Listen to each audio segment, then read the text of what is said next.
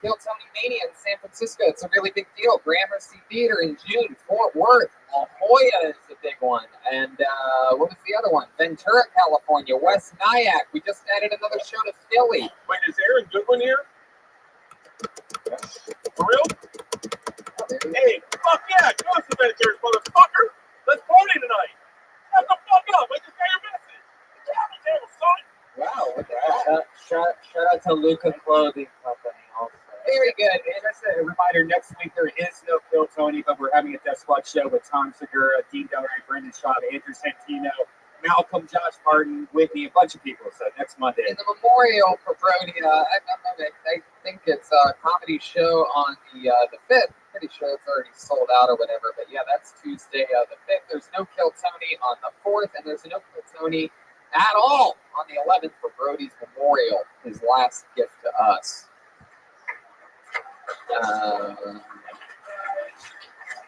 You got it. Live audience, thank you so much for coming out. Thank you, guys.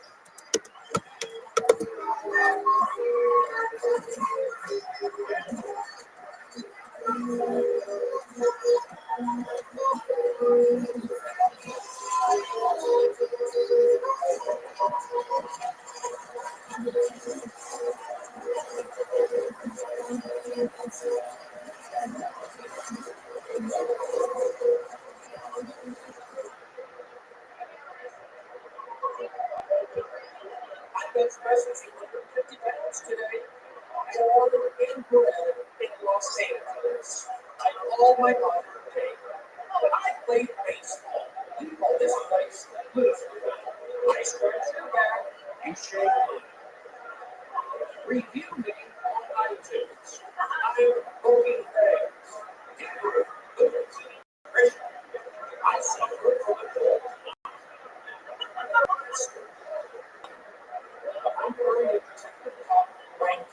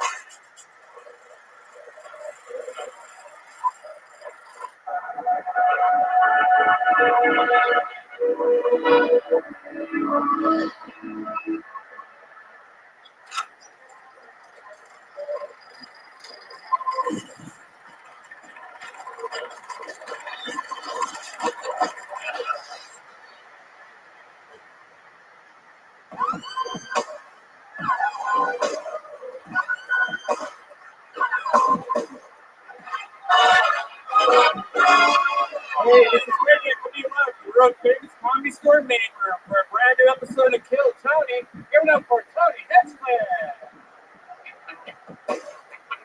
Wow, hi everybody, hello. Make some noise, we're all here at the Comedy Store on a Monday night for the #1 live podcast in the world. Great Brian Redban is here. Hey. Ryan J. Ebelt is here drawing tonight's episode. The amazing Ryan J. All Prince Bilbo, RyanJEbelt.com. Hi Brian, we're back. We're back from our longest break in the history of Kill Tony, the almost 6-year history of the show. We are back, feeling refreshed. And we're right back on the road this Thursday. 2 sold-out Kill Tonys in Philadelphia, an entire weekend of stand-up comedy, and another Kill Tony on Saturday. I think there might still be tickets available for that Kill Tony on Saturday, slight chance. But that will sell out, so get on it. Then, believe it or not, we're in Ventura, California, of all places, next Thursday, a one-off show at a place called the Hong Kong Inn. So I don't know how that happened, but it's happening. Somehow we're probably I played there before. It's really cool. It's a really cool little place. how they're going to make money and still pay us. I find it hard to believe. Let's put it that way. The business, you know what I'm saying? Anyway, no, good for them for being able to get us. Ventura, California, next Thursday. St. Louis also paid the piper. We're going to be doing that April 4th and stand up in St. Louis the whole weekend after that. St. Paul West Night, New York, April 11th. Stand up all weekend there at Levity Live. And then La Jolla. Breaking news with La Jolla. The first show sold out, and Sold out in like 2 days. We barely even announced it. Right. And so they just added a second show. That's also going to sell out in La Jolla. That is April 28th. I'm doing an entire weekend of stand-up comedy right before that, 26th and 27th of April in La Jolla. I'm also going back to Seattle to do stand-up May 31st and June 1st. And then the Gramercy Theater, Kill Tony, New York City. Can you fucking believe it? Yeah.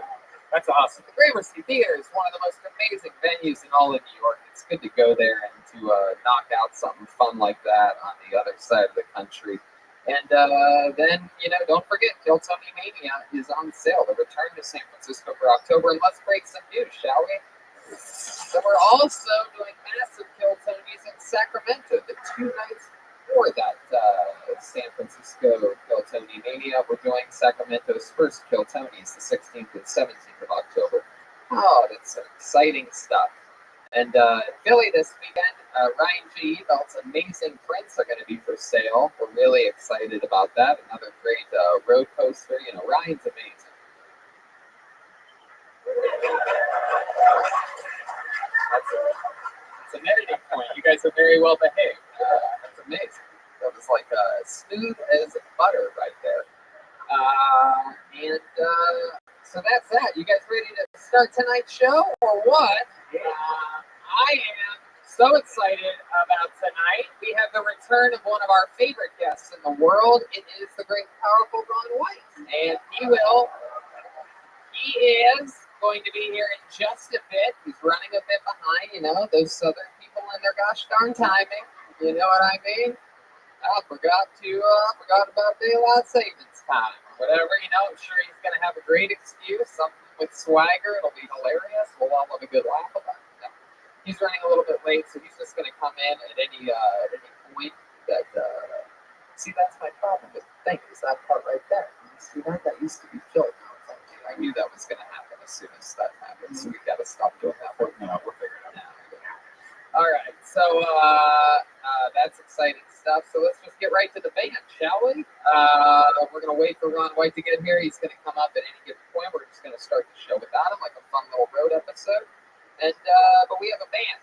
They are the best damn band in the land. Every single week they commit to being different characters, and throughout the entire episode they try their best to stay in character. Sometimes it's police, sometimes it's Italian mobsters. You never know what they're going to be, but they are the best. Make some noise for the Kill Tony band. Jeremiah Watkins, Gilbert Jill Jimenez, and Chroma Chris. Whoa! Some country guys? Wow! Wait a second. Are you fucking kidding me? Is this the Blue Collar Comedy Tour? Oh my God. Wow. That is hilarious. If you know exactly who we are, you might be ready. Wow, that is Jeff Foxworthy.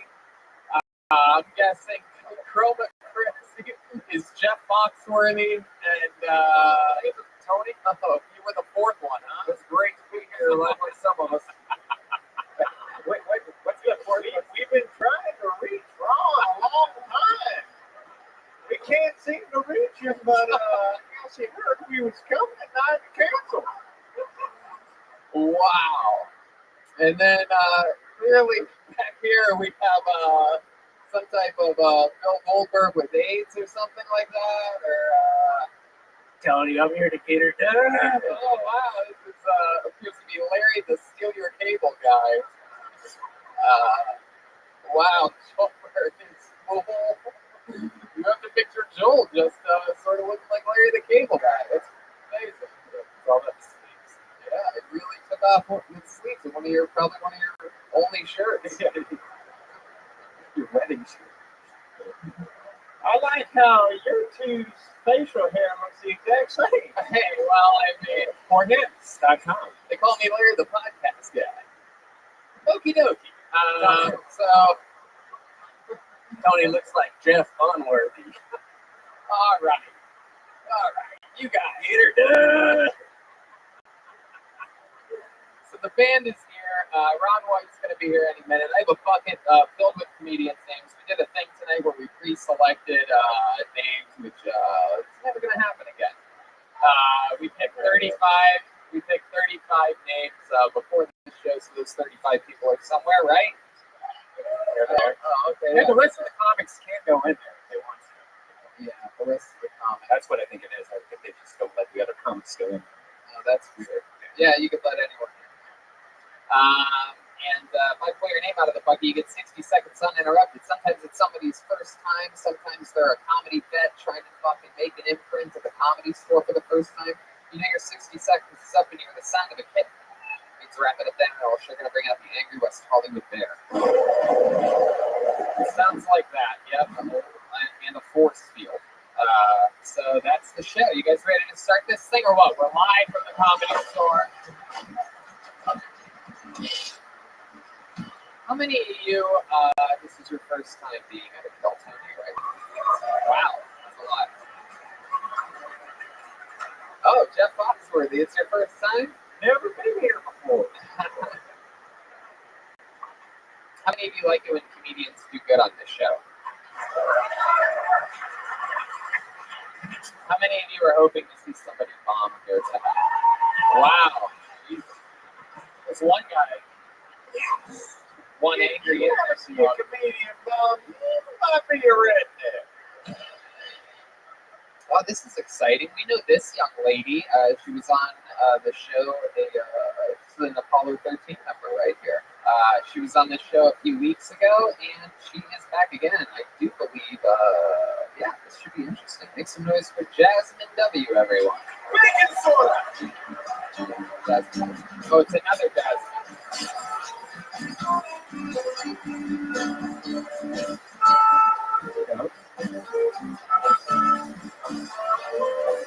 Come on, one more time for Jasmine W., everyone. Hey, how y'all doing? I always tell people I grew up under special circumstances because I grew up with my dad around. He was there the whole time, that was cool or whatever. He stuck around. But one thing, my dad, he raised me to be a really proud Black woman, right? So for his birthday this past year, I said, you know what? I'm going to give my dad the ultimate gift. I'm going to get his ancestry done, right? That's pretty cool. Got his ancestry done, figured out he was 100% Black, y'all. 100%. I said, oh my God, Dad, what a wonderful journey we've gone on. This is wonderful. Usually when you get your ancestry, you break it out, it has your genealogy and everything. His just said, nigga, you Black. I said, okay, cool, that's what's up. The problem is, though, is ever since he found that out, y'all, he's been walking around the house, like he's been taking it too far, right? He walks around the house, I'm like, really, nigga, you can't? You've been African for 3 weeks, Dad. Thank you. Oh, yeah. Jasmine W.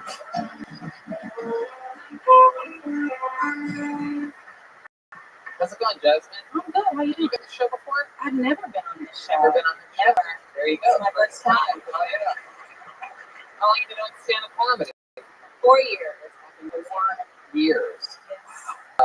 Is that true about your dad? That is 100% true. All jokes are true. Right. Okay. I believe you. Not that I'm my dad.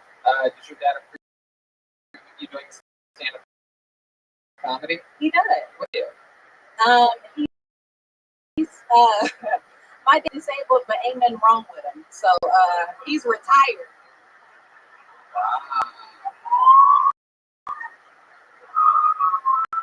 Do you talk about that on stage ever? I do. I talk about that a little bit on stage. I do. What do you say when you talk about stage? That line? Anybody have any body with them? Yeah, that's my dad. Oh yeah, I see what you did there. You did Yeah. it like a black audience. But ain't nothing wrong with them. Exactly. Like, You yeah, got it. with a question, we would be like, "Oh hell yeah!" Right? I know how it A is. lot of white people have it.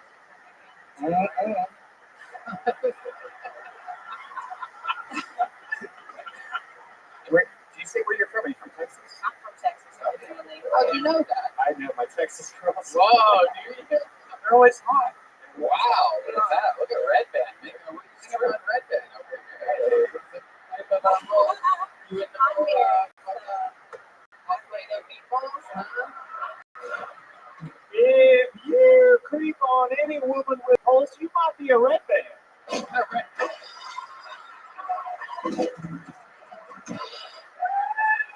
Damn. Sheriff Maya Watkins, refreshed. Jeff Foxworthy. That's the funniest thing I've ever heard you say, Jeff Foxworthy. Right? How long have you been married for? We've been married almost 2 years. Is it going good? It's going excellent. What's he like? What's your husband like?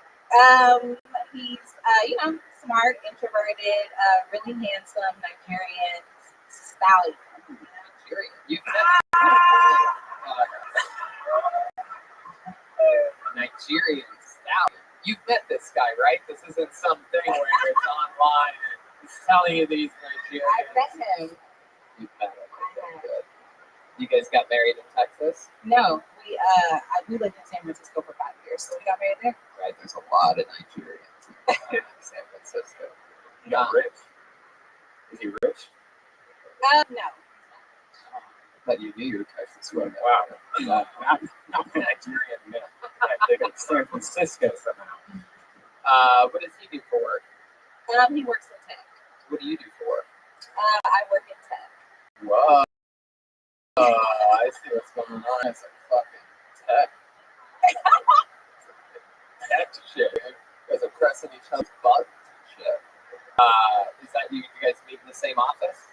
No, we met in high school. We didn't date in high school because neither one of us was cute. Oh. Is he your cousin?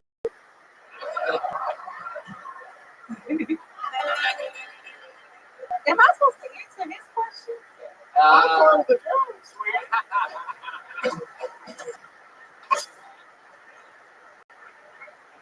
I'm not the ghost of white man pastor in over here. I'm a living, breathing Jeff Foxworthy. How long have you lived in LA? A year. A year. How's that going for you? It's going excellent. I love it here. What do you like about it? I love the weather, right? So I love the heat and everything. And plus, everybody here is really motivated to accomplish something, so that's cool. Heck yeah. What part of town do you live in? Hollywood. Ooh. Did you live here the whole time, or did you just start in the valley somewhere? No. No, you just keep straight in Hollywood? Yeah. Then, like, what, eastern part of Hollywood? Regular Hollywood. Regular Hollywood. Regular Hollywood. What's that? La Brea and Santa Monica? What do we call them regular Hollywood? It's like Hollywood. East or west of La Brea? Hollywood and like Vine. Yeah, east of La Brea. That's what I thought. And it's not a black thing. It's for people that just moved here. People that normally the valley. At least you made it to this side of the valley. Right. What's wrong with the valley? Yeah, you don't stop at the valley. Wow. All right. There's I don't even think that was a human. I think that was truly Brody from another dimension, just trying to push us along. Hell yeah, Jasmine. You do anything that would surprise us about you? Any special hobbies or things that you're into? Maybe I'm a yogi. Maybe that's weird because I'm a black woman. I don't know. Yeah, I do yoga often. Oh, Yeah. Oh, that's a stretch. yoga, girl. You think that's a interesting thing for a black person? They don't do Yeah, yoga I'm much? usually the only black person in class, so yes. Well, I mean, most classes it's that way, though. Am I right? Come on, people! It's the internet. They can't take anything away from you. If you spell knowledge with 3 K's, you might be a redneck. Okay. So, Foxworthy, what'd you do this time? All right, Jasmine. Well, it is nice to meet you. Fun times up here. Make some noise for Jasmine, everybody. Jasmine W. She's on Instagram at Jasmine JW. JASMYNJW. We're off and running. Jim Foxworthy, that's slaying. Bill Engvall, how you doing over there? Drink beer, Tony.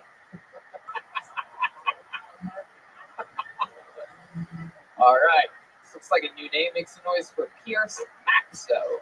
Pierce Maxo. Here we go. Hey. And drop that. Roll out. Roll out. Hey. One more time for Pierce Maxo. Over Christmas, Christmas dinner I had with my family, they got really mad at me because my stepbrother came out during Christmas dinner and he said that he was pansexual. And so I just said, maybe Will should do the dishes after dinner.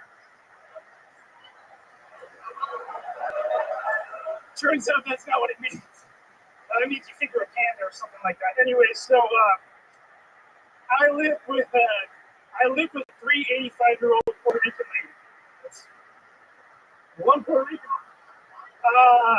So I know what it's like to be Hugh Hefner back in the day in the Playboy Mansion, except my Playboy house is smaller and in Puerto Rico, and it's got Benjamin Buttons or something like that. Growing up, my dad was always the guy who would go to stores and he would be like, yeah, you guys are going to throw that out anyways after, so. Now go ahead. I want to hear how the fuck this ends. So I'm really guy at the store, but you guys are going to throw that out afterwards anyway, so we're going to just take a couple now, which is always super awkward, especially when we're at the animal shelter.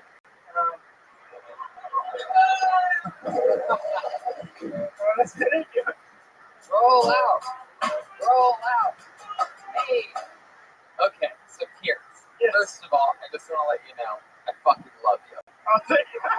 So you know what? I like it. I like it fucking bad. Oh, good. I like it like that. You're really, really, really, really good at this, right? Yeah. For the love of God, please tell me. Yeah. This is like one of your first few times ever. Yeah, it's my 7th time. I'm new. 7th time. Thank you.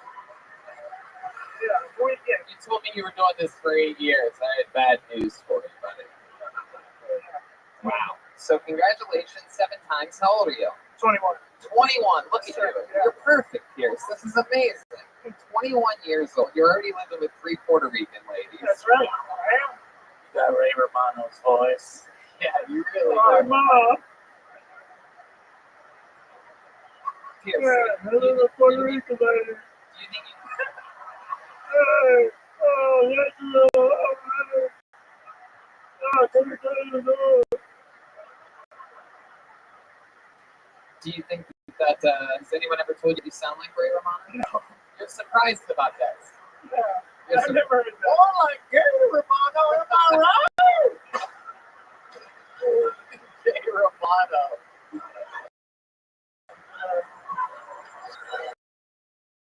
My goodness. This guy looks like every kid in the speaking line in the city. Wow.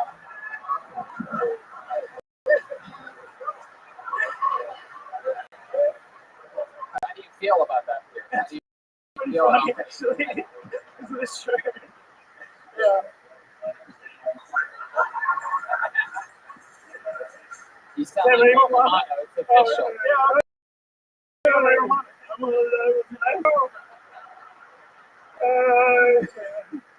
Wow. So, Pierce, how long have you been 21 for? 2 months. 2 months in to even having a chance at coming here. And Yeah. here you are Yeah. at the ripe age of 21. That's just incredible. My goodness. I love you in the two-part HBO Michael Jackson documentary, by the way. Great. I mean, I really. This guy looks like he never left Neverland. Tony, I just saw that Michael Jackson documentary. Let me say, I'm glad he got me too. Wow. Schulberg's running jokes from his act on. No, I'm Larry the Cable Guy. I'm here to get her done. Wow. Okay. You're So- Larry the stable guy, and the Golden Pony's not happy with that joke. All right, come on. All right, so Pierce, wow. So you're 21. Did you go to college? I did it. Okay. Oh yeah. Where were you studying?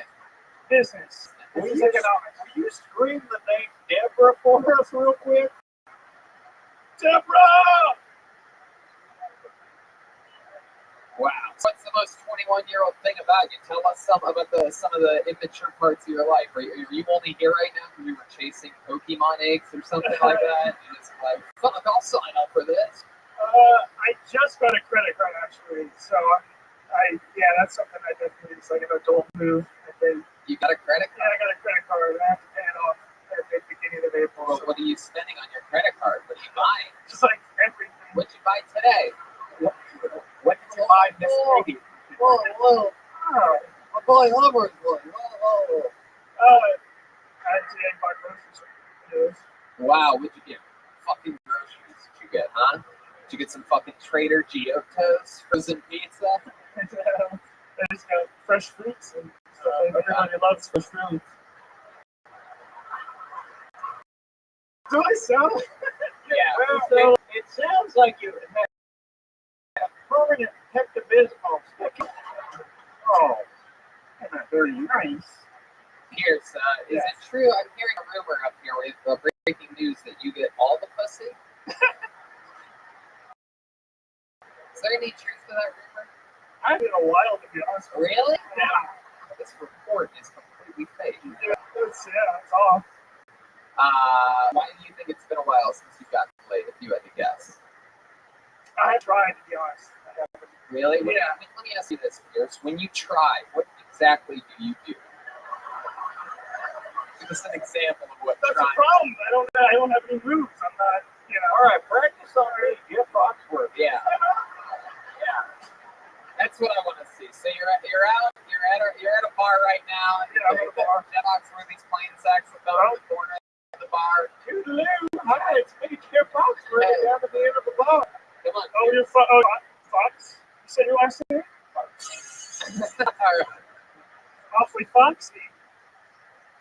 Awfully foxy because of the fox. Who are you talking to? We're at a bar right now. Eyes on me, buckaroo. Okay. Oh, I just got to hit on you right now. Can I buy you a drink, Jeff? I mean, okay, sure. All right. 2 whiskeys.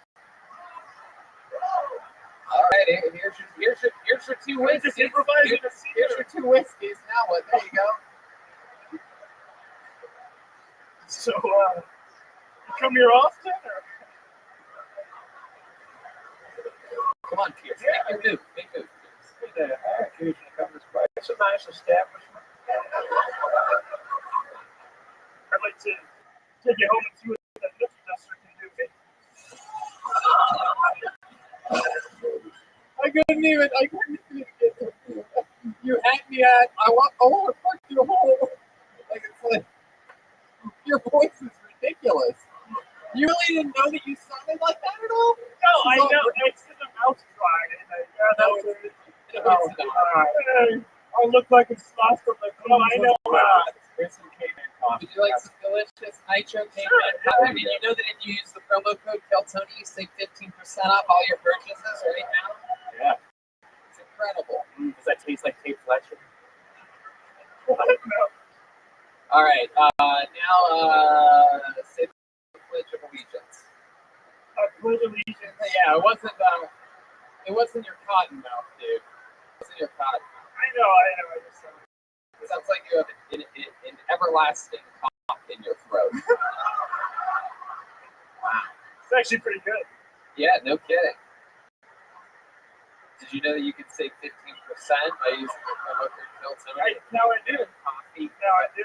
CO.com. Yeah. That's the way to get it. Everybody loves Caveman coffee. Wow. Well, I guess I keep moving on. Yeah, that's Here's fine. I find you so goddamn interesting at the same time. There he is. Sign up again. Come back. Here's Maxo, everyone. He's on Twitter at PierceMAZ. I like that guy. 7 times. He could be one of the greats one day. People don't start off amazing. A lot of people 7 times is much, believe it or not, worse than that. One more time for Pierce. All right, here's another, what appears to be another interesting new name. Make some noise for your next comedian. Thad Skylark, everyone. Thad Skylark. Is that Thad? I dig it on the floor. Hello? Oh. Here he comes. Here's Thad Skylark, everyone. Come on, make some noise for Thad Skylark. Hi. When is my time start? Oh shit. Hey, I'm Dad Skylark. I'm gonna don't forget the spaghetti that's about to come out of my lesbian's mouth. Check it out. You're probably wondering why a woman with a beard and a man dressed is standing in front of you.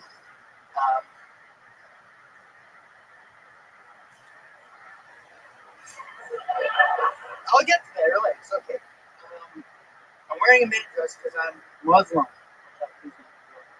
No, you guys are getting antsy. Cynthia, just relax. Okay, one of my favorite pastimes is fucking my.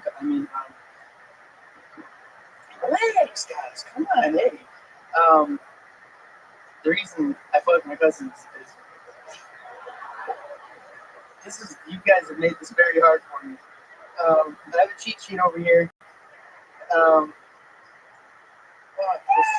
god. Thad Skylark, everyone. Let's do it. Let's talk about it. You're okay, buddy. You're gonna be just fine. Don't pull whatever strings you have HP or anything like that. This is all gonna be okay. Oh shit. Jeff Fox repeat it. Yeah, how does he look like all the characters from a World in War?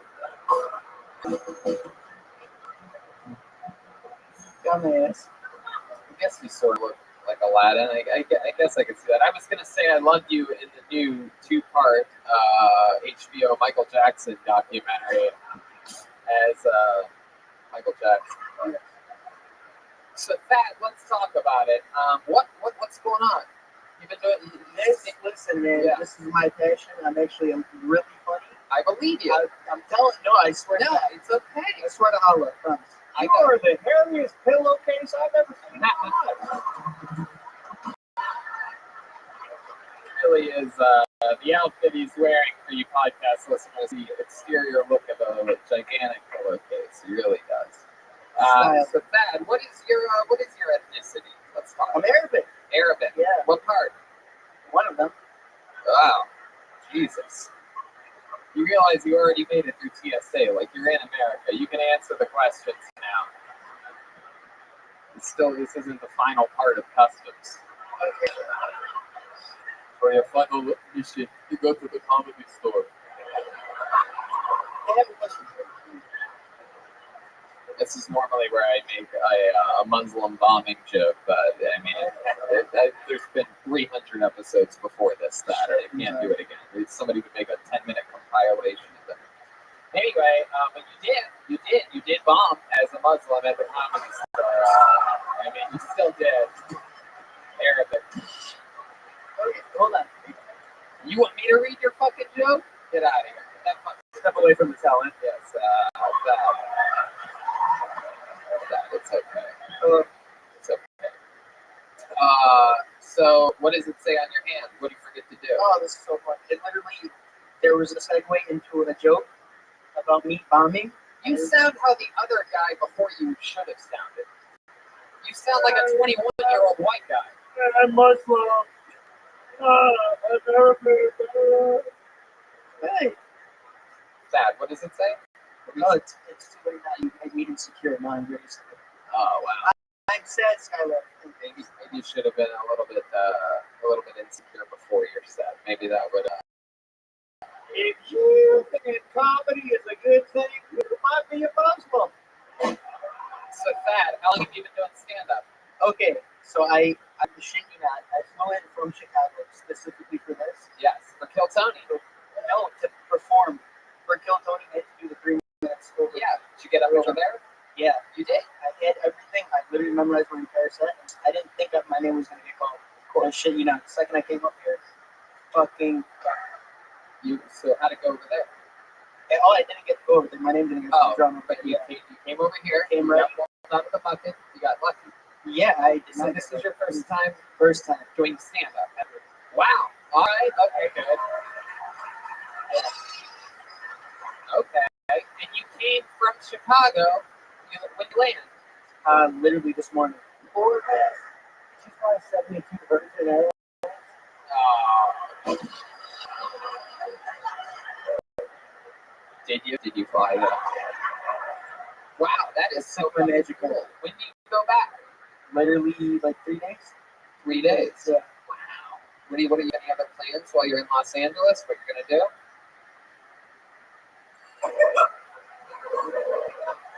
I didn't plan that far ahead. We didn't get past stage 2 of the plan, so I was supposed to. Shout out to the ice. Did you come with anybody? Did you come with anybody else? Did you fly solo? Literally, my fucking friend left right before you called my name. Where did he go? He's like, man, I can't do this. And he left. He's like, why did he say he can't do I this? don't just text me. He just texted me as my name got called. I was like, is he Arabic from Chicago as well? Unfortunately. And so we come in pairs. So he saw people like laughing and enjoying themselves. He's like, I cannot bear this anymore. I need to get the fuck out of here. I'm going to go smoke cigarettes on the sidewalk. Is that what he's doing right now, you think? Probably, man. He's probably fucking driving his taxi or something. Driving what? His taxi. Somewhere. You're trying to do like Muslim stereotypes. It's not funny when you're the race that does it. I can't be like, oh, I invested in stocks earlier because I'm white. Like it's like, but if a black person, if they were like, man, Tony, you be like invested in stocks and shit, like that'd be funny. But you can't. All right, anyway, just trying to help you with that. Wow. How come you don't want to talk about what part? What? Oh, I'm from Iraq. Okay. It's Arabian Nights, for those of you wondering. But if you think Iraq is antlers on a deer, you might be a redneck.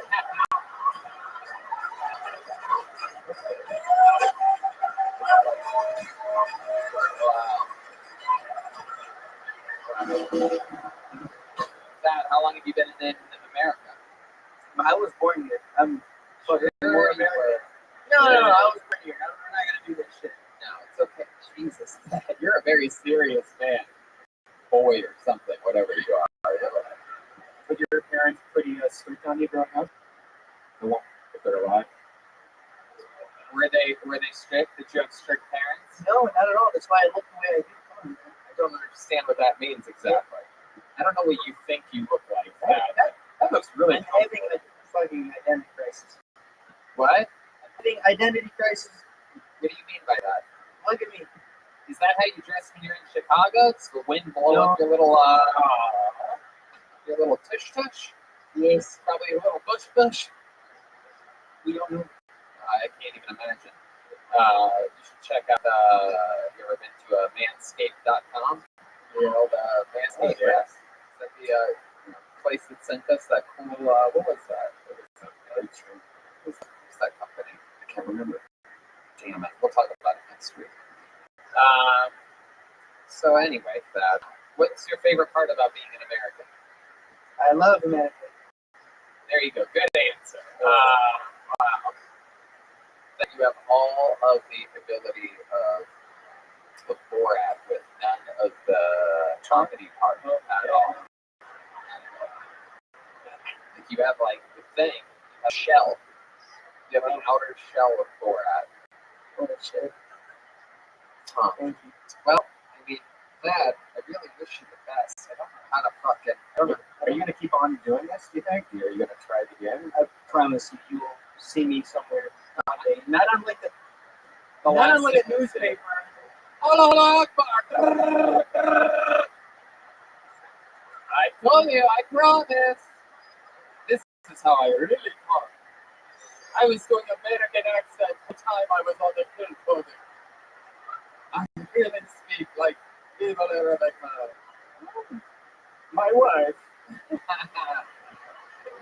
if you think the Middle East is Kentucky, you might be a redneck.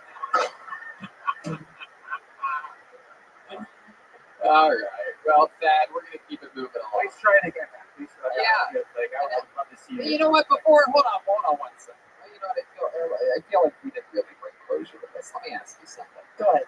Thad, what did you think was going to happen here tonight? I thought I was gonna knock the shit out of the park. I shouldn't have. Really? I swear to God. Do another joke. Do one more joke. Okay, no. I had. Can I pull it up? Yeah. That's what the crowd wants. Everybody's rooting for the underdog. It's 2019. Everybody wants the Iraqi to do good. This is the world we live in now. If it was a straight white male, you guys would be like, get him the fuck off the stage.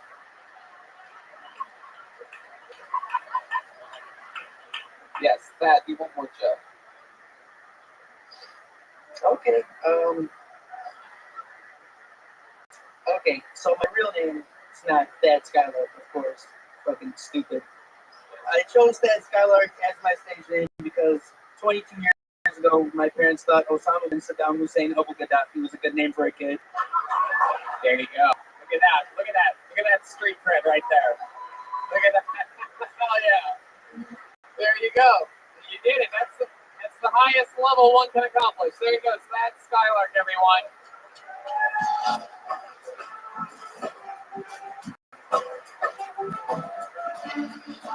People travel from around the country for the opportunity to come on this stage. If you do good enough, everybody knows you get a handshake from the cool black guy in the second row.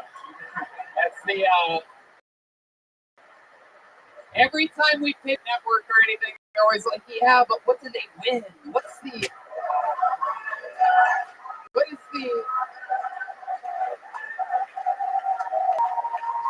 oh, Ron White.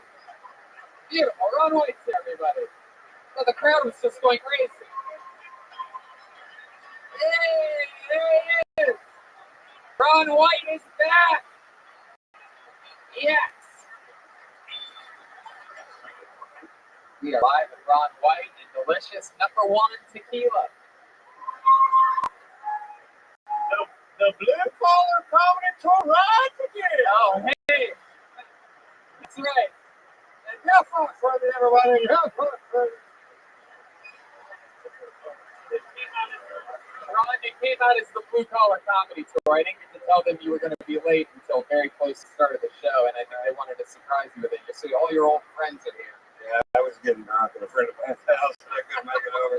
I really rare.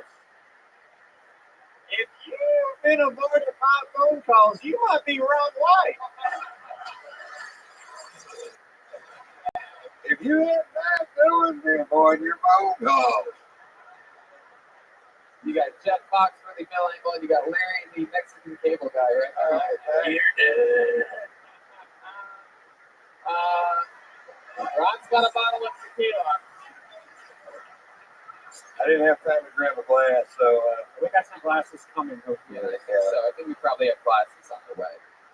So Ron, we just had a guy from Iraq come up here, and we waited until he was off the stage to clear you for security reasons. oh yeah, okay, great. So we're all safe. We're reset. You excited to watch some comedians? I'm just glad I didn't wear my turban. I love it. Exactly. That's a rough thing to do nowadays. Someone told me that means you can go up to someone and ask them for help. Is that? You guys know about this?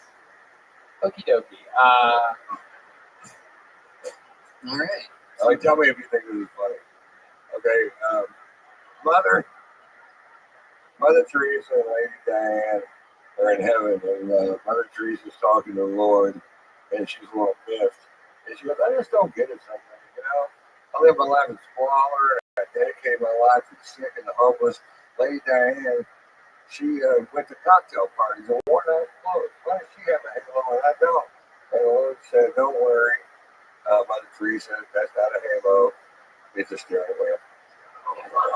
Yeah, that's funny. Yeah. I can confirm that. Too soon? Too fucking soon? 21 years? Here's some glasses. We have a couple cups of ice as well. Here we go. All right. You guys ready to keep this fun train moving along? You want to see a comedian, Ron? Ron's picking a name. Ron did it. Okay, for the people that just got here, explain to us how this works. So Oh, no, we've been doing it, Ron. no, maybe some people walked in just a minute ago with me. You know? We watch it in 60 seconds, and then we talk to them afterwards. Did you get there? Oh, that's a side Eddie. Side dick Eddie? Yeah, side dick Eddie. All right, here we go. Next gentleman, side dick Eddie, ladies and gentlemen.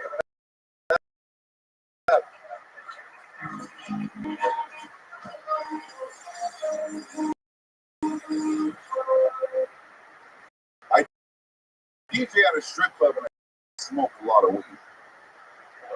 So like I think about some dumb shit all the time. Like one day I realized the reason why strippers don't vote is because they think when they go behind that curtain that they're gonna have to suck someone's dick. And they don't do that for free. It's at least a price on them.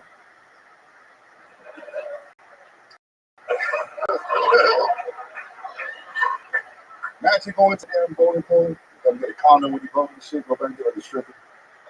That's my job. All right. You have 30 seconds left. I want to do more. How you know? 30 seconds. Now you have 20 seconds. Okay, imagine if you get the hand job while you vote though by a stripper though at the same time. Like, how would you be able to mark a check mark on who you want to vote? We'll have fucking Trump in office again. So imagine. We got to get the strippers to start voting for everybody out there. Let them know they don't have to suck dick when they go behind that curtain. Side dick Eddie. There you go. Side dick Eddie. Side dick Eddie. Side dick Eddie. Side dick.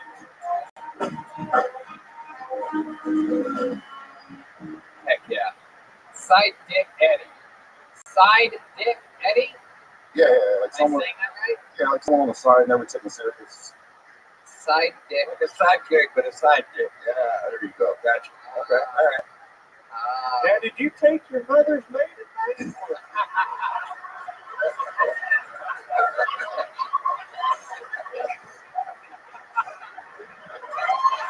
So side dick. All right. All right, Jeff.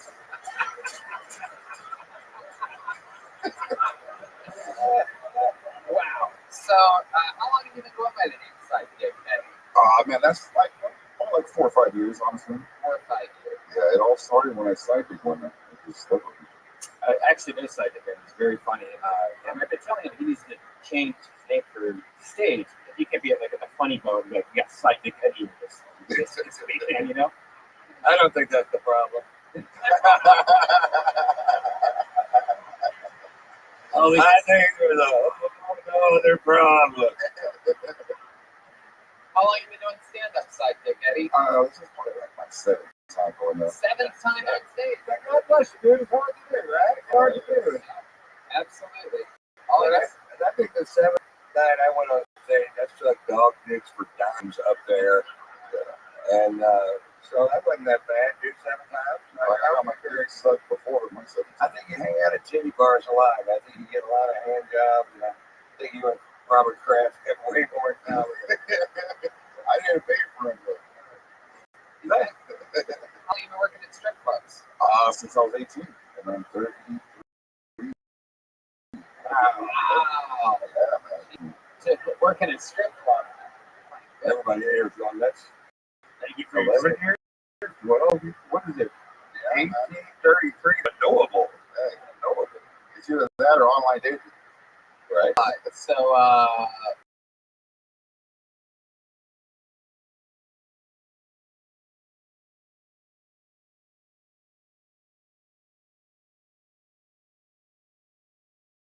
what are some of your favorite memories of strip club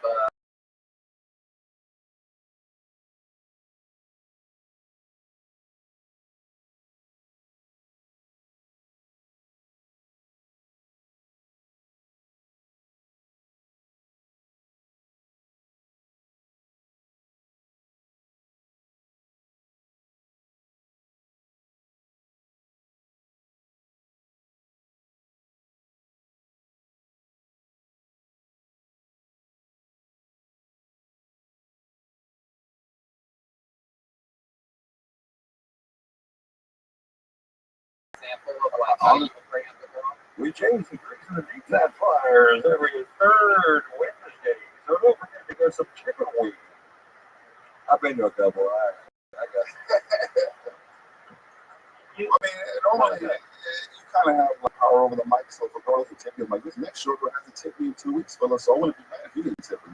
Whoa, that's real. For real. Have you ever done that before? Oh yeah, I did that yesterday. I had this old chick. I go, this chick started dancing with Kobe Bryant, started playing basketball. Wow. I mean, he speaks the truth. Speak the truth. Goodness, that's incredible. And is it a business that you're still in it, right? It's easy money. It's either that or Walmart. It's the path of least resistance. Why are those? It's the path surrounded by titties and free shots. Yeah, all right, I get it. I totally fucking get it, dude. You ever get arrested? You ever been arrested, Sidekick Eddie? Yeah, I've been arrested. Yeah, anything fun? I blacked out when I was driving during that DUI. I didn't wake up to the tasers. Yeah. This was 10 years ago. Yeah. You put that alive in danger. We can't get past that. It took you 2 times to wake up. Yeah, dude. Look, I need you on my team. Oh shit. Welcome to another episode of Drinking and Swords with Ron White. Last week we had 95 million YouTube subscribers and people waiting to see what will happen with Ron White. Wow. So side dick, what else, man? 2 times with a taser. Tell us some more fun facts about side dick. Eddie, can I call you side dick? Sure, yeah, sure. Always a side dick, never the main dick.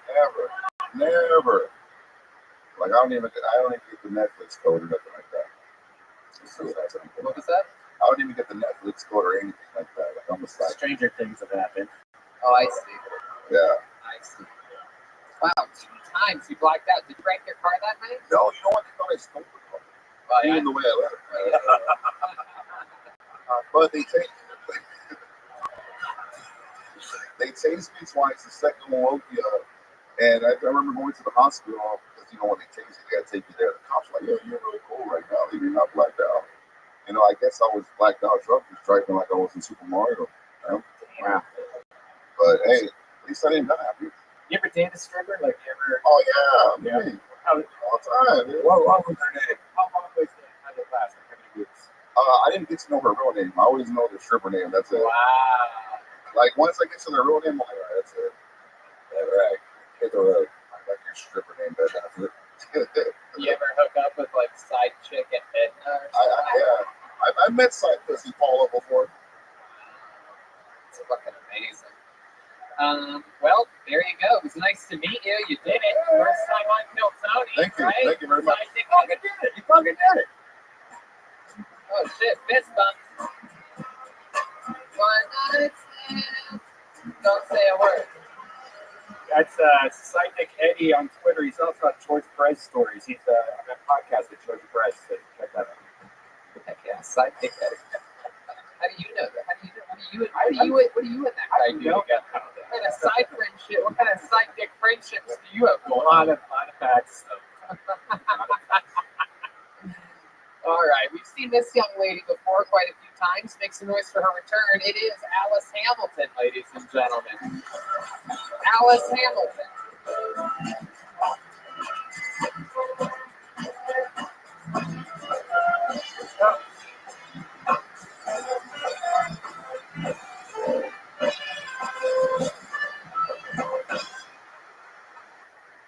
I just found out that Ariana Grande is not Mexican. I thought she was. She's a white lady. She just wears an amount of self-tanner that I personally feel borderlines blackface. And I'm not trying to hate on her. I'm not trying to cancel Ariana. I love her. And I'm not trying to hate on women that use self-tanner. You can use self-tanner. You can't use wood finish. That's no, too much. Her last name isn't even Grande. It's Grandy. As in Yankee Doodle Dandy, Ariana Grande.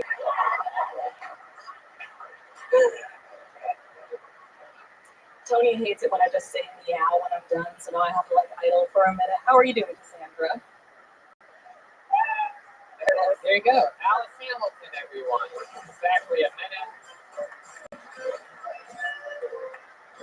Very good, Al. One of my favorite things about this show is when somebody's been on it a few times and you know that they're working a lot and you see them get better. This was one of those times, and it was a very fun set. Alice Hamilton. It's been a while. Was it Phoenix or something like that? Phoenix. Yeah. Well, welcome back. A little background about this, Ron. Her parents are black and racist. Against, wait for it, black people. Hang on. One of them's black, one of them is standard racist. The black one's like both racist. They're an interracial racist couple. Wow. Interracist. So how are they doing? How have they been? They good, the parents? They're. I mean, I imagine they're good. I don't chat with them a lot. I have to see them in like a week though, because one of my sisters is getting married, so I'll do like a big old. We just need to skim over the sad news that Ariana Grande is not Mexican. I'm floored. Yeah. What a bitch.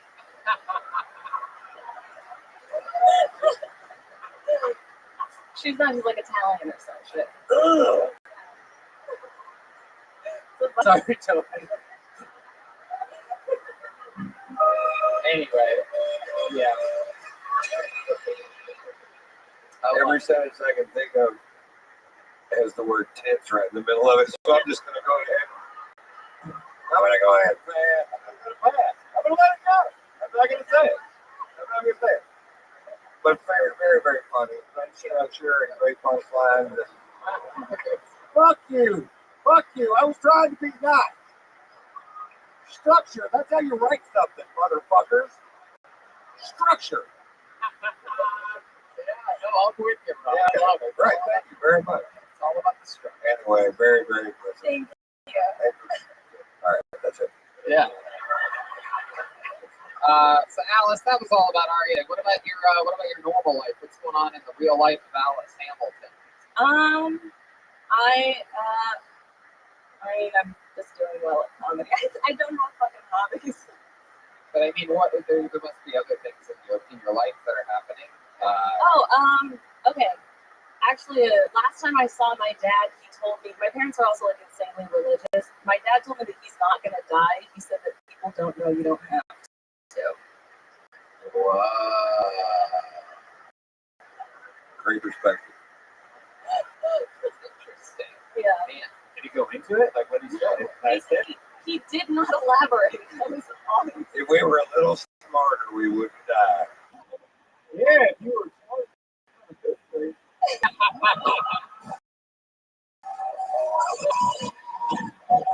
All right. You're really milking. God, great. Easy through this. My goodness. What did you say to your dad when he told you that he's not going to die? I didn't know what to say. We were at a funeral. It was a little rude of him to say that he's not going to die. Talking shit over the board. I'm never going to die, you fucking bitch. Wow. That's impressive. I would say that your dad's in for a surprise, but I guess technically I'd be wrong because he will never really find out that he died. He's going to just die. Yeah. Your dad's the black one? Indeed. Yes. Wow. Yeah, he's gonna die. It didn't really matter. I think you're onto something. I think so. Wow. What else is going on, Alice? You're like a nanny or something like that, right? I am. How the babies been? They've been pretty good. Oh my god. Okay, one of them's like potty training, and so the mom's plan is to like he's just naked all the time, and so the idea is that like he'll piss everywhere, and then he'll see where it's coming from and aim it for the toilet. That's how I do it. He's pretty much Number 1 or number 2? He's pretty much just peeing all over me and his mom right now. So Wow. That's how that's going. Man, But other than the kinky stuff, how they doing? this little baby's got a case of the R. Kelly's. Yeah.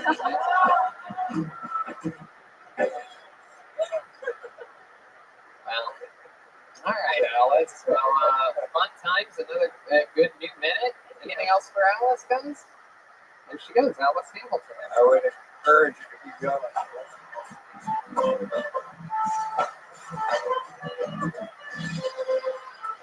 Man, that band sounds fantastic tonight.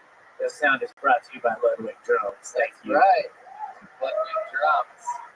A brand new Kill Tony drum set. All right. I believe this is a member of the Apollo 13 that makes a noise for Jasmine. Makes a noise for Jasmine Carter, everyone. Jasmine Carter.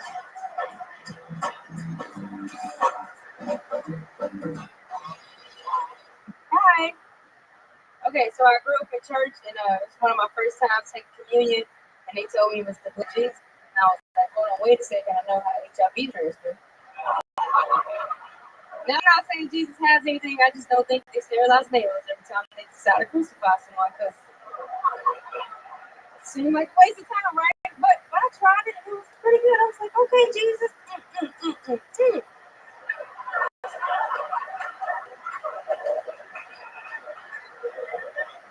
That's how I knew Jesus was black, because his blood tastes like grape juice.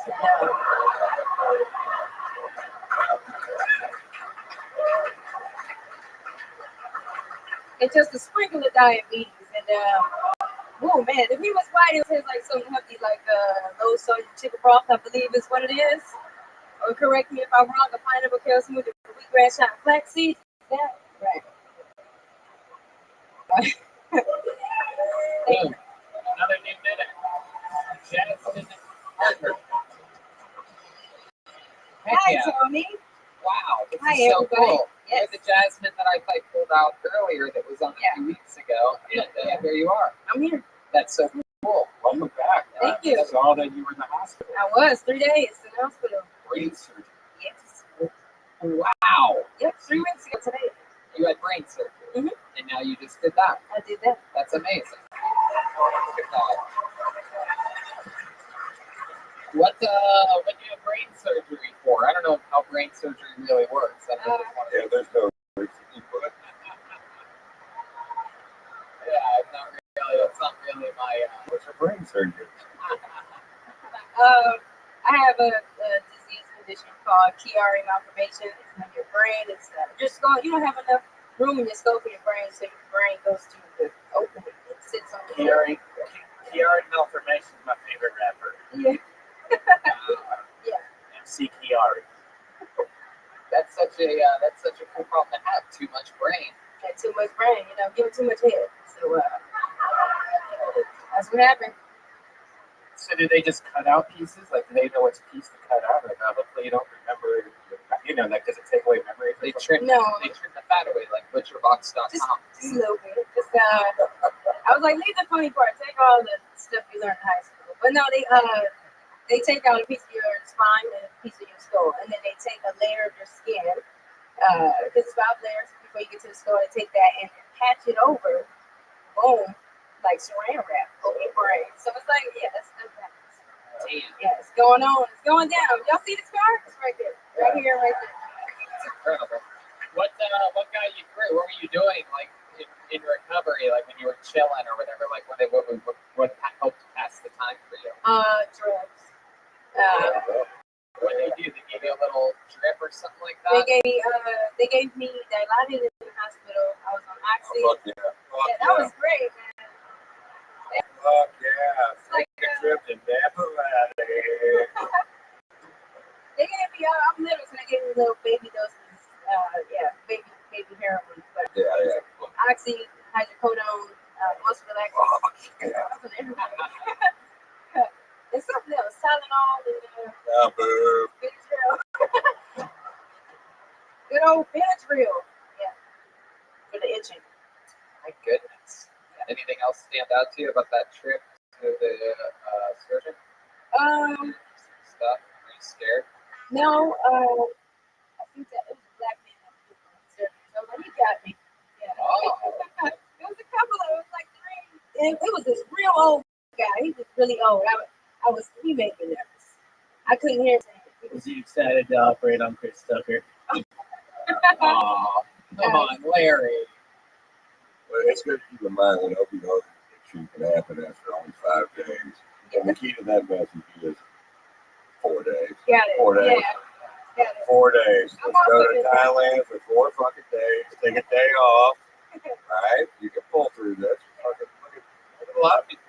Look at a lot of people. I'm off all the drugs now, so I'm just ignoring whatever pain is left. I have to get addicted to it. Right. Wow. Yeah, that is so cool though that you were able to recover and probably have one of your best sets ever on the show. Yeah. Awesome. Let's keep it moving along. There's Jasmine Carter, everybody. She's on Instagram at __ Jasmine, JASMYN. Okay. You guys having fun out there? Come on, what about it? Digging deep. See what happens. So we memorialized our friend Bruce. He was in this room on Monday. And I'd just like to tell you guys that, you never know when the last time you see somebody is going to be, and never hesitate to ever say, I'm going to need that money. You're right. It's 40 fucking dollars. All right, I pulled another name out of the bucket. Next comedian, Che Hartner, or Sargent. Whoa, look at this guy, middle of the roof, 360, swing of the beer. This guy's amazing. Wow.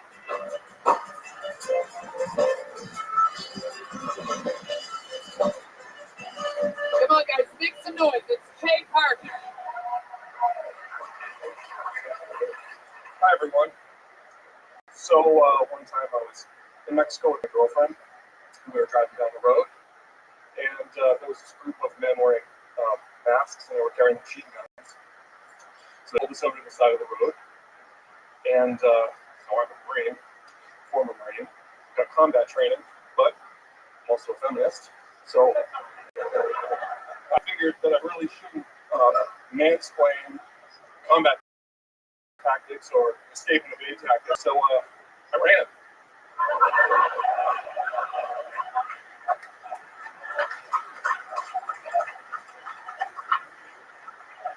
I'm just kidding. I'm kidding. I'm all done.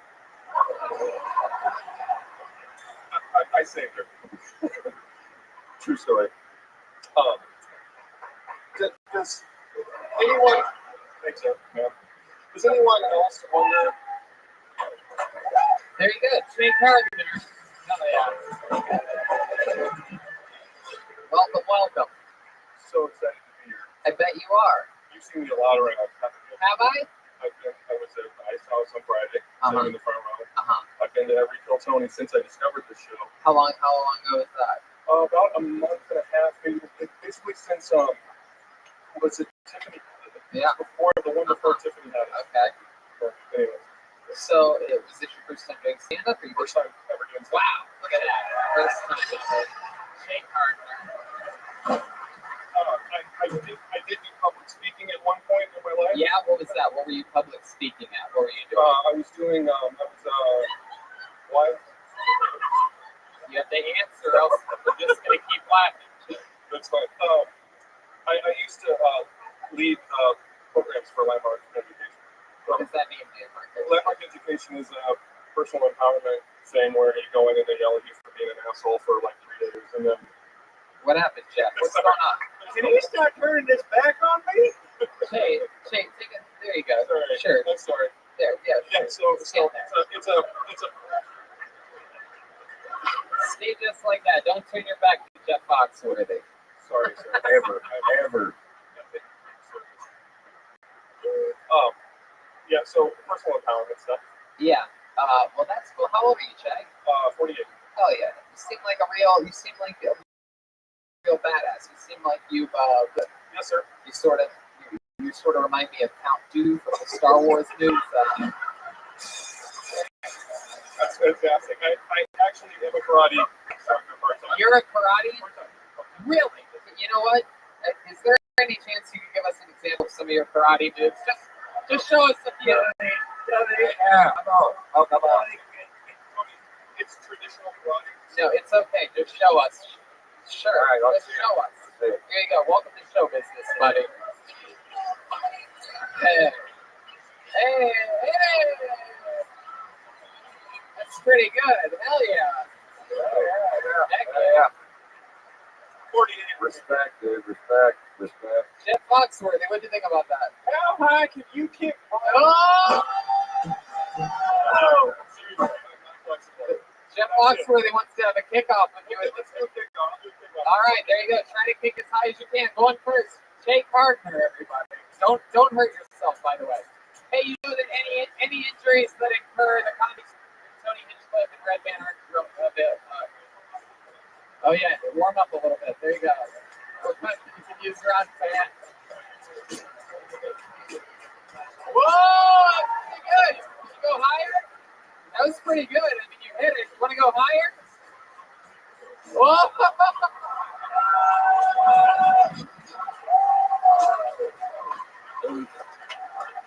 Wow. For those of you just listening to the podcast, Jeff Foxworthy just kicked Ron White's hand up into the belly room. That was incredible. My goodness, Jeff It's Foxworthy. weird that he could do that with my career sewed to his coattails.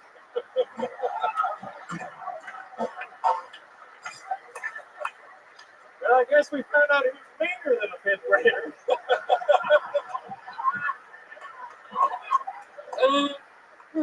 You guys, I can't believe it. It's too fun. All right. So Che, stick with me over here. You have any kids or anything I like do that? have one kid. Yeah. How old are your kids? 6. 6 years old. Boy or girl? Is it with the mom? He's tiny. Yeah. You still with the mom? No, sir. We just got divorced. I think it's final, last Saturday. Wow, last Saturday. Congratulations. What's your big bit? Have you been hooking up with people since then? Now that you're out on the market, you've been going around town doing your fucking martial arts and around the bars and shit? No, sir. I have not. No? No. I need a little break for that. Really? Yes, sir. Oh, wow. What happened with the wife? Can you tell us where it went wrong? After your second marriage, I think you'll understand just fine. First of all, Shay, how fucking dare you try to rub your bad, toxic life luck onto me? You're a Southeast people, right? First marriage, it lasts forever. Absolutely. Trained in the martial arts. I got everything Shay has and then some. No, so Shay, can you tell us where it went wrong in this most recent marriage? Oh, bad luck. Did someone run you over on a bird scooter earlier, by the way? What is this shirt exactly? That is. I just went through my second divorce shirt. If I've ever seen one before, tire mark on your shirt. You literally get that. They hand that to you in the courtroom on your way out. Second divorce, there you go. You earned your stripe. She got all the other ones in the divorce. My goodness. Why That shirt has iron deficiency. So can you tell us where it went wrong? Or you? I think it was just mostly bad luck. She had 6 or 7 surgeries over our. What kind of surgeries? Right? She took out her dick removed? No. Oh, come on. Jesus, Redman. So awkward. There he is. Redman. Redman. For no reason. You left her because she was sick? Bill Yeah, you probably need to find another version of that story, dude. She had 6 or 7 surgeries, and her titties were kind of sagging, and you know, fucking die and you left her. before I had to start rolling her around on a. That's not what happened. That's hilarious. When you say that's not what happened, what do you mean? That sounds like exactly what happened. That makes I think when someone goes through a lot of illness, they just get more and more maybe angry. Yeah. And I don't really deal. I don't really deal well with people yelling at me all the time. Right. So, and I feel like that's what our relationship turned into. So You should be fine with that. no. What was she yelling at you about? What was it? That shirt again. Yeah. How is it that I've had 7 surgeries and somehow I'm dressed better than you? Why can't you kick so good? Your shirt's taking an ass whipping, dude. I didn't even hate it till now. I'm completely fine with that. I got a serious question. Oh wow, Larry, Did you ever secretly wish you would just die? No. what was the surgeries on? I still haven't gotten it. That's fucking dark, dude. That ain't Larry the Cable Guy comedy. I'm trying to sever ties with Disney. So the first You're locked in with Prilosec. It does do trials. Oh, it's got me cute. When your wife is sick and must quit. What the hell? All right, blue collar guys, relax a little bit. These guys are out of control, man. Oh yeah, we're nuts. We're nuts. Me and the boys are nuts. You can't control it. You can't fucking control it, man. We're the original blue collar guys tour, and we are fucking proud. We stand up proud and loud, I motherfucker. love it. I love it. You're damn right. You're damn right. So, Che, what was the surgeries on? the first one was an emergency C-section where she almost died in the hospital. Wow, I mean, baby. Okay, dude. These are horrible fucking stories, dude. There's more to that story. Okay, all right, okay. Yeah. The story is that the doctors kept trying to give her a drug that was going to cause her to die. And so at one point, I was basically in the hospital room trying to fight off the doctors and keep them out of the room. Oh, yeah, great plan. Wait, you were trying to get the doctors out of the room because they wanted to do what? Because they wanted to give her medicine that kept causing her to go into some kind of shock where her pulse would drop out. So at one So point, you kept the doctors out of the room physically? because they were trying to give her medicine. Oh, yeah. That's what they do. Wow. That's what they do.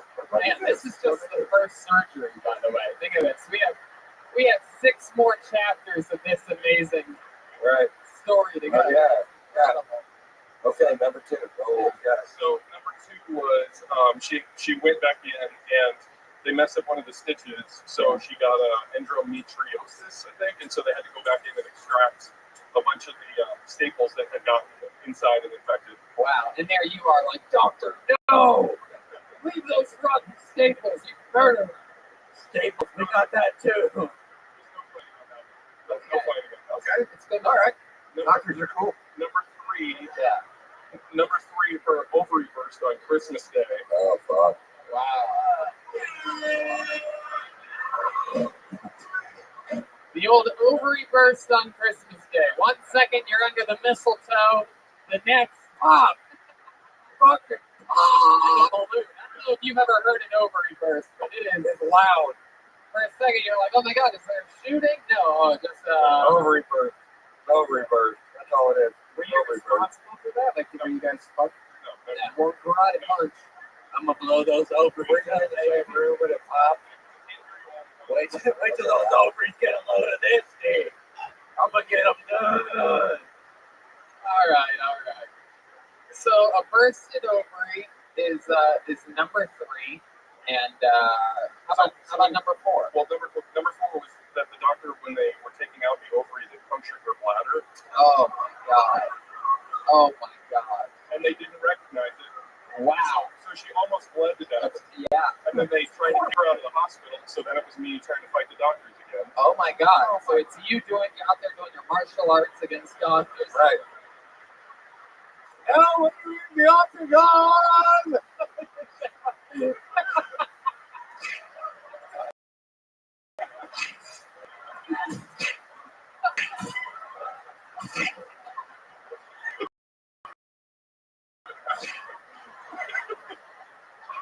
What are you doing?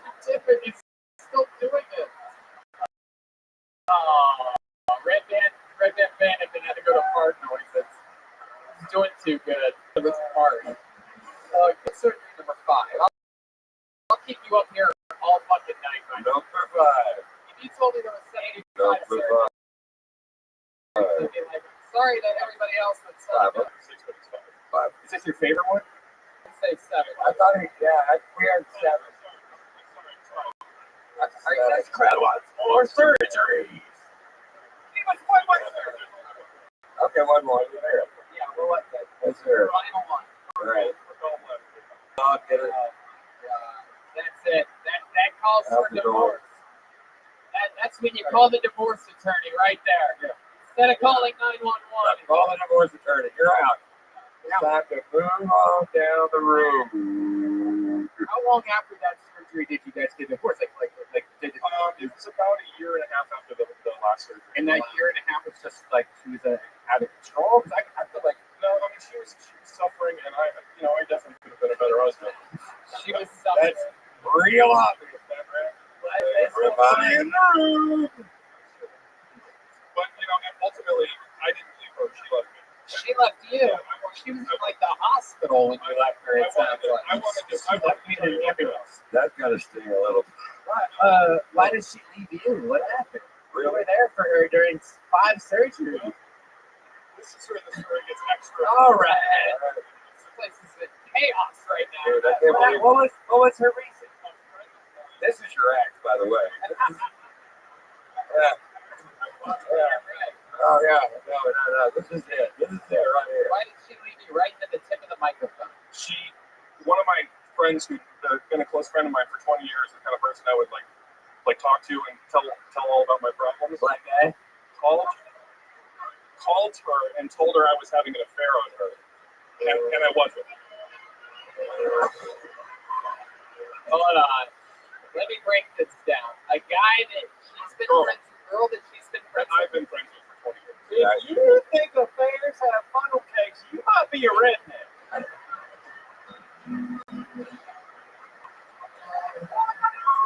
Affairs. So, a girl that you've been friends with for 20 years called her and told her you've been having an affair. Yes. How do you know this? Your wife at the time told you that, Yes. that Stacy called her Yes. and. Yes, it wasn't Stacy. But Right. Are you still friends with this girl? No. No. That would be. Why do you think she would do that? Man, So why would you make up a lie? Yeah, you don't seem like the kind of guy that would at all cheat on your wife with 7 surgeries. No. Nothing but good, clean, crisp behavior. we had some major philosophical. Yeah, you like what I'm doing to that pussy? Wait a See minute. what I did to my wife. At least you still have your ovaries. Yeah. Wait, you're gonna have to stitch you up. Your next wife, it was a doctor, was this your first wife? Second wife. My first wife, I left her because she was gay and would come out of the closet, and then she married another woman. So I was like, I can't be. You totally nailed it. You totally fucking nailed it. You kicked her out with being a lesbian. She married another woman. I'm gonna bump fence with you on that one. The second one, I gotta tell you, you look like shit in the story, dude. Yeah. You really look bad. You look bad in the story. How did you know the first wife was a lesbian? How'd you know that? Because Like trying to eat your pussy or something on your face? No, because I think you're gas, dude. You're gas like that? Yeah, okay. Clever. she was dating another woman, and I figured it out. Oh, Wow. How'd you find out your friend in 20 years called you and told you that she had to eat his pussy? We gotta move on. There he goes. Jay Gardner, everybody. yeah. Oh.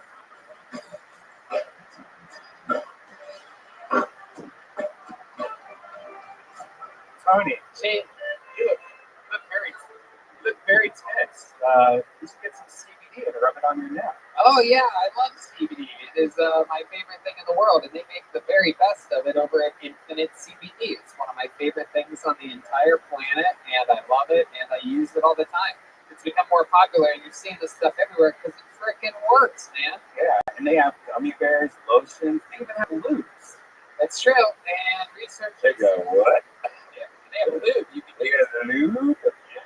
Yeah, if you're looking into busting out your lady's ovaries or gallbladder, you could use Infinite CBD. To help kill the pain. Yeah. Dude, research showed that CBD has helped people that have chronic pain, inflammation, anxiety, and more, Ron. True, I know it's true. And a lot of You know what it is? God damn it, you know, we kind of get about it. It's the goddamn truth. It really is. CDB is the answer to a lot of questions. It's true. It is. It fucking is. And that's why our listeners can go to infinitecbd.com. They've got a lot of products that will help improve your life. And if you use the promo code Tony15, you're going to get 15% off right now. So once again, infinitecbd.com, promo code Tony15 for 15% off. And why would you? Heck yeah. Absolutely. You know what? This is the fun part of the show. We have a regular that writes and performs a brand new minute every single week. People love him. He is a phenomenon. He's a wild one. He sort of reminds me of like a Zach Galifianakis meets a like a windmill out there. Yeah, all right. Let's wind it back a little bit. But that guy, the new guy that just put that in a minute. I like well, that he's part. been doing it for 12 years. He's from Tennessee. He's a beautiful son of a bitch. It's nice for the great William Montgomery. All right.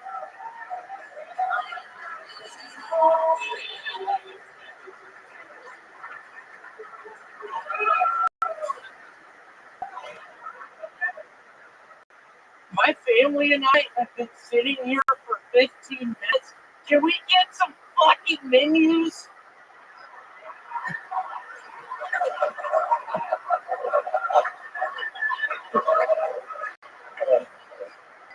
That is the guy that doesn't know how McDonald's works.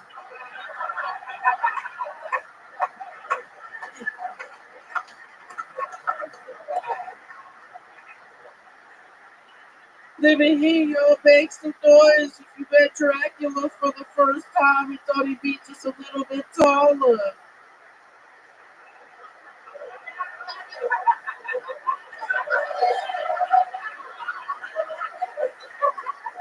Hey, Chad, I don't get it. What did you invent? That is the guy who goes to his buddy's intervention and doesn't really know what an intervention is.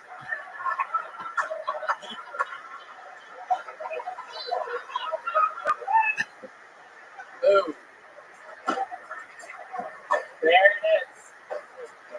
Another brand new minute from William Montgomery. Boy, have I missed seeing you. And for those of you listening to the podcast, William Montgomery looks like he has obviously retired after winning the lottery. This is Not the big lottery, the little lottery, the little tiny lottery. Ron, I just have to say, I loved you in all those Ernest movies. What? Thank you very much. I got to tell you, it was fun. What was your favorite Ernest movie to me? Ernest Goes to Heaven. It's funny he said that. I hope all of y'all believe in Jesus, because the only way you get to heaven is believing in Jesus. William, what are you doing? I think there's three ways. Drink my tequila. That's true. Straight to heaven. Number one, tequila. You mind if I drink? Yeah, they don't start off that. I'll just be honest. I had to shave because of my self-storage unit place. We have a new district manager named Gerald. Is that true? Yeah, his name is Gerald Sorrow. I know, it's bullshit. He came into the office. He had my beard. Gerald Sorrow comes up to me, and all the time I'm going to be like, hold on, I thought Antonio Banderas played your character. And it's so funny. I didn't say it to him, and he just looked at me and laughed, and he was like, what's wrong with that beard? And then what you say? I said, Mr. Zorro, I'm a big fan of your work. I remember when you would ride on that horse with that big cap on, and you had that mask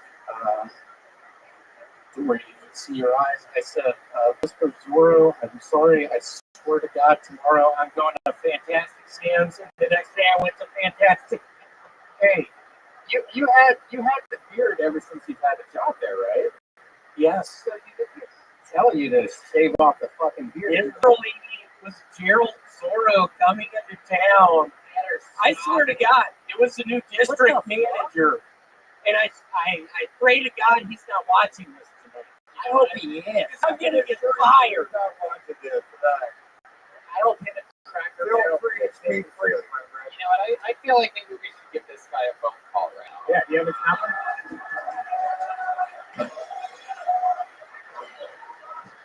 You think you'd get fired if we called him? Yeah, you're not. All right. Nobody knows more about getting fired than the cool black guy in the second round. So. Let's give it up for my uncle. He used to work down in Destin, Florida at the Big Cahuna's water park. What happened a couple years ago? William, a little question about everything from the waist down tonight. What the fuck? You look like you fell in love with life. I fucking love these shorts, dude. That's great. Let's just say I started listening to Nora Jones again, and I was in Cancun a couple weeks ago. It's weird. This is really what might get me fired, but Gerald has this. That's it. You want to sing a little bit of this? Just picture me, keep the song going. Just picture me down in Cancun with Gerald's daughter. Oh, Patricia Zorro. Let's just say we get the hot tub. Let's just say the pool. now you're dressed for all that. You look like Louis CKKK. You look like you were conceived in one of our tours. Is that a fucking joke? I pray to God it's a fucking joke. Ron, what's going on? Ron, what's going on? What are you smoking? Smoking a little bit. You know, it's part of my fucking. The reason I can do it is because it's part of fucking want to.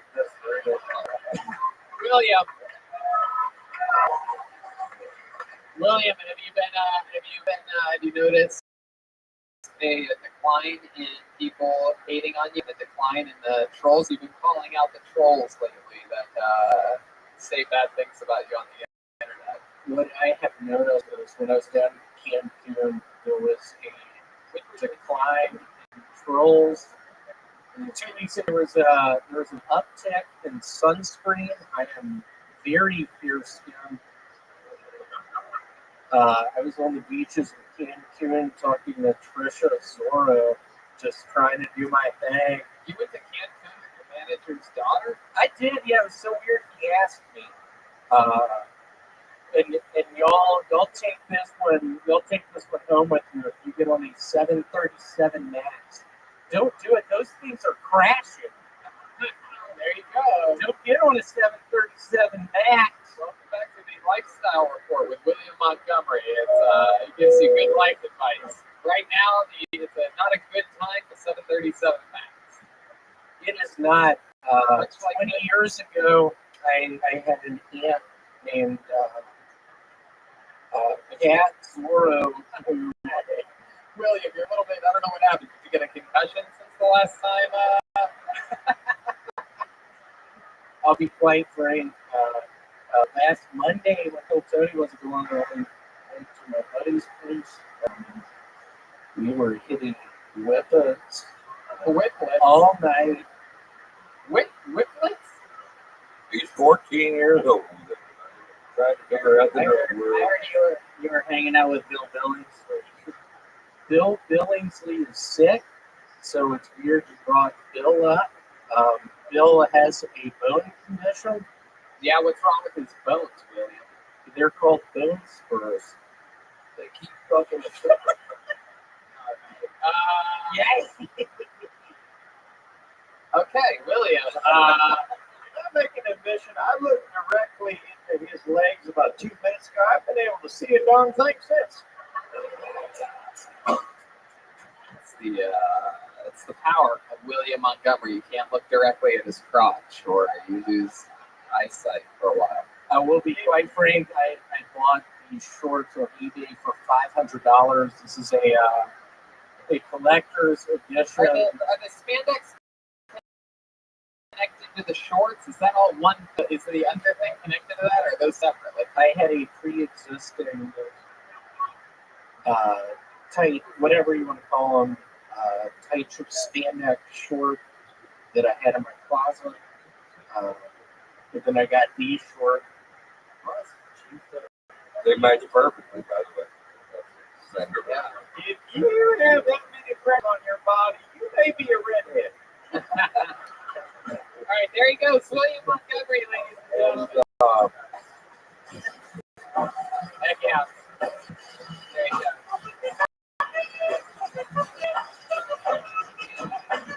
What do you guys think? Should we go back to the bucket one more time, huh?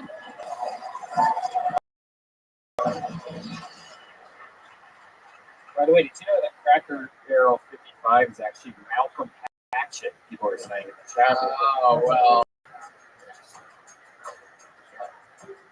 I pulled another name out of the bucket. It's always for Ryan Clark, everyone. Ryan Clark. Here he comes. Ryan Clark.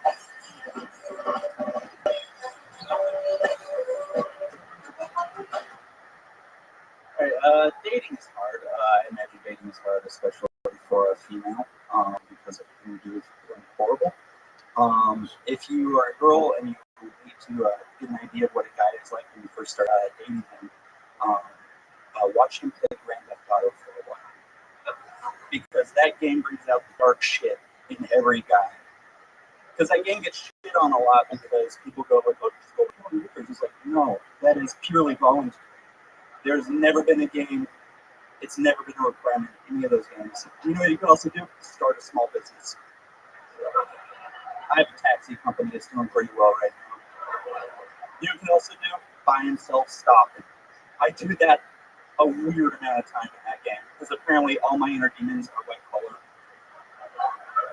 I had a friend walking on me playing the game. Do you know what I was doing? I was playing tennis with my wife. So there you go, Ryan Clark. Hell yeah. I like your style, man. Oh, thank you very much. How long have you been doing stand-up? The first time I did it was in 2011. 2011, so that's 8 years ago. Yeah, that helped. Heck yeah. Thank you. And all of it here in Los Angeles? For the most part, I was born with it, so I didn't sort of go. Yeah. Thank you. Yeah. Wow. So, where'd you start? I got my start in Orange County, mainly. Yeah, I did a lot of stuff out there. Is that where you live? Well, I did for a little bit. I was born in the Valley, then I was living in South Bay for high school, then Long Beach and Orange County. Yeah, What do you do for work? I work at Improv. Oh, Hollywood Improv on Mhm. Melrose. That's interesting. I'm going to be headlining there in April 18th. Anyway, how long have you been working there? I started in 2016. 2016. I love it. You never say the amount of years that you've been doing anything. You give us the year and you let us do the fucking math. Do your own math. I'm not a teacher. Well, I guess not. Jesus, wow. I mean, you're built like one, but I guess you're not. Wow. So, I guess, do you have a girlfriend, Ryan? I am recently engaged. Oh, what's it that? Okay. You popped the question. When did you do that? January. January.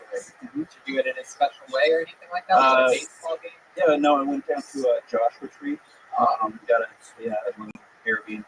Hell yeah, that's a crazy place to put those. Just fucking tripping your balls off. Like, I want this wedding ring. You open the box, she sees a dragon come at her. It's like, no! Big trip? The next day.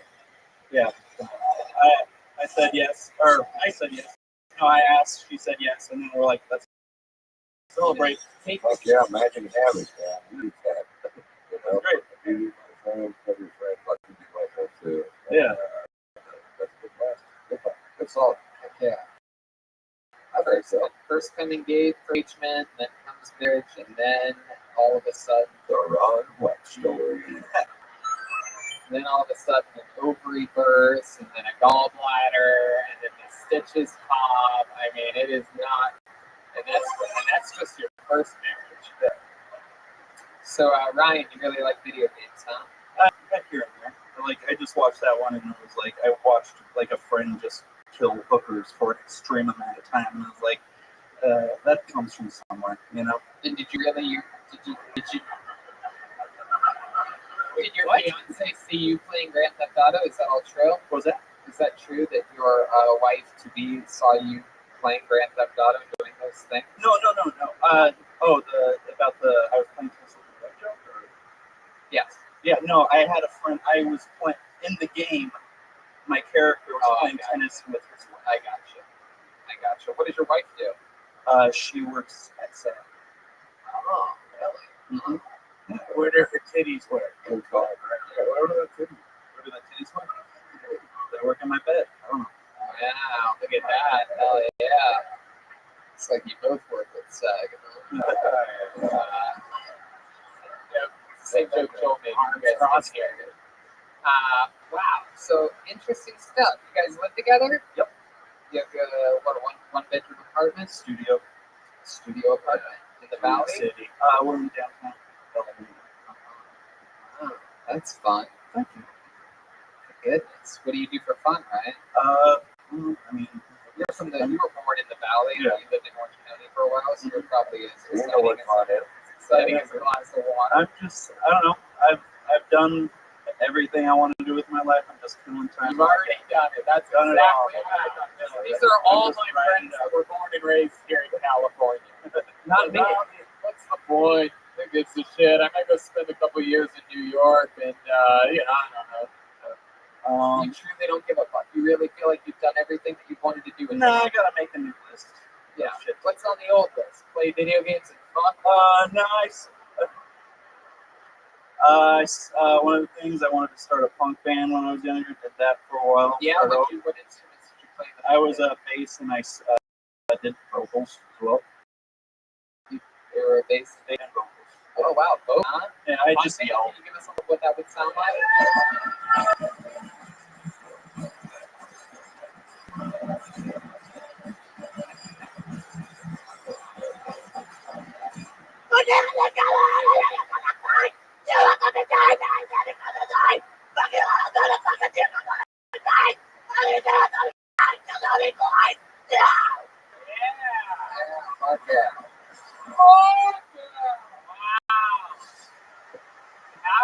Awesome.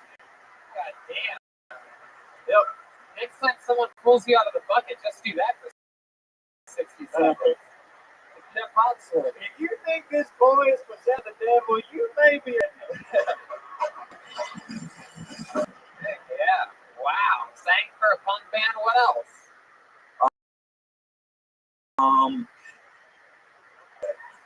Video games, I guess. I don't know.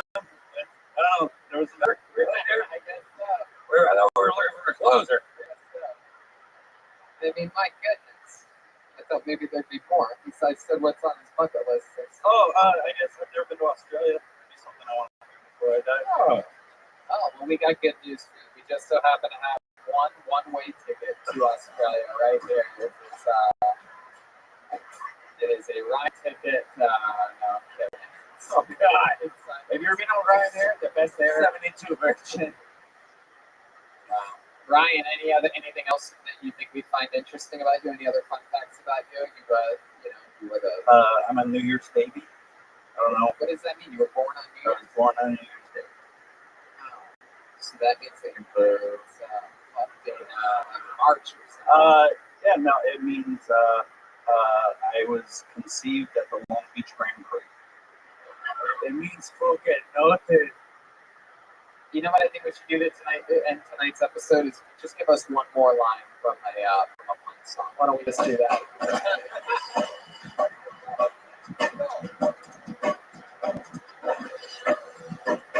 Here he is. Right. Start a circle. Start a fit. Find a threat. What happened to you? You are not the same. There you go. Ryan Clark. It's on Instagram. And Ryan Rad. And we did it. Big supports for Ryan Clark, everybody. There you go. We did it again. Look at this drawing from Ryan J. Ebelt, everybody. All of his prints are available at RyanJEbelt.com, including the new Philadelphia print. It's going to be on sale at all three of the live Hiltoni's. There's 4 stand-up shows this weekend at Philadelphia's Helium, and the tickets are on sale for Hiltoni Mania, San Francisco, Sacramento, Gramercy Theater, New York City. Ron, what are you plugging? You have a new special. I do have a special on Netflix if you want to see it. It's called If You'll Quit Listening, I'll Shut Up. It's on there. You have to look it up. One more hand for the great Ron White, everybody. Come on. Next Thursday, we're in Ventura, La Jolla, at the end of April, West Nyack, St. Louis. Check out DeathSquad.tv and TonyHinchcliffe.com for touring Hiltoni or Tony Hinchcliffe stand-up tickets and other fun stuff. How about one more time for the great Jeff Fox? Jeremiah Watkins is here tonight. His amazing podcast, Jeremiah Wonders, is taking it over by storm. What else, Jeremiah? You can follow me on social media at Jeremiah Stand Up, and we're going to be announcing a release date very soon for the new Radio Watkins album. Yeah, how about that? Hey, look at that next to him. Is that Chroma Chris, Bill Engvall, huh? What do you think about this episode, Bill? Thank you, Tony. It was great to be back, everybody. Thank you so much. We're not going to do the weekly funny. You always say it. Tony, what's up under the collar, Tony? Never mind, what? All right. How about one more time for the great Larry the Cable Guy, Joel Jimenez? Oh, there it is. Larry. As always, shout out to Ludwig Trump for keeping my dream alive. Addicted to chaos, from the clothing, and my coffee. Speedway, everybody, we love you. See you in Philly. Absolutely. So much fun stuff happening. A lot of fun shows coming up in the next couple weeks. They went to Jarrett's. Oh, yeah, that's right. And don't forget, you can go to ZipRecruiter.com/Hiltoni and try it for free. You can get Butcher Box, 20 pounds off your first box, and 2 pounds of free ground beef. ButcherBox.com/Hiltoni. And for hims.com/Hiltoni, that's FORHIMS.com/Hiltoni. And then you can get your amazing new life insurance from Policy Genius. That's Policy Genius. And InfiniteCBD.com. Use the promo code Tony15 for 50% off. Thanks, live audience. Bye. Good night, everybody. Bye.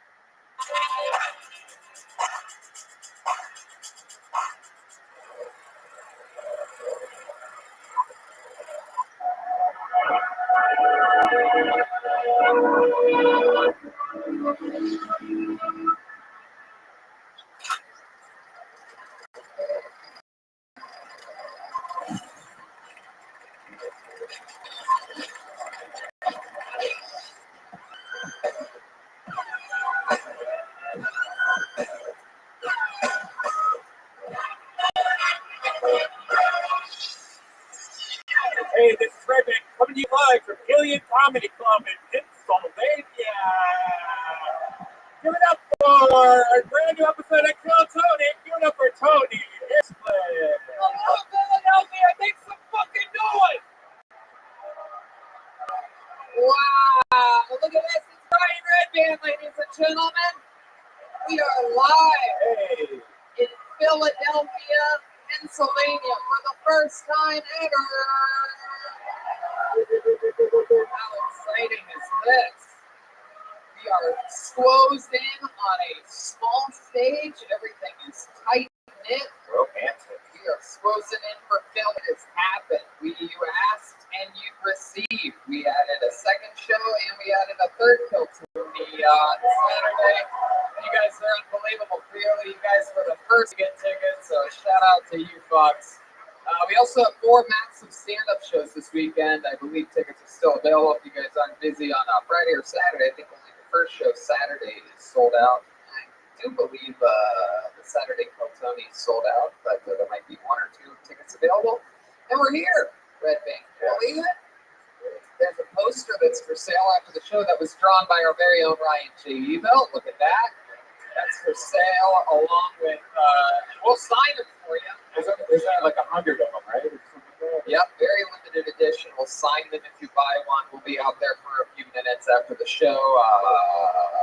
They're also going to be selling cat burglar stickers and magnets, a Joelberg sticker, and Jeremiah brought original CDs. Oh, compact disc. Yes. Yeah, compact disc. For those of you that are not only fans of massive internet shows, but also still have CD players, Jeremiah will be selling CDs of probably some of his older stand-up. He's been selling these for a while, so not even like new topical stuff. It's like real grassroots, pure stand-up. I think he transferred it from VHS also. Really, if you just want to give Jeremiah money after the show for anything, he'd appreciate it.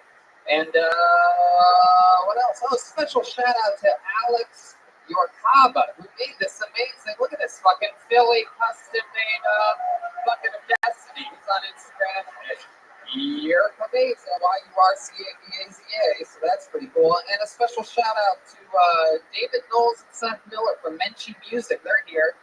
That Menchie Music is an amazing store with multiple locations all across PA, and they are the ones, the brilliant geniuses that gave Jeremiah Watkins a saxophone. So how fucking cool are they? Make some noise for them. They're somewhere around here. And the entrance is on your left all night. That's this way. If you get pulled out of the bucket, you gotta go around. You gotta go that way. Don't try to be fancy and jump over stuff. It's not gonna happen. So that's that. These roadkill Tonys are fun. Yes, they're always different. How many of you found out about this Kill Tony from on the podcast Kill Tony?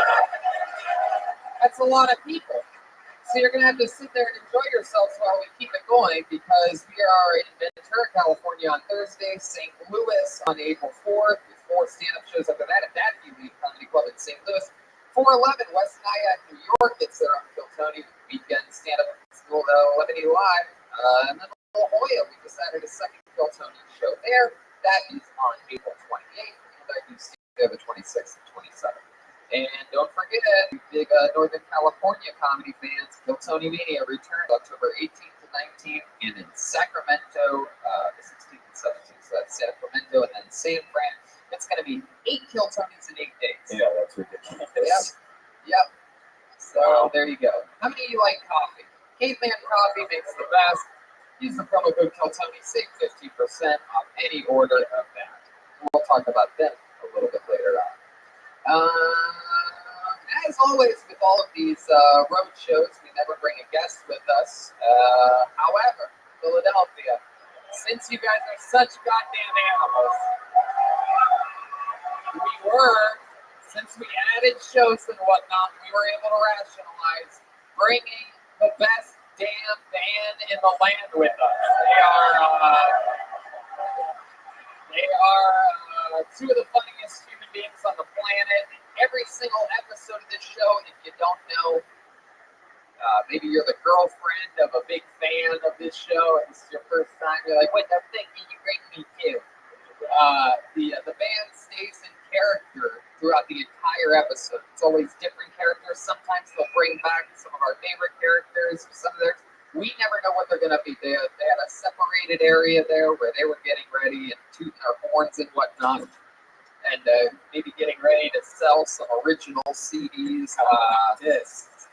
But here they are. Let's see how loud this place can get for the kill. Tony Van Jeremiah Watkins and Joelberg Joel Bennett. What, really?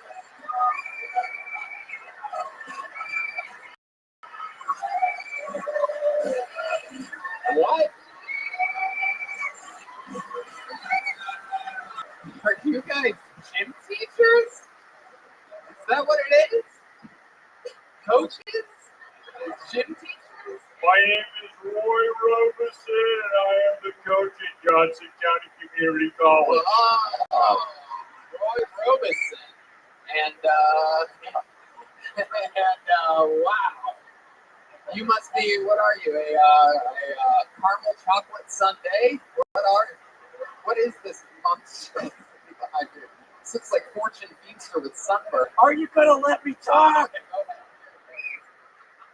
My name's Chris Johansson. I'm a coach over at Beaverton, Florida High School. So you guys are high school and community college coaches. I'm excited about that. Yeah, I gotta go pro soon. Wow. How old are you, Roy Robeson? 43. 43. That is some strong hair for a 43-year-old. Yeah, hairline's on point. You can say that. Has that always been the color of your hair? Yeah, came out as a baby, same style, same way.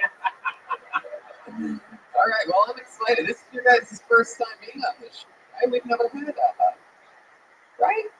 Is this your first time coaches? Darn sure it is. Wow, Philadelphia, you have a first time. It's the first time for everything. These guys. I love it. All right, so we have the band is in place. The athletic coaches of community college and high school, Beaverton. What you used to do? You used to be a wrestler, huh? Yeah, in high school. Yep. I play basketball and baseball too. All state? I mean, no, I'm from Ohio, where they have great athletes. So you were a bad athlete? No, I just wasn't, like in basketball, one of our rivals was LeBron James when I graduated. He's in my. Delay a game. Oh, okay. I mean, I dropped a pretty big name there. I was in the same class as LeBron James and Maurice Claret. If you've ever heard of those guys, but I guess so. I'm gonna need you to pick up those names you just dropped. I mean, he has to be. All right, I get it. So anyway, I have this bucket is filled to the brim with names of Philadelphia. Well, not really. It's the bottom brim, if you're wondering which brim I'm talking about. With people that signed up for the chance to get 60 seconds on this stage. If I pull your name out, you know your time's up and you hear the sound of a kitten. That means wrap it up then, or else you're going to bring out the angry, gay Philadelphia bear. I didn't ask what the gay part of town was. I forgot to do that. Yeah, what is the gay part? Trey, what's the gay part of town? Neighborhood? That's what it's called? Shit, I was pretty close. Yeah. Oh, You very clever neighborhood names here in Philadelphia. yeah. I thought it would know where else is it? Like Faggotsville or something like that? Hey, Neighborhood. My God. Homo Depot. Fucking. All right. Clearsville? I said Clearsville, I'm sorry. All right, so we have the coaches, we have a bucket, we have Red Band. Me, you guys ready to start this fucking thing or what? I guess so. That's it, right? Time up, all good. Here we go. Be careful getting to the stage. Don't fucking hurt yourself. Don't knock over people's drinks and whatnot. All right, here we fucking go. Make some noise for your comedian tonight, Louis Darraville. Louis Darraville. Where's Louis at? Here he comes. for Louis Darrell. Yo, Helium, give us some love. First of all, there's like 4 black people in here. Is this Philly or Ohio? You ever notice that there's like a lot of things that are politically correct with a glaring exception? Can somebody please tell me why Dick's Sporting Goods is not called Richards yet? I mean, like, I can't even be a soccer coach get supplies. Hey, yo, Lou, where you going? I'm going to Dick's to get some balls. I'll be right back. I wonder if they got the same naming convention in Africa. Hey, yo, Lou, where you going? I'm going to Mandingo's. I'll be right back. Yo, what would it be like if you walked into Mandingo's? As soon as you walk in, you'd be like, wow, this place is twice as big as Dick's. That's my time, y'all. There you go. Louis. There you go. Stay up here, Louis. Is this your first time seeing the show? Wow, really? You're just a comedian from Philadelphia? Step up to the microphone. They're just like, hey, there's a show going on at Helium. Go sign up. You get 60 seconds and then run away. Real talk. My friend from Jersey, his name is Danny Bragg. He's in the bag. We're both comedians from Prince, New Brunswick area. Sure. And he's like, yo, you want to come too? I said, okay. That's the kind of fan base we have for this show. Yeah, exactly. Perfect. Absolutely. Better now than ever. Were you New Brunswick, New Jersey? Yeah, but I was born and raised in Princeton. And shout out to the 1/4 of the black guy. His name is Justin. I saw him in the background. Wow. Wow, shout outs. Yeah. You really are a black guy. Yeah. Shout out to the 1/4 all-state athlete in the house. I love the guy from Princeton. Surprised at the lack of black people around. When you say 1/4 of a black guy, what do you mean by that? Like he's like mixed or something like that? Sounds like heaven. No, they're like What? Oh. literally counted how many black guys walk in. Like, Well, now you know how white people do it. you really are from Princeton. Somebody give me your manager. I saw 7 black people in this restaurant. What kind of place is this? Louis, how long have you been on stand-up comedy? 3 years? 3 years. Yeah. Less. What do you do for work? I guess at management at a German company. At a German Insurance company. Whoa, German insurance company. What do you cover? Like trains and stuff? Or like what do they have going on there?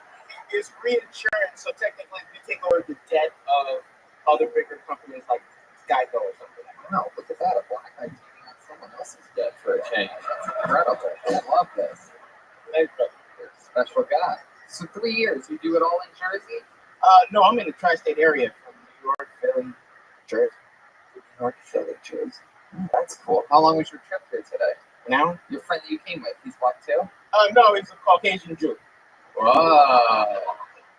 So you were like, I definitely want to drive an hour to do 60 seconds.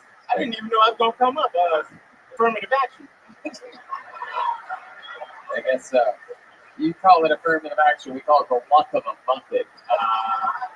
We call it affirmative flexion. Hey, there you go. Look at this fucking guy. Danny DeVito's wife coming in hot. Pearl. Rhea Perlman. It's a Rhea Perlman reference for you fans of Cheers. Hell yeah. Louis, tell us something that we'd be surprised to know about you. Facts about you. I was an English teacher in Japan. Wow. Chill. And they kicked you out for breaking too many Asian women's vaginas? Oh, those poor ladies. Sounds accurate, yes. In the shallow,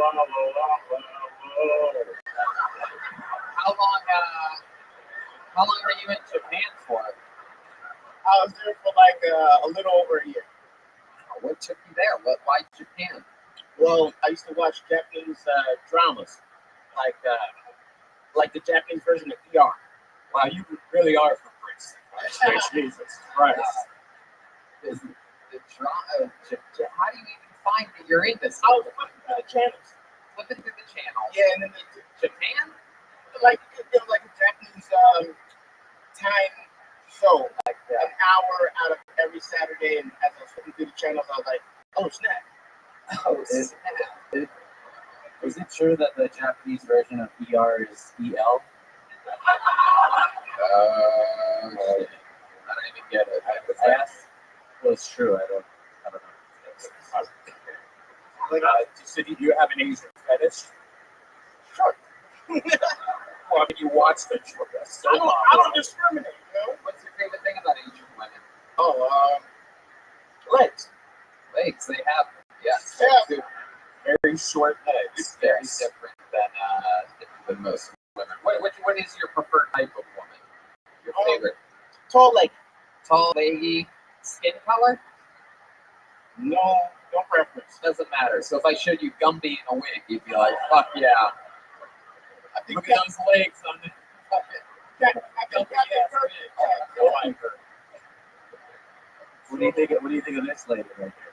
Oh, a little Jolena for you. Those of you, 99.999% of you that didn't see that, let me take the Jolena. All right. Roy Robinson with a question over here. Yeah, so do you speak Japanese? a little bit, yeah. Oh, well, there you go. Can you give us a little example? Can you say, get your white honky ass out of here in Japanese? I know the word for a white person is hakujin. You just let it rip. How would you say that? Can you just say it really? I mean, we won't know what the fuck you say anyway, so you can literally just say like a Japanese sentence. That was African.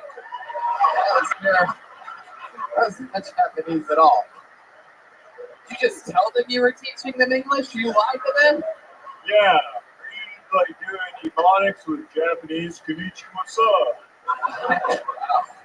Coach Robinson. Yeah, that's accurate. Do you still have a CD player?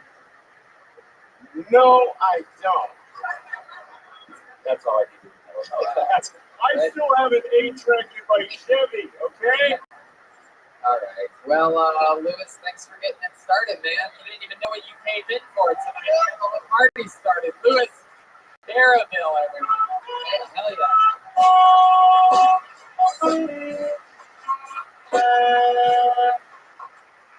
You guys having fun? You get it? You know, fun on? It's so funny. The only person that doesn't know what they're here for just got on stage first. Pretty amazing. Okay, let's see what happens now. Mixed noise for our left. Corey, our left. Wow. The last one there. Here he is.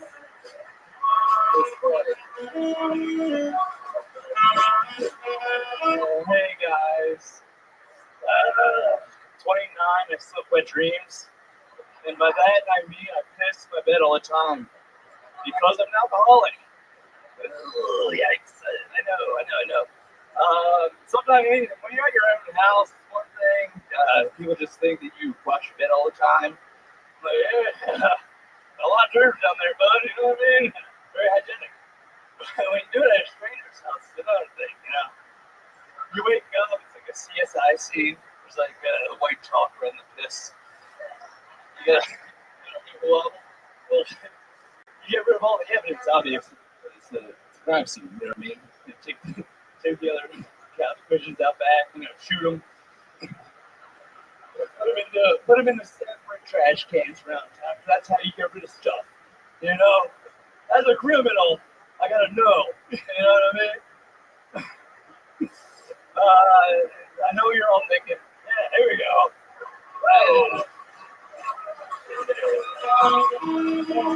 Hey! So, Corey.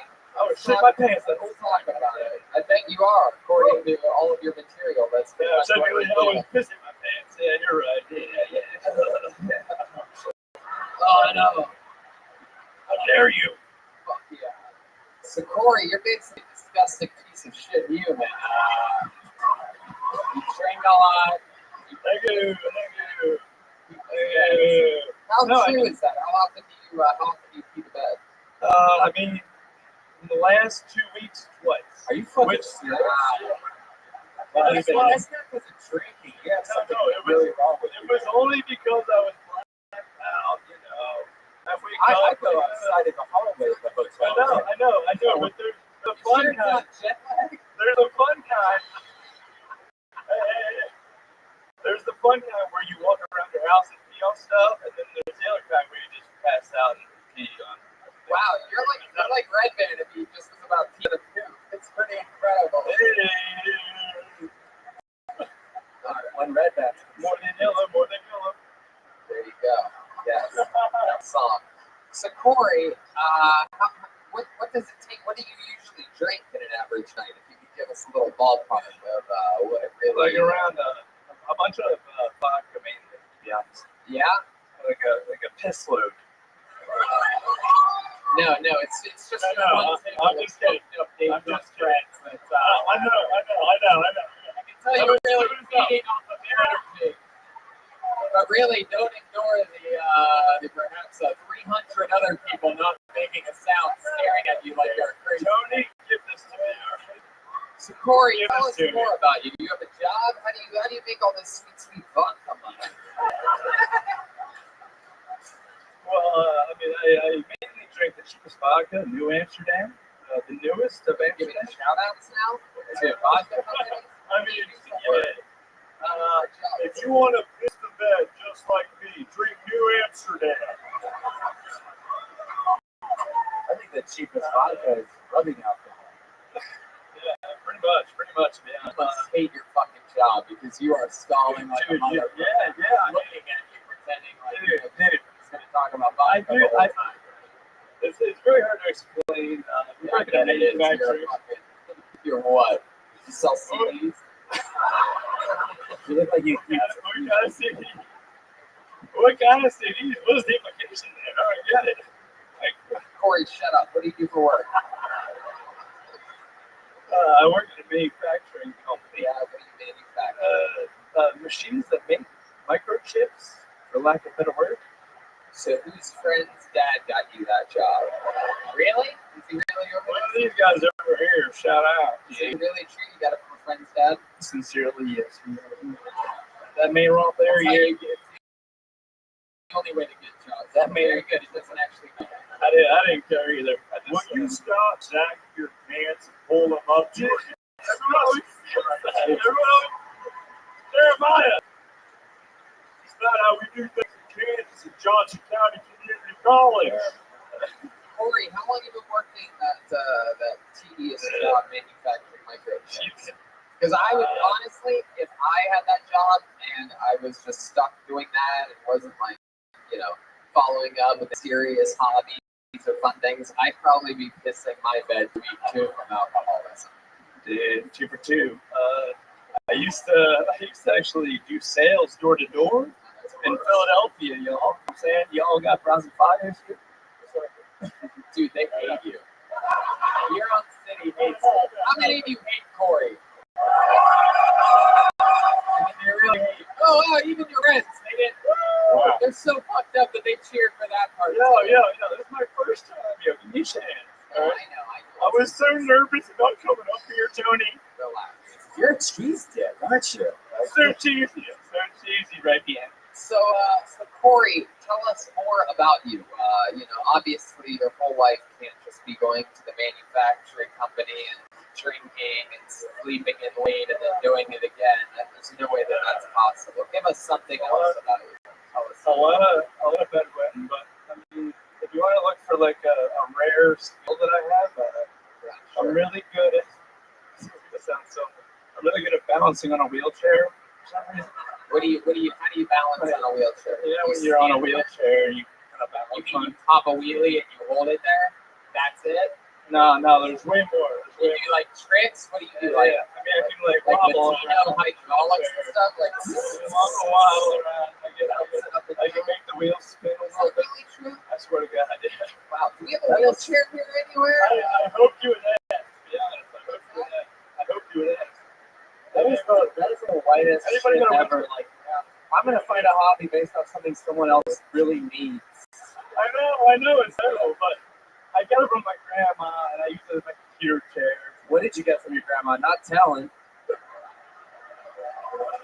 Oh, God damn you, Gilbert. My mom's in a wheelchair.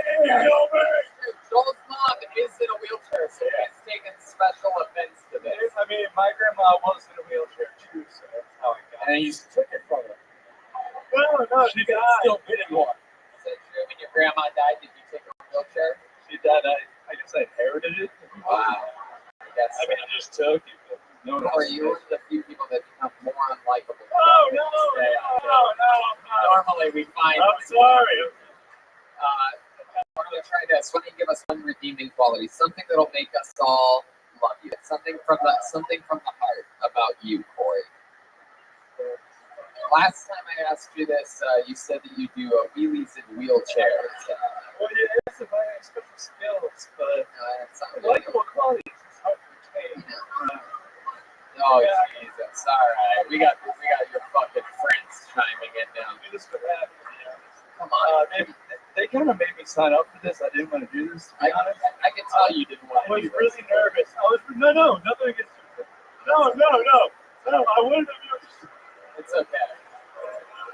I can't believe it was 2 or 3 No. minutes. I said you become I more was- unlikable the I longer was too nervous. to do Now it. you're just rambling and bubbling on I a know, live you're right. podcast. I love it. Jeremiah. I have spoken to the board at Giltoni University. Your scholarship has been revoked. Goodbye. There he goes. Corey Arlen. Okay, there he goes. That's Corey. Dude, I didn't even fucking want to do this. One guy didn't know what the show was. The other guy didn't want to do this. We are on a hot streak here in Philadelphia. Only 7 more shows here in Philly before we go back to LA on Sunday. So, at this rate, see what happens with this guy. This guy sounds like he has a comedy name. Makes some noise for Dylan Dowdle. Dylan Dowdle. Hey. It's gonna wake the tower. Here he comes. Hey, what's got it? Okay. Here he is. Make some noise one more time for Dylan Dowdle. Philadelphia, what the fuck is up? How's it going? All right, so the last 8 months have been really shitty and tough for me. I lost my father over the summer, and my dad was a workhorse for our family. Sometimes worked 74 to 80 hours a week just at a job that he didn't like. But at the end of the day, he took a shot at something he really believed in before he left. That shot was unfortunately a 12-gauge shotgun that he bought for me on my 13th birthday. So going through that has taught me a lot of things. It's taught me so much fucking shit. One, I can call my girlfriend daddy way more than I thought I was going to. Easily. Two, I'm more vulnerable. I'm okay with like crying and doing the weird thing in front of people, you know, because it's just made me open up a little bit more. And I also don't have to worry about talking about the conversation where sometimes my girlfriend pegs me, and I don't have to bring that up around dad. And mom's been around a lot of tough shit, so you know she can take it. Fuck yeah. Dylan Dowdle.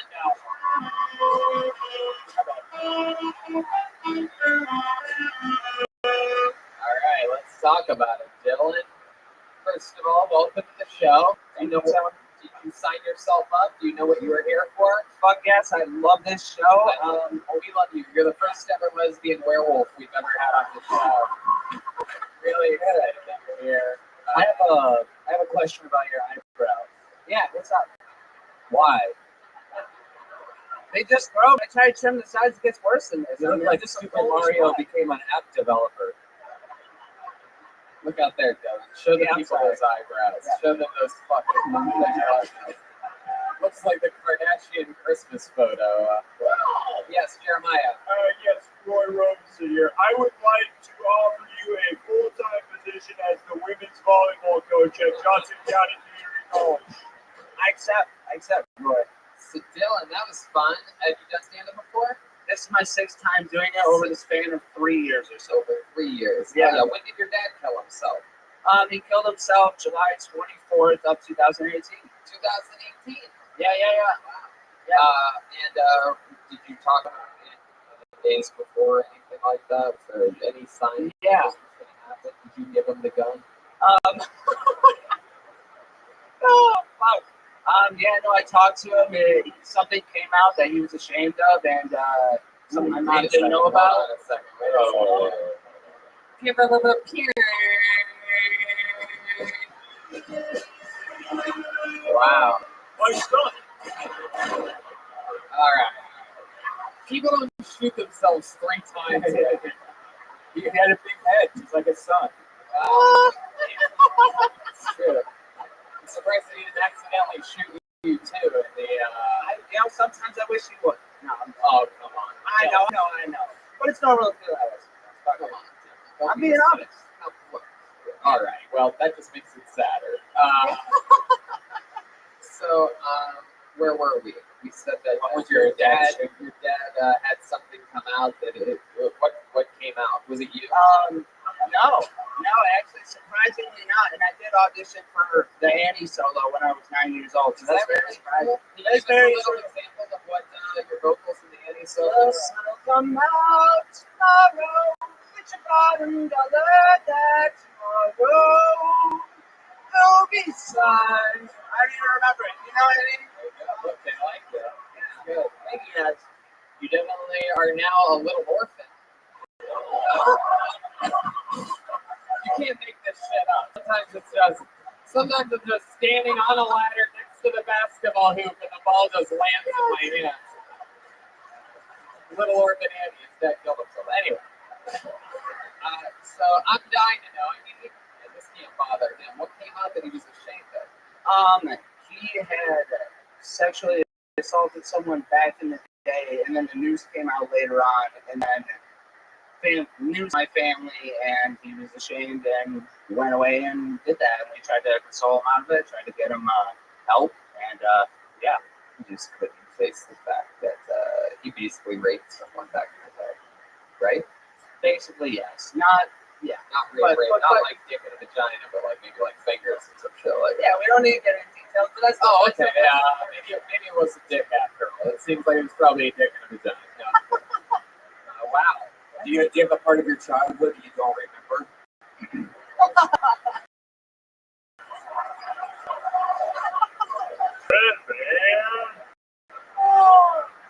Is it a 20 Me Too caliber gun? Anyway, that's it. 20 Me Too. 20. Okay, Goldberg. Goodness. I wish I knew more about this. Dad, did he work around you? Was he part of the Penn State coaching staff? No, I actually drove here from Geneva, New York, and picked my friends up at Rochester and drove all the way here. Here? Wow. Rochester. Yeah, wow. I got here right at 7. Well, I don't know if you know this, but I made a promise to myself to never perform in that high up in upstate New York ever again. It's one of the places that I've sworn away. So congratulations to you for being smart enough to make the drive, because we're never coming that way. You'll always have to make a drive to come here. So you picked up friends in Rochester. So how long have you been driving for today? 5 hours and 40 minutes, give or take. Look at you. Yeah. Very nice. Sweet sleep. Hey.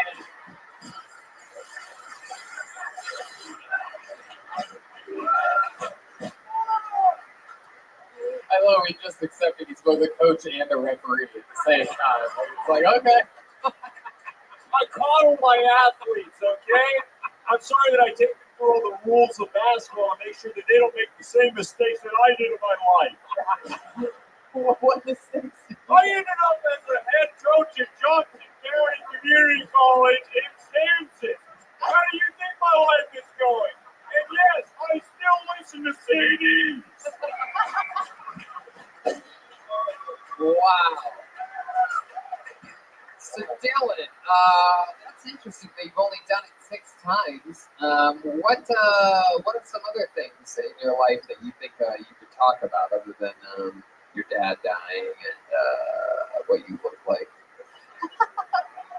I mean, I'm a chef, and I also make music. I play guitar, I rap, I play drums. Oh, give us a little.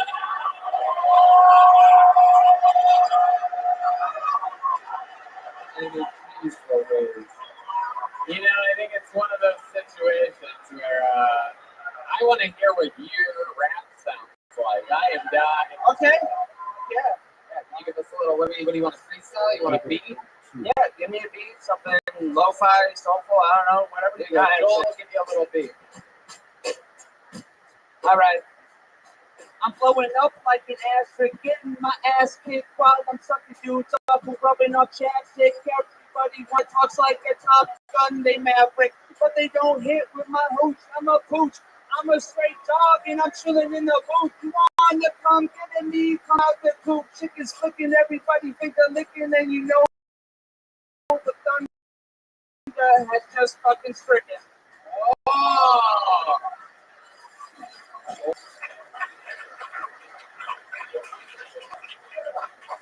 I mean, that was a hell of a rap.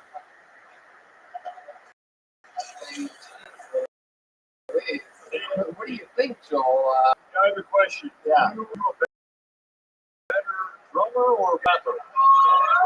Good question. He started out from 10 to 18 playing drums, and I've been hard and writing songs for it, but I had a great time on the drums. I don't know if I have the speed, but I had a good fucking time. You guys think we should have a Mexican drum off right now? All right. The people have spoken. Let's give it a shot. His father killed himself. He's a chef. He's multi-talented. The guy can freestyle rap. He can Little Orphan Annie. You know, he's got everything in between. Let's find out, shall we, the Atomic Sirens. Now, let me remind you, you know this show pretty well, don't you? Let me remind you that if you happen to have a better drum solo, according to the audience, than Joelberg, then you will not be working in the kitchen this weekend because you will be the new drummer for the Phil Tony Band. We will take you back to Washington. We're going to take you back to LA. An all expenses paid trip. You're going to be staying in a hotel room with Jeremiah for the rest of the weekend if you win. And we're going to have to teach Joel how to work in a kitchen, which I don't think that's going to be that hard. And here we go, giving it a shot for the throat. It's a Mexican drum up, and this is Dylan Dowdle.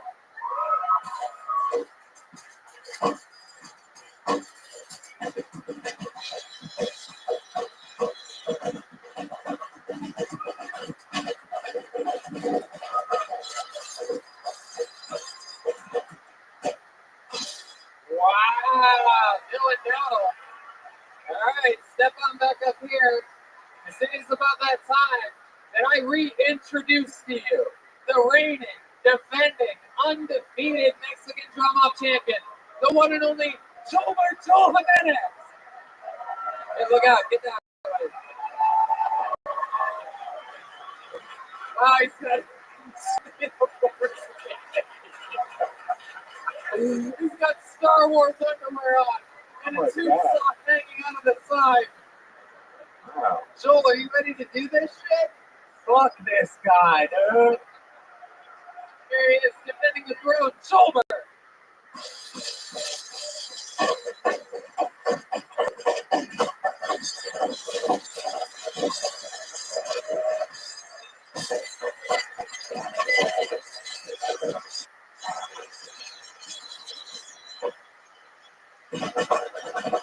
Wow.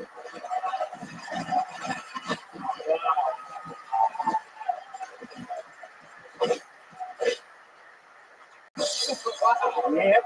I don't know. This is definitely the Mexican drum off. How many of you have Dylan winning that one? How many of you have Joelberg winning that one?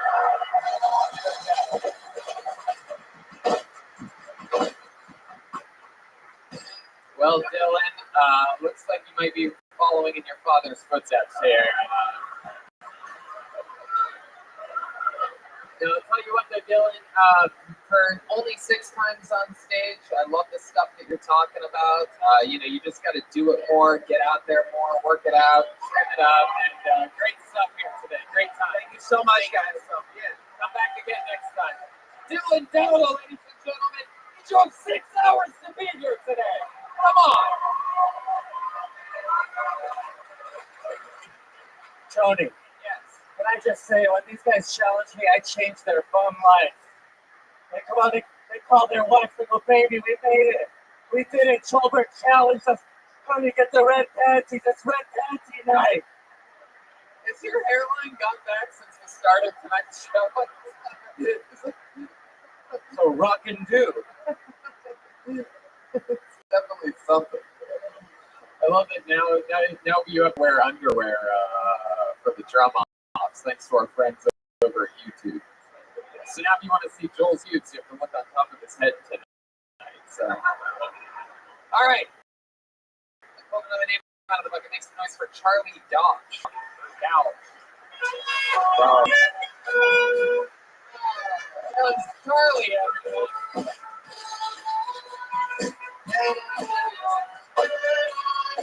He looks like a Charlie. Come on, Charlie, get it, buddy. What's up, Billy? How you doing tonight? So, I went down to a bachelor party in New Orleans a little while ago, and who are you spending all? Nobody. Oh, all right, a couple people. So, it's like there's a couple of things you gotta do. Like, you gotta get some beignets, Cafe du Monde. You gotta, yeah, they're delicious, right? And then you gotta get a hurricane, and then you also have to walk out of Larry Flynn's Hustler Club at about 4 in the morning while you're drunk as shit. Hop into an unidentified cab and get abducted and made to sell crack for the rest of the night. It's a good time. So, when you're doing that, when you're coming out of your blackout, the minute you know you're fucked, like really, really fucked, is when your cab driver turns around to you like, hey man, I'm gonna need you to do a favor for me. That's me. Fuck. Wait, finish it. I want to see if this goes anywhere. Where this goes is I get handled a little baggy, and the problem is, in New Orleans there's shotgun houses. He's like, go up into that house, right door, left door. So he just pulled me back in. It was like, no more for you, son. And then he kept me for the rest of the night. I had to buy him a bunch of shit. All right. He asked me to keep going.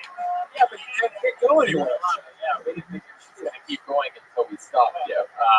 We wanted to hear maybe the end of the joke or something. Welcome to the show. How you doing? Nice to meet you, Charlie. How was doing stand-up? This is literally first time ever. First time ever on stage. Very good. Let me tell you what the people want from you. You want to know what the people want from you? Hit me up. First of all, they want you to take that goddamn hat off. I can tell right now.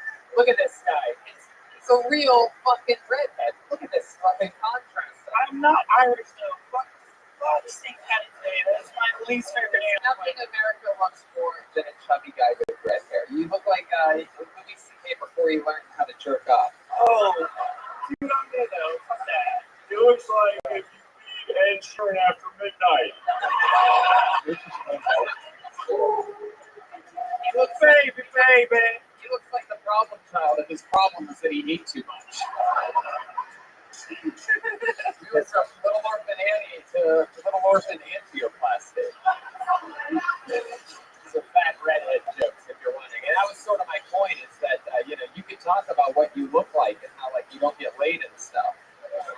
Oh, dude, I got grinded. That's not a problem.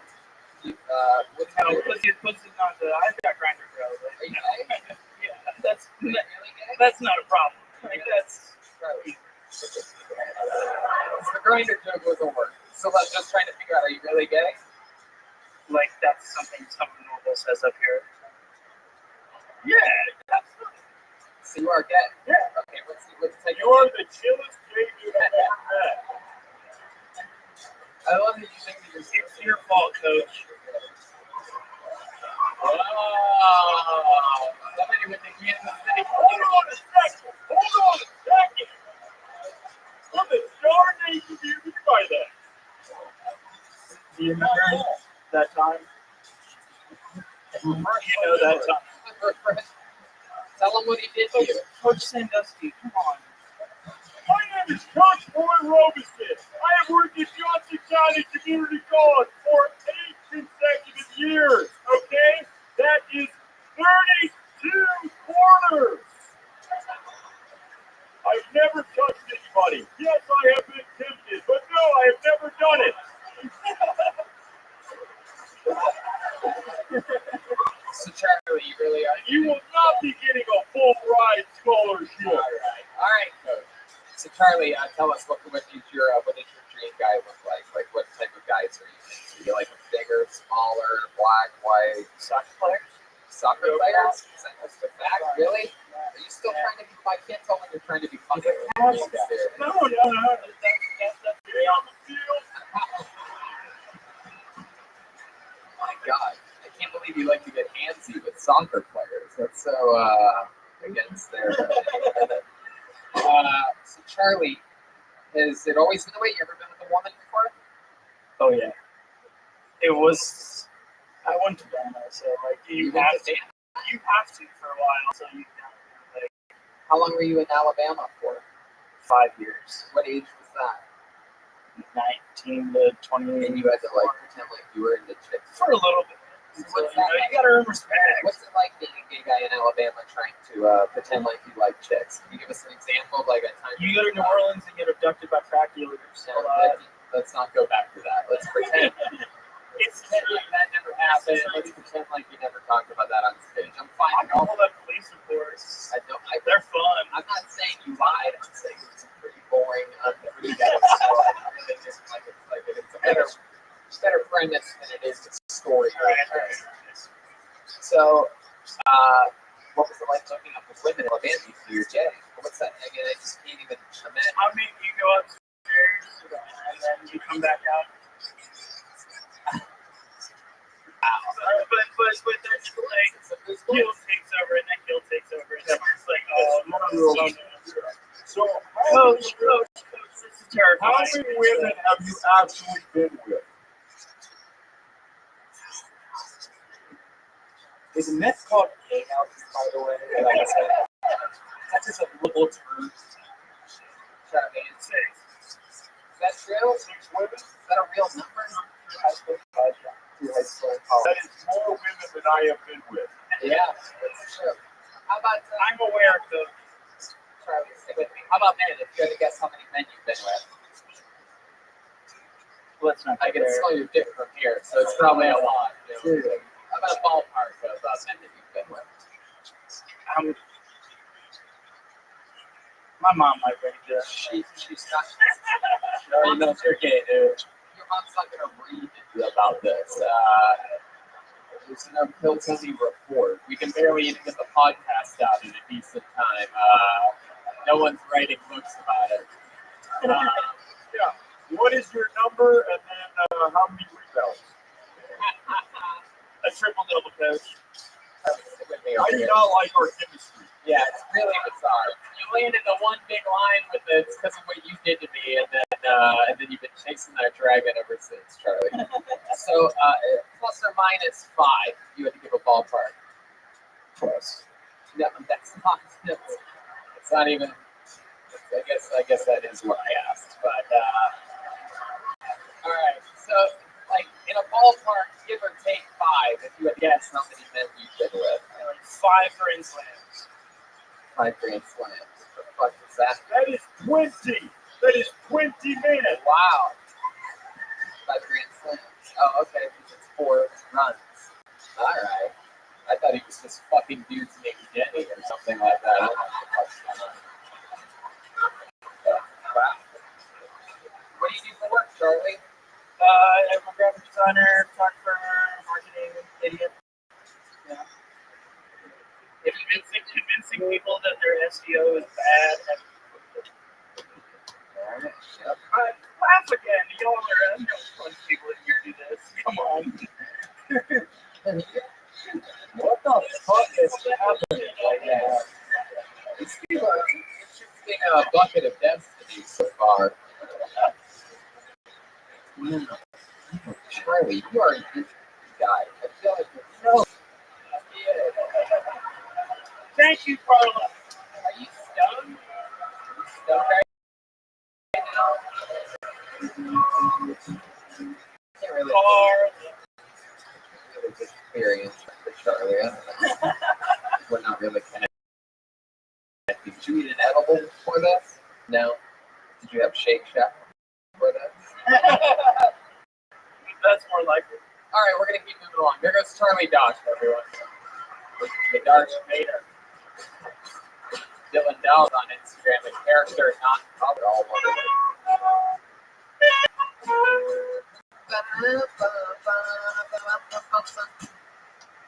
All right, next comedian Mike Dunkel. How about that? Mike Dunkel, there he is. He's sitting up. Little people sign up. Anything can happen. You never know when the craziest moment in Real TV's history is right around the corner. Could be right. One more time for Mike Dunkel, everyone. No, Philadelphia. So many of us out there are spicing things up in the bedroom. Don't do it. Trick. It's code for ass. Okay? I even tried titty sex, okay? And you know what happens? You see blood through my chest. It felt like my neck was about to pull off. I'm a missionary for life, okay? Oh, so I was in the bathroom before I got here, and I was like stirring up my pudding, right? And then next thing I realized I had splashed some out, so I just wasn't pudding. On the good side, I realized I'm in the chest. Yes, I'm not even sure what that is, but when I searched up eating food, it came up on my internet. Okay, so other than that, I'm sorry. Is there any ladies that are into sex? Hold on. Have a nice night. Hold on. Are there any ladies that are into what? Scheisser? I think that's what I said. It's a German word. I'm not. All right, there you go. Mike Dunkel doesn't even know what his own punchlines are. Scheisser? I don't know. What do you think, Tony? What should it be? Wow. Mike, you are posting force on stage. I've always wondered what it would be like if Adam Levine made all the wrong choices in his life. For you? What if Jeremiah Watkins wasn't funny?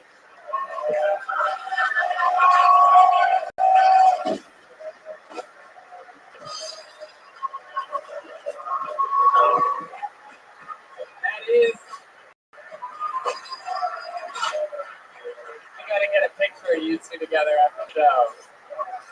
That really is. That is what Jeremiah looks like. You're like a Venom version of Jeremiah. Just brunette. You guys both have that same fucking.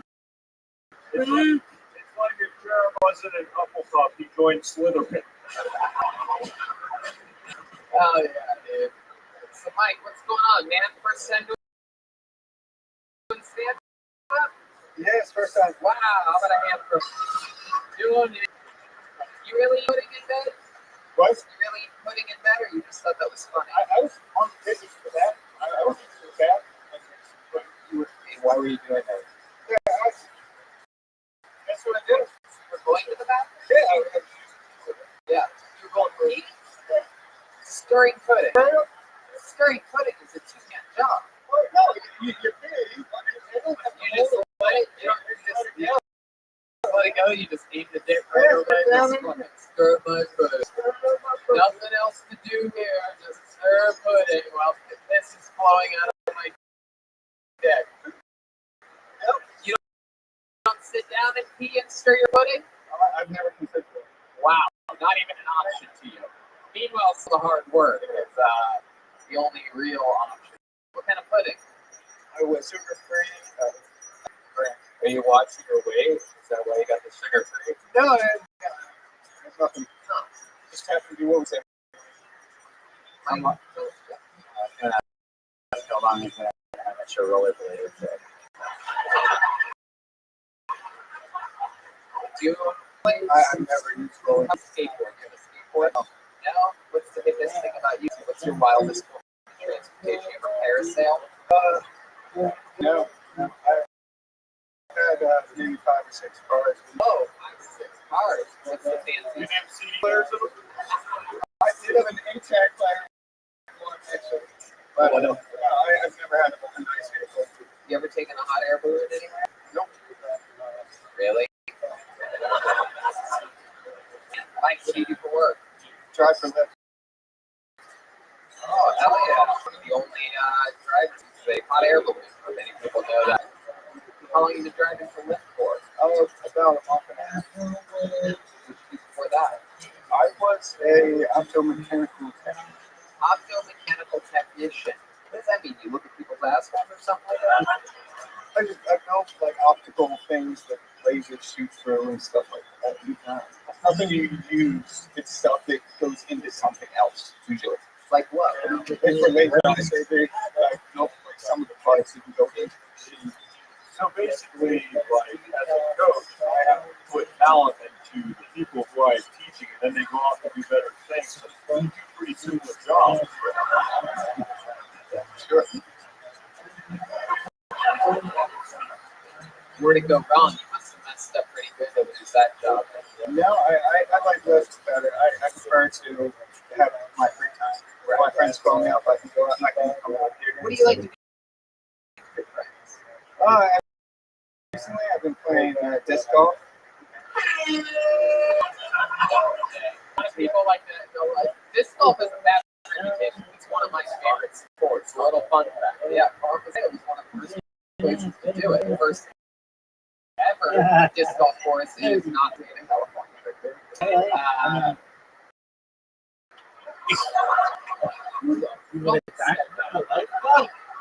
Go. Oh my God. Look how angry this fucking guy is.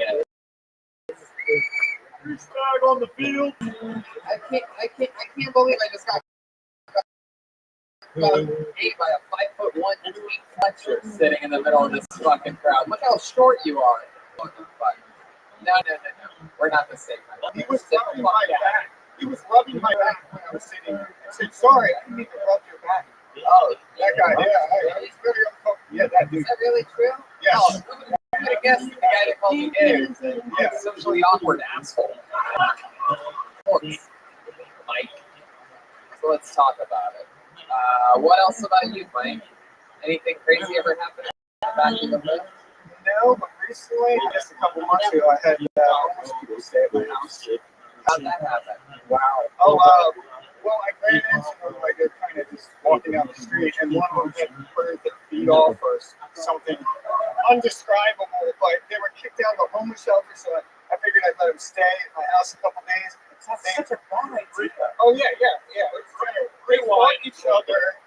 Oh, it was awesome, but it was terrible. So they told you about their feet. Did you ever check their feet? Yeah, the feet were bad.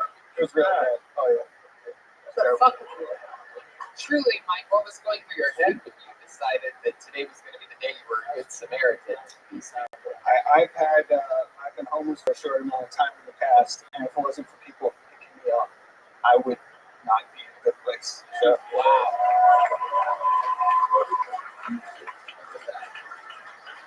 the guy's like, yay!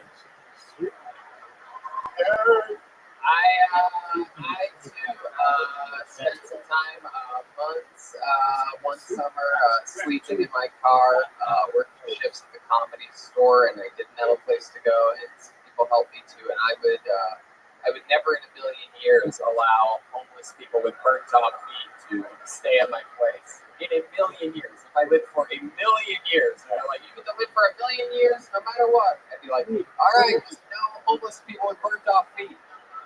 And we're good. I'll do it. But look at you. You did it. So what was left? Is there any evidence left in your place after these? No. I was trying to drive one of them to the hospital because of the feet, and the other one, I don't know. And they're like, no, you're going to drive me. You're going to charge me. You're a Lyft driver. That was basically it. We just started fist fighting, and then it was like in your place? No, in front of my house. And then the cops just came. Both sides. That was it. Yeah. Are they like vampires where you welcome them in, and then they're not homeless whenever they come inside your door? Yeah. Just can't keep them for more than 30 days.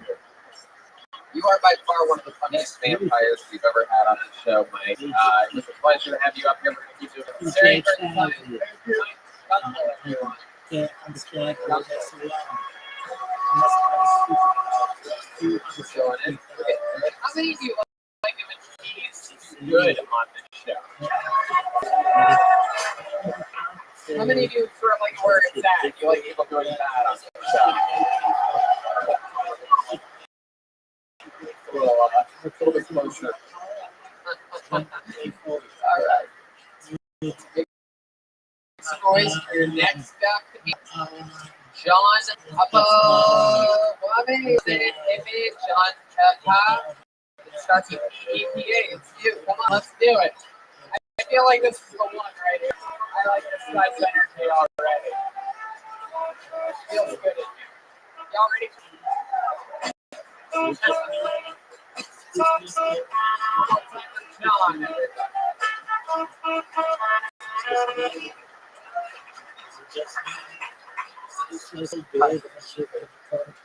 So when I was 19 years old, my mother asked me if I was gay. That's a true story. I was a little disappointed. I said, "No, Mom, I just don't get laid." And it's true, actually. I'm 36, and this is my virginity since I was 23 years old. Yeah, wow, right? Yeah, I did get it. I got it in a lot after that. Don't worry. I do have a fiance now, so I'm much more calm.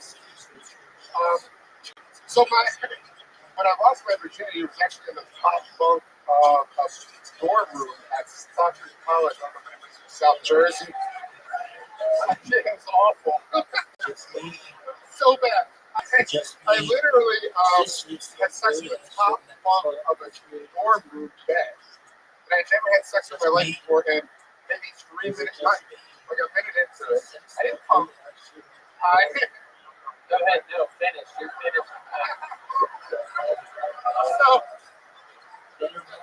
So literally she started writing, and then she stopped and started crying. And started talking about how we were both going to go to hell. And then she gave me the worst blowjob I've ever had in my life. True story.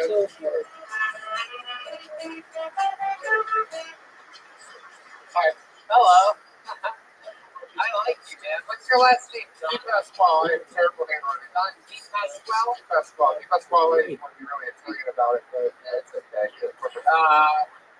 John, first time doing stand-up? Of course. Fucking awesome. How about that? Another first timer. John, I think you have a long career ahead of you since you look like someone put Rogan, Bert, and Tom Segura in a blender. I'll take you.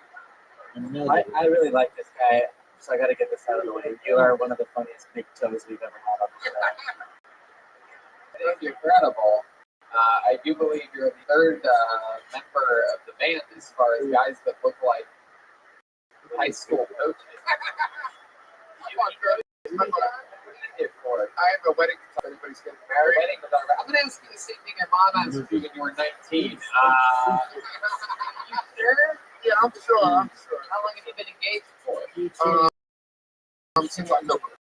It's October. You popped the question. Do you do it some way fancy or no? It was actually super nonchalant. Yeah, like we went out for our one anniversary. After we got back to our house, I literally went up here to grab the link and popped the question we had. Damn. Okay, so I'm your fiance. You got me downstairs. okay. There you go. That's how you did that. So she actually knew what I was doing upstairs. And I said, I was doing it. Yeah, perfect. Yeah. And I said, I was thinking about it. No. Yeah, actually. What are you doing? What were you doing? I was about you. Oh. Do what? I was thinking about you. You weren't thinking about me. You were thinking about Exactly. And then I said, it just was. Yeah. Hey. Wow. She cried or Yes, we both cried. I'm very you emotional. cried too? Yeah, for sure. Wow. I cry a lot. Good. I'm a wedding photographer. I'm very emotional. I can't wait to spend the rest of my life with you. Yeah, exactly. That's pretty good. So you're a wedding photographer. Yes. Who's going to take a picture of your wedding? You gonna take a line from the guy's dad from earlier and shoot yourself? No. Hey, so I am one of my very talented friends, Eric Talarico, is going to be shooting my wedding. Shout out to Eric. He's really talented. Seriously, what's the craziest thing you've ever seen at a wedding? Bar fights. Don't keep on fighting. Who usually fights at those things? Brother-in-laws? Yeah, just family members. You know, a lot of family They members. would drink. They would drink and people start talking smack and then people fight. I've literally seen like a brawl at a wedding. Those are the most embarrassing. And that happens here in Philly a lot. It was in South Jersey. What Country Club? Yeah, what's up? Whoa, Jesus. Sorry for calling you gay so many times. I got a question. Yeah, sure. How has your life changed since discovering the Cash Me Outside girl? Dr. Phil. Oh, But spelled F-I-L-L. Oh, sorry, Dr. Cole.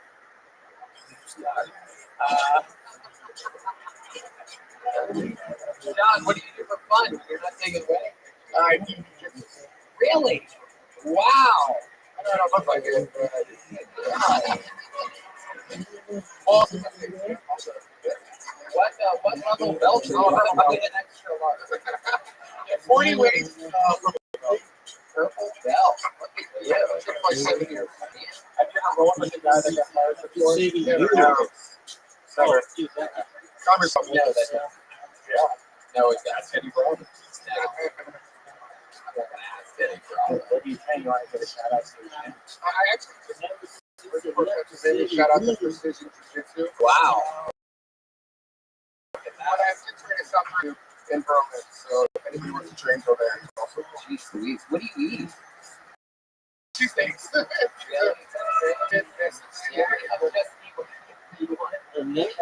much. You know, as a fellow coach, there's a lot of players. You teach me the jiu-jitsu. Absolutely. Yeah, but right now. Oh, for Robinson, a little bit of something there. Heck yeah. You got it. Let's see what happens here. Can you say, like, what if you when you show us? Whoa.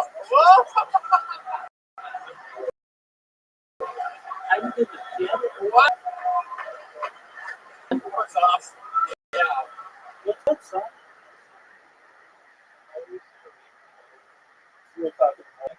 Because I'm sick and I do sick things.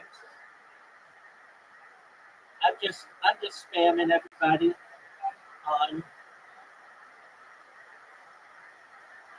Blue Sky, making sure they don't forget about me and how amazing I am. How are things in your neck of the woods?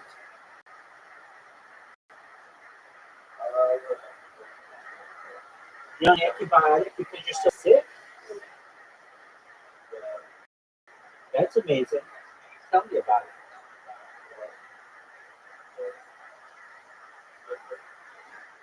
All right. So, do you have a cold?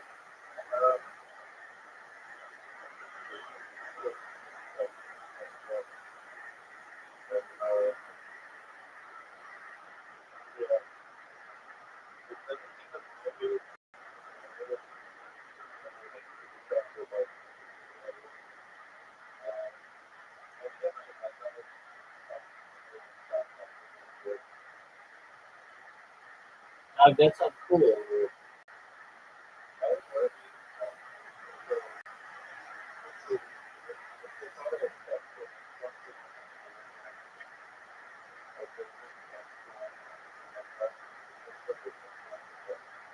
Have you stopped smoking? Good on you, big dog. One day? That's good, big dog. Welcome. Yo, what's up, Chila? How you living? What up, Chila? What's good in your neck of the woods? Chila, can you hear me?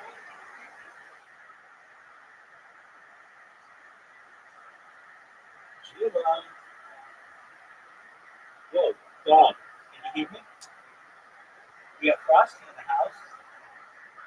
Starting to get to this dog. Sheila, what up? Sheila, what's good news up? I didn't want to talk to that with you guys. We were in the middle of a discussion. Yeah.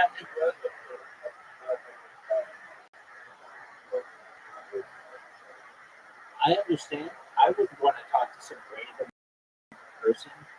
I just would want to check out Discord. I don't want to be interrogated.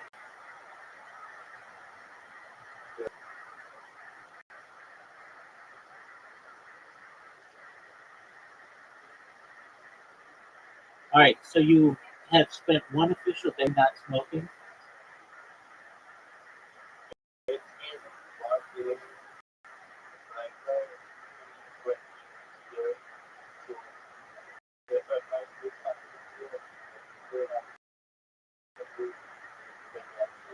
You smoked yesterday afternoon.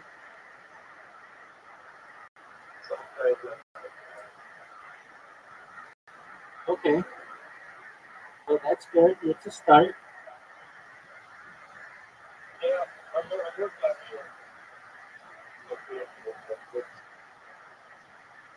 It's what everybody says, big dog.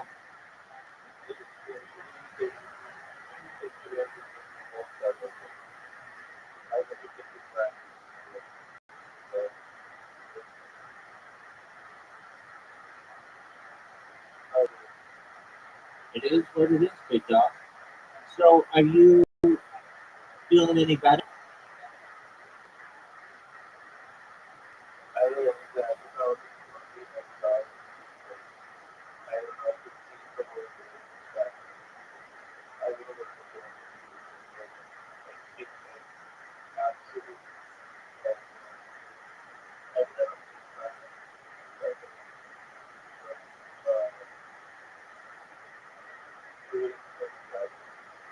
Aren't you allowed in your religion to like take off when you're sick?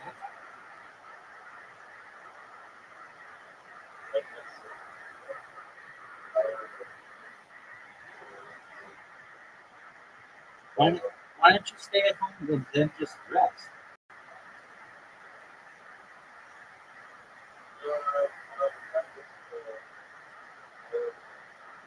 But then you make that. Okay, well, I mean, you're allowed to be sick.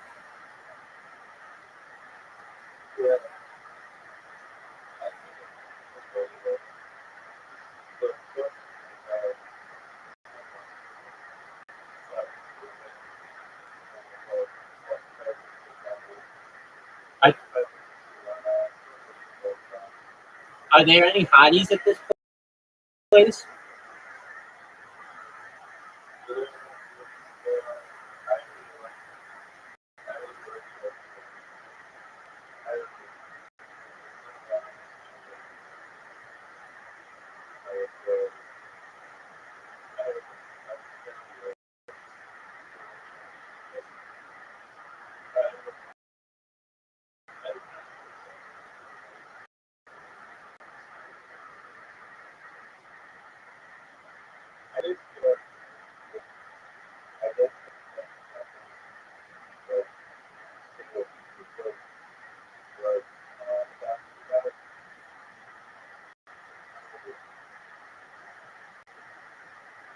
Have you ever seen the movie Swingers?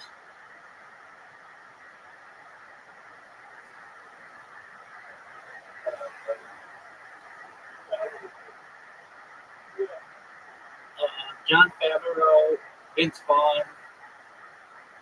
It's like from the 90s. There's a lot of swing dancing.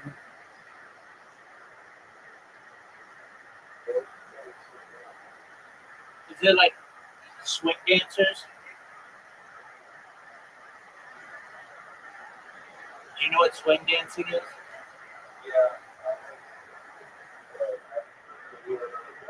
Yeah, exactly. Well, that movie kicks ass and takes names, and I just want to make sure that you do that.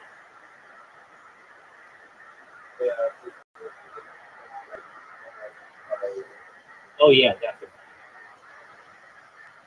Did you see American Pie?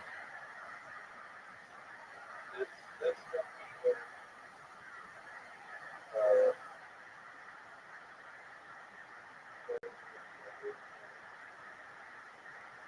Euro Trip?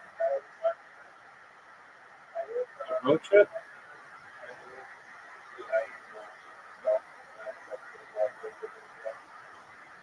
Yeah, no, I understand that. And they force it on you when you're a kid, and I don't like that.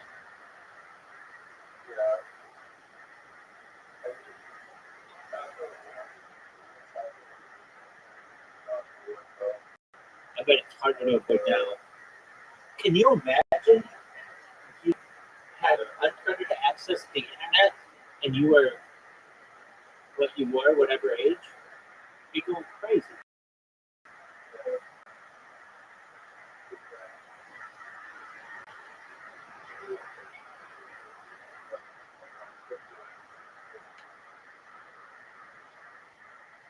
Right. I mean, even just if everybody kept their clothes on, just going on Instagram, it would be like overwhelming amount of sexualization.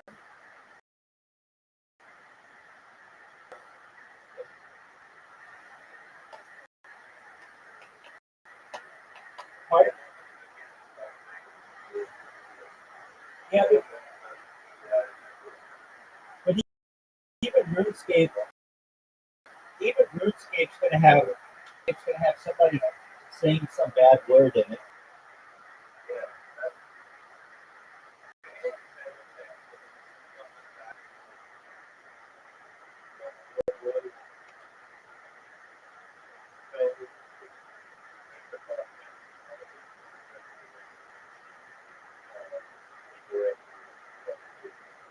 Yeah, but like, what if you play with somebody and they start using a bad word?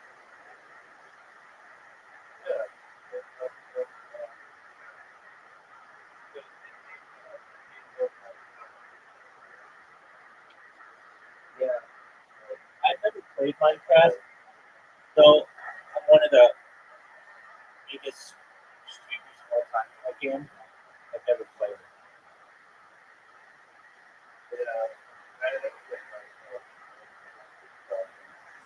What is that? Like Legos? What is that? Like Lego? Is it,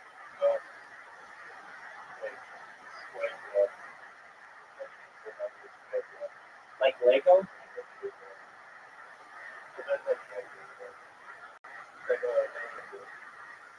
There you go. I'm surprised Lego didn't come out with Minecraft or like a version of it.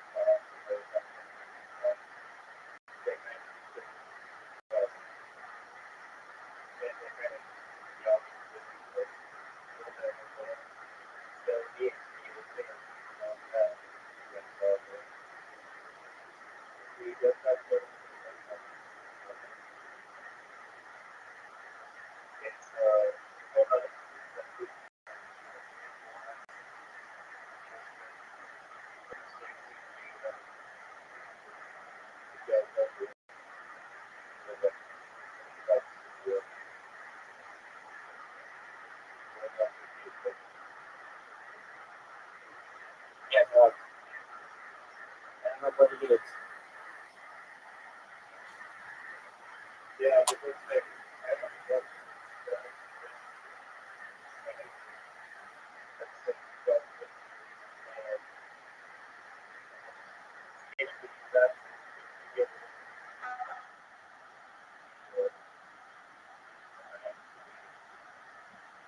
Right, it's pretty wild.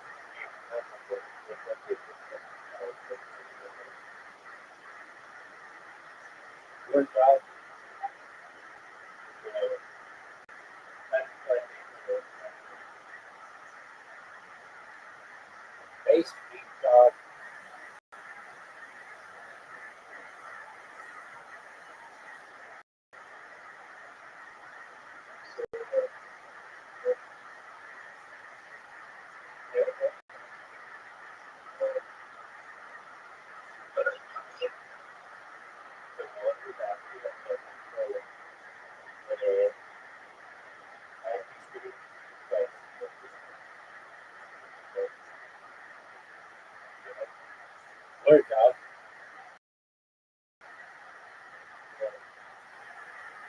So what else is good for the life, man?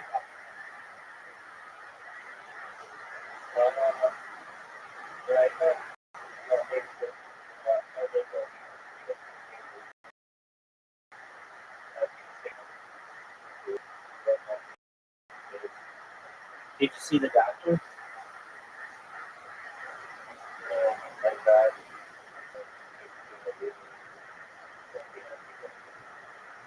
There you go.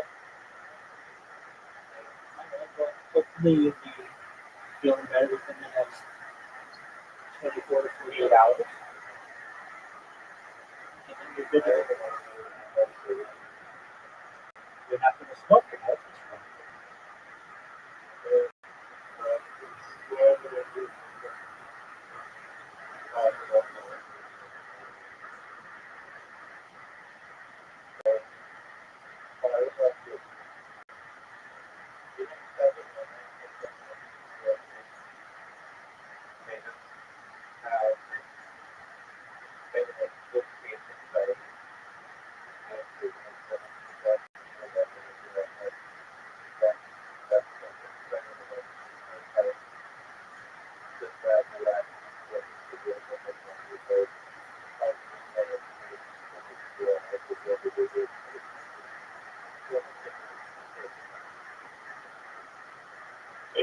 There you go, big man. Is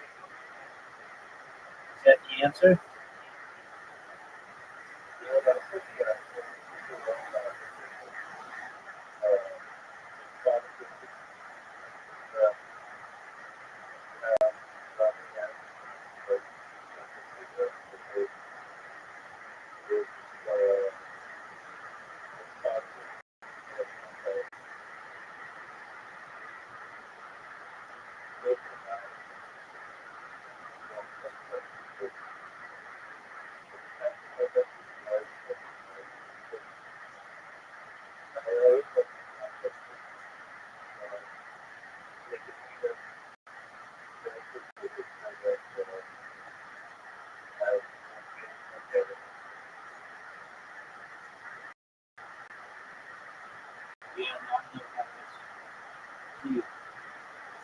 Really stuff.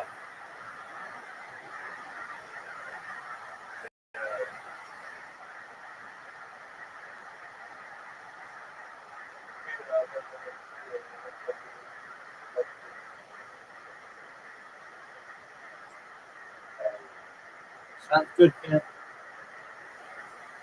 I'm here if you need me. I hope you feel better. Okay, I hope you feel better.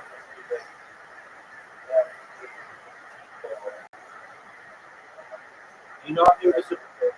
You know I'm here to support you if you don't feel well. You're welcome, big man. No, you shouldn't. You shouldn't get other people sick. Some sleep, big man. Peace, bro. Shout out to Frosty.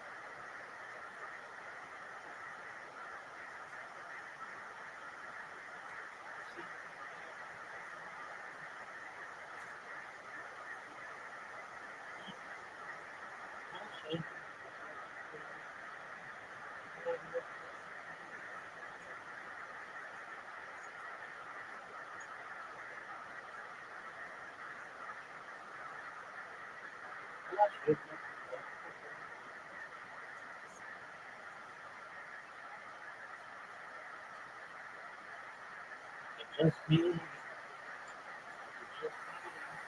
This is this.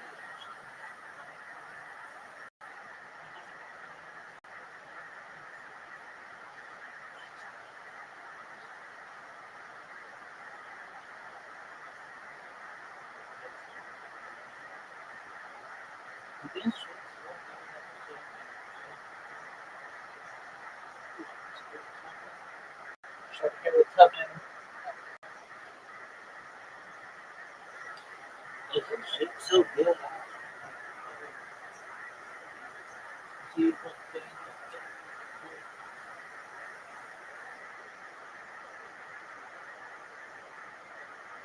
Yes,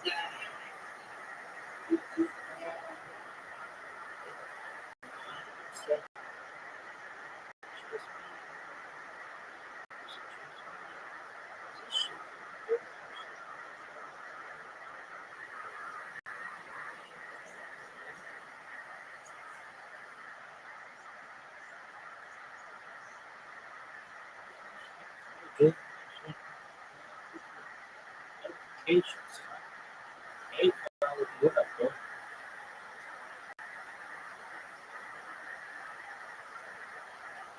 Hey, what up? Sleep so good. Let's see.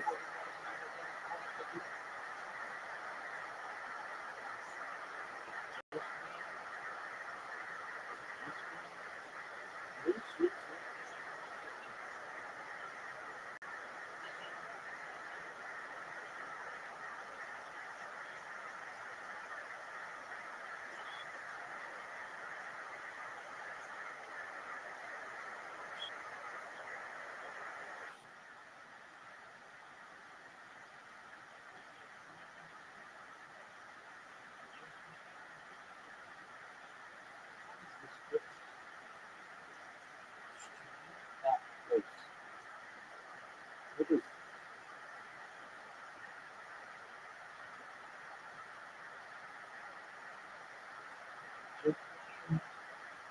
This so good.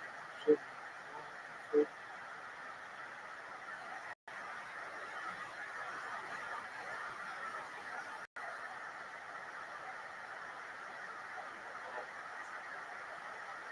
which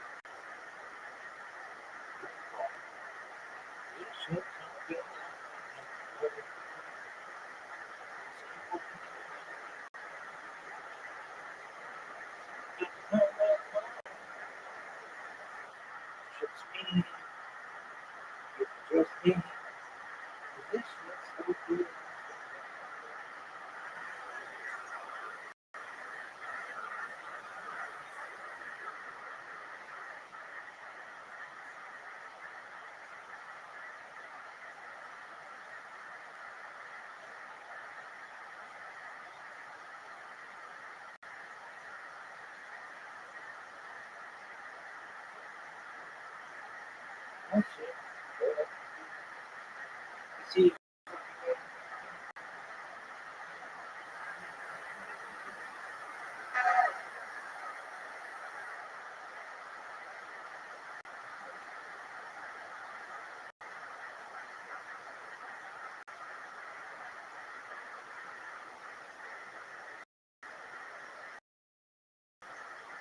let's see this.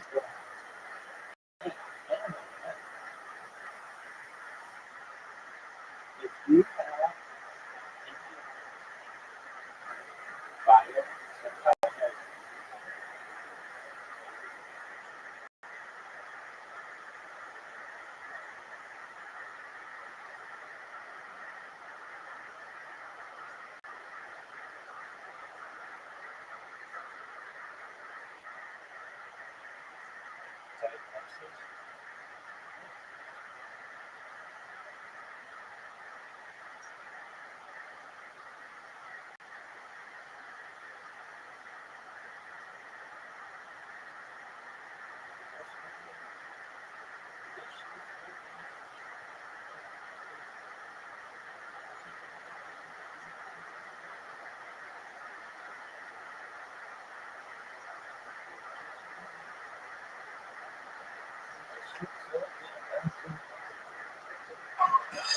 Sean's got that low center of gravity. That's a fucking hip toss. Coach Robinson's hair didn't even move it. I would like to offer you a full-time position at Johnson County Community College. I don't want to move to campus. I'm sorry. Wow. That Can dude's I not. just say, for a moment, I was not in control of the situation at all. And I am a little, as the people say, shook right now. I love it, man. Sean, do you have any other moves? I've been doing jiu-jitsu for a long time, so I know a couple things. I'll bet you if you started by choking him, he'd probably, my guess is that he would survive it and flip it around on you somehow. But I don't want to, we probably. You want to choke me, Jeremiah?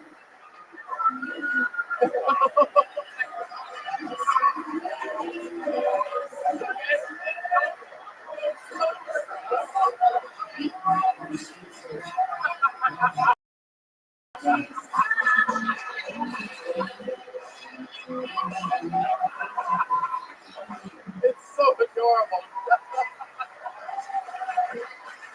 It's so adorable. How, Can I just say, I have never been attracted to another man before. man, Coach Robinson clearly has never in his life thought about choking another man. I don't know if you guys saw that rear naked that he had on you, but double elbows. I liked it, man. Very unorthodox. Okay, I guess nobody really had the angle on it that I had. All right. Well, John, I mean, I'll tell you this. First time ever on stage, by far my favorite interview portion of the night, and probably one of the best sets of the night. Oh, thank you. Congratulations. You've been moving along. There he goes. John D. Pasquale, ladies and gentlemen. Hell yeah, there he goes. Fuck yeah. Come on, guys. He's newly engaged from Philly. What's all happening out there? I thought for sure he was going to take down this table. Like, Yeah, I felt like the Mexican announce table at a WWE event. I'm like, oh wow, this is just gonna completely be flattened by the end of this. All right, let's see what happens with this guy, Mark Sosnowski. Mark Sosnowski. Oh, wow. Here he is. Oh, wow. Throws the hat for some reason. Oh, taking that mic. Wow. No, stop it. He didn't know that it was Jeremiah's mic. It doesn't matter. Here, one more time, good and loud, with a positive energy for Mark Sosnowski. I'm so sorry. I'm so sorry. Dreams do come true. I can't tell you what it's like to be getting the name pulled up here. I'm from Pennsylvania, everybody. Such a pleasure to have Kill Tony here in Philadelphia tonight. My guys can tell I have a man bun, which also happily assumes I'm a musician and I work at a microbrewery and make no money whatsoever. It's okay. Don't worry about it. It's really a pleasure to be here. One of the moments I've noticed about growing up and being a millennial in my age, I'm only 32, but I noticed that, right. But still, when I was a kid, I used to pirate pay-per-view all the time for my parents. I used to be really good with the computers and everything, and I just don't get what it is with people these days. I can't keep up with like the younger generation. Everything about it is just confusing to me. I mean, I look at nowadays, I can't buy socks that don't cover my ankles, and like, I can't think, how am I going to jack off into that for more than one night? Yeah, Mark Sosnowski. All right. I've always wondered what it would be like if Gollum and Eric Clapton made a baby, and I have an answer to that. Oh, yeah. It's one of Eric Clapton's most famous songs. Well, what's the difference between Eric Clapton and a bag of cocaine? I don't want you to finish this joke. No, I don't know. What is it? Clapton didn't let a bag of cocaine fall off the 4th flight of stairs. There you go. I don't think you told it right. It's between a son and a bag of cocaine. That's it. There you go. Yeah. All right. Mark, are you really 32? How are you 32? What have you been doing? Going around telling street jokes like that Eric Clapton one for the last Hit potholes, everything like that. God, Go. what happened, man? What's going on with you? Does everyone in your family look much older than they are? Rough roads. It's not the mileage, it's the highway. See my grandpa. What's going on, Mark? What do you do for work? I'm a musician and I work here. I'm a bass player and a trumpet player. Bass player and a trumpet. Can you mimic with your mouth what you would sound like playing the trumpet? Bow, chicka, wow, wow. All right, exactly. There it is. It's a special, very special, Confusion. special Olympic episode of Kill Tony that we're having here this evening. From Make-A-Wish. So, Mark, let us support yourself just off of your musical abilities. Are you in a band? At one time I was, yeah. Yeah, what's the name of that band? I was in two bands from Philly. I was in a band called Marah and a band called American Babies, and we used to play out of Philly and like do some touring and everything. Is that an American Babies fan I just heard back there?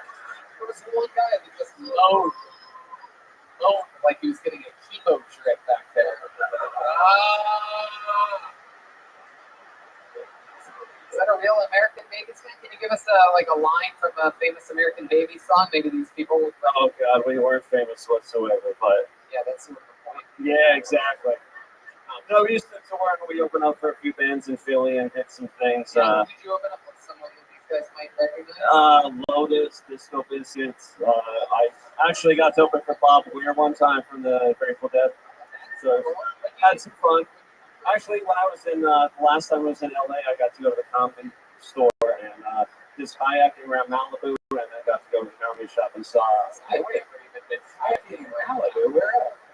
Just like, dude, literally we went kayaking, and I was like, I need to find a yacht with a helicopter on it. And so we called us a day, and we just smoked a few joints and like went like kayaking around. Where the fuck you kayak at? In Malibu? I want to go to the ocean. Dude, no, it was around like the sidewalk.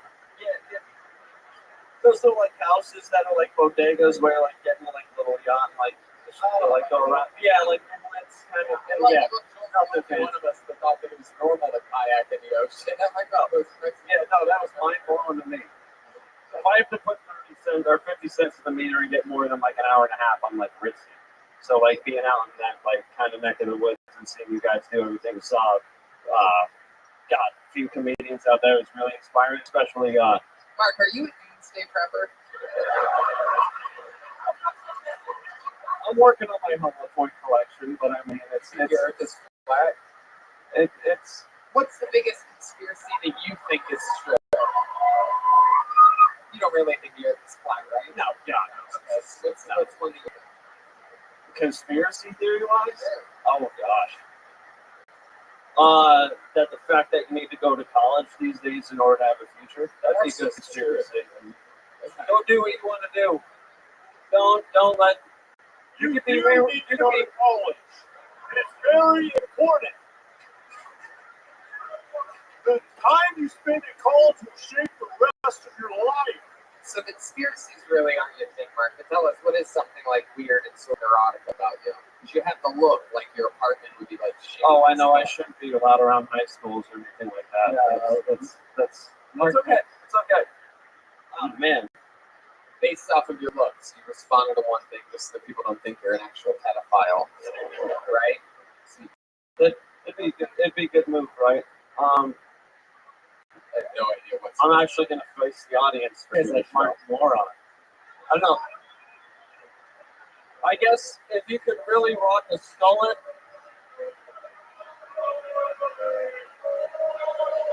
All right.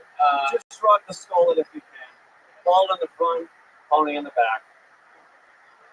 I don't know what's going on. Thanks, guys.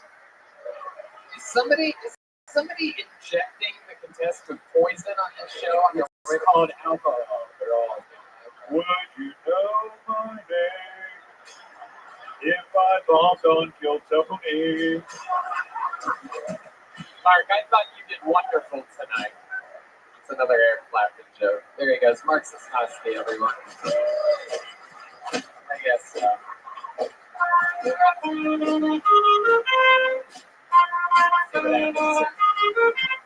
Okay, it's noise for your next comedian.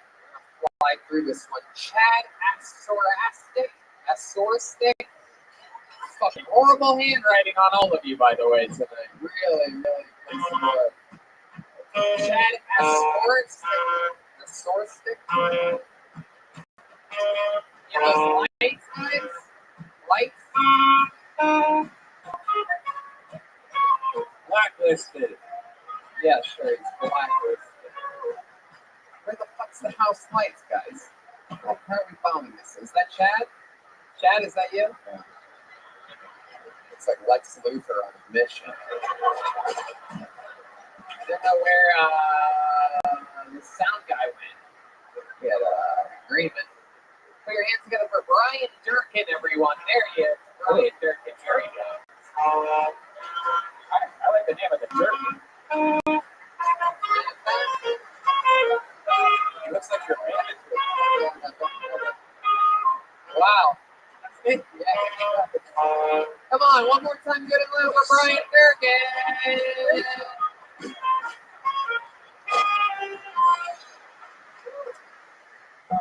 All right, sorry, I catch my breath. I once had a boss say to me, "Hey, Brian, you look like you could be a trans person."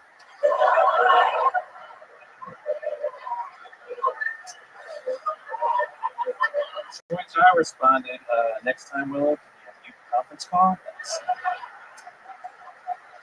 I had a Christian friend of mine describe the death of his grandfather as he graduated to heaven. Well, my grandfather beat cancer twice, so I guess he got held back. It's all right, though. He did eventually graduate, so it's not that big of a deal. It's just a certificate program, so it's all good. I just read that North Korea actually has a new liquor that's hangover free. Yeah, if you drink this, you won't wake up with a hangover. You do wake up in North Korea, so that's not good. Brian Durkin. Hell yeah. Brian, welcome. Thank You you. got to stand up a little while, right? I have, yes. Yeah. How long? like a few years. Oh, awesome. All here in Philly? Yes. Great. You get to be sponsored. Do you aim a lot? Not that much, but like once a month maybe. Yeah, I like the way your bracelet jiggles. Yeah, it's real awful for podcasting. So, Brian, tell us more about you and your life. I do things. Now, I used to work as a digital marketer, but I'm quitting my job tomorrow, actually. Wow, look at that. Yeah. Quitting another job, man. Incredible. I remember when you went from T-Mobile to Sprint. You remember those dark days in Subway, too. Yeah. I remember when he was on that TV show, Free Ride for the Tech Guy. Sure. I get phone numbers a lot. Yeah, that makes sense. Yeah. Next show. There is something, you're like Joe DeRosa if you had my arms. Yeah. What do you do for, well, I guess we have that answer. You in love? You have a boyfriend or girlfriend? Girlfriend. With her? 3 years, 4 years.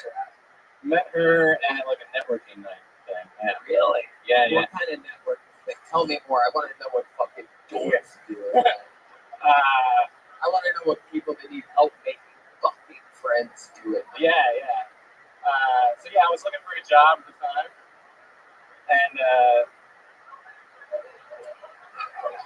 she was looking for new gigs too. She's a graphic designer, and it was funny because I went looking for a job, and I was trying to read how to like be good at networking night. It's like the number one thing you should do is not pick up people, and that's all I left with as a number. Yeah, but it worked out. I'm actually quitting my job. It's on the first. I'm moving to LA because she lives in LA now. Whoa! Look at that. Yeah.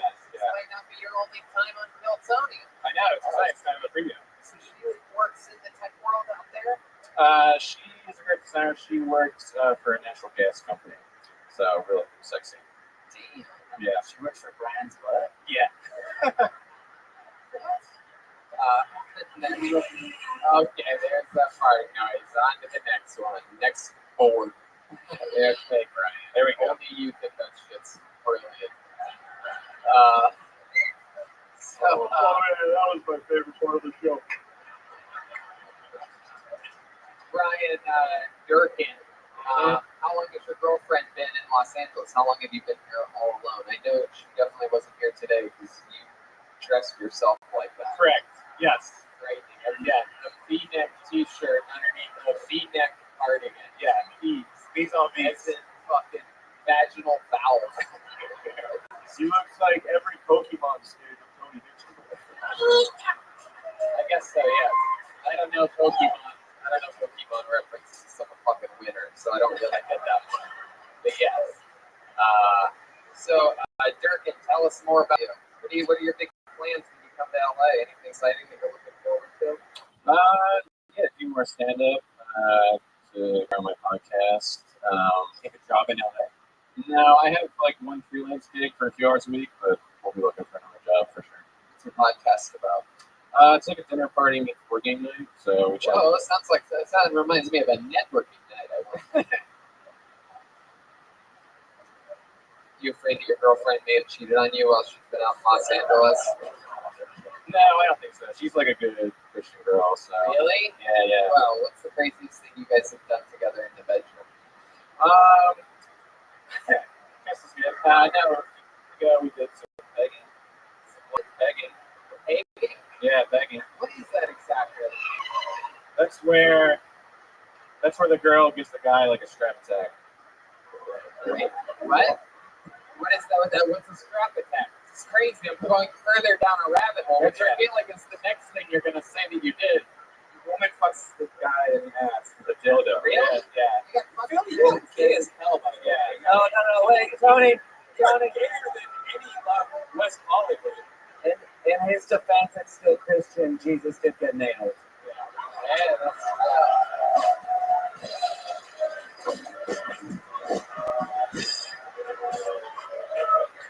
true.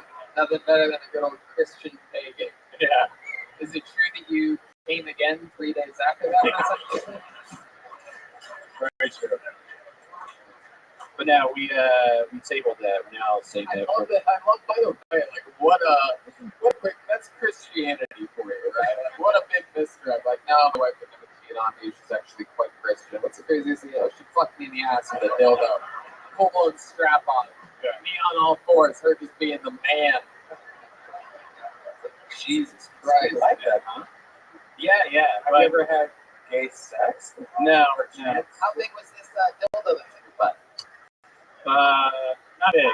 Not that big. No. Really? So they make like little dildos? They make like average sized penis dildos? Yeah, there's like levels to it, I guess. Tony would like to know, how deep is your butt? How deep is your butt? Wow. What's that? Epic. You know, I've been on the massage part. They try to always. Yeah, we know. Yeah. We've heard you before. Every episode of everything you've ever done before in your life. We know you've been to a massage parlor. Have you guys? I know you.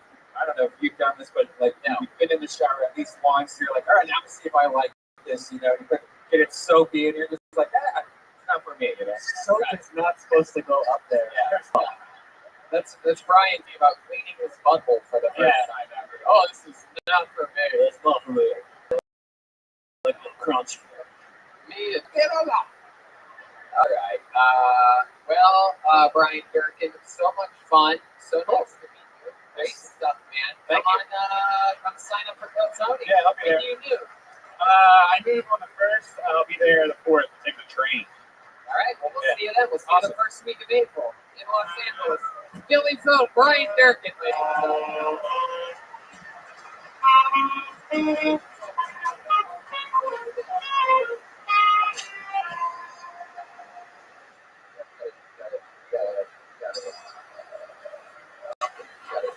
How many of you have tickets to the second show tonight? Huh? Yeah. Yeah. What do you guys think? Back to the bucket one last time, huh? It's up to the fucking destiny. One last one, though. We are going over our heart out. We're going to make it fast. So 60 seconds goes to your final comedian of the night. Nick Beckett, everyone. Nick Beckett. Wow, look at this. This looks like one of your students in Kansas City. There he is, Nick Beckett, everyone. Your final comedian of the night, one more time for Nick Beckett.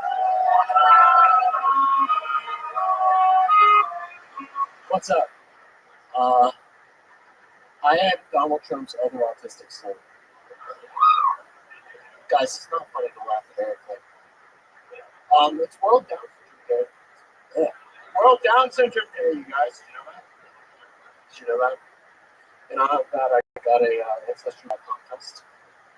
Turns out I have it, guys. I'm one of them. So I'm saying.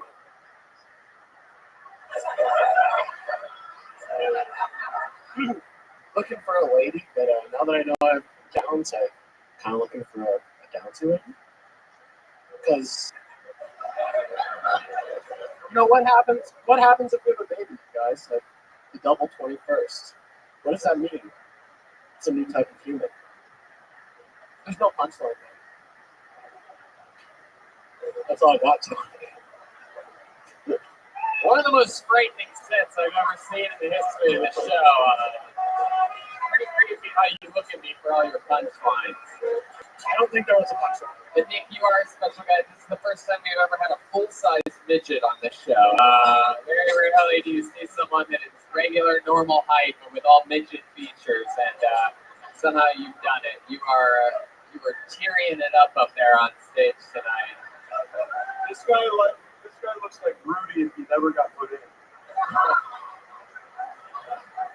Yeah, that's a football coach reference. Yeah. This was your first time doing stand-up? Yeah. Is it something that you've always wanted to do? Since I started watching the show, I guess. How old are you? I'm 22. 22. That's a fucking magical age. And it's a good age, you know. There was a guy out here earlier that was 32 and looked like he was 75. And you already sort of have like a man face for 22, like you're pretty grown up, which is a good thing in stand-up comedy because people don't take kids that seriously. So that's good, and you're starting at just the perfect time. And we're out of time for this show. And I tried to squeeze one more person up here, and it was you. But I want to tell you, 22 is the age that I just so happen to know for a fact many of my favorite comedians started at the age of 22. Me. And I'm positive that there were other comedians that started at 22. So, don't look at tonight as a bad thing. Anything else for Nick, Coach Durkin? Or I mean, Coach Robson? He looks like Robert Pattinson from Twilight if he sucked protein drinks instead of blood. It's true. You have a fat head. There he goes. There goes Nick, everybody. Philadelphia, this was only the first Hiltonian. There's two.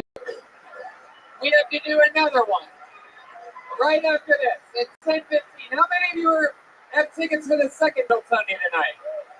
Very exciting. But to the rest of you, hopefully maybe we'll see you on Saturday, or we'll see you when we make our return to Philly, which I'm sure is just a short time away. Thank you for being part of the history, the first ever episode of Hiltonian Philadelphia. Pretty wacky lineup out of the bucket tonight, but we had fun. Make sure you get your Hiltonian posters signed by us after the show. How about another hand for Jeremiah Watkins, everybody? Coach Roy Robinson. He's Jeremiah Watkins. He has a hit podcast called Jeremiah Wonders. He has CDs for sale after the show. And Feminist Stacy. Feminist Stacy t-shirts are in the works right now. That's right. And shout out to David Knowles and Seth Miller for hooking up with the saxophone. I'm excited to meet you guys. We got them a quick shout out earlier. How about one more time for Joel Jimenez, everyone? He's mostly sorry. He's got new Joelberg stickers. We're all going to sign your Ryan J. Ebelt official Philadelphia poster if you get one. We'll see you right outside of here. Thank you guys so much. Brian Redband, everyone. See you guys. Good night. Thank you.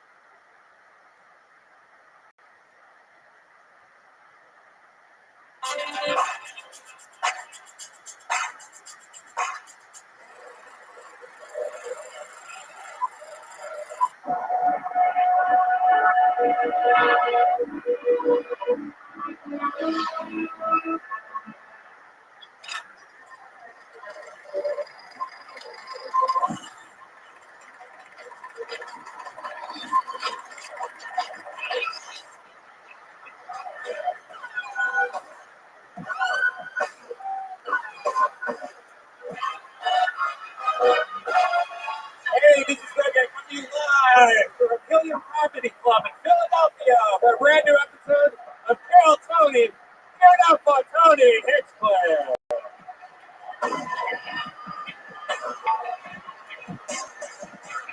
Philadelphia, make some fucking noise!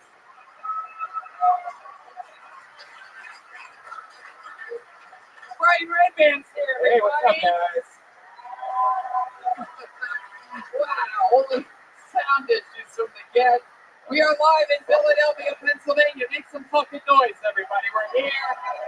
Everything is smooth, easy breezy. You are at the #1 live podcast in the world. Phil Tony, this is Brian Redband. Yikes.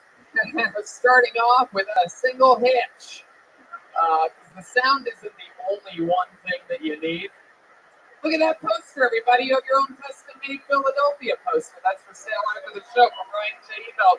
Couldn't make it out here, but he sent only 100 of those along. I think there's only very few left, but we'll sign them for you if you get one after the show. We're live in Philly for only the second time ever. Our first show ever here was just hours ago, and I think you guys might be the ballsy ones because this is the late show, right? This is ridiculous. Little turns out we had all the grandmas and the grandpas in the first show. Yeah. This looks like somewhat of a Hitler crowd, I'd say. But Jeremiah didn't get flipped. That was crazy. So we got to take him up and flip him. Just gonna have to watch it on YouTube this week. Yeah. Gonna have to catch you up. Heck yeah, You guys find out about this show from listening to us mention it on the podcast, Kill Tony?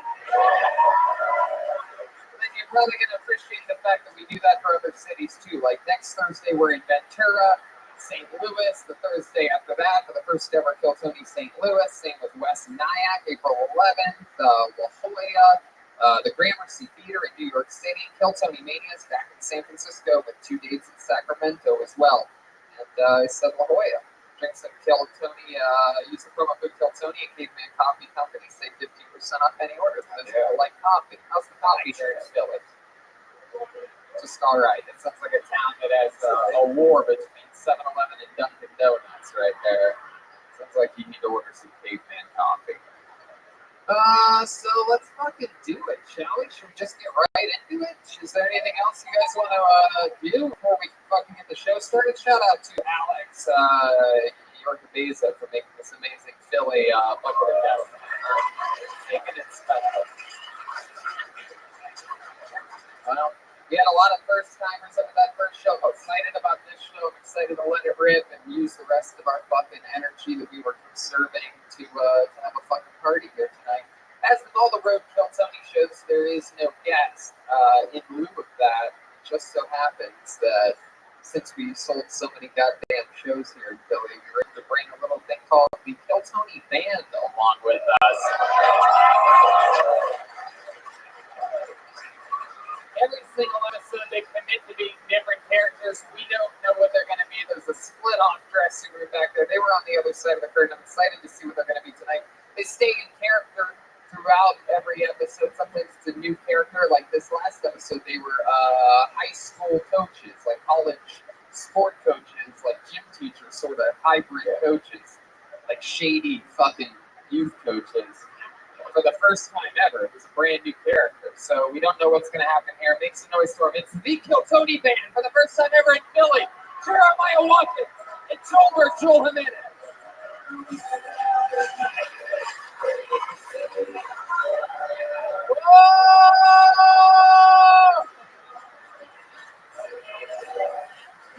We've seen these guys before. 80s comedians. Wow. Am I right? Do I remember that correctly? You got it. Heck yeah, Jeremiah is obsessed with that door being open or closed. I know. What the hell was that? He left it open while we were checking it out. No big deal. Let's just call it the powder room. Oh, I see. So we've had you guys on the show before. You're 80s comedians. Oh, right? yeah, Cody. Yeah. I grew up in a very rural household, guys. I had a digital Bible growing up, a Sega Genesis. Guys, come on, what are we doing?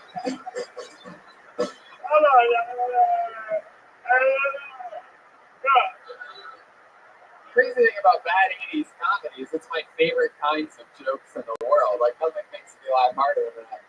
So we have, what's your name again, 80s comedian? Can you remind me? Sippy. Wow. Sippy. I'm going to write that down. And clearly back here we have, wow, Jesus Christ. I don't that, wow. It's Philip. That's it? Just Philip? That was Wanda Sykes over there. I know her, actually. God. Wow. You keep rubbing your nose, Philip. Great 80s comedy name, by the way. Philip.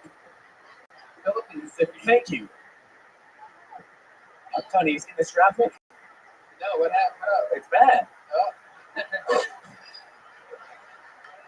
Wow, Philip is on fire already here tonight. Don't get me started about my mother. Why? What about her? Oh, she is the worst. Yeah, I took out the trash the other day, and it ended up being my mother-in-law. all right.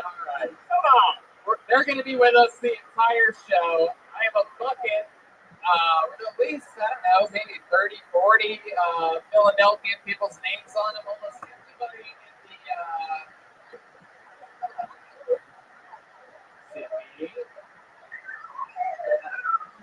almost everybody in the first show that signed up, that got up, it was pretty much all of their first times. There was one guy that I think has been doing it for a little bit longer than that.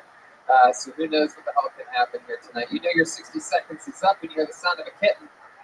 Wrap it up then, or else you're going to bring out the angry neighborhood. What's it? Neighborhood bear. The gayest bear in Philadelphia. Hell yeah. Absolutely.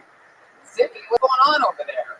Get my sheet music ready. Uh-oh. These guys are out of control.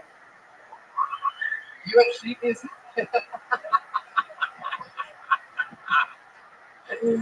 All right. It's so fun. You guys ready to start this fucking thing or what? It's still Tony live from Philadelphia. We have 80s comedians here. The only way you can even see 80s comedians anymore is by seeing them here. Are you okay? Carnival Cruise Lines. Is Zippy doing the fucking mannequin challenge right now? Assuming that this is true. All right, here we go. Wow. Actually, this guy went up in the first show. And I believe this is the fucking guy that, maybe. He's that guy that's been in the Los Angeles and actually did pretty decent. Oh, okay. Wow, this is crazy. He signed up for both shows. He's a lucky motherfucker. He was on the first show. Make some noise for Brian Durkin, everybody. Wow. Wow.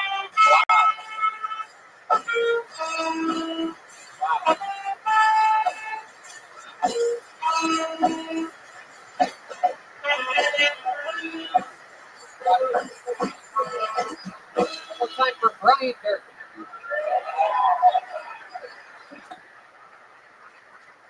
I'm in a relationship with a woman, and she's very nice. She's actually too nice.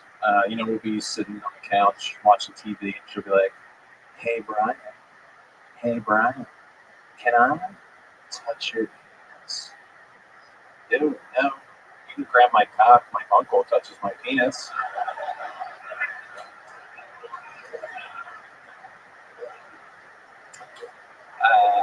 I don't know. I'm not one to talk really. I grew up pretty ignorant. I was 19 when I realized the vagina and butthole were separate things. Yeah, apparently one's for fucking, the other one's for peeing. So.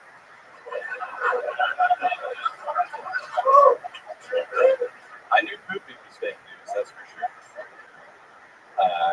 Alcoholism runs in my family, but that didn't deter me from drinking when I was younger. But in all fairness, Coors Light did make me better at hopscotch stuff.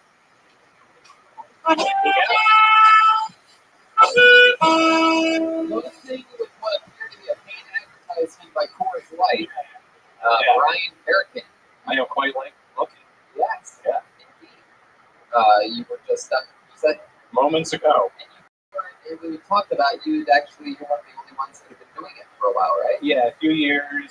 Moving to LA in about a week. Yeah.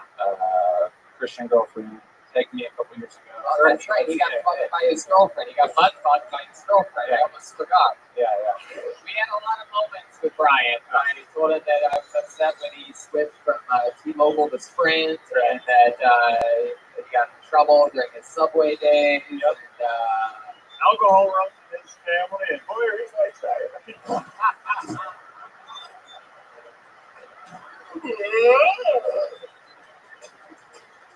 And the last thing I told you during that last episode was that you said you're moving to LA, what, April 4th or April 1st? April 1st, I'm taking the train, so I arrived April 4th. Wow, look at you. Yes. My God.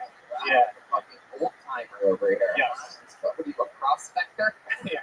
Taking the train West where the gold is. It's my prospector impression. For those of you wondering. You sure that ticket you bought for the first is it just an April Fool's joke? So,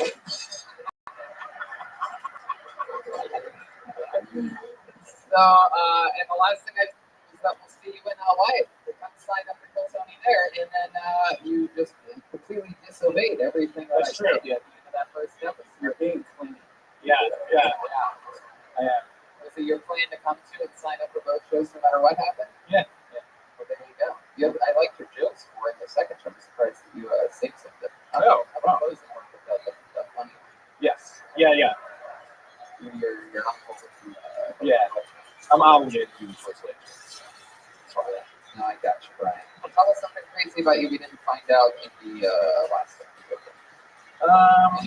Last time we found out that you had your girlfriend, very Christian-like lady, he called her, and then I asked him what the craziest thing she's done over in the bedroom is, and she put a strap on her butt plug. Yes. So we made a bunch of jokes there too about other things. Yeah. It's weird. It's like a Tarantino film, and we're not supposed to be in this part right now. But I heard you're moving to LA because you're a fan of the Rams. yeah. Because you got butt. Zippy just put his finger in your butt? No, my whole head. The whole head. All right, Brian. Well, I told you we'll see you in LA, and I'll say it again. Let's just keep this thing moving on. There's Brian Durkin. We have fun with Brian. Believe that anyway. Piece of shit. Jesus Christ, this fucking guy. Thank you, Zippy.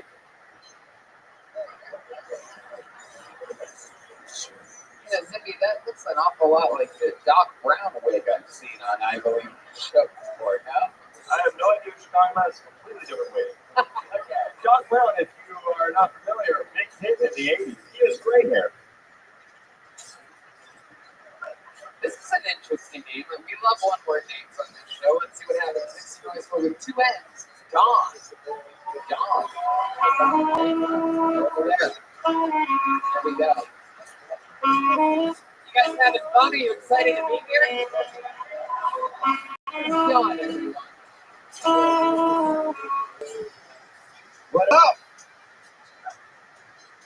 My name is Don. I work at corporate America. It's terrible.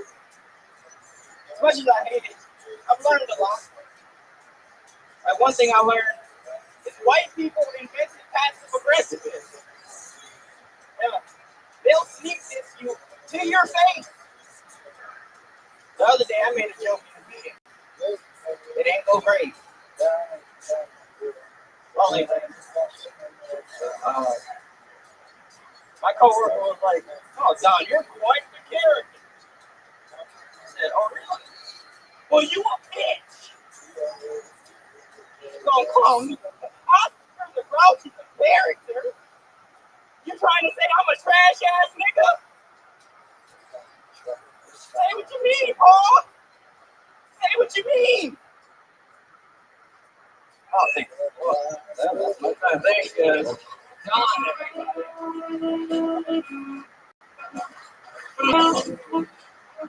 Welcome, Walls. How's it going? Fantastic. Feel good? Great.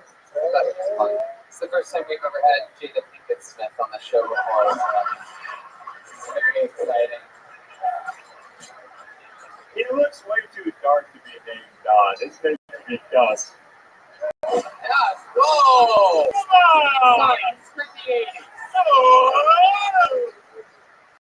Sorry, John, it's from the 80s. It's a different time back then. Alright, I'll bring us back to the present. Are you what black people are like out here?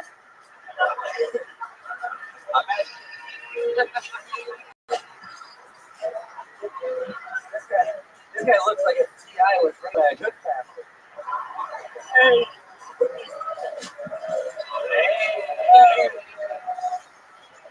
He looks like T.I. in IT. Wow. Punching up his own jokes over here, this fucking guy. Woo! Hot damn, diggity damn. It's the real deal. So John, how long have you been doing stand-up for?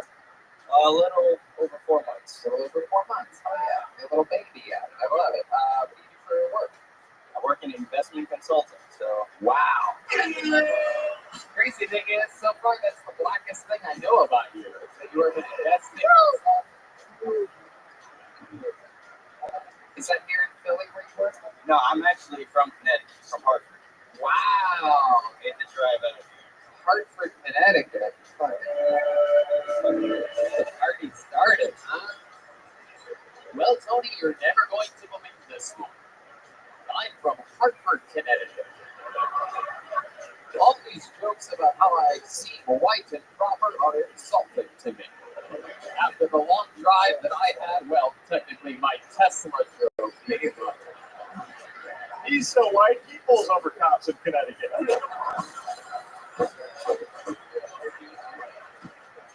Investment firm, Hartford, Connecticut. I love it. Damn. Wow. What are your parents like? How'd you end up so fucking perfect?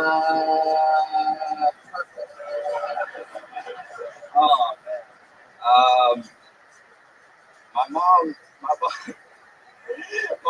actually smokes crack. So yeah. Okay, he's black. Yeah. Wow. Yeah. Wow. Did she smoke crack regularly? Oh, Yeah. Pretty. She does heroin too. heroin. Oh yeah. Did she do that when you were like she was pregnant? Yeah. A little bit. So you're confident. Yeah. 100%. Wow, look at you, a Hartford, Connecticut crack baby. Being in, And I always thought they said black don't crack. Okay.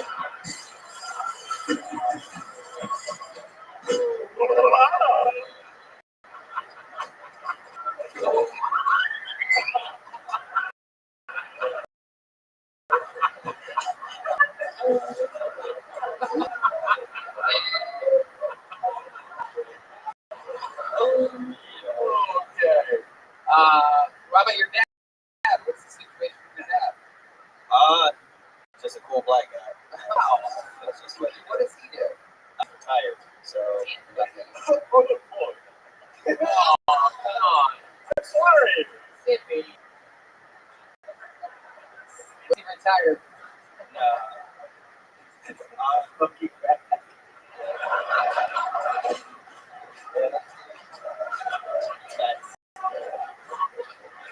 No, that's fair. What did he do? You don't want to talk about it? No, I don't know. He did random shit. He used to be a pimp for a little while. Him? Yeah, that's real. What did your mom have a job? Is she on the streets? She was. Yeah, but I mean, Nurse Jackie was on a bunch of pills, but she was still a nurse. I don't know. What do you want me to say? Does she have it together at all? I'm a Nurse Jackie fan there, you know. No, my mom used to do home care assistant, like taking care of old. Oh, Nurse Jackie.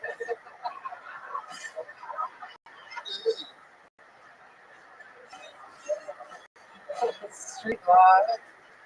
All right. Well, do you live by yourself? No, I have two roommates. Two roommates. They all investment consultants as well. No, one's in school, one works for ESPN. How old are you? 23.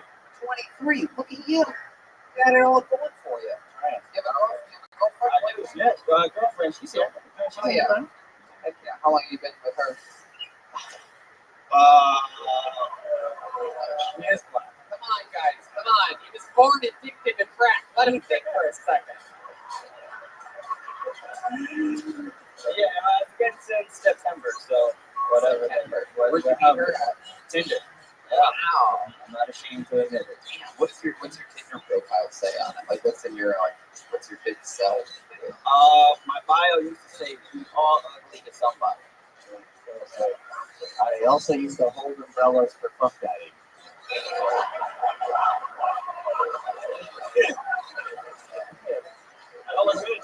Given it's taken our dive. I don't know. All right, bye.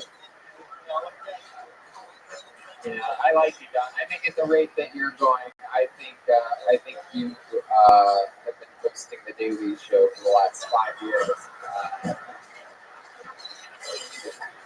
Anyway, there he is, the first comedian of the night, Don. Everybody. Yeah, it's not really funny, right? That's the truth. So soon, first time, right? This is like a recap of the first show. Yeah, it's like yeah. Here's Don. I bet he has a hot girlfriend. I'd be surprised if she has like a really ugly. He's funny too. For 4 months. Yeah, I bet you were an '80s comedian. What the fuck are you talking about? Who this nice guy is right there? Okay, hold on. Ooh! Sometimes it wears out. Oh, I wonder what you did behind that jacket. Oh, here's another one-word name. You guys like one-word name too? Make some noise for Marco, everyone. Marco.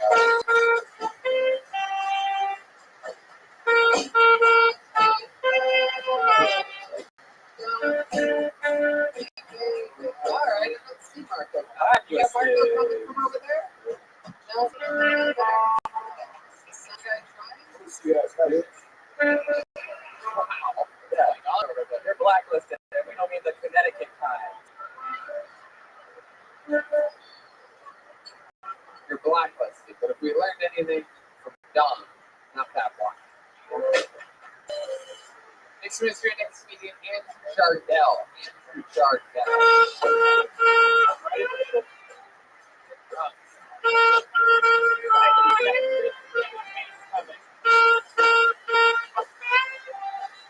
One more time for Andrew Jardell. What's Philadelphia? How's it going? Okay. So I'm about to turn 31, which means I remember a time when I could get my porn before the internet. Anyone get porn before the internet? It's pretty much me hanging outside of Sunoco, begging older guys to buy me porn, which, if you're going to buy a child pornography, which the A in that sentence is doing a lot of work. If you're going to buy a child pornography, buy something a little more, like full penetration, Asian. Don't buy the one I got, which was a foot fetish magazine. I didn't realize at the time until I was older that everyone was food in their mouth, which like really screwed up my perspective of how important the foot is to reproduction. It was like I remember the first time I was with a girl, she was like, "Do you have protection?" I was like, "Well, I'm wearing socks."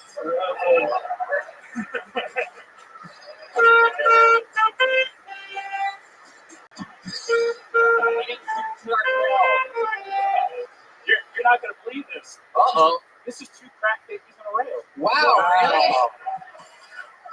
Oh my God. Because I'm proud to be an American. Wow, we hit the crack baby lottery here in beautiful Philadelphia. You should be proud of yourself, Billy. First 2 admitted crack babies ever in the history of the show got back in Philadelphia. I mean, if that Benjamin Franklin had it all figured out. It makes sense. There is a crack in the Liberty Bell. Did you have problems breathing on your own? Your baby? Whatever that was. Yeah, where like there's like seriously a crack baby? Like Yeah. My old brother. were you seriously? No, seriously, yeah. I believe you. I can see it. You look like Makes funny kids. if one of the kids from Home Improvement was a crack baby. Yeah. You look like if the mom from Home Improvement fucked Al one night stand. Like one of like the good looking. You're not one of like the Tim Allen kids. You know what I mean? I'm just like them, except I wasn't molested. Were you really molested? No, I wasn't molested. Oh, I was gonna say you got the if you're a crack baby and you've been molested, you just won Philadelphia bingo. Wow, never been molested. Molester, I heard. But still time. The night is young. Right. Andrew, how old are you? I'm about to turn 31. 31 years old. How long have you been the captain of the high school football team? I've never played a game of football in my life. I know. I believe it. Now, everything about you is you seem very white to me. Are you from here in the middle of Philadelphia? Born and raised. Yeah. Yep. What ethnicity are your parents? Super European? I think they're both American. When you say you're a crack baby too, you're talking about your mom? My mom's American. Is she still smoke crack?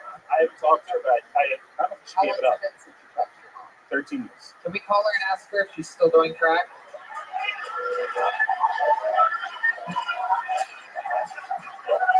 I mean, If you guys want to write 13 years of no talking,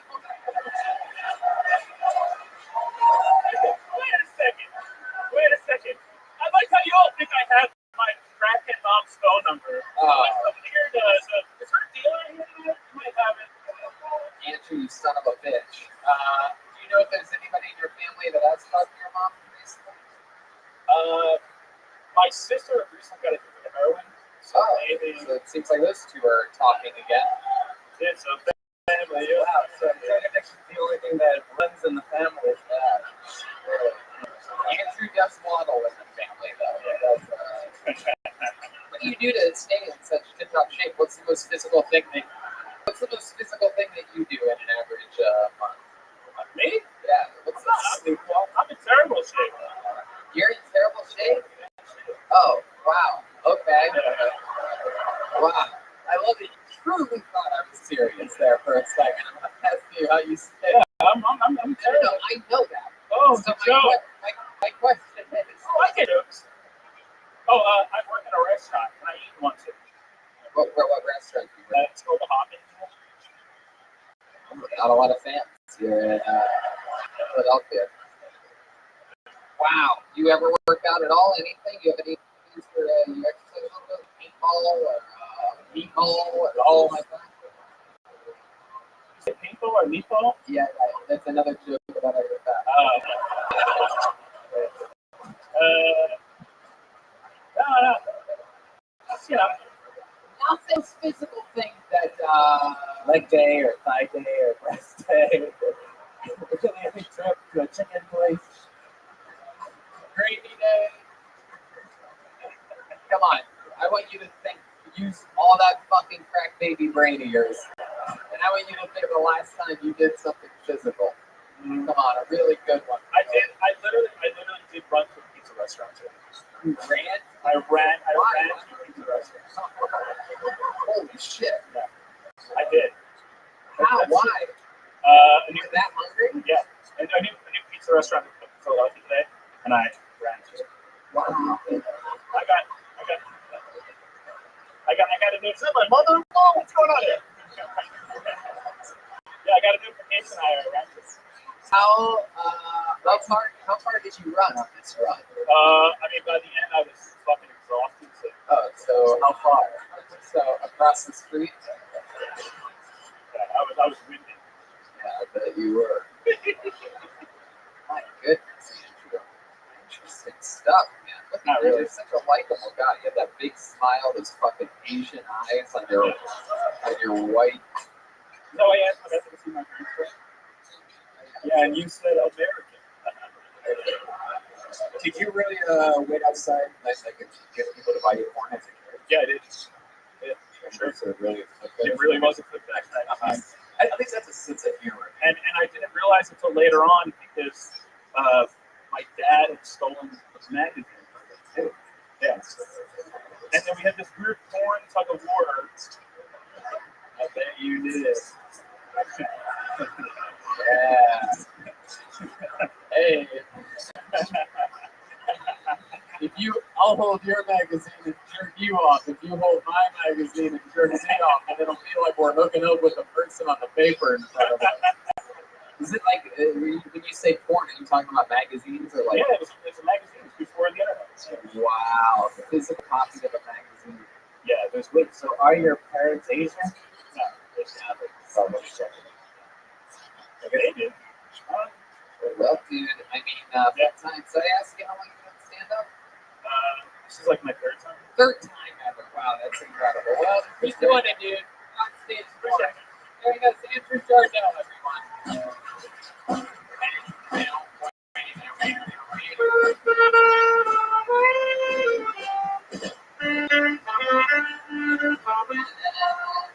I can already tell this show's better so far. Like the talent that's coming out. Yeah, it's fun. Big smooth for next meeting. Dylan Morris, everyone. Dylan.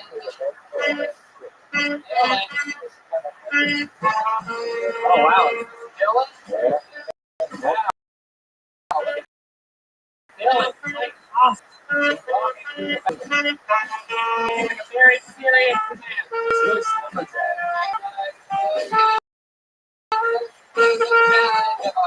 Dylan Morris.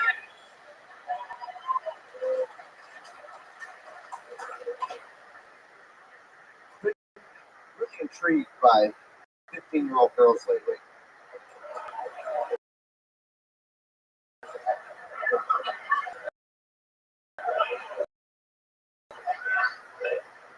two daughters. They're 4 and 5 years old with my wife back there. So soon, I'll have my own.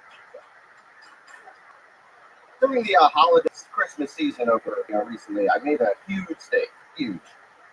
I got really, really stoned and went into Sephora. Really weird energy in that place. Really intense. Like there's girls comparing shades on their wrists and really intensely looking at these things, and I felt so weird. I just wanted to be like, stop, everybody, stop. You're all gross. There's nothing you can do. Just stop.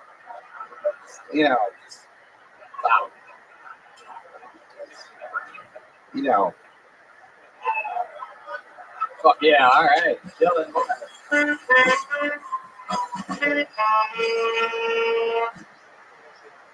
Hello, Dylan Morris, let's talk about it. So, you have a 3-year-old and a 5-year-old, right? Something like that. Daughters? 4 and 5. 4 and 5. And so the joke when you say, would you say intrigued by 14-year-olds, 15-year-olds? Lately, I've been intrigued by 15-year-old girls. Right. Long pause. Right, definitely a long pause. Yeah, I can tell. That maybe there's a little nuance there to get And that like right. the explanation, that part was supposed to explain it. Like, because I have a 4 and a 5-year-old, so they're going to one day be 14. Like that. It's all right. It's all right. Okay. I was trying to bring the heat. You know what I mean? I love it. You definitely brought the beat. I don't know if you brought the beat. So Dylan, let's talk about it. First time doing stand-up? Yes, sir. Oh, yeah. Give him a hand, everybody. The ghost of the first time stand-up comedy. Thank you. Congratulations to you. Thank you. I love you as the clown in The Devil's Rejects. You were great today. Hell yeah. Dylan, you seem like a real, Philadelphia, tough guy. I mean, you went in Sephora, you looked at all those women, all the chicks inside, and you thought, dude, that's what they don't do. You sure you were at Sephora and not Ari?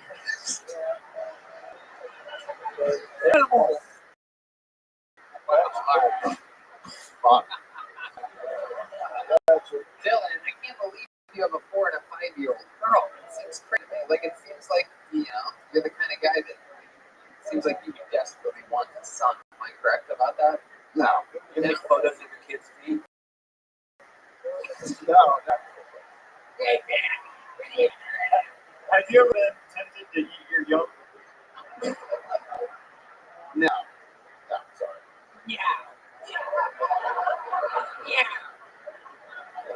Dylan, what do you do for work? I'm a line cook. You're a Restaurant. line cook. Yeah. Fucking love that. Yeah. You've done that your whole life? No, just for a year. I love lions. How old are you? 29. 29. You've been a line cook for 1 year. What did you do before that? For 4 years, I worked at a large residential facility for special needs people. Did you really work there? Yes. Yes. Security's decent for 4 years. Security's pretty decent. Where I come from, we call that a retard center, but I don't know. That's Oh, no, that was the 80s. how you go about it. It's from the 80s. I'm sorry, Dylan. It's from the 80s. Wow. So I can't believe you have a 4 and a 5-year-old. That's crazy to me. So that's it? Those are the only 2 kids you've ever had? Yes. Yes. You still with the baby mama? Just right over on that wall. Right over there. Oh, that's great. I see her with a 4-year-old and a 5-year-old in a 21 and over establishment. Now, where are the kids at? They're just at the moment. Her. Oh, Ooh, what's your least favorite thing about her mom? Oh. Don't try to be funny. Just tell us the truth. Your wife will appreciate it if you're honest. Hey, I mean, she can be a little stubborn. I ask for the truth, and you give me that, Dylan. Honestly, I have it pretty great with my mother-in-law. Really, Yeah, I don't you couldn't have any jokes. You really could. Oh, really? She pegs me. You don't you think Zippy would have jokes about your wife? She's really cool. Yeah. Show me a picture. Uh-oh. So, what else? What do you do for fun now that you have a 4-year-old and a 5-year-old? It seems like it'd be hard to even do it. It's a small window of fun. Right. Still. No, you can't do that. As soon as he said it's a small window, you know he can't get into that. It's good when they can hear. So Dylan, so what is it? What are the couple things that you can spend? You seem like you spent some dark web or something. Yeah.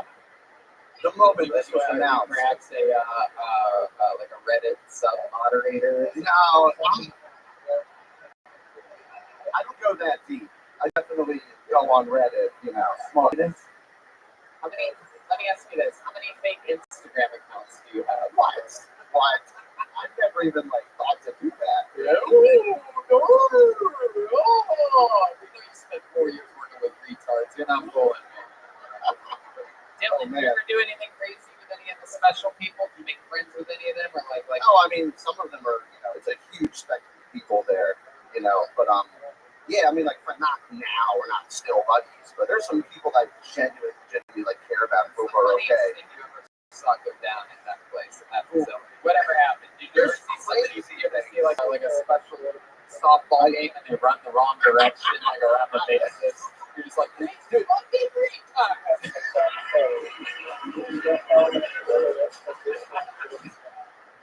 Dude, I've definitely seen it all. It's even hard to pinpoint stuff. I've seen an angry kid throw a 50-gallon fish tank on the floor and just be like, all of us. Also the behaviorally challenged, bad, trouble kids there as well. Wow. Oh, that's What was he mad at? Do you remember what he was mad at? It's tough, Cooking at the park facility. My job involved. I worked in the large kitchen as a food delivery driver, and I worked. They're trying to create a program where it was a cafe, and you'd come in, the kids work there. That's always a bad idea. It was always a bad idea. Was that your idea? It was not. Hey, the wild ones where we don't gotta pay them. You're right. They made it a wage, and it was terrible. But it was just bothering on all the food and I stuff. was kind of good. I really had to make sure everything was okay. It was tough.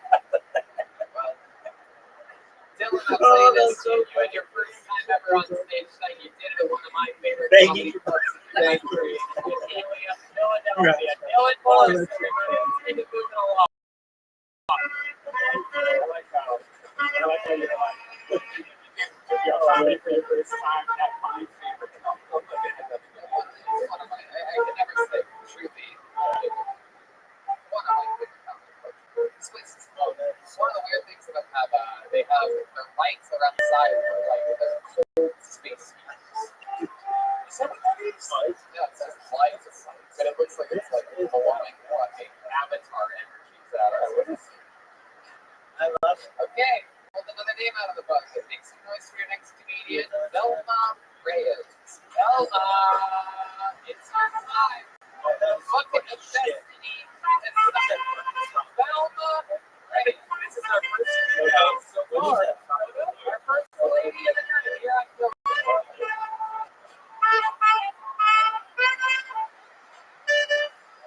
Anytime. Oh, man, that is I'm so excited about this. Make some noise for Velma Reyes.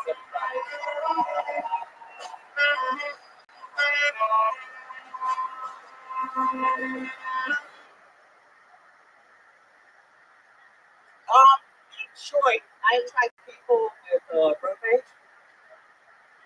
And when my kids were small, I was stuck in traffic. It was back cars, both sides, parked up.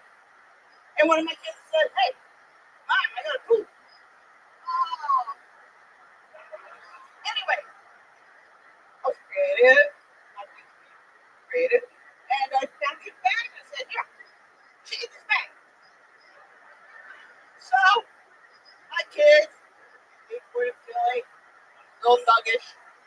Yeah, he's sitting in that bag. So we're sitting in traffic back to back. Everybody's tight. And I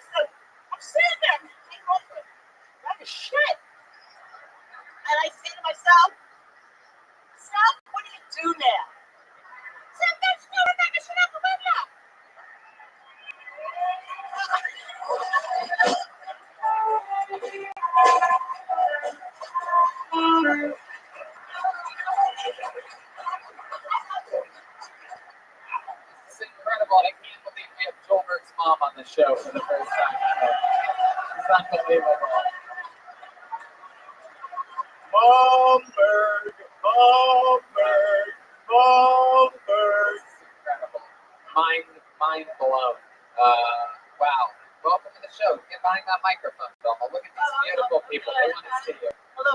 Velma, how long have you done stand-up comedy for? This is my first time. First time ever.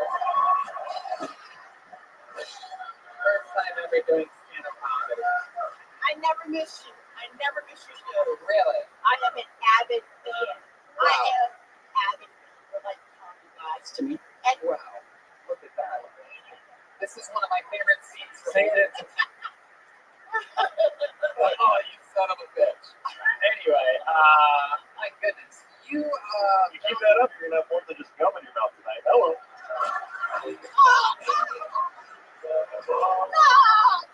you stole my line.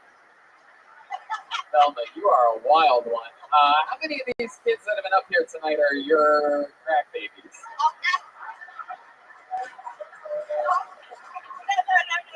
That's funny. That's really funny. It is true. Velma and Bell reminds me of three of my favorite scenes from the Requiem for a Dream. Incredible. If you're wondering, if you're listening to the podcast, Velma looks like if Rosie Perez got stuck on that island that Tom Hanks got stuck on talking to a volleyball. So Velma, this is so cool. Your first time ever doing it. Mind me asking how old you are? Oh, not at all. I'm going to be 60 in April. 60 years old. That is so fucking cool. Yeah.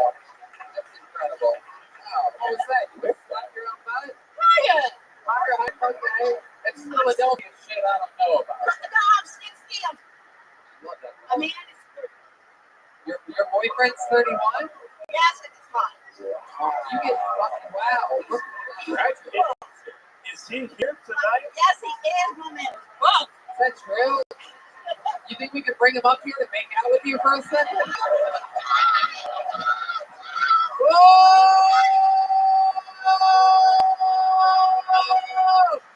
No hesitation whatsoever. This guy's right into the space right now. This place is chaos.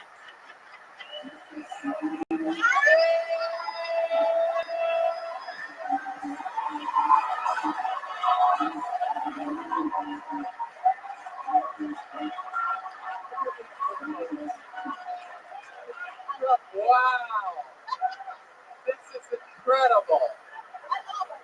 Oh my God. Whatever's going on here, this is like the reverse of whatever Michael Jackson did to those kids. Unbelievable. I watched the whole documentary about you two. No, actually, he told me to grow up. Wow, that is so cool. How long have you two been fucking? Well, I just waited to the 21st. Oh, you crazy. I'm not lying. I swear. Is that really true? We've been together in April 11 years. 11 years? Wait a second. Hold on a second. Hold on. Oh. So you were 20. That makes you what? 40? 48. 48. Yes, and it was so romantic. Oh my God. He's a really romantic guy. This is unbelievable. Tony, even in the 80s, this wasn't legal.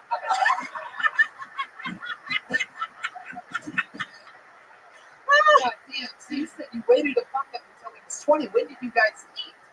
We met at a New Year's Eve party. It's really funny. What year was that? Oh my God, now he always born in 18. What is it? 1870? No, something like that. No, we met. What year was it? It was like 11 years ago. What grade was it?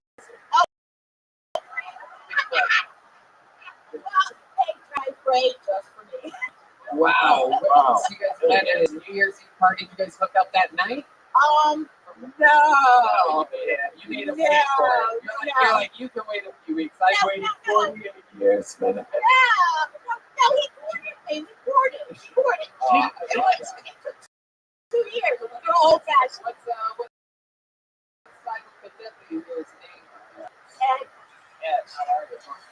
He's all big, no voice.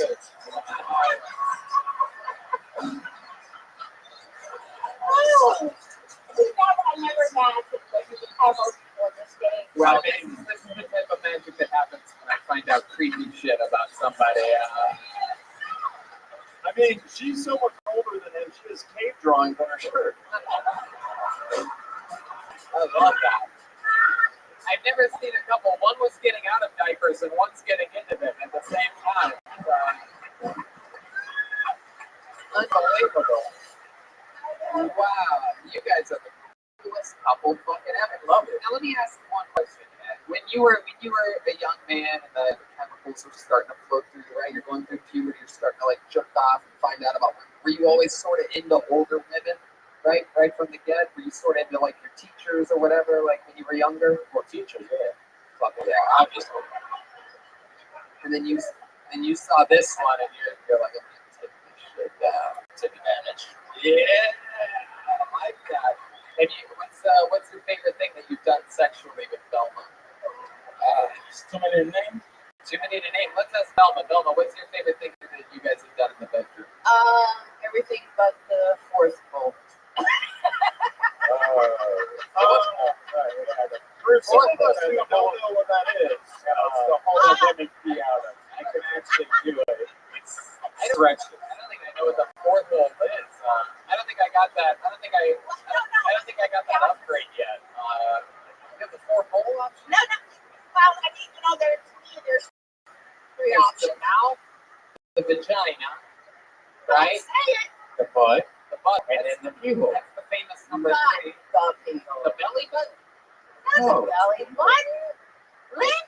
The ears? It's not the Got people. a hole on the side of the fucker. Nobody puts it in the pupil. What's the fourth hole? No. That's out. That's Really me. a thing that people say. it's trying to No, say but do that. Oh my god. it's gross. It's gross.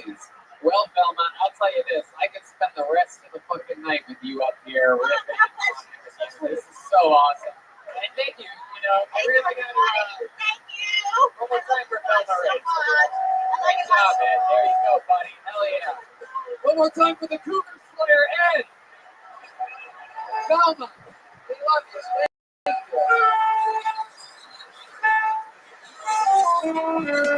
Take note from Velma that if she got up here, she knows the show, she did jokes, but she knows that the funniest part of the show is being honest about the stuff that most of you would probably be insecure about. And she fucking made it entertaining for us for 6-7 minutes by talking about how she's not in this stuff. Have you ever been with an older woman, Tony?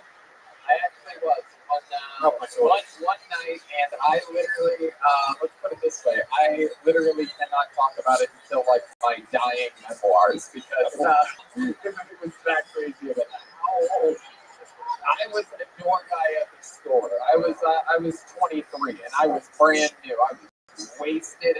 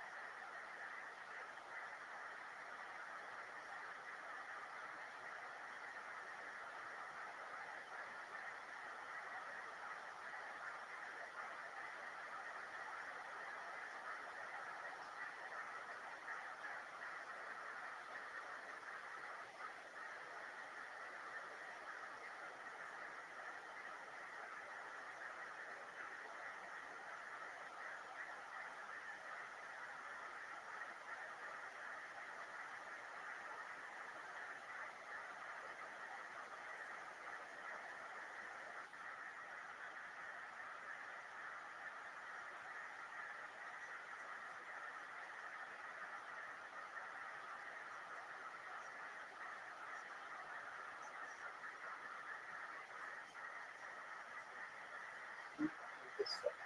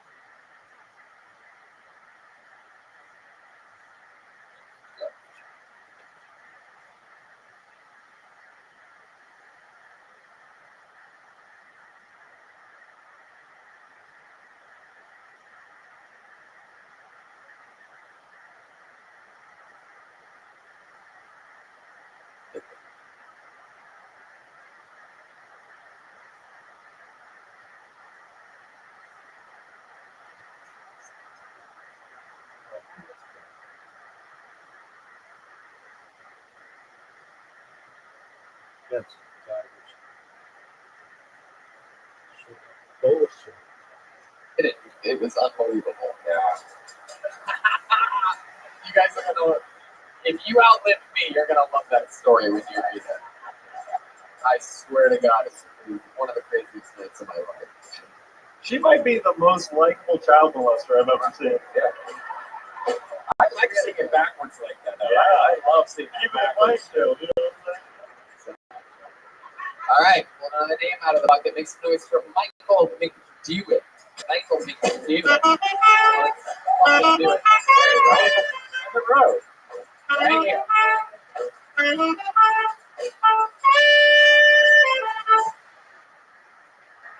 Hi, Stone. Welcome to Philly. Home of cheesesteaks, Rocky, and horrible heroin epidemic. So, heroin's a real problem in Philadelphia, unless you like it slow and at a discount.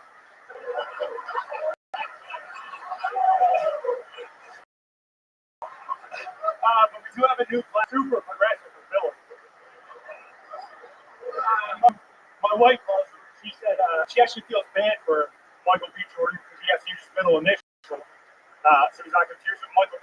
I said, relax. It's not like his name is Jeffrey F. Dahmer. I mean, Michael B.'s been killing since Wire. Where's Jeffrey F. Who's trying to get a face-to-face interview at Walmart?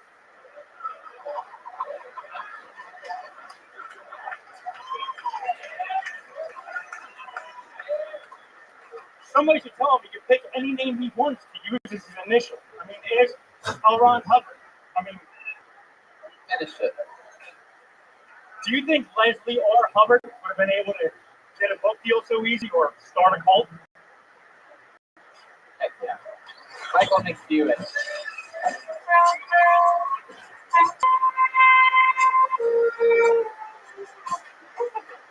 Look at this guy. It's like a Wahlberg brother. Billy. How's it going, guys? How are you, buddy? I'm good. I'm First good. time doing stand-up comedy, right? First time ever. First time ever. The goat of the first timer. So, wow, how old are you? I am 37. 37. And what do you do for work? I'm a plumber for SEPTA, the local train. Plumber for what? SEPTA, it's the buses and the trains, the local buses and trains. No, if somebody asks that, I would just say I'm a plumber. Plumber. I'm a plumber. Yeah. Because once you say I'm a plumber for buses and trains, people are like, what, shitting on buses and trains? Like, that seems like the worst kind of plumber. It's like when you're on the go, you gotta go. Anyway, do you find a lot of weird, like, do people with flushings, like needles and shit like that? Oh, Is that a big constant problem? Yeah, full maxi pads, diapers. What's the worst thing you've ever found in a flushed plumbing system? And you look like you've seen a lot of shit. A raccoon? Yeah. Fetus. Oh, what? Yeah, that's awesome. What? Did you Instagram story it? No way. Is this true? Fucking way. You put a filter on it to make it look like a dog? Alright, come on. Come on, Red Band. Red Band. We can do this tonight. Did you put a dog filter in that picture? You kicked it to make it look in its mouth. So alright. Oh my god.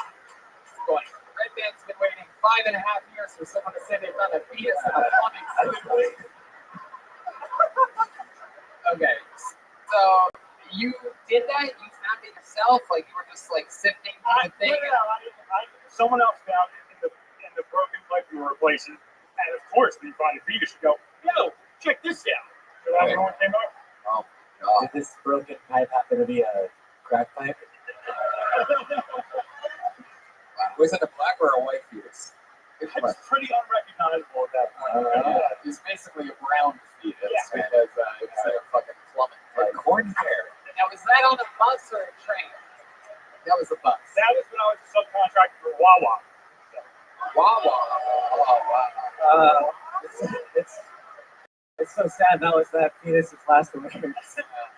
Boo boo Wawa. Wow. So, Michael, what else? Do you have a girlfriend? You seem like a douchebag. Yeah. No, I'm married, so I started. Really? How long have you been married for? 8 years. So you married the fetus that you found, didn't you? Where'd you meet your wife at? Smashed at a bar. What? Out drinking at a bar.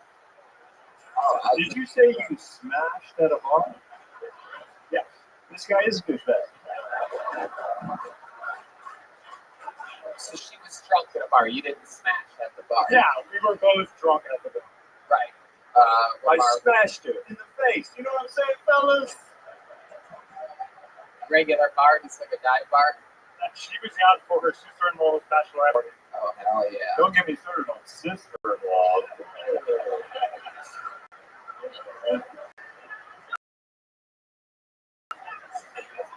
You guys think? No, we did not hook up that first time. Not at all. You didn't even make We did out. a make out session on the street, but that was about it. I didn't love to, but I just flushed the fetus.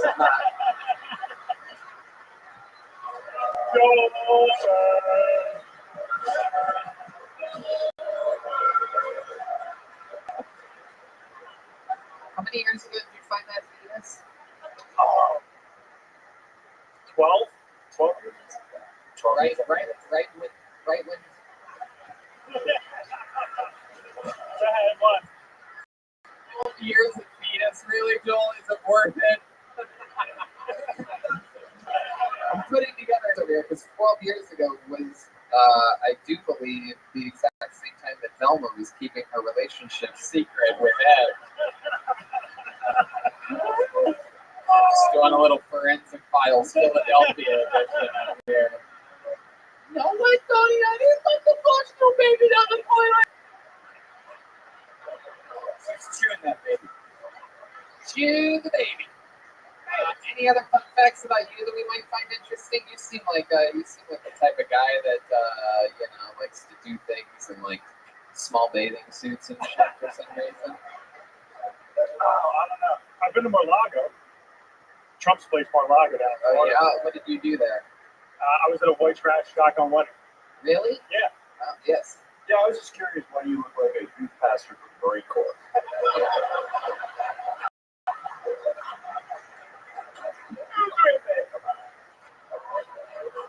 You just went to a wedding there? Yeah. That's it? That was it.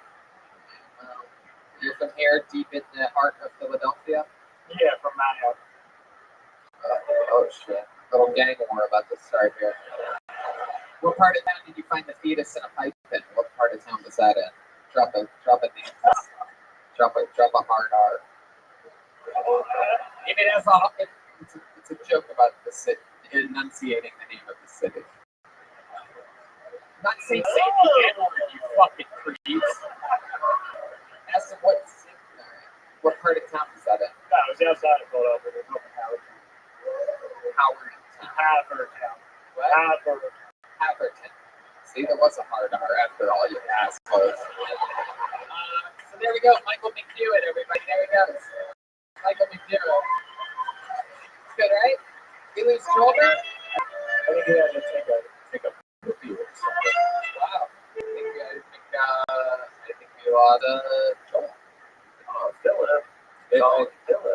I think I had Jack and Diet, wherever the waiters. Can I get a restraining order from my mother-in-law? Come on. There he is. He's back. How's it going over here? What were you doing back there? I had to flush a fetus. Oh. All right, you guys having fun out there? How you doing, show 2?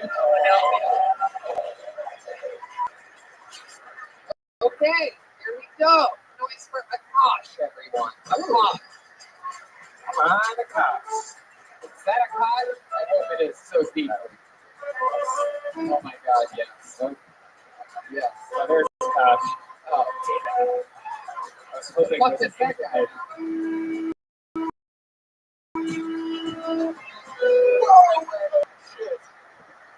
What the fuck is up? That's right there. All right, welcome to Philadelphia, Tony. All right, I don't know. All right. I love Philly though. Philly's cool. It's kind of like me, brown, but like sounds like this, contradictory. I don't know. I don't know. Yeah, Philly city full of contradictions. A lot of blue folk, but also a lot of people that aren't so blue. Like I don't know. I feel like Philly's at the moment like working class racism. where we got like a statue of Rizzo, but also our mayor's like Mayor Kenny, where it looks like I feel like Rizzo would have made fun of Kenny in like high school. And like I don't know. But yeah, but walking contradiction, man. I like that. I feel like school. I don't really know where to go from here. Honestly, I feel like a deer in fucking headlights. But shout out to fucking Kill Tony. I've been messaging this guy like all night. That's me, I'm a watcher that keeps messaging this guy.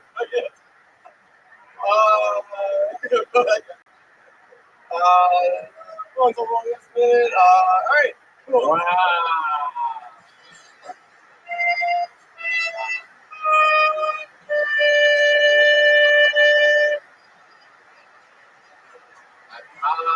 Akash.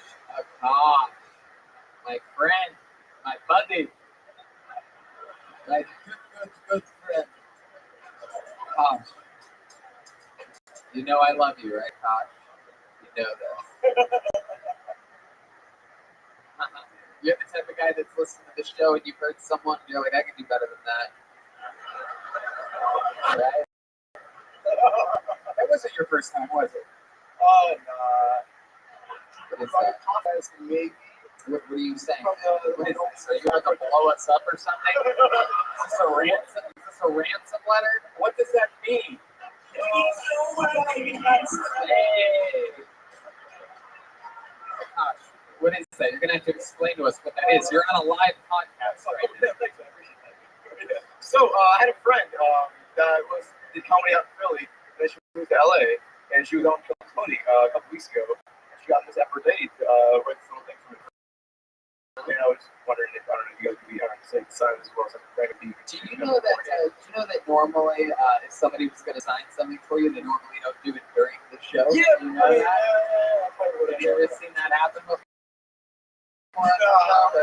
This is the part where they talk about infinite CBD because they offer you some assortment CBD available. Yo, you know what? You're seeing it everywhere because stuff works. It does work. You know, I had a sore neck the other day, and then you rubbed some on within minutes. It felt great. And not only did they have lotion, they had boots and gummy bears and nothing else. Not only did it feel great for your body, but you know what? It felt good for me to rub that on your neck. It made me so happy to get to help a friend, a guy that normally I wouldn't fucking physically touch if my life depended on it. But I decided, Red Man's neck is hurting. I'm gonna fucking leave it nice. I'm gonna take the upper hand here, and I'm gonna help him out because he can't reach that part of his neck, even though he's London and he's super flexible. I'm gonna rub it all for him, and it helped you and helped me. It's a bonding experience. We had a lotion. Where did I go get it? Well, anyway, not only that, but it's just really, really good for you. 42% of CBD users have stopped using traditional medications, and Infinite CBD has a full range of products from gummies to capsules to total greens, so you have a lot of choices. Check out InfiniteCBD.com. They've got a lot of products that will improve your life, and if you use the promo code Tony15, you're going to get 15% off. InfiniteCBD.com, Tony15, to get 15% off. See, Akash, we just saved your segment by making money off of you. We did it. So, Akash, how bad was that, do you think? Oh my god. Let me put it to you this way. I feel like this crowd hates you. And the crazy part is that it has nothing to do with you being Middle Eastern. I feel like they would have hated you had you done good. They would have been like, the fucking one Indian guy was funny. But now you're both. Oh, yeah. Oh gosh, it was your first time doing stand-up, right? Oh my god, no, not at all. It wasn't. How long have you been doing stand-up? 6 months. 6 months? You go up a lot, a couple spots a week or something like that? I think it's time for you to flush that penis. Yo! Look, people get in their heads, man. This could be one-off night. It happens literally all the time. I'm a big fan of the fucking show. Seriously, I can't really have done it. Oh, really? Are you even a fan of the show to know when to not interrupt me when I'm saying something? How big are you? How big of a fan?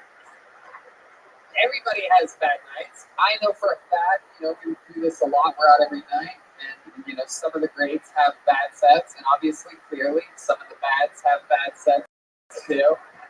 And you definitely were excited. You were amped up coming up here. Tony's up. Shout out to Tony for coming here. You made it all about Also, this. that guy. And it's You know, supposed to be about your tradition. Last time you were in Philly, I was also that guy in the back going, "Yeah, kill Tony." one of my stand-up shows. Is what you're I branding saw. about. Horrible. Only the first guy. I was the one beginning. Wow, you're the worst on almost everything. Almost nothing you can say to make me hate you more. When you're that ad for CBD, I thought you were going with a crappy brown dude on stage. I mean, come on. CBD. Same 4 letters. Come on. So,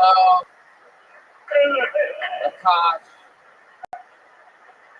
what would we be excited to find out about you? What's a fun fact about Akash that would be a redeeming quality? Because now you've made me mad. Everything I say about myself will probably make you hate me a little more. Okay, let's give it a fucking try. I don't know. You started a restaurant? Yeah. Very love myself. Yeah, what kind of restaurant? Contemporary rap, in the true sense of the word. You know, it's a lot of That's great. cultural. That's hard to do that. Yeah, I keep FaceTiming the people there right next. I'm like, yo, show me the place. Show it to me. Like, go around like this real quick. Where's it at? Manny Young, plumber guy, Tavern Ridge. Goodbye. What's happening? The fuck is that? There you go. Look.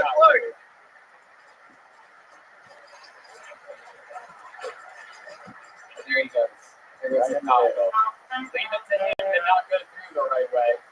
This guy would fly through one of the trade centers to get on the stage. I don't think that's the right country. It all makes sense. All right. Put your hands together for Chase Fury, everyone. Chase Fury. Oh, sweet, a woman. Hello, everyone. Yes, my last name is Fury. You can call me Dust Fury. I know, right? So I think I'm wrong. There's 3 different colors I did, and I didn't realize that you had to use either lotion or spit or anything. So I just dry it all the time. So I kind of had 3 colors on my dick. I don't know what to do about that. Speaking of jacking off, I don't know how to ask my ex-girlfriend to get our sex toys back when we broke up. I kind of miss my aliens. You know? Just like there's your jacket on, but come as hard as you can. I'm trying my hardest, but it's just not the same. Because I moved to Colorado over a year and now the shit's here. I feel lost. I feel pretty lost. Fuck yeah, Chase Fury. Here we are. Hi, Chase. Hello. How are you? I'm doing very well. How about yourself? I've been a fan of you ever since the days of being on Blossom. So, it's amazing. Yeah, it's zippy. Yeah, didn't we burn her at the Salem Witch House? I really do. You are something else. Thank you. And how's your life been going since they canceled Roseanne? Pretty depressing. I don't even know which character you're talking about. All of them. Son or the daughter. Darlene. All right. Have you ever used conditioner? Yeah. You know what? Yeah. You got frizzy hair. What are you talking about? This looks like Troy Polamalu after one of the Head and Shoulders commercials. Since living in Denver for the past year and a half, coming back to the community has fucked me up. Yeah. What are you doing out in Denver? You came from Denver for this? Yep. You live in Denver? Yep. So you live in Denver full time? Yep. And you do stand-up comedy? No, this is my 3rd time. 3rd time I'm doing stand-up. Denver's to what? Open mics and Comedy Works? Yeah. No, not Comedy Works. Lions Lair. In Denver? Yes.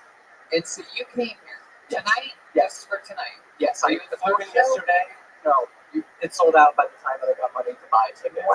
Yeah. You got it yesterday. When you go back? Wow. Yeah. The odds of you not getting up were incredibly high, and instead you got out. Why here though, and not somewhere closer? Because I grew up here, kind of. I was born in Colorado, but I moved around. You fly here on your gigantic flying dog, the never-ending story. I wish. What's train? So Chase, you seem pretty rock and roll. You play music at all? I used to play bass, yes. Gotcha. Yes. And your dad was Michael Jackson, right? Yes, of course. Okay. Nice to meet you, Blanket. You definitely covered a lot of topics here tonight. Yes. It was exciting having Velma on stage again for the second time. Is that really true? Have you really used anal beads, and do they really make you? Yes. Really? What the fuck is up with you guys? Jesus. And that's coming from Red Band. Yeah.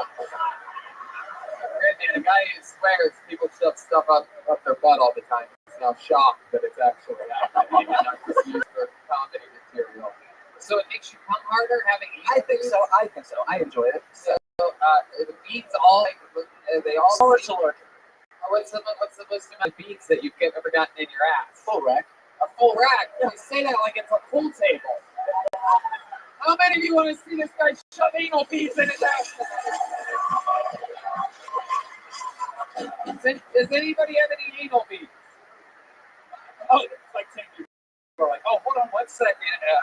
You know what? My buddy Trey is friends with people at a billiard hall, and I think he could put them on a rope for us. Can we make some makeshift? All right. Very good, thank you. So it's just one stupid guy in the crowd, like, shove anything up there. Find something else. Ironically, it's the guy who's at the British show. Yeah. All right, Chase. So this is so fucking cool that you got up and that you're talking shit. Is it true? So that's your ex-girlfriend? Does she really have a bunch of other stuff too? Yeah, she has a bunch of my Anal beads. What else? cuffs, bowls. She's got your handcuffs, your bowls, and when you took her haircut.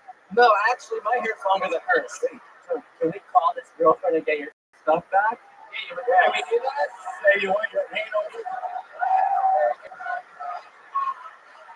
Or this to work, which he's going to be on speakerphone. You guys have to be super quiet. Yeah, you have to make sure that the butt of the phone is on speaker volume all the way up, and keep it on the microphone the whole time. What's her name? Joe. J-O, not J-O-E. Oh, okay. It's short for Joanna. I was going to say, I think he's going to keep your anal beads. To the phone. Just let me know when. Hello, Joe.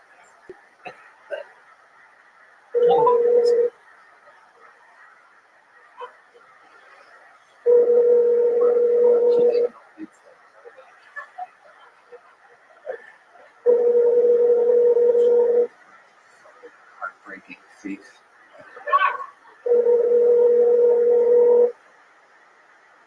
That's a good point. We'll leave a voicemail if she doesn't pick up. You have reached. I know. We got that. Okay. So there you go. It's all right. They're not going to be. There's no one that's going to be out trying to guess the 4 numbers that we didn't hear. Oh, okay. You hung up. Oh, no, you want me to? No, it's okay. No, too late now. So, wow. Which? Anal beads. What else? What else is on the list? She has a lot of my pipes because when I moved to Colorado, I drove out there. Weed pipes. You ever found a fetus in one of them? No. Chase. Do you guys ever do? So when I moved out to Colorado, she kind of found put my pipes out there, so she was just kind of like, hey, What a loser. What What a fucking loser. You left that. yeah, it was one of the managers. I would have thought Whoa. and Jerry. everything by nation. I mean, that was Rabbi. Your fucking 14-year-old kid, huh? This guy, God. loser. With all those anal beats that she had, her bed must look like a chocolate blizzard Dude, right not now. only that, your fucking banners going up. Is she calling you back? She just texted me. Oh. Read the text. What does the text say? What's up? It says, what's up? Loser. Papers, losers. You guys have to listen to us if we give you direction. You can't be crazy. Should I call her again? All right, call her. What a loser.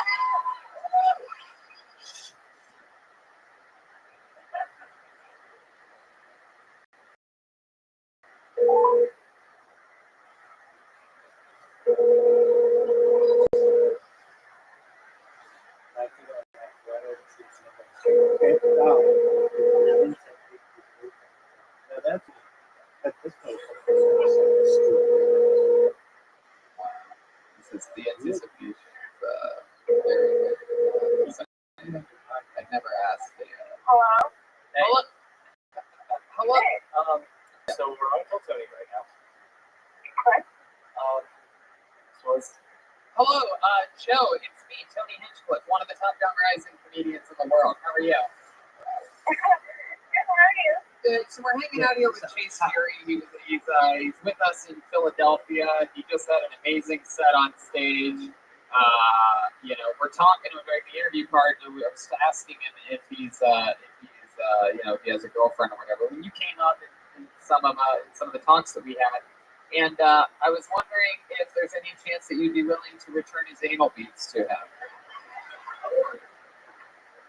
Wow.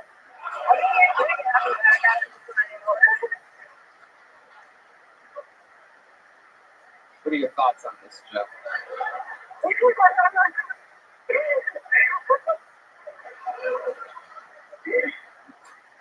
Anything else? Right. Handcuffs. I didn't even hear what she said. She said she would. Oh, what else? Okay, his pipes. How about his heart? Can you return his heart to him that you stole? Joe. Joe, why do you think that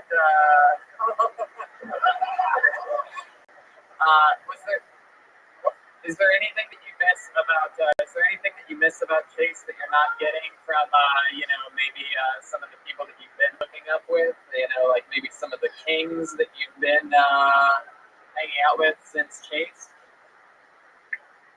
Okay, well, this is extremely personal, so I'm just going to hang up now. Thank you very much. Joe, we love you. We were just trying to have a nice talk, and we thought maybe you'd play along, but it's all good. We were just talking about it. I love that now it's getting personal, but the anal beads wasn't personal.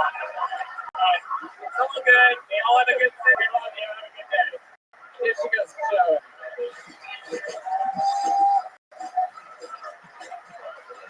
I did not like the whole. It's a fun one. I got bad news for you.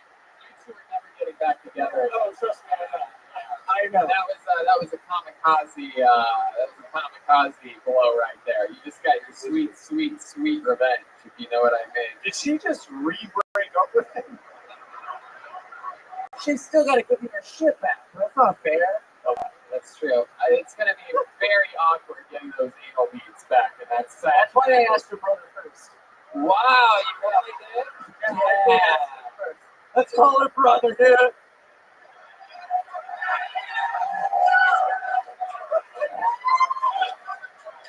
Oh, and now we're not going to do that. I'm not going to call him, but I did ask him first, and he just laughed, and he was like, I'm not touching that with a 20-foot pole. Chase, you think she has a pretty good sense of humor, right? She'll get over that easily. Oh, yeah, no, she will.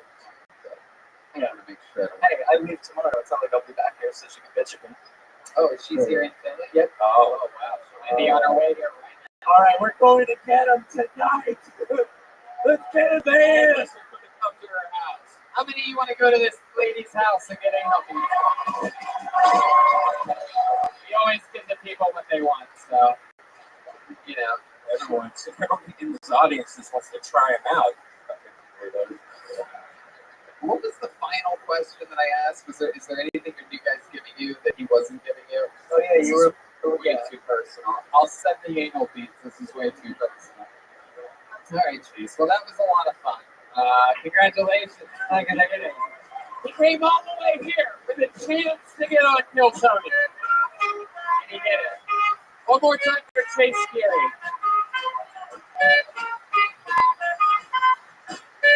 What do you guys think? Should we go back to the bucket?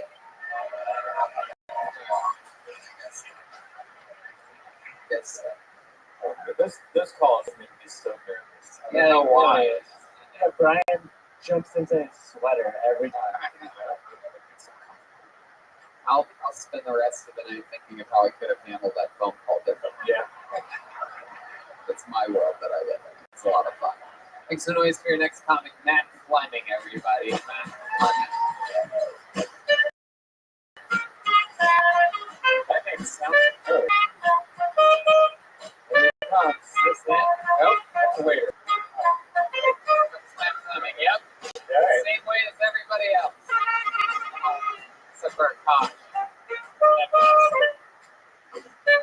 people. You gotta make noise for Matt Clemens.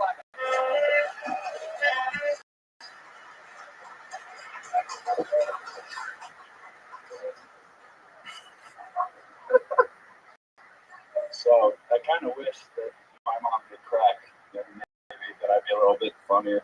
But see, yeah. This is my first time on the show tonight.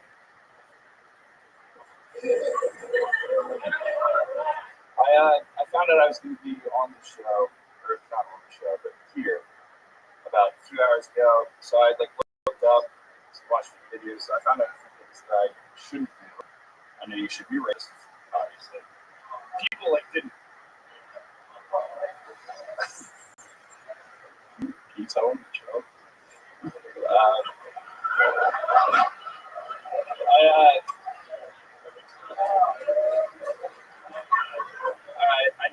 I knew that you shouldn't talk about how small your dick was, and I knew that you shouldn't talk about how you got molested by your uncle on the Delaware River coast. God damn it! What the fuck was that?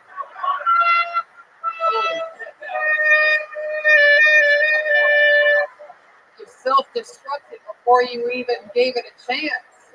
What the fuck happened, man? I had it all. Wow.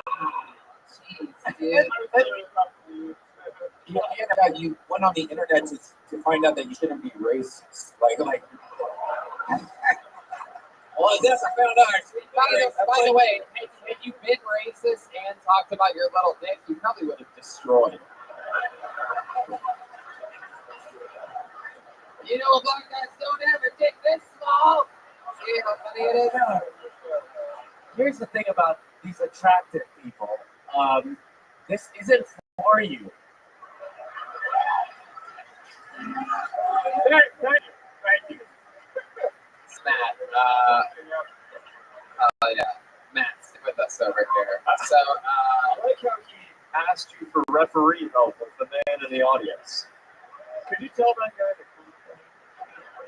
that was your big laugh. That was the funniest part because it was the only time that you said anything that didn't just feel like you were giving in. You came up and said, I never wish that my mom had been a crack baby. And this is my first time. Expected them to be like, whoa, and look at they're the same. They've seen 6 people at their time already. 6 people much more likable than you have their first time on stage already. I mean, you know, and you're up here looking like you're about to go to a phone booth and turn into Superman or some shit. Or just waiting for you to laugh. He looks like he's about to come out of a body of water and show the cologne. Heck yeah. It's the same gay guy in the room. God! I'm doing cologne! Waterfall speed! All right. So Matt, tell us about you. Let's find out anything about you at all.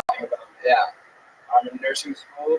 I was a cheerleader in college. Do you fuck a lot of? You hook up with a lot of the nurses at nursing school? I've gotten with girls before. Yeah. Do you at nursing school? No, actually. So the question I asked you about hooking up with nurses or people in nursing school, the answer is no. But then you chose to answer, I've hooked up with girls before.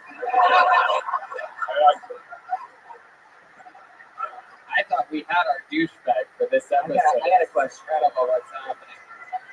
This guy's like, no, I got this shit. Send me in, coach. Send me in, coach. I'm going to show this guy what it'd be like if one of the Franco brothers got massive head injury as a kid. What's your biggest insecurity? Good question. Sure. Now it's my brain. Yes. That's what I would have said. Matt, you play sports? You a polo guy? What are you, Quidditch? No, I'm more of a book reader. Oh, wow. Swimming, tennis. Swimming, tennis, football. I cheerleaded in college. You cheerleaded? Get the fuck out of here, really? Yeah. Wow, you take all the police ball jobs. I like that. I can look up their skirts and hold them up. Suck gas. Your handbag is not You legit. work at How do you Abercrombie? live in Pimp? I looked up at nuts.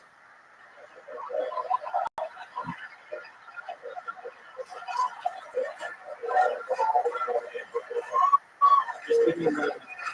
Give me just a couple moments to whoop your ass. I need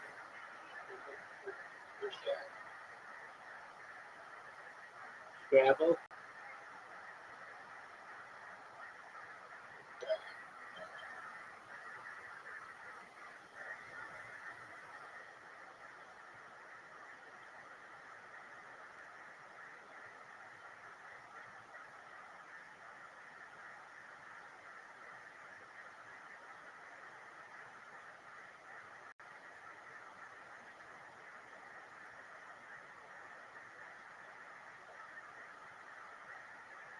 How's your day been?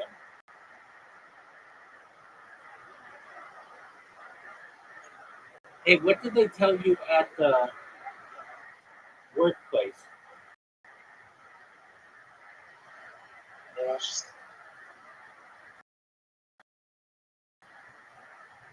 It's just like,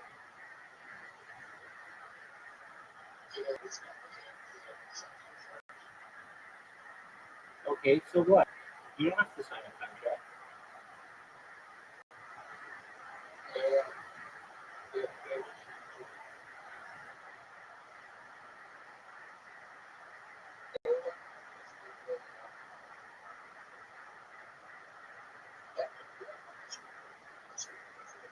Okay. Okay. Okay. Let's stop this one.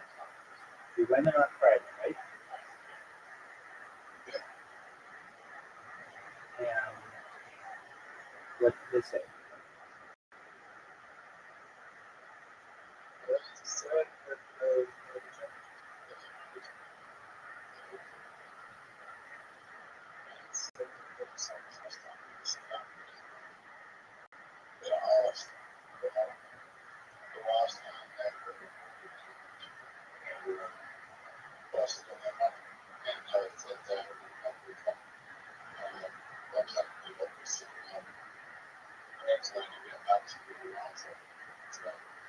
Okay, when did they say they get back to you?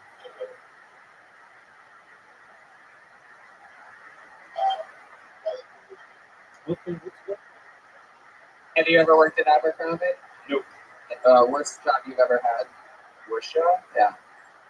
Wow, I like how you rub your cock while you're that guy's like, pull it up! Mine does.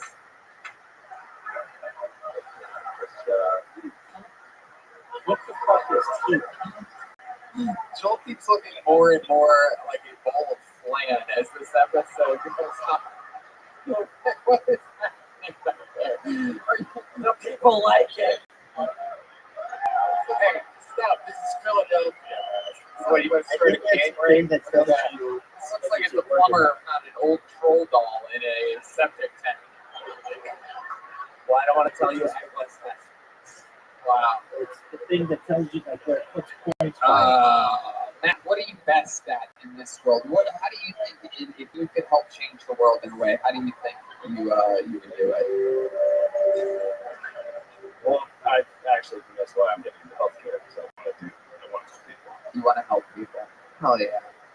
I love it. I've always wondered what it would be like if Tom Brady had a serious concussion injury. I think we're really finding out right now. Thank God for that offensive line up there in New England. Dolphins stop playing football.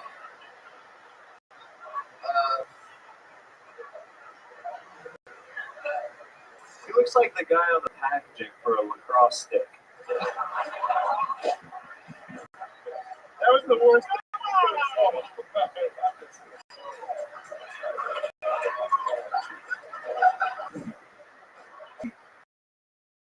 He turned around and said that was the worst thing you could have said, but I didn't know what thing you could have said. Maybe. Are you ticklish? Yeah. You're not? You're not? You want to test his tickle ability? No. It's Philadelphia. You guys want to test tickle this guy? No, you're not going to let a random audience member You got bit. You see that look? He's wearing a slave mask with a ball in his mouth. Come on. Well, man, you know, it was your first time ever on stage. I'll tell you this, dude. How old are you? No, it's okay, Tickle. Go back. God, he's scarier than I thought he would be, by the way. Philadelphia, there's people running to the stage. I'll tickle him. He made it all the way to the stage on all fours. Like, I'm ready to tickle. That's why I asked you to help me out earlier. Do you know that guy? Oh. He's gonna fuck you. We're gonna keep it moving right now. There goes Matt Fleming. Hey, do it again, dude. You didn't even do it. You gotta give yourself a chance next time. Don't shit on yourself right from the top. Go up there and fucking make believe like you believe in yourself, damn it. That's what performing is, you son of a bitch. Do it like Daddy gave you the opportunity. Yeah. At least he signed up. A lot of you guys did. Yeah. You know, and That that's reminds me, all of you that yell during other people's sets, you are the bottom of the barrel of human beings.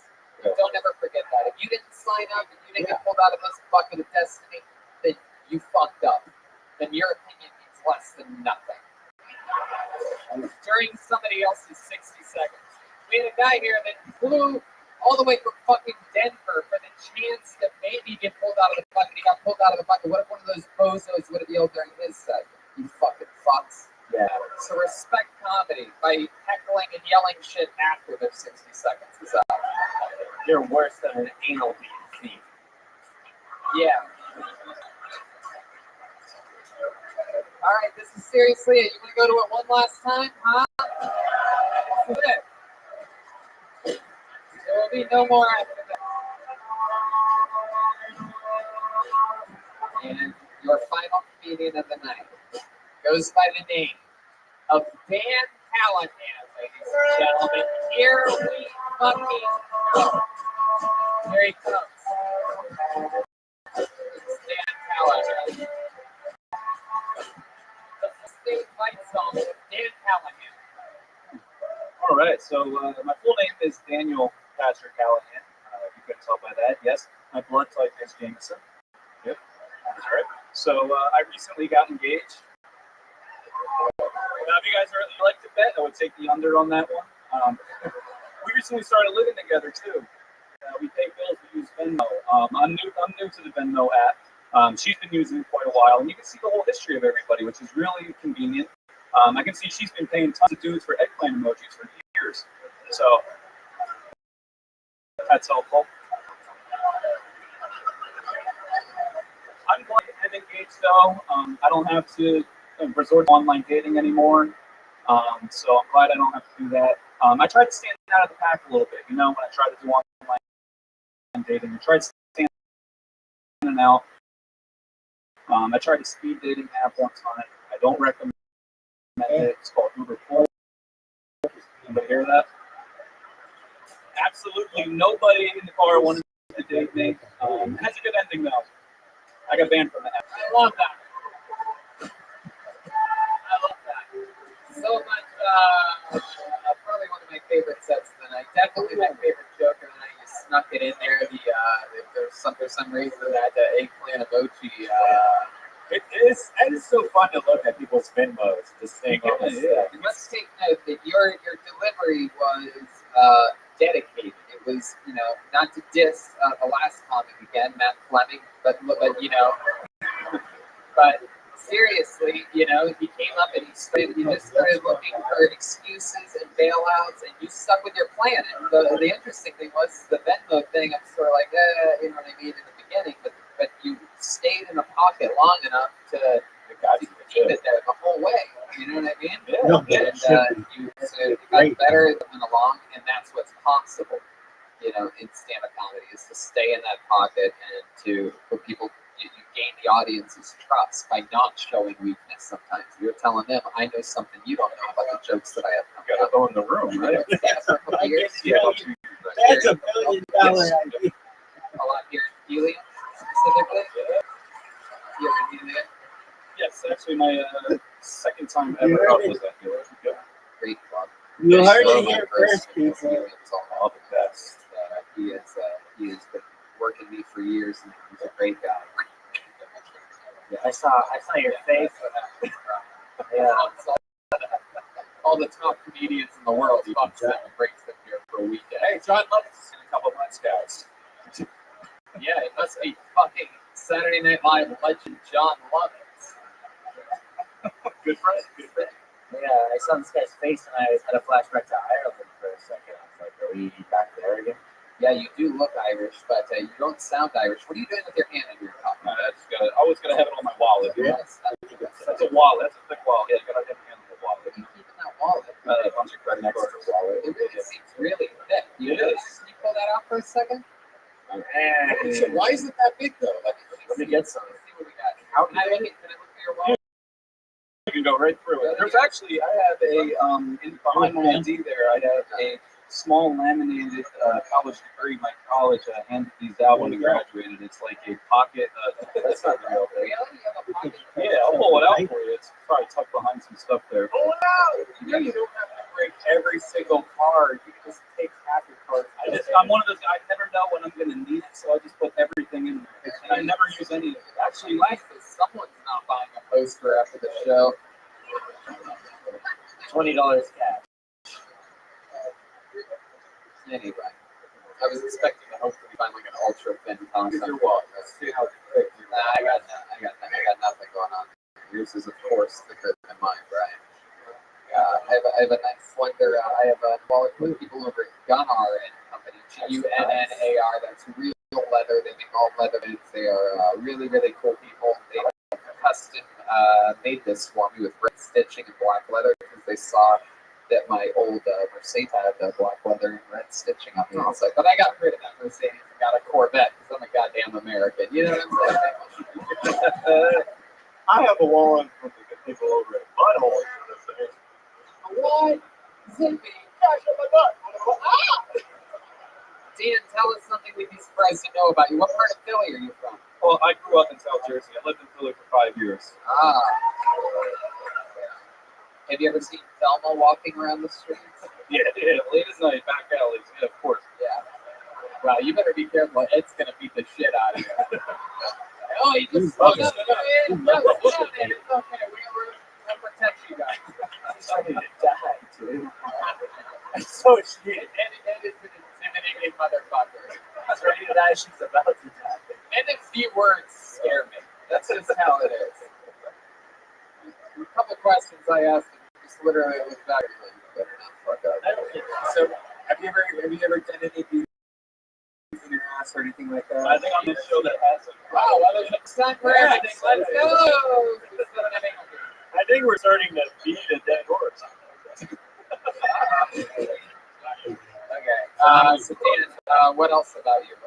Some interesting fun facts. You rollerblade a lot? Is that true? You say rollerblade?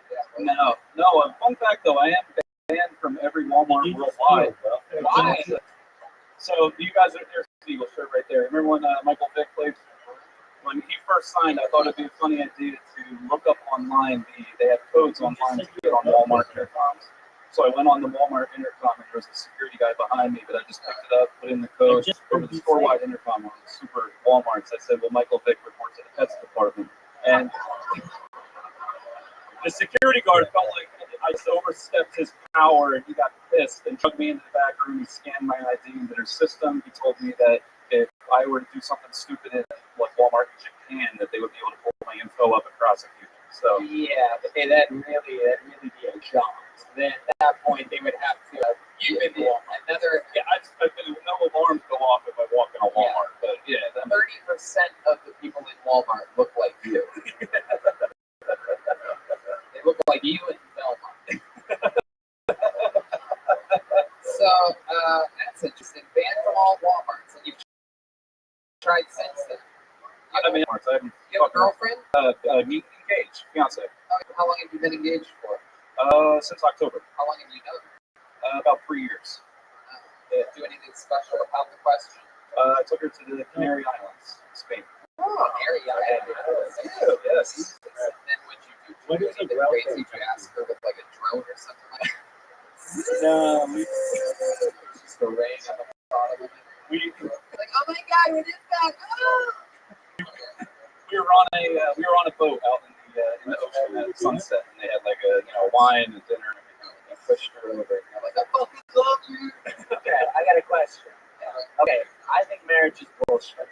But if you could convince me why it's a good idea, would you please now tell me why I should get married if I ever did? I mean, she kind of suckered me into it, so I don't want to convince Okay, you. rest my case. Back to the show. I've got a question. If you get birth on a boat, is that called a C-section? What are you doing?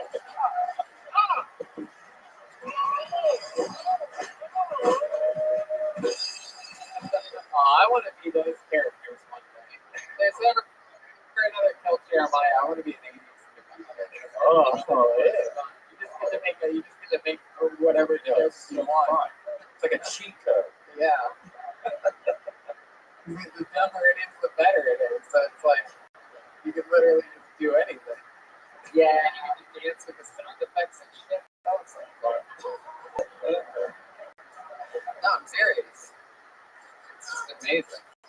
All right. Well, Dan Callahan, you've been doing it a couple years. The show is literally built to be a mishmash so that we can see what it's like for people's first times, people that have never done it, do it. People that we see sometimes multiple times, we see them get better. And sometimes it's for people like you that have been doing it a while to get to come in, showcase, especially for your own, a place you perform at a lot, a crowd that possibly wants to come see you do a longer set again and things like that, build a bit of a following. And that's awesome. So we got to see it all tonight. Thank you, Dan Callahan. Hey now, we did it.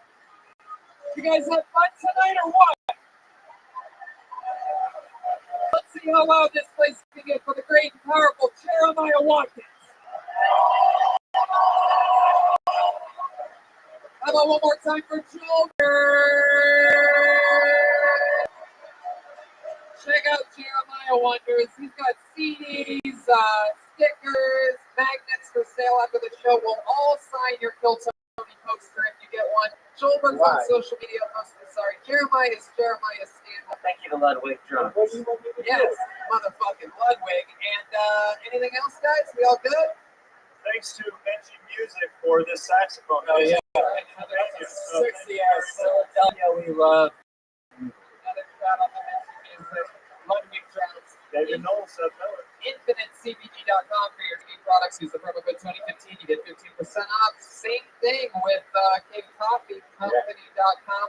Get some fucking delicious coffee. I drink it. I love it. Me too. My favorite thing. That It's nitro, great. the box, Nitro's the best. cans. It'll last for a while. It gives you a lot of energy, so it's worth it. Don't forget New York City, La Jolla, West Nyack, St. Louis, Ventura, La Jolla, and the Great Pacific of New York City. Kill Tony Mania in San Francisco and Sacramento in October. We're also about to drop the Reagan and Watkins album in a couple months, so release date coming soon. Live audience, thank you so much. Have a great night. We love you. See you guys.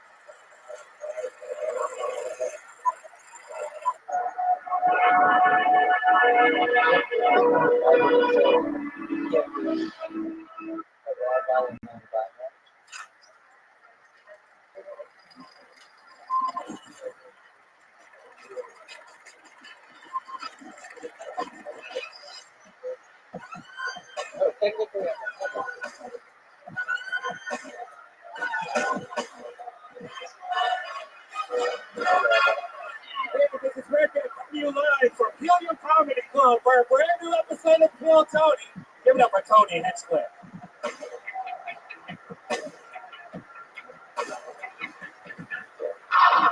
Philadelphia, come on, it's Saturday afternoon, make some fucking noise.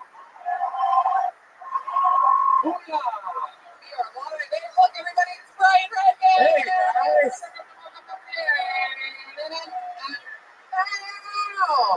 We are live in Philadelphia. This is so exciting. We're back for our third and final show. And this is it. Yes. It's been a very exciting weekend so far. We have a couple more stand-up shows after this tonight, and then we go back home. And we're back to LA. Another show in 2 days. We're going to get on Monday with great Tim Dillon. And just like you found out about this show through listening to the podcast, other people will too. Thursday night we're in Ventura, California. The next Thursday, St. Louis, Philly, and Thursday after that, West Nyack, Philly. St. Louis and West Nyack have weekends of stand-up with them, in which you can check out me, Red Band, and Jeremiah all doing stand-up comedy sets as well. That whole weekend. We're doing Kill Tony's at the La Jolla Comedy Club, the La Jolla Comedy Store. We already sold out one. We just added a second show to that. So congrats to you, La Jolla. And the Gramercy Theater in New York, the 20th of June. That's a big one. We roll into Skankfest that weekend, and then it's Kill Tony Mania, San Francisco, October 18th and 19th. It's back. 2 shows per night at Pops in San Francisco. And then Sacramento just added the 16th and 17th. So we're going to be in Northern California for those 4 nights doing 6 Kill Tonys, 6 Kill Tonys. 8 Kill Tonys in 8 days, and the ones in LA. That's a record for us. Wow. No wonder. So business is a boom.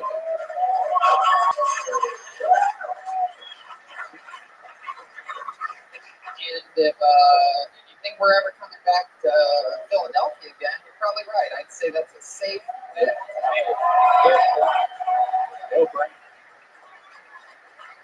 I would bet money on that. I would bet that money at betdsi.com, who just happens to be today's sponsor. BetDSI has over 20 years in the business. They have built a reputation on fast payment of winnings, and they have an easy-to-use and fast-playing interface. You can bet games as they go. You get 5 in-game wagering options throughout the tournament. Make plays throughout the entire games and events. And you can bet on anything: sports, reality TV shows, anything. You can bet on kitchen nightmares. There you go. But it's March Madness right now. I love it. I don't know if you guys listen closely to the ads, but Red Band picked the entire NFL playoffs correctly.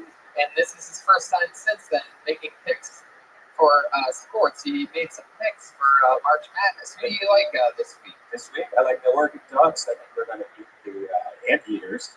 Ohio State Buckeyes, of course, are going to win that. It's going to be April sadness for Houston Cougars. Nebraska Cornhuskers are going to beat the Frogs. South Florida Bulls and the West Virginia Mountaineers. Wow, there's Red Band's picks on March 25th, March Madness. Also, the UFC on ESPN, Barboza versus Gaethje coming up, so you UFC fans can bet on that. Plus, you have Willis versus Blades, Pettis versus Stephen Thompson. That's a crazy fight. Look at that. Is Thompson the underdog for that? Ooh, doggy. So go to betdsi.com and use the promo code KILL120 so they know we sent you. You can deposit cash out after you win and get paid. Up until $1,000, they will give you a 50% bonus on your initial deposit. That comes with a rollover requirement, but $1,000 deposit will give you 1,500 play this. Once again, that's betdsi.com, promo code KILL120. Okay, let's start the show. Here we are, Kill Tony Live, Philadelphia. The full blowout. This is it. Now, as with all these road episodes, and you can tell by the size of our table and stage, we are going guestless tonight. However, because we love you, Philadelphia, because we love you so goddamn much, we just so happen to bring the entire goddamn band with us. Shout outs to Chroma Chris. It was good, but the rest of the band. The meat and potatoes, if you will. We left the pickle back in Los Angeles. Every single episode of this show, they commit to staying in character. We never know what they're going to be. They have a separate slid-off curtain in that dressing room back there where they were changing right before the show. The first episode, they were high school coaches, gym teachers, yes. And the second episode here in Philly. They were 80s comedians. Oh, that was the best. Wow. We'd seen them before they debuted a new character the first episode, the return of 80s comedians the second episode. Who knows what they're going to be tonight? Let's all find out together. It is the best damn band in the land. It's the Kill Tony Band. Jeremiah Watkins and Joel Jimenez.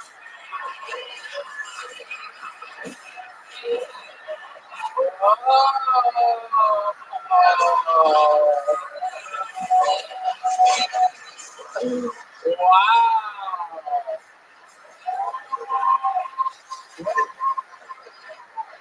Woodland creatures are back, ladies and gentlemen. Wow. Look at them. This is incredible. Remind me of your name and ethnicity one more time. Yes, it is I, Mr. Faulkner. My mother is a goddess. My father is a deer. Hey, your mom got fucked by a deer? And then, wow, look at this. What do we have back here? Is this the Spanish version of Avatar? What are you, Avatar? Oh, hey. Oh, that's begun. Tony, my name's Derek. I'm a straight fairy. I love pussy. So I'm gonna write it down so I remember. Derek and Mr. Thumbnar? Thumbnar. F-U-M-M-A-R. Look F-U-M. at me and you'll see the stars, Mr. Thumbnar. Mr. Thumbnar. Someone is in danger. Oh my goodness. Alright, well we got Mr. Thumbnar, we got Thumbnar. I just spelled it for you. I just gave you all the letters, 6 letters. I thought I said F-U-M-M, you said F-U-M-N-A-R, okay. Don't look at me like that. Alright, we got them, they're going to be with us the entire episode. We got Red Band, we got me, we got motherfucking Philadelphia, and right here I have a very special, custom made for Philly only, Kill Tony Bucket of Destiny, in which it appears, I'd say probably somewhere between 30, 40 people. Perhaps they're in the audience for maybe it's their first time. Maybe they're a comedy vet, they've been a fan of the show a long time. Maybe they've been doing comedy a while, they don't even know what the fuck the show is. A friend told them to come here. Maybe that happened. Maybe it's a fucking guy from New York that's been doing it 30 years. They got in trouble for jerking off in front of people, and he's trying to get back in the game the craziest way he knows how. Is he? Yeah. Wait a second, Mr. Thumbnar. He's having trouble getting his saxophone over his antlers for you podcast listeners. I didn't know antlers bent like that. That is the half-man part. And his fleshy antlers. So, you guys know how it works, I do believe. If I pull a name out of the bucket for someone that's signed up, they get 60 seconds to do comedy, uninterrupted. You know your 60 seconds is up when you hear the sound of a kitty. That means, you can barely hear that thing. Where's that kitty at? There you go. Wrap it up then, or we're going to bring out the angry neighborhood bear. Thank you, Philadelphia. Yes. It's a gay bear that one of says my greatest foes in the forest. And just a heads up, if you get pulled out of the bucket, you have to make your way all the way over here and enter through this side. There is no middle entrance. There is no entrance over there. You'll have to somehow wiggle all the way through there and then come up this direction. Make sure you watch your step. There are cords. There's a step. There's a whole thing. Don't be an idiot. You guys ready to start this thing or what? We are live. Philadelphia, Pennsylvania. Mr. Thumbnar, Derek, and the whole crew. Here we fucking go. Hands in the bucket. And your first comedian tonight getting an uninterrupted 60 seconds. And remember, this is important. I'll say this before because Philly's got a little bit of a fucking I could do that attitude. You do not heckle during the people's sets at all. During their 60 seconds, you either fucking laugh or you don't laugh, like a good goddamn audience. After their 60 seconds is up, we'll take care of the rest of it. You You guys ready to start this thing? All right, so it's 2 letters, this first name. Make some noise for JP, everyone. Here we go. And it has to go live from the back. We got a long ball for this guy. Wow. Very good.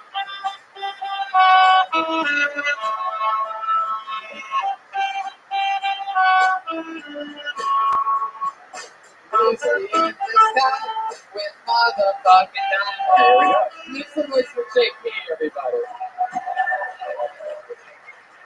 Hey, what's up, everybody?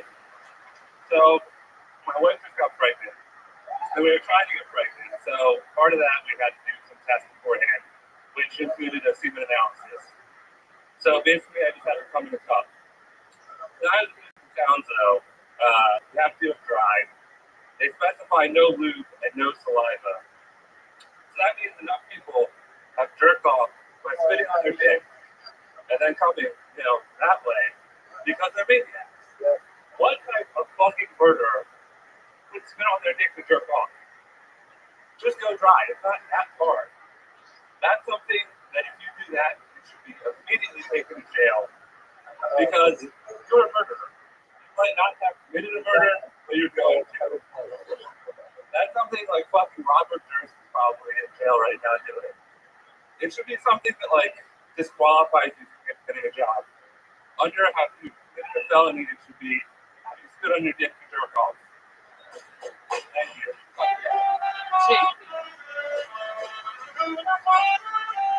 How's it going, buddy? How are you?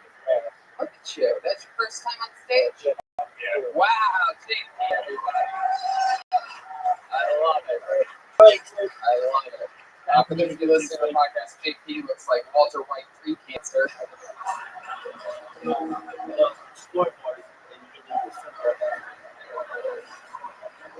at that audience. Show them that beautiful fucking face.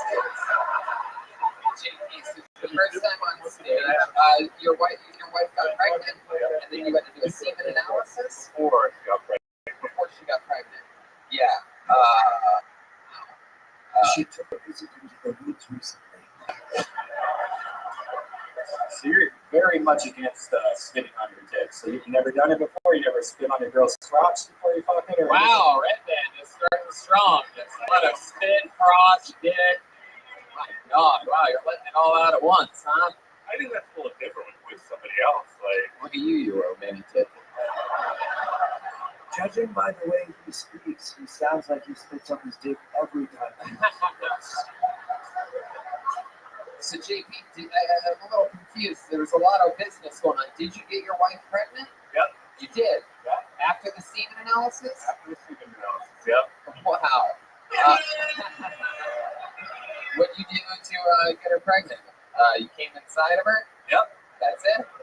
You seem like the kind of guy that would take your semen analysis and then use a dripper to put it in yourself. Some type of mad scientist, some type of sad scientist, perhaps. I don't know.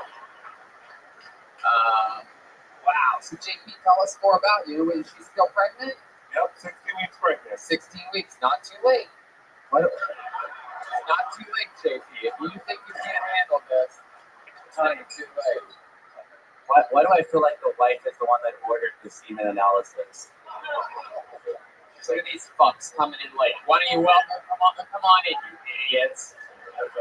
You just said it's never too late. I guess so. You're right. Very good point, Mr. Bumnar. They dropped that hard end for you. So JP, what do you do for work? Basically deliver junk mail. Deliver junk mail. Sounds like a great job to support a new baby. What do you mean you deliver junk mail? I work for UPenn and I work at the hospital, so I'm a clerk. So I just that's the bulk of my job. It's just getting the bullshit junk mail that comes in and distributing it to doctors. Wow, a junk mail that delivers junk mail. Hey.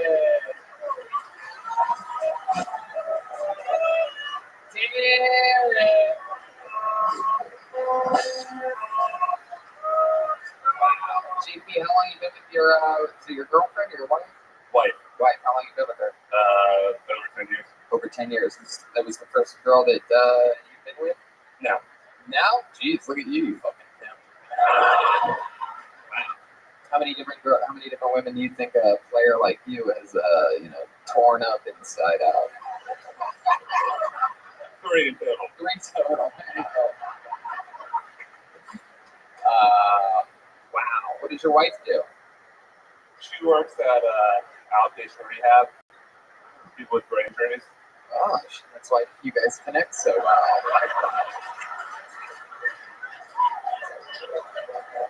You come home, you're like, babe, what's for dinner? She's like, I've been dealing with this shit all day.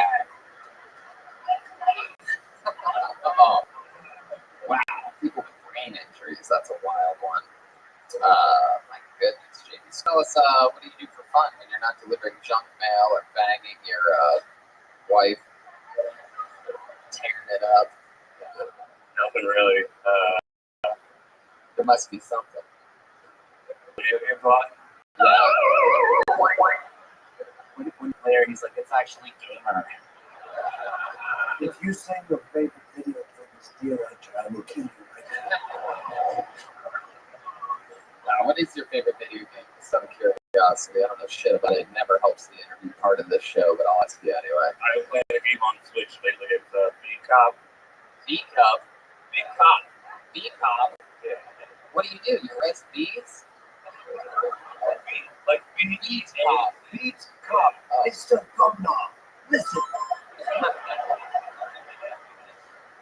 B-Cop. So what do you do in that video game? You just walk around and like fucking write tickets to cars and things. Super dumb. Best game ever. I shoot black people. I hand out repossession papers.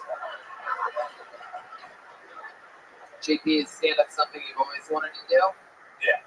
You see yourself doing it more now that you've done it one time? Yeah, probably. That's fun. You live here in Philly? Yep. The heart of Philly. What part? Not the heart of Philly. The birds. Yeah. What part? What suburb?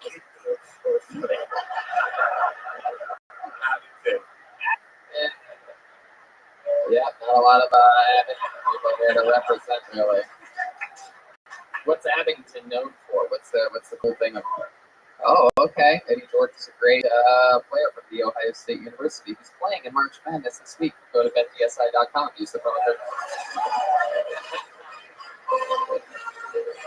Well, JP, you got the show started here tonight, and we are greatly appreciative of that. Congratulations on your first son, and I wish you the best of luck with stand-up comedy and your baby on the way. 16 weeks. What? 5 months left. 5 months until a baby's looking at that face like, what the fuck did I do wrong to end up with this fucking nerd? That's my fucking father. I don't know why it's a talking Italian baby, but this is what I picture. All right. Your next comedian, 60 seconds, uninterrupted, goes by the name of Adam Nutter. Adam Nutter. Here he comes. Adam Nutter. There he is. Come on, one more time for Adam Nutter. Thanks for coming out. Guys, I love drugs. I don't know about you, but I do. Right? Love me some DMT, love me some mushrooms, love me some marijuana. But I hate being a dad. It's like, can't do all the fun stuff I want to do instead. I go to kick bars a lot. They're awful. Like that, I go, my buddy's like, Adam, you gotta help me out. What's up, man? Like, face painter called out sick. All right, I can't draw, but how hard can you draw dicks? Blow his face for a few hours. Give me that hard. One came up to me, he's like, oh, everyone be Batman. So I told the parents, because I'm being a good role model. I'll tell you what didn't happen. He didn't become Batman. He cried a lot. You know, I was like, hey, kid, Batman would have picked himself up by his billionaire bootstraps, fly across to China, train with the League of Assassins, fly back, build a super suit, and all you're doing is crying. Your generation is awful. Oh, there you go. Adam Nutter. Good job. You've been doing stand-up a little while, right? Somewhere be 5 years. 5 years, all here in Philadelphia? I actually started in New York. Yeah, I I can live tell. out here now. I could feel it. You came out aggressive from the get. You maintained a healthy volume level. You projected. You performed. That's all fun and games. That's good. Good set. Fun times. There you go. So let's find out more about you, Adam. You've been doing it 5 years. You are dad. Yeah. How many kids do you have? Just one. Yeah. How old's the kid? He will be 8 in 2 weeks. You have one of those just kids. It's like growing up all by himself and shit. Yeah. Especially because I don't have his mom, so actually by himself. Wow. Is he by himself right now? Actually, I don't know. So, Now I don't know what the fuck's true and what's not. The 8-year-old live with you? No. You're with the mom? Yeah. And what do you do for a living? I'm actually a retired cop from New York City. You ever play beat cop? No, it sounds terrible. Real cop is mostly Angry Birds and Netflix, not fucking that boring ass. So how are you a retired cop already? I got too many head injuries from you. Wow, you must know. You must know his wife. You don't know the guy that plays beat cop. You know JP's lovely wife. She's 16 weeks pregnant. I know. Is this your first time on Kyoto? Yeah. It's my second. I know. So Adam, let's talk about this brain injuries. Sure. What the hell happened? How do you get brain injuries? Years of football, a few MMA, and car accidents. Yeah. Yeah. Played football, what, in high school? High school, then I played a little semi-pro in Jersey after high school. Played semi-pro? It's like a football joke. I was not that good at that. What position? Safety. You were a safety? Was. The last line of fucking defense? The responsible one? The guy that's supposed to run at the right angle and catch a fucking running back? Yeah. All right. What was the name of the team that you played for? The Edison Mustangs. Edison Mustangs. Holy shit. Who came up with that light bulb of an idea? Wow. So then you started MMA? At 18, I started training. I fought for only a year from 20 to 21. And Yeah. How many fights did you have in that year? 3 fights. Yeah. What was your record? I was 3-0. Wow. Yeah. Right. It's just semi. Yeah. So 3-0, that's it. Did you take a lot of shots during that? Yeah, ton. But you still won somehow. Explain Yeah. that. Why do you think you were able to pull it out? I don't know. When you get so many brain injuries already, you don't care anymore. It's like, fuck it, I'll just stick my shit in there and just duke it out.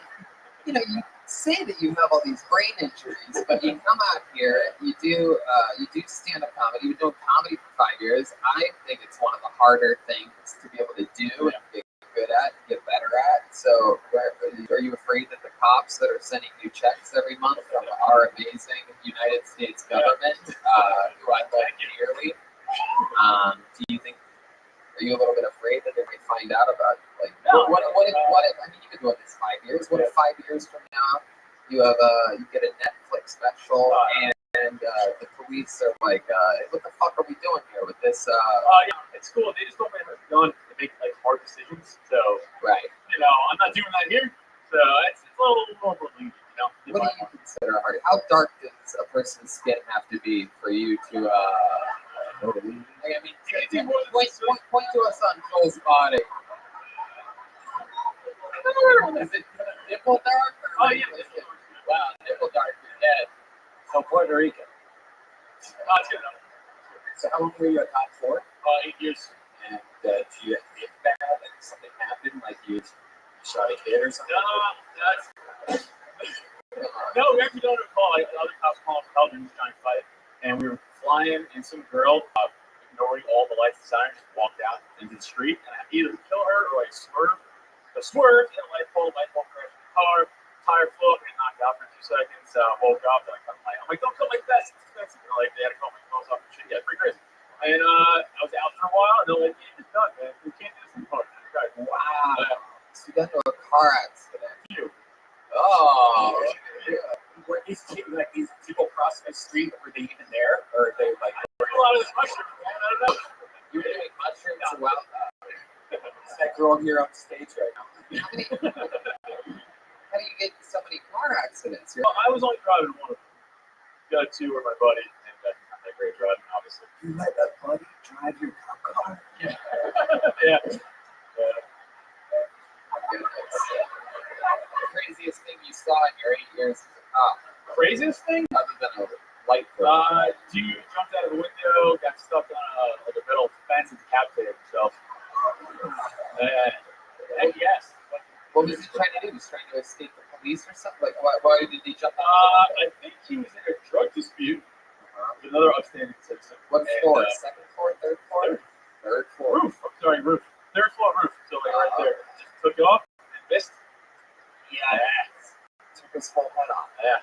And you got to see it? Oh yeah. Helicopter planes, people said, crazy shit. Do you take selfies with it? No. You must have done something fun. Like, did you cuff his hands behind his back? So we try to do stuff fun before everybody shows up. So like, like we used to like cuff our friends, like put evidence, shit like that, for fun, just stick around. Did you ever take any of the drugs? Like, were you like, oh, I like this place?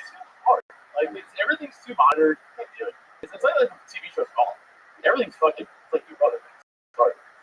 Well, Adam, congratulations for your service, and thank you for coming on. There you go, 5-year comedy vet, Adam Miller.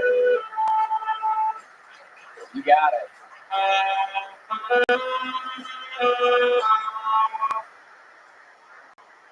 Got a lot. Got the lungs of a deer. And the breath of a goddess. Your next comedian goes by the name of Neil Wood. Neil Wood. Neil Wood. Here it comes.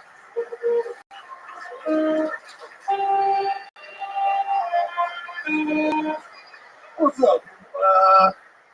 I think period sex is a lot of hard work. You gotta get all those costumes. The first time I ever had oral sex, we 69. First time. I don't know who's my idea. I don't know why I'm lying to all of you. And she had braces on her legs, and it was like smelly scaffolding color. Like, where's my union rep?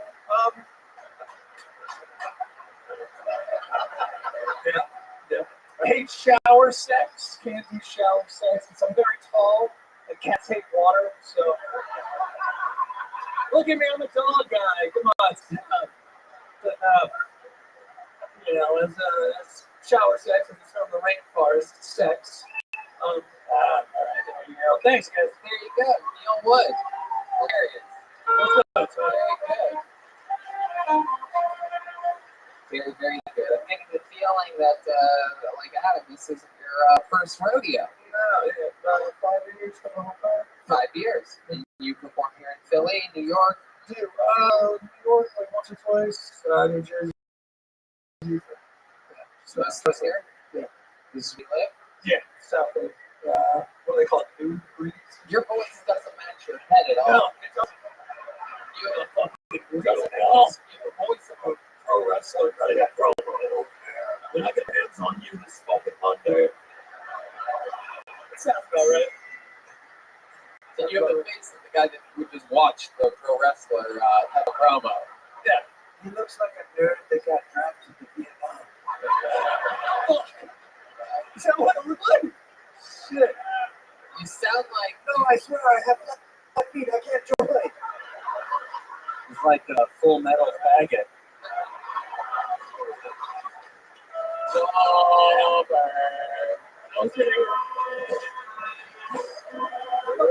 boy. Fuck yeah. That was fucking amazing. It's warming up back there. The best day ever. Fuck yeah, dude. Oh. You sound like a guy that looks like you, right? Got arrested and you're in prison for the first time ever, and you're trying to like not get butt fucked. Oh, hey, what are you looking at over there? I'm a man. Clearly, this isn't put on. This is my real voice. Yeah. He sounds like he's auditioning to be a strip club DJ. Welcome to the stage. There you go. Yeah. I don't know. You have a girlfriend? No, just got out of that. Really? Yeah. Oh yeah? How'd you get out of it? I got herpes. Is that true? Are you serious? 100% So did you cheat on her and you got herpes, or she No. gave you herpes straight up? Yeah. We broke up, and then I got the gifts. You broke up, you hooked up with somebody else, you got herpes. Yeah. No. Something The to you. timeline's a little slippery. I bet it is. The memory, much like the herpes, never goes away. So that is true. 1 in 8. All right. So yeah, no, we were dating. She had it. I knew she had it the whole time. We dated for 4 years. did she tell you? Yes, she She did. told you at the beginning of the relationship? Yes. Like, just so you know, if you ever want to fuck me without a condom, you're going to have a little something there. I couldn't have been harder when she told me. Like, It lubricates, right? oh, Yeah. right. Right. Absolutely. Clearly. Fuck yeah, absolutely. 100%.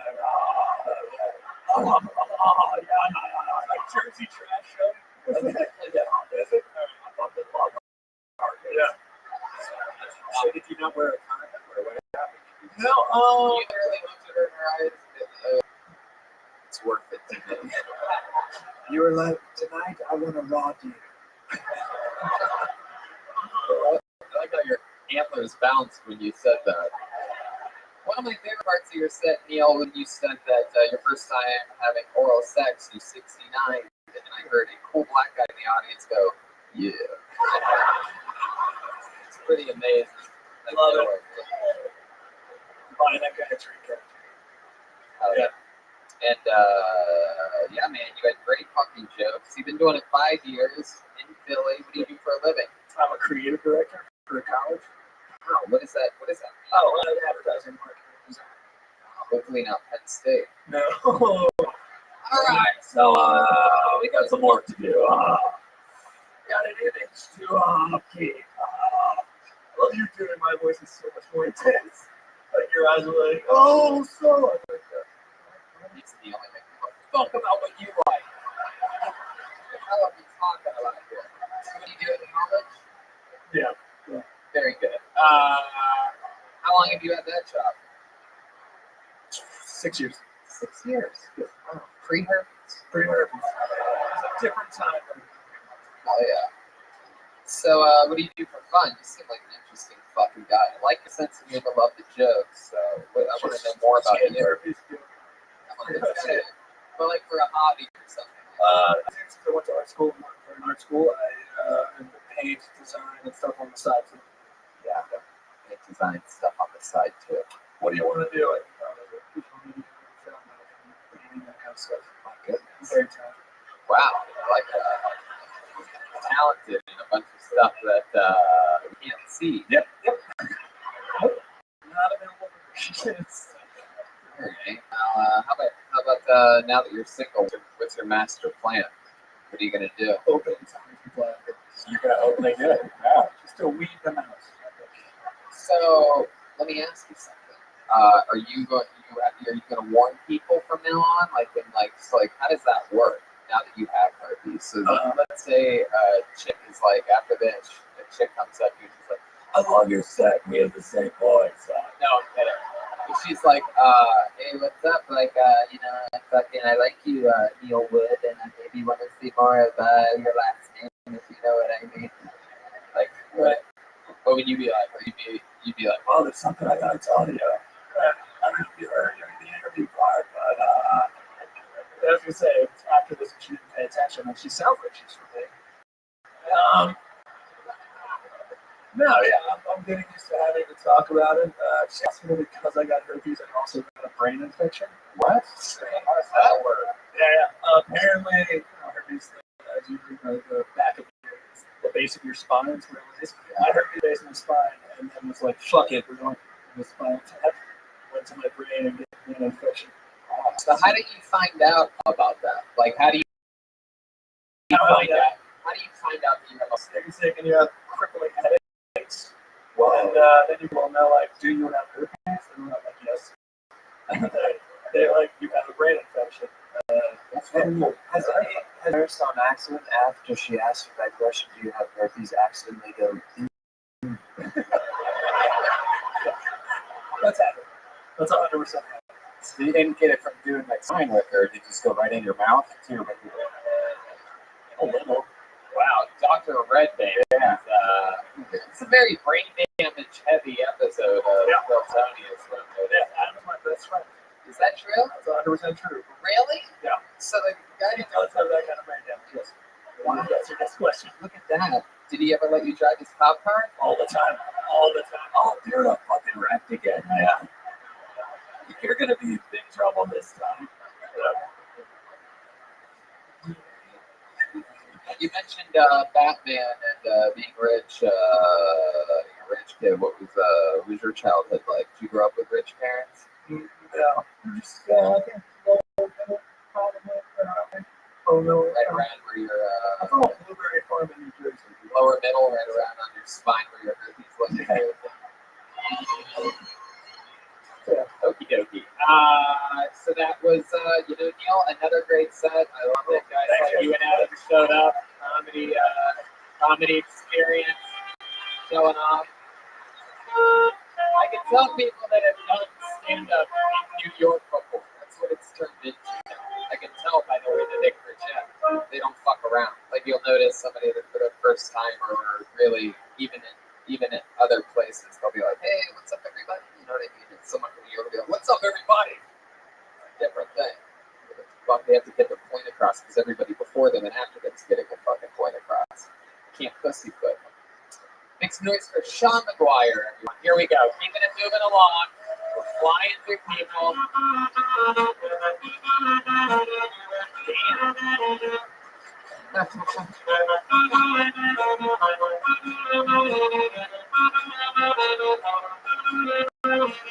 Sweet dreams are made of these. I wear my sunglasses at night. So,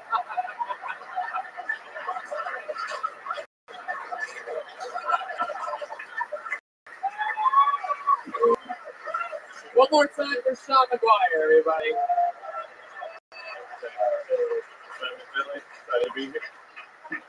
Oh man, so not a good time in America for a lot of icons. R. Kelly, down. MJ, recently down. Donald Trump hanging in there, but it's not looking good. But we'll see. One icon, though, who's doing well, perhaps serious come up, is David Attenborough, the greatest narrator of all time. BBC is working that motherfucker, man. How many more goddamn nature documentaries is that? This poor old man. He's standing there. He's got like Parkinson's everywhere. He's it's like watching Africa. It's like one of the latest ones. He's standing there between these two rows of trees. Go ahead.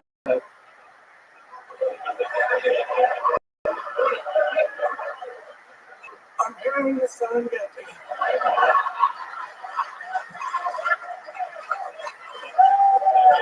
There you go. Sean. Fuck yeah. I don't recognize you not sitting behind a crystal ball.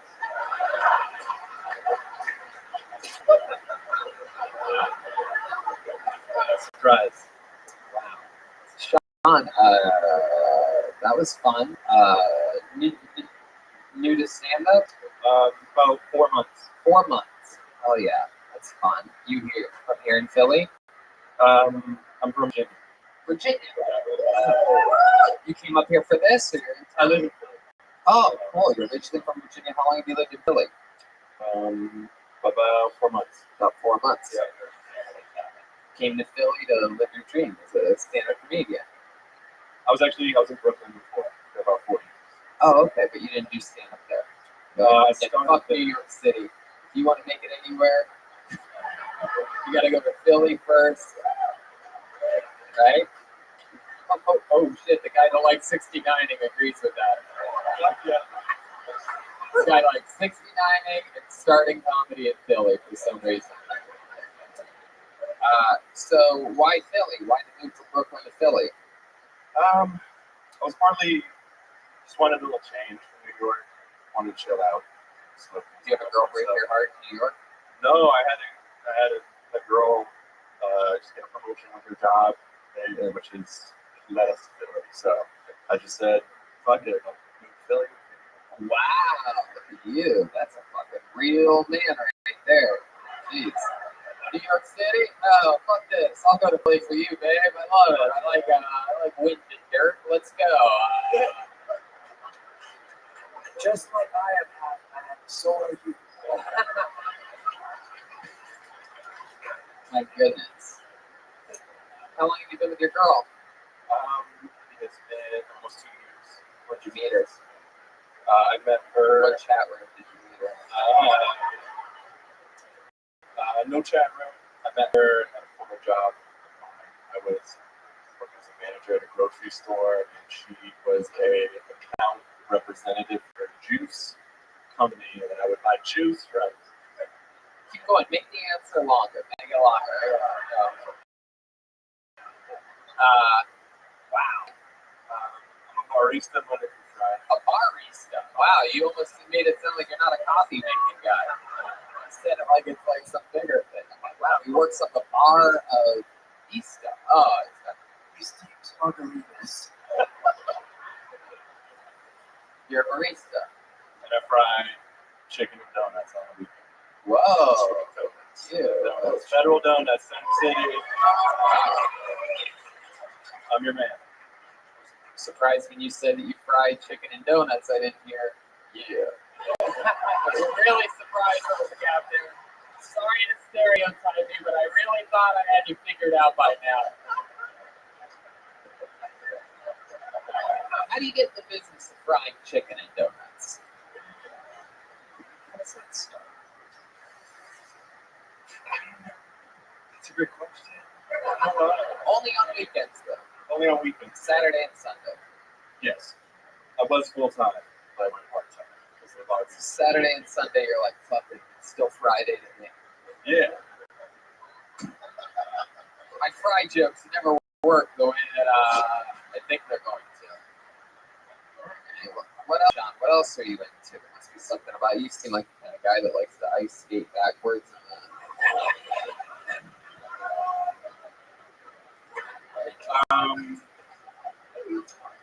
I play some bass guitar. Yeah? I love to watch Tony, and I'm into like yoga, meditation. Really? Can you give us a good? You could give us an example of some of your yoga skills right now? Would you guys like to see that? Here he is doing a little yoga for us. Sean McGuire.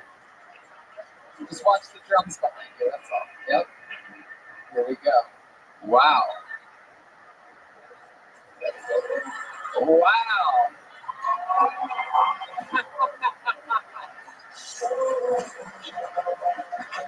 That was beautiful, Sean. Thank you, Tony. Sean looks like the last person to suffer from the disease scurvy. It is true.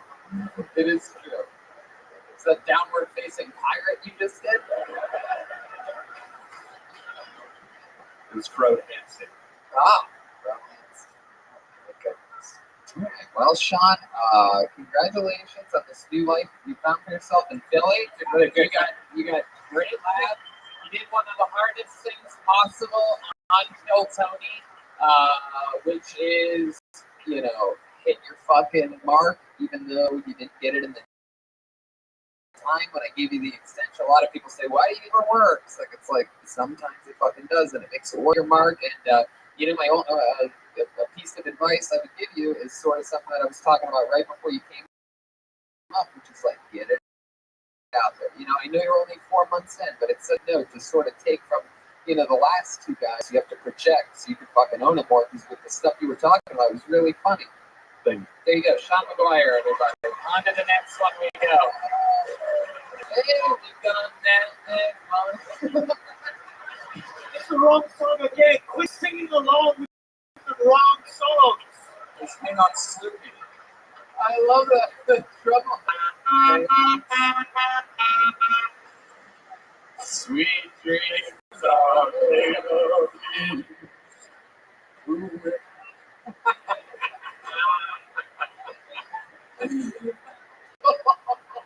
I spent 40 minutes before the show rehearsing. 40 minutes.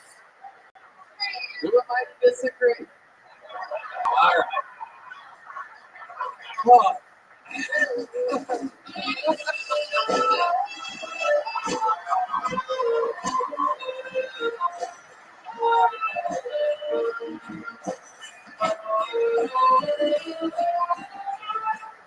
wow, you taught me a lesson. It was so funny to me. There's something about antlers that just cracks me right at my core. I feel like as the episode goes on, are they going more and more sideways? Are they going down? You go to morehims.com. /Kill Tony. Yeah, rub it a little. Get in there. Wow. Hey, look at that. Okay, your next comedian goes by the name of.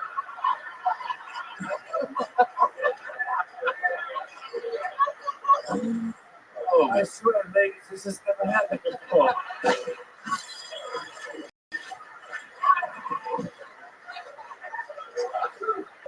so who's your next comedian? The one. Maybe. It might be more. I think it's for him. It's Dorian Vasquez, everybody. Dorian. Here we go. Here we go. Is that Dorian? Oh, wow, we got a runner over here. Here comes Dorian. He's making his way.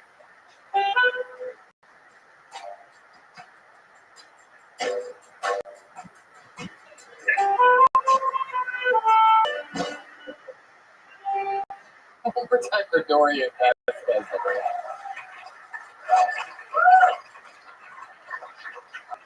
Do you guys think socially retarded Japanese kids obsess over American TV?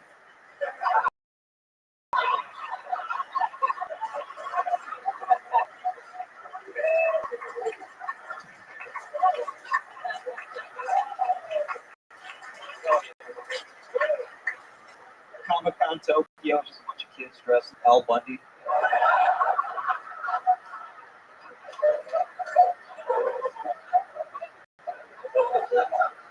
I talked to my mom the other day. She's 68. She lives in Belize now. She asked me what non-binary meant. That's a lot of pressure. I don't even know how to explain to someone that like she hasn't cleaned a white person's house for 10 years, so she's like had a date on wokeness. It's like it's a person who doesn't. It's an out of shape white lady.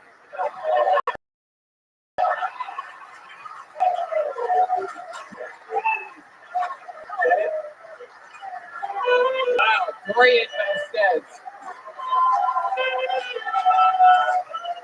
Wow. That is incredible. Wow, that is the funniest set I've ever seen Tig Notaro have. That was incredible. That's a good one. Wow. How long have you been on stand-up? About 7 years. 7 years. That shows, my friend. Las Vegas, all through that. You live here in Philly? Yeah. Yeah, you do. Where's you from?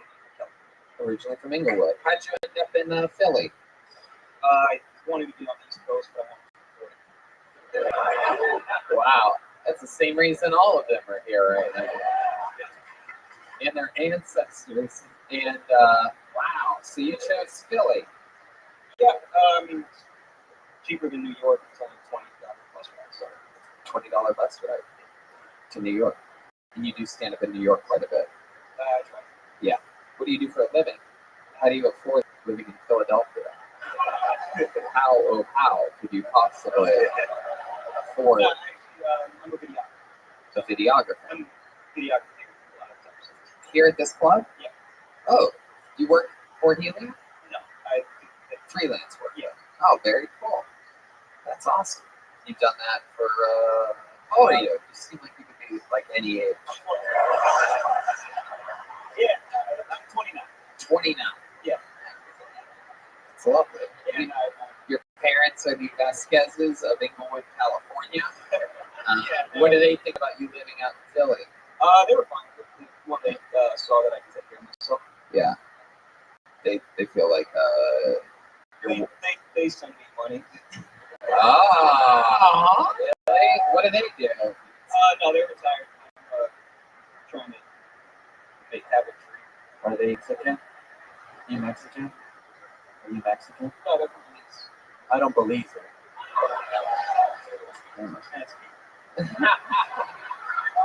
Thank you. You want to make out? Jesus, look at this. Look at the natural rivalry you guys have. You don't play drums by any chance, do you, Dorian? My goodness. I will eat you alive. What do you do for fun, Dorian? What are you into?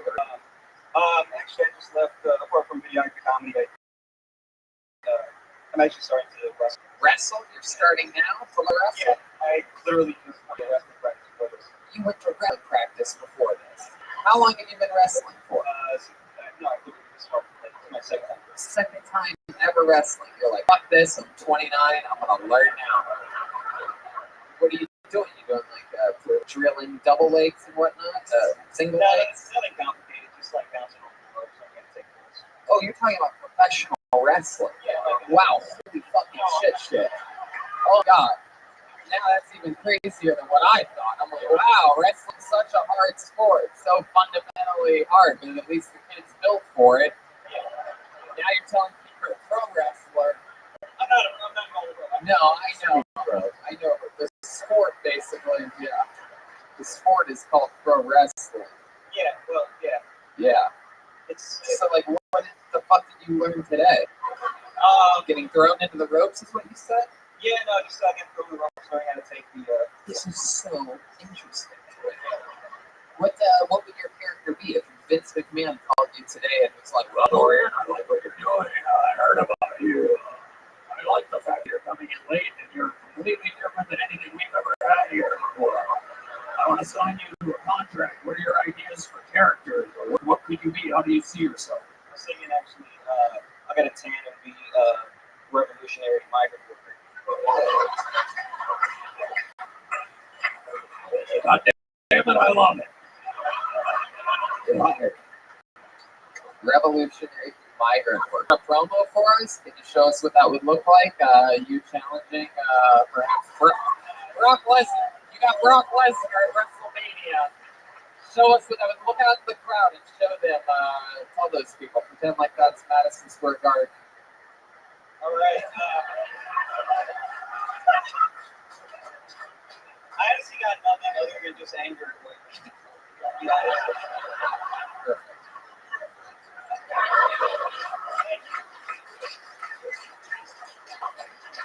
It's just I'm tired of white women telling me to check my fridge. I'm a working class Hispanic. The only way I get to reach your glass ceiling is if I clean it. I love you. I love you, Dory. Can you maybe amp up the accent, perhaps? I am a migrant worker. Oh, guys. Yeah. Belize is an English-speaking country in Slovenia.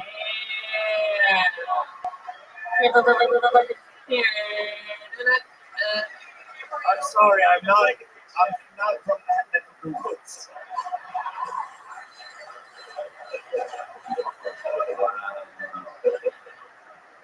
I like your style. This is fun. Thank you, Brad. Oh, did I tell you you could fucking go? Wow, this was fun. Thanks for having me. I'm done here. This is what I came to do, and I'm done. Wow, I've never seen someone play the credits on their own stuff before. All right, Dorian, you can go ahead. There you go, Dorian Vasquez, everyone.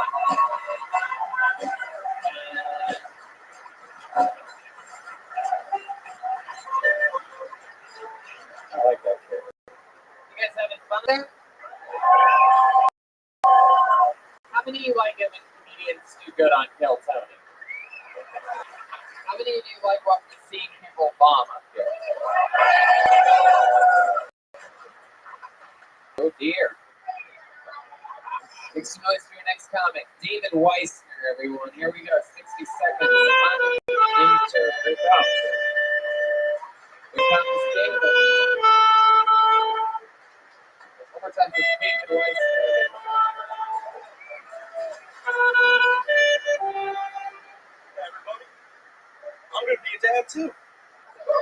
jerk off in a cup there. I just didn't pull out.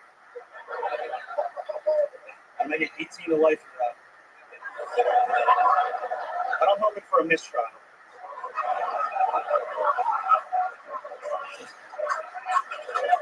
I mean, we've only been together for 9 months.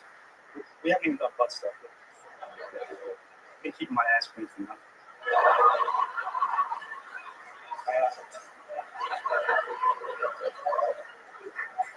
I forgot the next part. There's always things I wanted to do before having a kid, like cocaine. I'm 22 and I've never even seen it. Right? I'm a parent with a life experience. When I told my girlfriend that, she was like, oh, I still have like 6 months. I'm gonna go try it. There you go.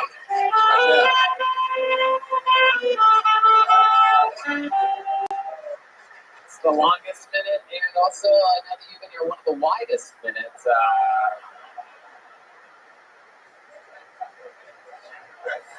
It's so exciting to have Red Band's little brother on the show for the first time. It's like an We don't touch each other, right? it's like an Addams Family reunion up here. But yeah. So, David, it's true. You're going to be a dad. How far along is she? 15 weeks. 15 weeks. We might have a baby competition coming out. There's a 16-weeker out there that's ready to pop any day. You know if it's a boy or a girl yet? Either way, it's going to be a fun story. No, I'm kidding. I don't know why I said that. Is anybody else worried that Bobby Hill is going to be a dad?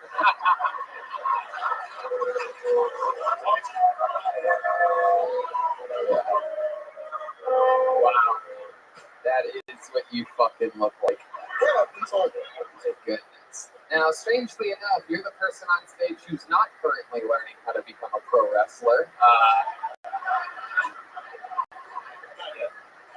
What do you do for a living? I work in a body shop. A body shop. Wow. It looks like the only body you don't work on is your own. I love that everybody knew exactly where I was going with that. Looks like, or it's like, here it goes, Johnny. That's what we want, you fucking fatty. It's a body shop for like cars and whatnot.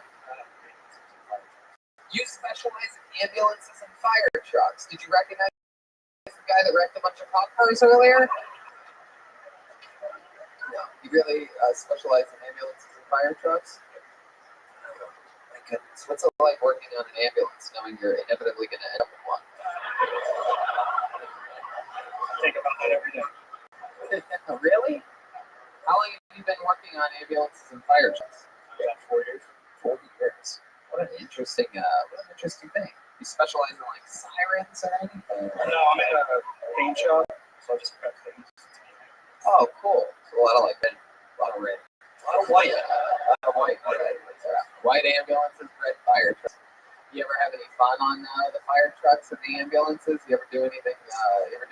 Silly, like extend the ladder and like try to climb it and be like, oh shit, I'm for this. What's that? No, they don't. But yeah, just paint. You ever think that inhaling a lot of paint might not be good for you? Yeah. You said you're 22, right? And you still with the girl that you got pregnant? How long have you two been together? 9 months. Oh, isn't that fitting? So did you try to have the talk, the Planned Parenthood? How did that talk go? Just so that your baby can one day listen back on this episode. How long was the talk? It's like half an hour. Oh, 2 seconds. She's like, oh hell no. She's not black. Oh, okay. I was assuming. I heard that black girls are into white guys with big asses. So is that it? You gotta have it backwards. I'm not sure. Did you want kids before this? Yeah. Sure. Not anytime soon. Oh, goodness. So what's the plan? Is things already changing? What do you have, an apartment? We live You live at her parents' house. Oh, no. Is there a long stairway or anything? If you have ideas to escape, you could come in by one of my tree houses or something.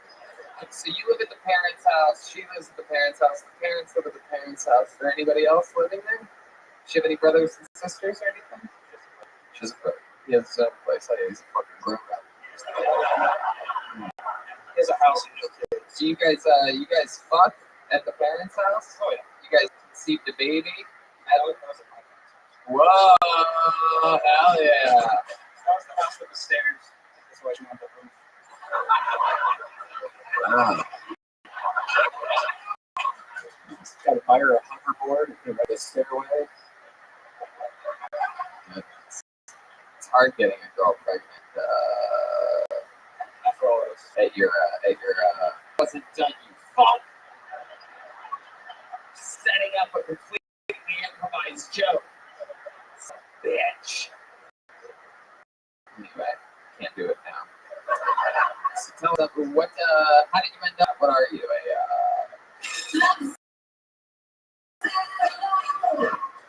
What's your food of choice? You a big cheesesteak guy? Yeah. Guilty pleasure. What's something crazy that you've eaten that we would be surprised by? You seem like the kind of guy that like drinks a gallon of milk to start the day. You know what I mean? It's just what I do, man. I gotta go fucking pay the ambulances. I'm out of here, please. Fast food. Fast food. Slow walking. It's mostly staying in one spot. I like your style, David. A lot of people with babies on the way here. It almost seems like that's one of the only things to do in Philly. Make babies and rationalize how creating life is life. You know? That's so deep. All right, David. Well, let's keep it moving along. Good luck. You're adorable. Congratulations. Hey, wait a second. I didn't even ask you. How long have you been? Is that your first time doing stand-up? Wow, first time ever doing stand-up. But do it more, dude. You're 22. A lot of the greats start at 22. So don't quit. How about one more time for David?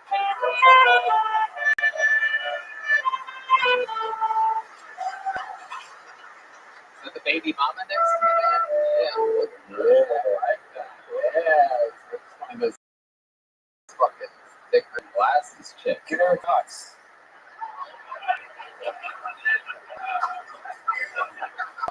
Okay. Ken Offie, everyone. Ken Offie.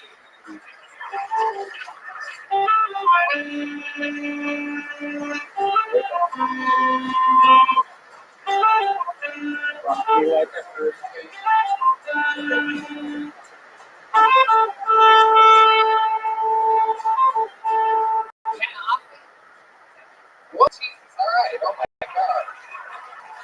Fuck, did he just come out of us? One more time. Kevin Offie, everyone. How you guys doing? Feeling good? Alright, I've been getting along better with my dad recently, which is cool because growing up we didn't really get along at all. He was all abused and none of the alcoholism, which just means he really, really meant it, you know? Yeah, he would wake up every morning clear-headed and shit and be like, I remember what I did. But I've been a single guy lately, first time in the adult world. And I had my first one-night stand last year. Thank you. It would have been better if you were there. But while we were doing it, I said to her, hey, say my name. This is to see how long it would take for her to remember, you know? And a few seconds went by, and she went, Daddy. I was like, oh, fuck, that's a power move, for sure. And she was like, say my name, Daddy. Like, and I was like, I'm so fucking proud of you. Like, thank you, Kevin. Awesome. Okay. Fuck yeah, you did it, dude. Thanks, man. You fucking did it, Kevin. How long have you been on stand-up? 2 years in June. 2 years. That's awesome. All here in Philly, or? Philly. I just did my first shows in Texas, Austin. How'd you end up in Texas? It was it was really fun. It was fun to do it in another radically different place. Right, but how did you end up there? Did you book like? My old internship from LA flew me out to do South by Southwest stuff, so I just was like, all right, I'm gonna Facebook blast people and see if I can do some times. Heck yeah. Yeah. That's great. I love that. It's so good to see the son from Married with Children all grown up. And, it's great. Yeah, I'm a little boy. Yeah. That's fun. So you've been doing this for 2 years. What do you do with computers for a living? I do video editing. Damn right you do. Yeah. I just have to ask a question because this is weirding me out a bit. Do you have paint or blood on you right now? Where do you see that? What do you On say? his right side of his ear, on his. Let me see. Turn your head this way. Turn your head this way. Turn your head. Okay, well turn your head that way. I can't see it. Okay. What is that? It's fake blood. I did a tape segment for the same wrestling show that Dorian's on.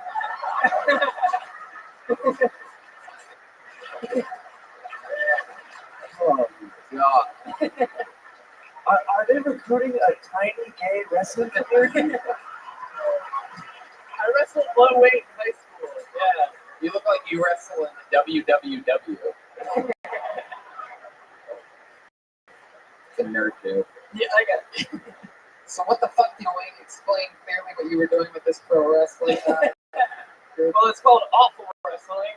It's a local thing, and I came in as like a sidekick that's taken hostage of this character, Party Priest. Give us an example of what it sounded like.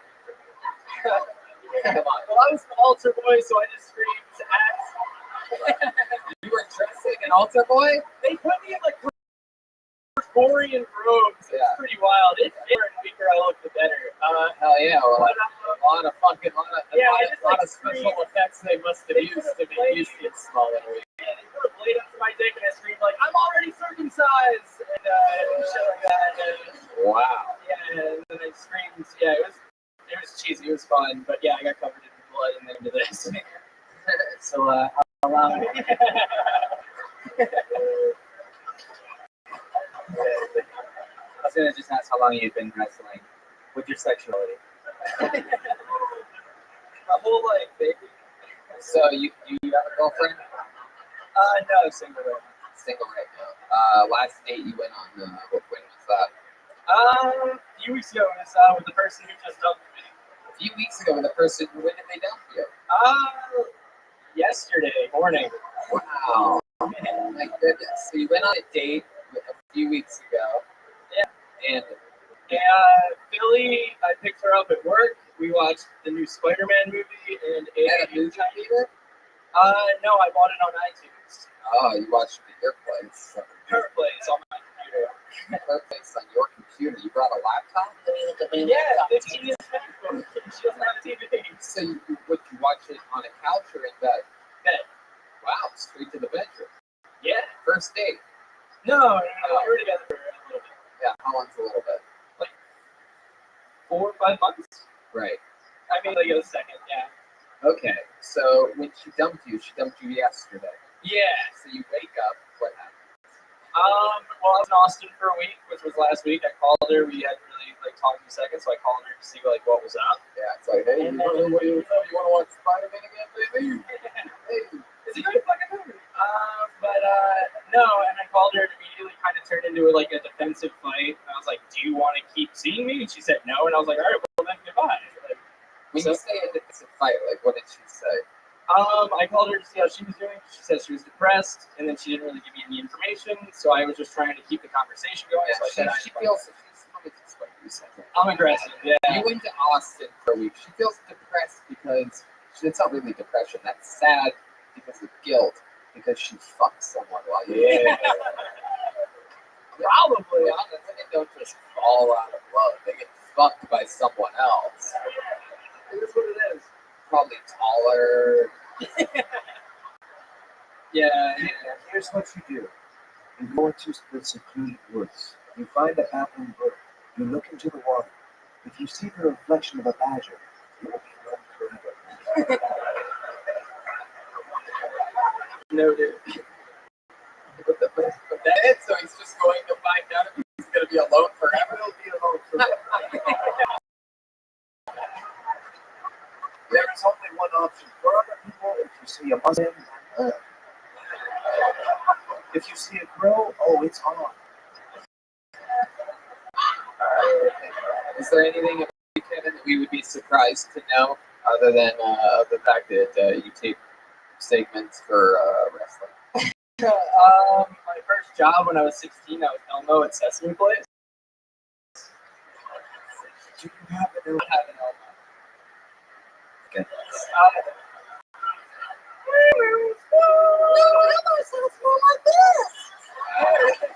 Jesus, woodland creature and Mr. Funmar had a little Elmo as a kid, huh?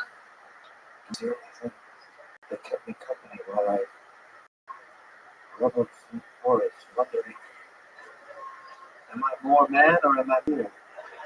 Do I belong with the people in the village or do I belong with the wood creatures? Like my street friend brother. Elmo was the only thing that kept me company, and I tickled him until his batteries ran out. And then I did not hear another human voice for 14 years. And I became Mr. Fonda. Wow. Well, Kevin, you tickled us here tonight. One more time for Kevin Opie, everybody. There he goes, Kevin Opie. Sure. There you go. One of the tiniest, most innocent handshakes I've ever had. Little tiny, soft, cold hand. One more time for Kevin, everybody. There you go. All right. Pulled another name out of the bucket. Keeping it moving along. Make some noise for Chris Sicoli, everyone. Chris Sicoli.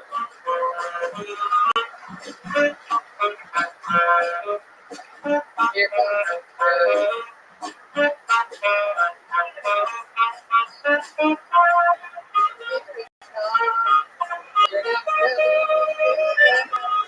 Make some noise for Chris Sicoli. Hello, everyone. Hello. Oh, man.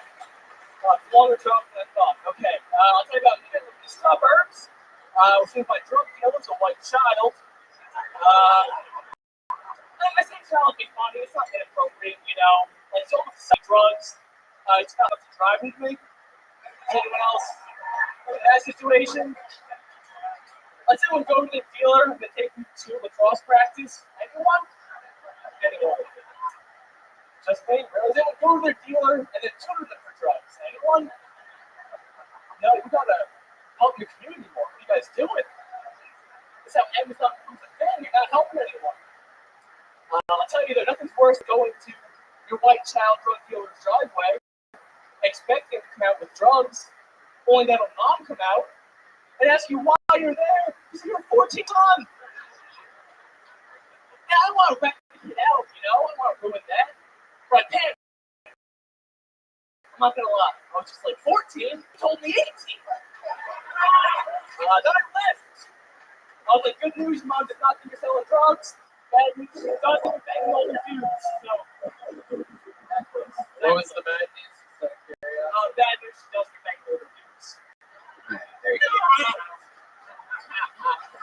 Chris Sicoli, you talk a lot about drugs for a guy that looks like he's never done it.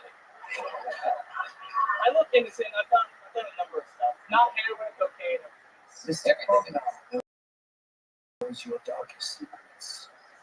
When his antlers go all the way down to the sides like that, that means that you're going to be alone forever. Same thing as when you see a badger in the reflection of the brook. So Chris, we found out about drugs and that you live in the suburbs. What else? How long is that your first time doing stand-up? I'm doing it a little under 3 years. Little under 3 years. Heck yeah. All here in Philadelphia? No, I actually live in Jersey. You live in Jersey. I'm actually interning for the Legion of Skanks podcast. If anyone listens here. Oh, yes. Yes, of course. I'm fine. If anyone knows fine. Hell yeah. Hell yeah, guys. What was that part? What the fuck did you say that just made this guy's head explode? What? I'm fun. Oh, so you're like face of the Legion of Skanks, sort of. Legion of Skanks, no place things. Wow, there you go. Look it up. Legion of Skanks is our brothers. We say that with no hesitation. We love them, and There for Stinkers. heading back in June. You'll be there at Wow, that's very cool. When you said thud, this guy went wild. Yeah. Stick with me over here. Sorry. Jesus, Chris just walked himself to the green room and ordered a bottle of champagne. It's like, relax.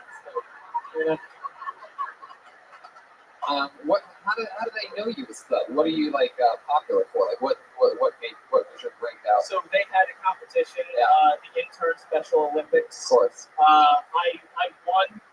Just was better than everyone else. Yeah. And, the Skanks brought me in for an internship. I'm graduating college in May, so it's 4 college credit, which is ridiculous. Wow. But yeah.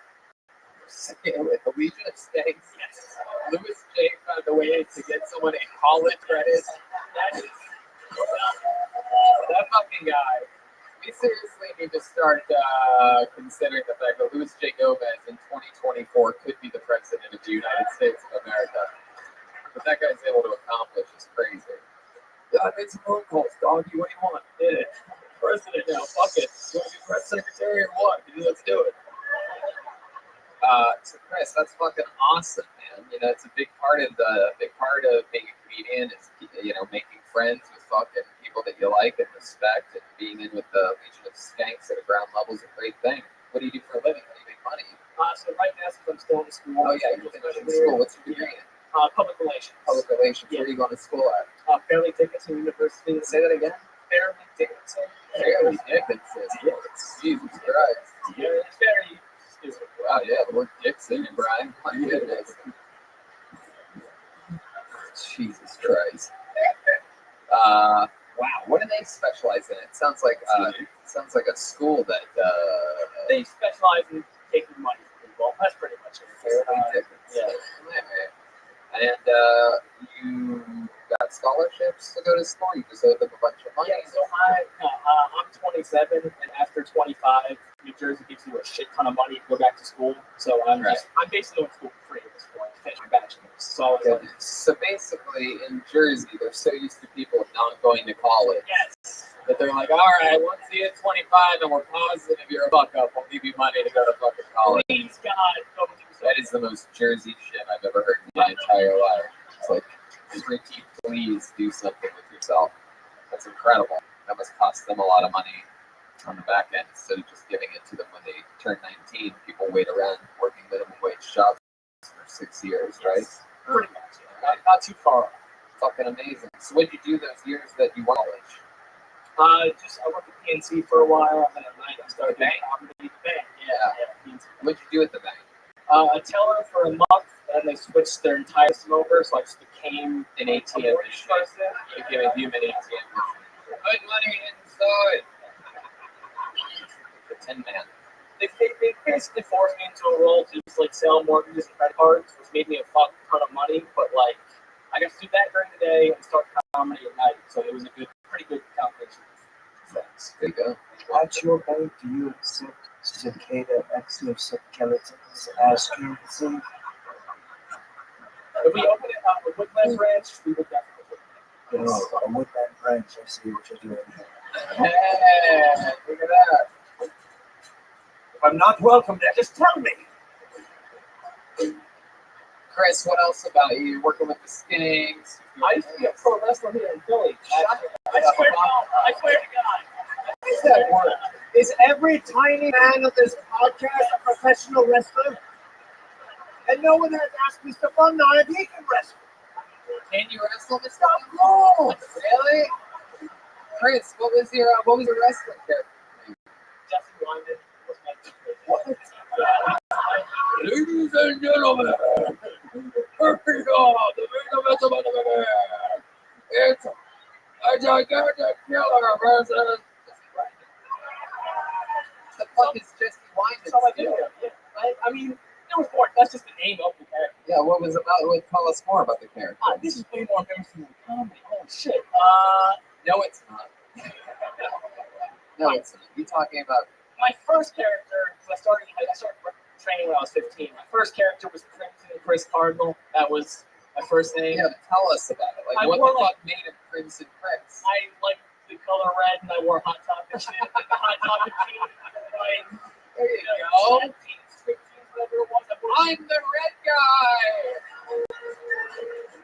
I had face paint and shit. So that was your first character? Yeah. Let's go. And then Jesse Wyman was like a transition. I was gonna do Sounds like that's like the name of a person in transition. I think I'm just gonna go for Jesse for a bit until I get the old snip. Then I'm gonna go by Justin. Wait, no, I'm gonna go by Jessica. Did it backwards. I hurt my back on a dive through the ropes, and that kind of stopped my career. That's why I stopped wrestling. But Looks like I'm gonna go by Justin. All right. Well, Chris, amazing that you were a fucking pro wrestler. I wish found out more about you. You know, drugs are a hell of a thing. I would love to have heard more. You know, I feel like drugs really don't give us a great sample size of what you're capable of. But it's my go-to opener, so I expect to get picked like at 30, 40 names. So it's kind of like just going to nobody's expecting to get that. Yeah. That's fair. Damn right it is. Well, enjoy going back to college. We'll see you at Skankfest in June. Hey, come. And you know what? Chris, Chris, make sure you sign up June 20th at the Gramercy Theater in New York City. She'll already be there. There you go. There he goes. Chris Sicoli,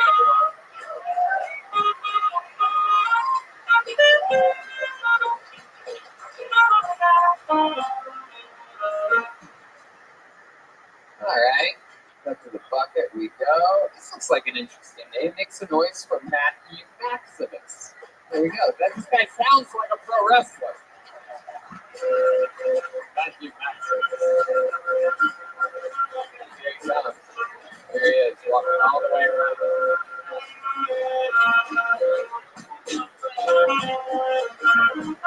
One more time for Matthew Maximus, everyone.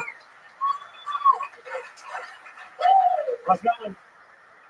One time I went camping with my dad and we slept in the house and we took sleeping bags. It's because I was smoking weed and getting out. I was just being a little kid. I was also a little kid. I was yelling at my mom, she couldn't let my ass in her bed anymore. When I was in high school, I had a stalker and he came to my school and I'm assuming he wanted me to suck his dick because that's what he asked everyone in the parking lot. That I never did that. Obviously. A lot of time when I go to the bathroom, like taking a couple hours, besides the hemorrhoids or something like that, I try to definitely have to keep legs fall asleep, legs just fall down. I guess it doesn't have to be guys. There you go. There he is. Matthew Maximus, as I like to call him, John Mayer with leukemia. How are you, buddy? Are you not entertained? What? Are you not entertained? What's your accent? Let's check in with Mr. Funk. Yes, I'm pretty sure he absolutely signed up for the sheet for free therapy and not Kiltony. All of those were weird quips about his life that I was like, huh? Yeah, I really. What? I'm like, are you serious? This guy's got issues. But none of them had punchlines. I'm with Mr. Funknar on this one. I had a little trouble understanding you. You have a perfect American. I think so, yeah. I think so. What did you say about something about sucking a dick in a parking lot, for example? I didn't catch you. I had a stalker in high school, and he drove to my high school and waited in the parking lot and asked everyone if they knew who I was. And they said, yeah, and he asked if I sucked dick. He asked the other kids if you suck dick. That's correct, yes. Matthew Maximus sucked dick. No. That you had a different name back then. Yeah, I did. Yeah. Really? Yeah.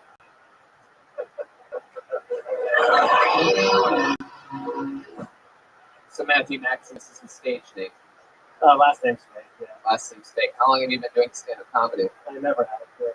This is your first time Yeah, ever. yeah. And you signed up for this. Yeah.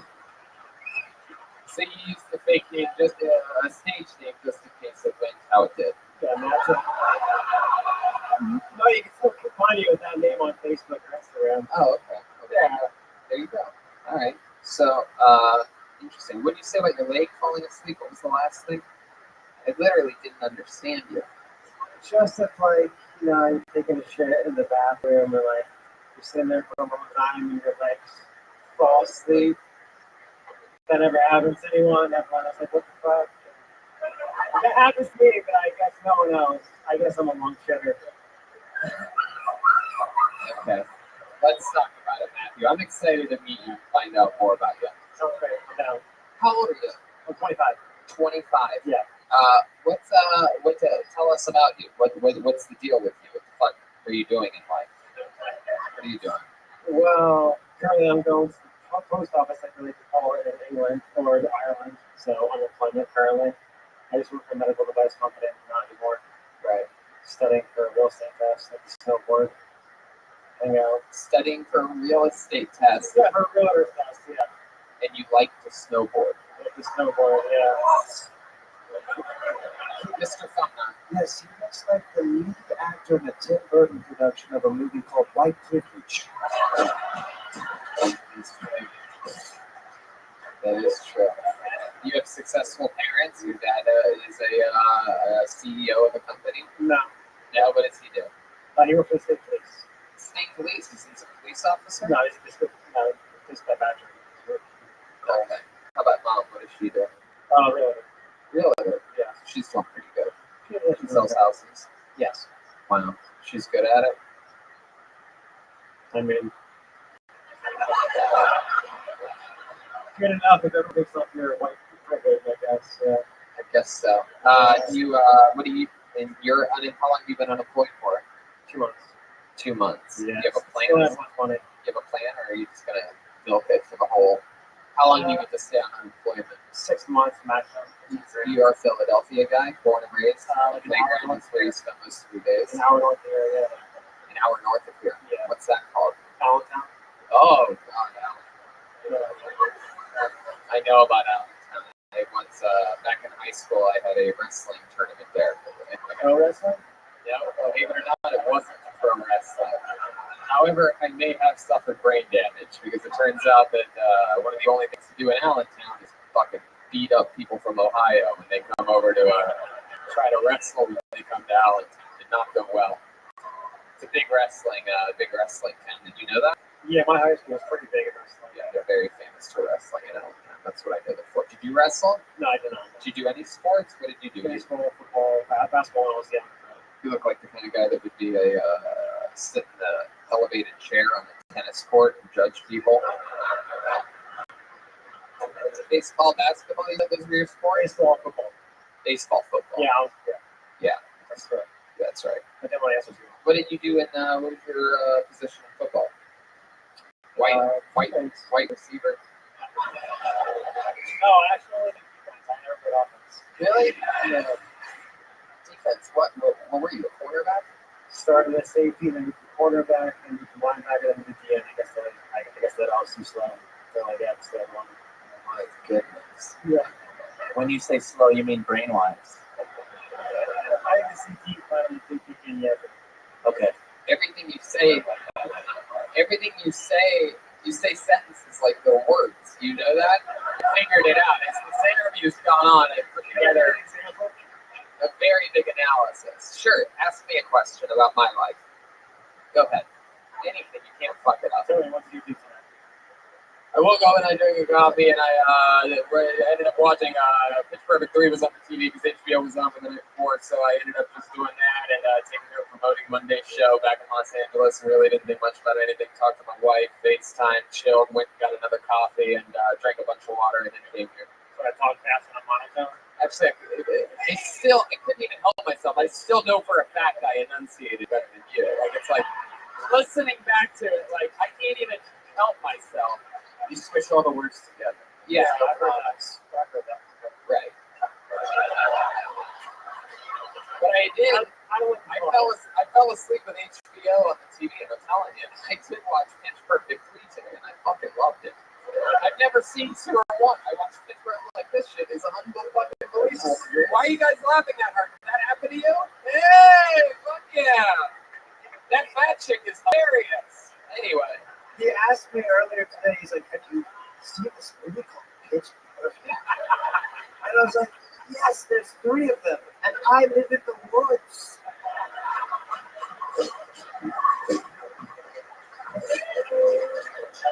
Oh, that's so funny. But Pittsburgh, I don't know. I will not say it on the other 2, but I'll say this: it's Pittsburgh because I've never seen them. I don't even think I'm going to. I'm gonna start and I'm gonna end with Pitch Perfect 3. I'm gonna retire on top. John Lithgow is Pitch Perfect 3. It's incredible. They ended the movie with the song "Toxic" by Britney Spears. And by the way, I'm not even joking. This is verbatim what you told me about. It's so funny. I don't even have to change any of the words that are coming out of my mouth. That's not true. No. Actually, what is funny is that the actual truth is that I didn't know it was Pitch Perfect at all because I caught a few minutes into the end, so I didn't see the beginning credits. So what I actually said to Jeremiah was, I watched this fucking amazing comedy today with all these chicks singing a cappella. What the fuck was that? You heard of this? He's like, it was incredible. I swear to God. I don't know why, but it was fucking great. Then again, I had a fucking bait man and a good cup of coffee, so it's like, who knows? Think of me with this smile of shit. He's like, that fat girl's really funny. She's going places. I'm like, she's already places. This is the 3rd movie she's in.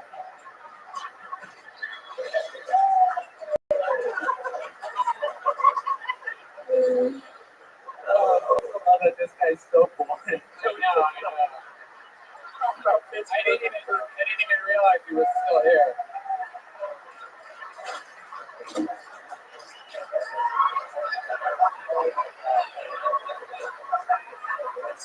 How long have you been doing stand-up? I never have. First time ever. So this is your first time. So let me tell you something. You got diagnosed right from the get. You started on the #1 live podcast in the world.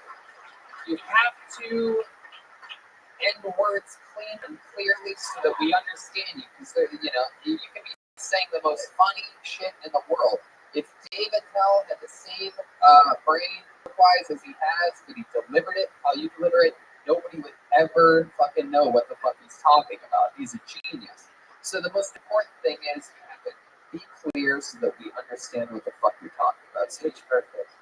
Thank you. There goes Matthew Maximus, everyone.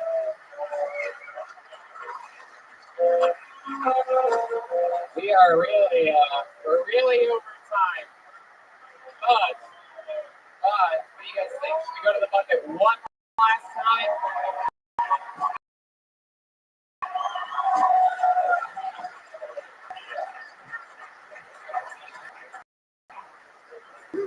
Right, are you going to go watch Pittsburgh the first one now? No way. No, John, I don't. Well, actually, I just fucking. Thank you very much, by the way. I appreciate it. That's a real fucking cool Kill Tony fan. There you go. Oh, okay. All right, we love you too. That's enough. Just so happens that I did pull a female out of the bucket. Make some noise for Rachel Grinsley, everyone. Rachel Grinsley. Here she comes. Oh, yeah.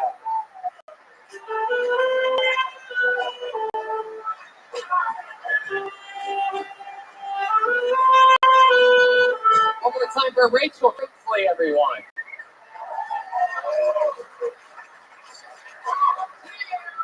Well, my name is Rachel, but I go by another name for most of my performances. That would be the Poop Fairy.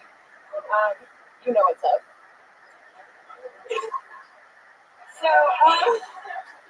I'm actually a flow artist. For those of you who don't know, that does not mean that I paint with menstrual reels. But I do eat and breathe my art, and that would be because I use fire. Yeah, I'm actually a dance performer. I dance with LED lights and fire and different kinds of cool props like that. Unfortunately, most of the time when I tell people I'm a dance performer, they don't quite get that idea. They usually think I'm a stripper, which I think that hides probably. But I actually study veterinary sciences and work with animals in my free time. Mostly because I want people to call me doctor. Hey, there you go, Rachel Ridgely, everyone. Come on. Final comedian of the night. Hi, Rachel. How are you? Great. This is my birthday celebration. Wow. It's your birthday? Well, yesterday. Well, there you go. This is all I'm going to do. Happy birthday. Doing stand-up? Yes, definitely. Hell yeah. Not my first time on stage, though. Right. Because you dance. Yeah. Mr. Funmar. Yes. Funmar. Yes, she looks like she was born in the side satchel of a Harley Davidson.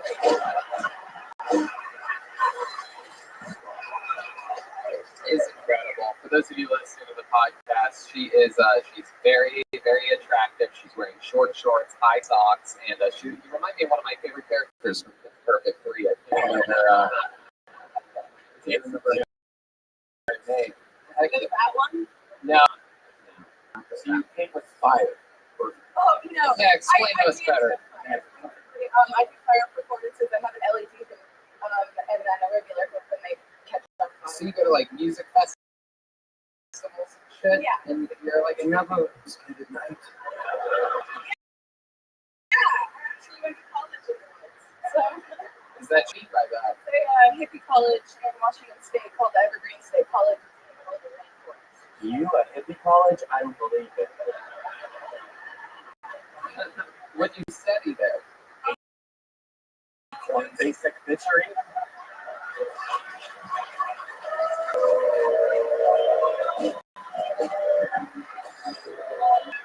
I study mostly zoology, evolutionary biology, different types of sciences. Heck yeah. Things that ended Like I said. ecology. Hey, Mr. Fumnar, what's going on? Why do you keep wiping your foot on the ground? What does that do? Mr. Hubnod is in heat. Oh, you are? Oh my god. Pretty sure I have that outfit though. Oh. Mr. Fumnar, she studied zoology, so she might know where all your pressure points are. What sign are you? I'm an Aries. Stop.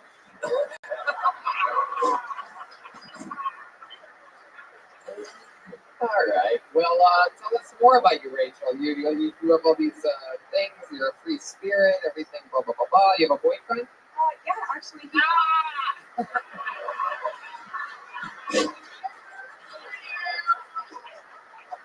How long have you been with him? Is he here tonight? Yeah, he's probably here tonight. He's right over there.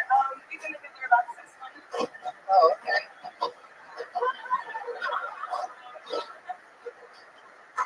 What do you think about? But I mean, don't you think your boyfriend would probably let you? I mean, look how excited Mr. Fumnar is. Look at him; he can barely help himself. A mouse just crawled out of his leg. Thank Hades, the saxophone is in front of my garage. His antlers are as hard as rocks right now.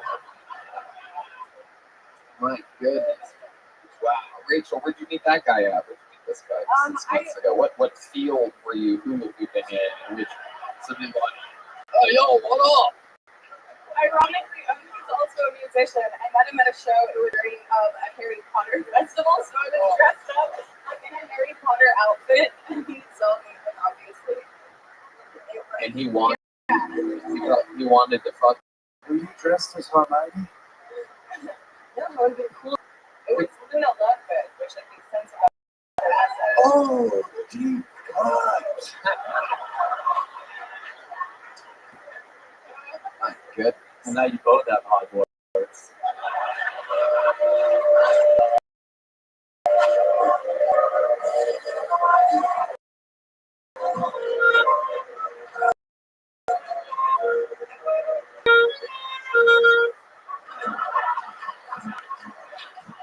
Love it, Rachel. How did you find out about this? What made you come up here tonight? Well, my boyfriend showed me Kill Tony when we first started dating. It was within the first week of us talking to each other, and All right, sounds like a good guy. we watch it every single time the podcast comes out. So we're always really hyped. And we got here, and he was like, "I don't know if I'm gonna go up," which I think is ironic because he's on stage. Sure. Really putting himself out there, but I was like, What type of music is Yeah, exactly. So you guys both signed up. What type of music does he play? he's in a band. He's a guitar player. He also plays keyboard and a few other things. And Okay. Brian has a keyboard. You say he plays a few other things. What do you mean by that? he recently got this really cool instrument called an aerophone, which is like it kind of looks like a clarinet, but it's like programmable, so it does like all kinds of electronic noises and stuff. Does he play in the key of D douchebag?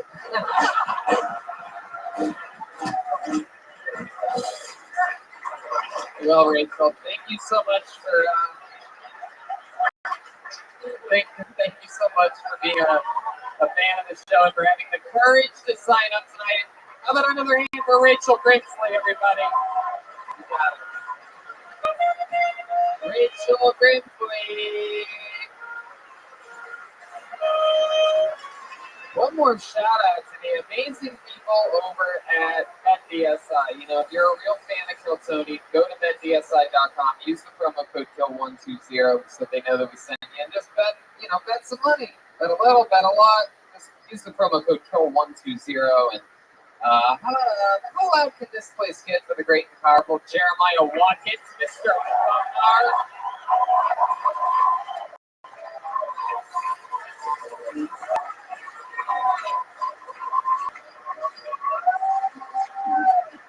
How about one more time for Joel Jimenez?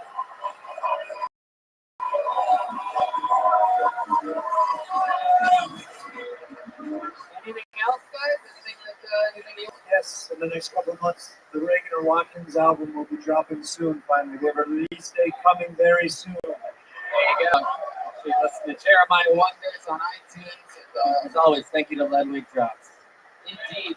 We have 2 stand-up shows tonight. I believe the early one sold out. If anybody wants to swing by for the late one, I do believe that will sell out or will be close. But you might have a chance at it if anybody here in the house right now is interested in that. And back on Monday with Tim Dillon, that's coming up. And make sure that if you're out there around the country, a little reminder: West Nyack, New York, St. Louis, Missouri, Ventura, California, San Francisco, Sacramento, and New York City. How many of you are going to make the drive to the Gramercy Theater on June 20th, huh?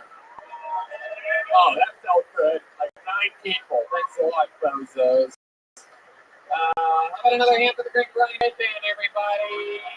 Thank you, Philly. Thank you much. Love one another. Take care of each other. Hey, Jeremiah. With Ryan J. Ebelt, original prints out front, and Kill Tony stickers, Joel Burton. Yeah, that poster that you see right there, there's only a few left. They were made custom Philadelphia. Well, we will sign them for you after the show. If you buy one right now outside, so go line up and we'll sign posters, take pictures, and meet you all. Thank you so much. Good night, everyone.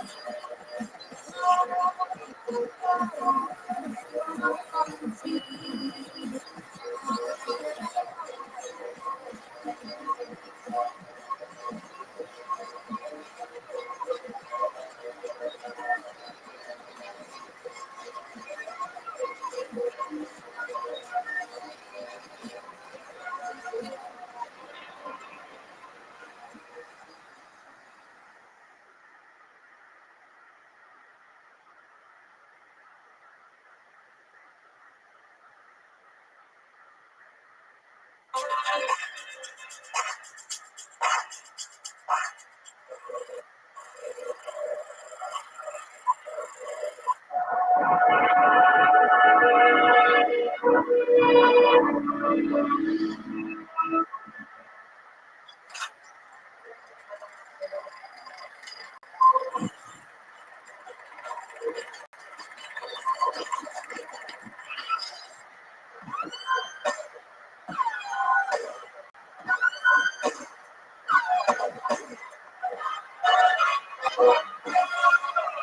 this is Rabbi coming to you live from the Road Famous Comedy Store main room for a brand new episode of Kill Tony. Get up on Tony, it's clear. Wow, how exciting. Make some noise, everyone. You're the #1 live podcast in the world. Monday night, you can do better than that. Make some fucking noise. We're here. It's happening. Brian Regan is here. It's another Manic Monday. The great Ryan J. Ebelt is right over there drawing tonight's episode. He is the official Kill Tony poster available at RyanJEbelt.com. And we just got back selling his amazing posters in beautiful Philadelphia, Pennsylvania. So many people out there. Sold out Kill Tonys. So great. 4 sold out stand-up shows. The place was crazy. They had a custom-made Bucket of Destiny. The friends over at Ludwig sent over another drum set for Joel Jimenez. And Jeremiah got judo thrown. Somebody else. Yeah, we saw the Woodland Creatures, high school basketball coaches, and the 80s media. God, those characters are troll. And we go back on the road this Thursday, all the way to Ventura, California, to a place called the Hong Kong Inn. For those of you that like short drives and interesting situations, come on Hong Kong Inn in Ventura. When you hear the sound, it means your food is ready. Screaming his last breath. No Sleep Till Brooklyn. 4-4, we're doing a Kill Tony, the #1 in St. Louis. The Thursday after that, West Nyack, New York. There's stand-up shows connected with all of those shows. And the La Jolla Comedy Store. I do stand-up shows April 26th and the 27th, and then the 28th. The whole crew comes in, guns a-blazing, for one Kill Tony that's already sold out. We just added a second show last week. And then I do stand-up in Seattle at the end of May, beginning of June. And then, June 20th, we are at the Gramercy Theater in New York City. That's a big one. That is a huge show, going right into Skankfest. And then Kill Tony Mania, still scheduled. It's happening again. The return to San Francisco, October 18th and 19th. We do these in 8 days that week, including Sacramento on the road to Kill Tony Mania, October 6th and 17th. Heck yeah. Heck yeah. So many days. So much stuff happening. The new Feminist Stacy t-shirt is available at JeremiahWatkins.com. It's out. It has been released. And next week's guest will be Dan Soder from the Bonfire podcast, and the return of Louis J. Gomez, whose special comes out that day. Yeah, new special. Louis J. Gomez presents Louis J. Gomez. It'll be a gas digital production. And, it's not easy getting these guests always on this show, great times. Hiring is challenging. But there's one place you can go where hiring is simple, fast, and smart. A place where growing businesses connect with qualified candidates. That place is ZipRecruiter.com/KillTony. ZipRecruiter sends your job to over 100 of the web's leading job boards. But they don't stop there, Tony. With their powerful matching technology, ZipRecruiter scans thousands of resumes to find people with the right experience and invites them to apply for your job. As applicants come in, ZipRecruiter analyzes each one and spotlights the top candidates so you never miss a great match. You know what's crazy is that ZipRecruiter is so effective that 80% of employers who post on ZipRecruiter get a quality candidate through the site within the first day. Wow. Think about that. 80% of employers. Wow. So if you're looking for, a good candidate for a job, don't hire your brother-in-law. Yeah. He's a loser. You have something good for brother-in-law, don't you? You have a brother-in-law? No. And right now, our listeners can try ZipRecruiter for free at this exclusive web address, ZipRecruiter.com/KillTony. That's ZipRecruiter.com/KILLTONY. ZipRecruiter.com/KillTony. ZipRecruiter, the smartest way to hire. Heck yeah. I love it. I love that sound. And you know what? When you make money, it's important to invest. Robinhood is an investment that lets you buy and sell stocks, ETFs, options, and cryptos, all commission-free. While other brokerages charge up to $10 for every trade, Robinhood doesn't charge any commission fees. So you can trade stocks and keep all of your account minimum, which a lot of places have. You don't have to put a deposit down. You need to get started. You can start investing at any level. The simple design of Robinhood makes investing easy for newcomers and experts alike. View easy to understand charts and market. Before taps, you can stop from like Apple or something. You know, you can also view stock collections such as the 100 most popular stocks. Yes, with Robinhood, you can learn how to invest in the market as you build your own portfolio. Discover new stocks, track your favorite companies, and get custom notifications for price movements so you never miss the right moment to invest. And Robinhood is giving listeners of Kill Tony a free stock like Apple, Ford, or Sprint to help you build your portfolio. Sign up at qtshow.robinhood.com. Free stock, it's amazing. Get in while the getting is good. Apple TV. So you guys ready to start tonight's episode or what? That's proof right there that we are a live podcast. Streaming live to our happy fans over at YouTube. And fans of this show know that one of the cool things is sometimes we have, the biggest celebrities in movies coming out of the week, blah, blah, blah. And sometimes we have, legends of the game, right? And it's fun because we fucking love legendary comedians that are hilarious. And then sometimes we have these comedians that are on the cusp of becoming world famous names, right? Your Tiffany Haddishes. I mean, we've seen it a million times. Literally monsters.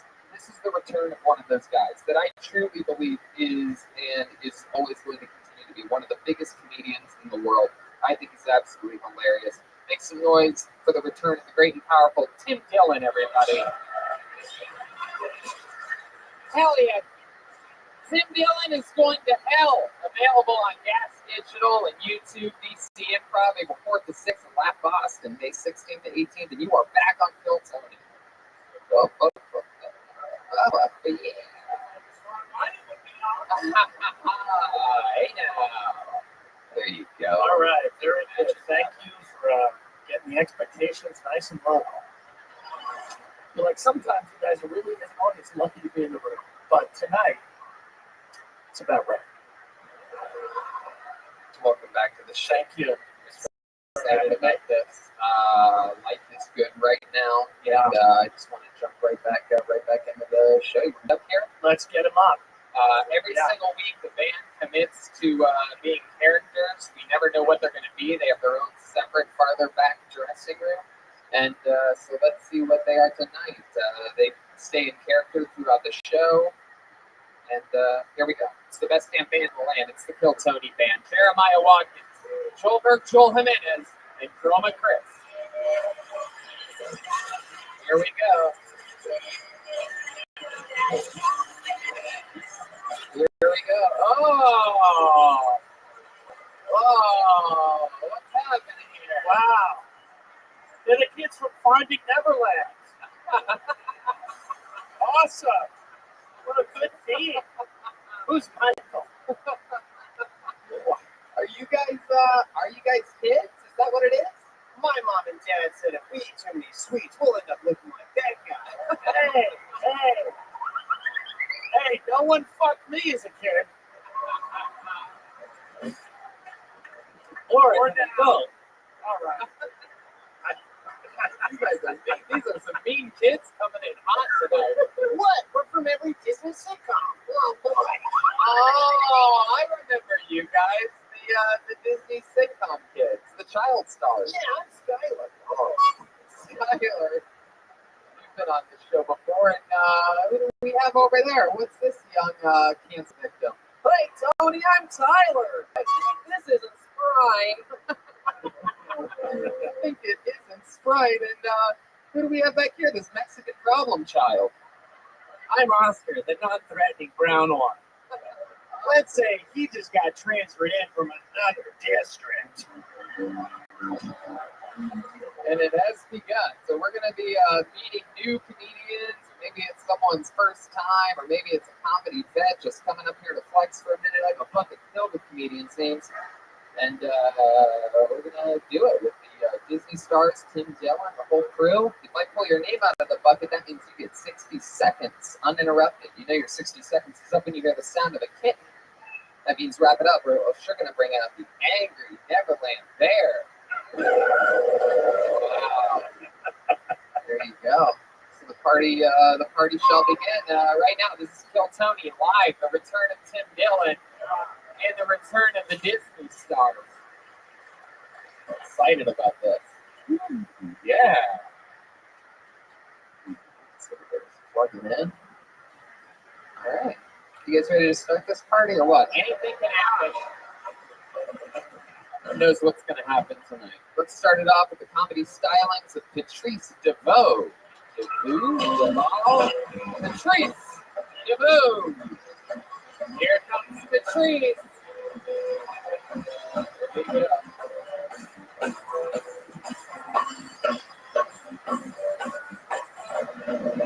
Hey, how we gonna start it? One more time for Patrice. Hey. I don't have a lot of time, so I'm gonna be quick, and we're gonna be family while I'm up here. For those of you who don't know and can't tell, I am a trans woman. Okay, I lost some of y'all already. Let me be more specific. I'm trans wealthy. Some of y'all still confused. It's okay. That means I identify as someone with a coin, money in the bank. I like really nice shit, sis. But I'm in the body of a broke bitch. And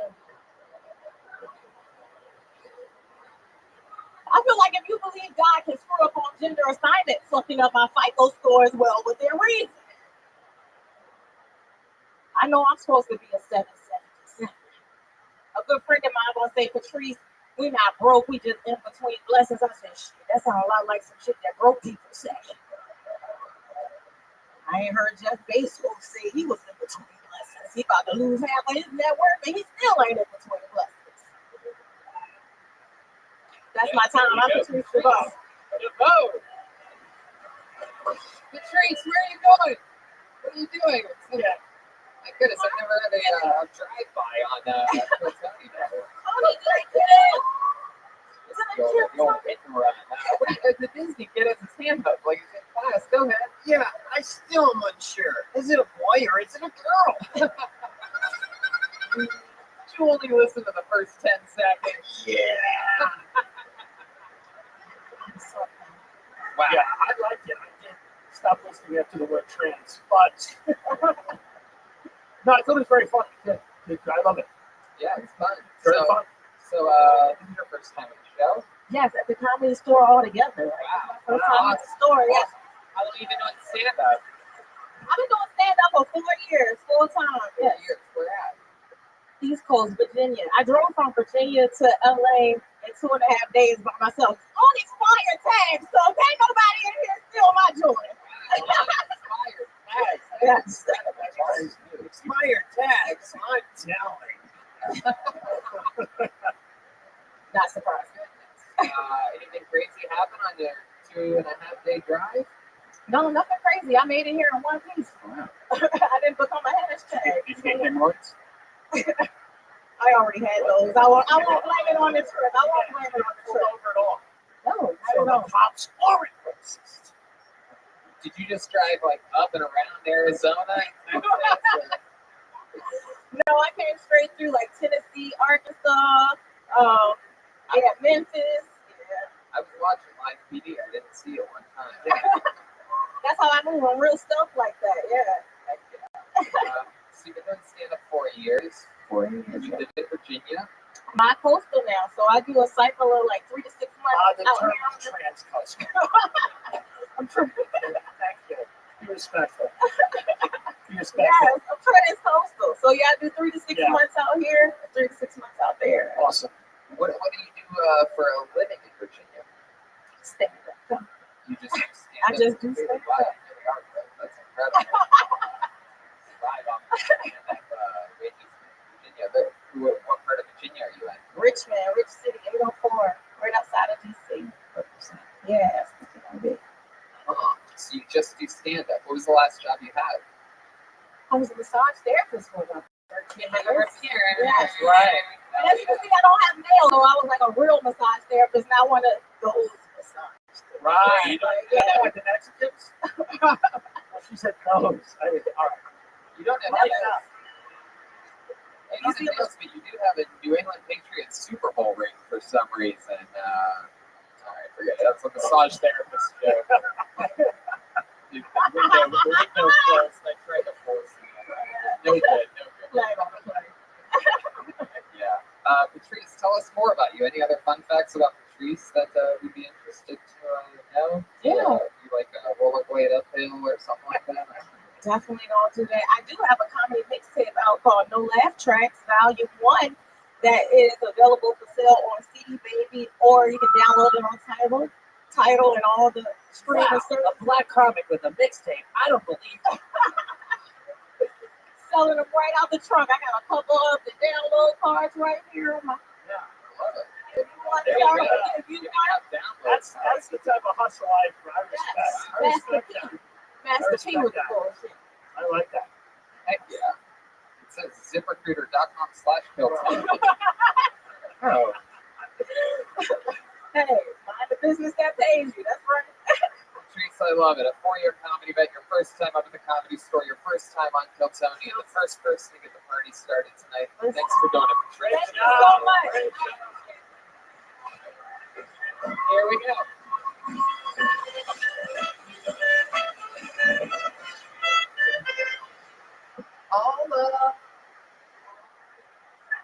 Is that the wrong song? Yeah, it's the wrong song, Timmy. What song is that? It's called Damn It. All right, pull the other team out of the bucket. Make some noise for Andy Van, everyone. Andy Van. Andy Van. Here he comes. Looks like for Andy Van. Hey, how you doing? I used to teach sex ed in high school. This is before the Me Too movement, so rape wasn't a big deal yet. I'm just kidding, but it's still not a big deal. Obviously, some of you guys looking at me, oh my God, is this Asian guy rapist?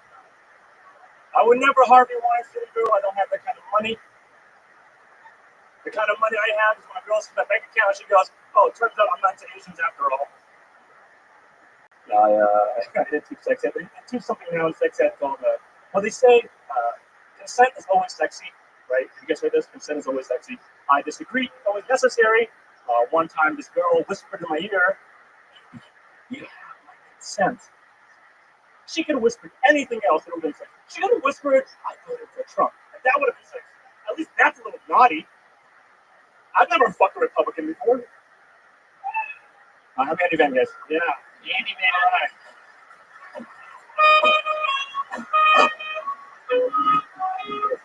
Aren't you adorable? Look at you. Yeah. I liked it because it was progressive. That's what I liked about it. I felt, we're evolving as a people, and when I heard your jokes, I'm like, that's fucking awesome. You know what I mean? I started with a rape joke. I thought, oh, you started little and finished with all rape. There was nothing in the set that even looked like it wasn't going to be about rape. I was like, maybe by accident he'll do a non-rape. Nope, okay. You just kept going. Like, It was amazing. you could tell the audience was sort of like, no, stop with the rape joke. You're right. They're just like, no, take it, you fucking stupid bitch. Yeah. No means no. Rape jokes with rape jokes. Here's a kid that should be raped. I hate the Disney kid. I hate them. So I'm confused. Is rape good or is it bad? It depends. Can you sing? Can you dance? That's right. That's right. Culture. Andy Van, you closed your set by saying that you've never fucked a Republican before. Have you ever fucked a Democrat or an independent or yourself? Communist, Nazi. No, I fucked most Democrats. How often do you, I always ask. You want to ask beforehand. is that true? Why would I do that? Why would I ask someone to play with me? I'm trying to get ladies. I'm with you. I appreciate it. Yeah. I mean, I like the shirt. If you're a thin guy, wear an effect I shirt. culture, sir. I've lost a lot of weight. You know he's big when he thinks that guy's a thin guy.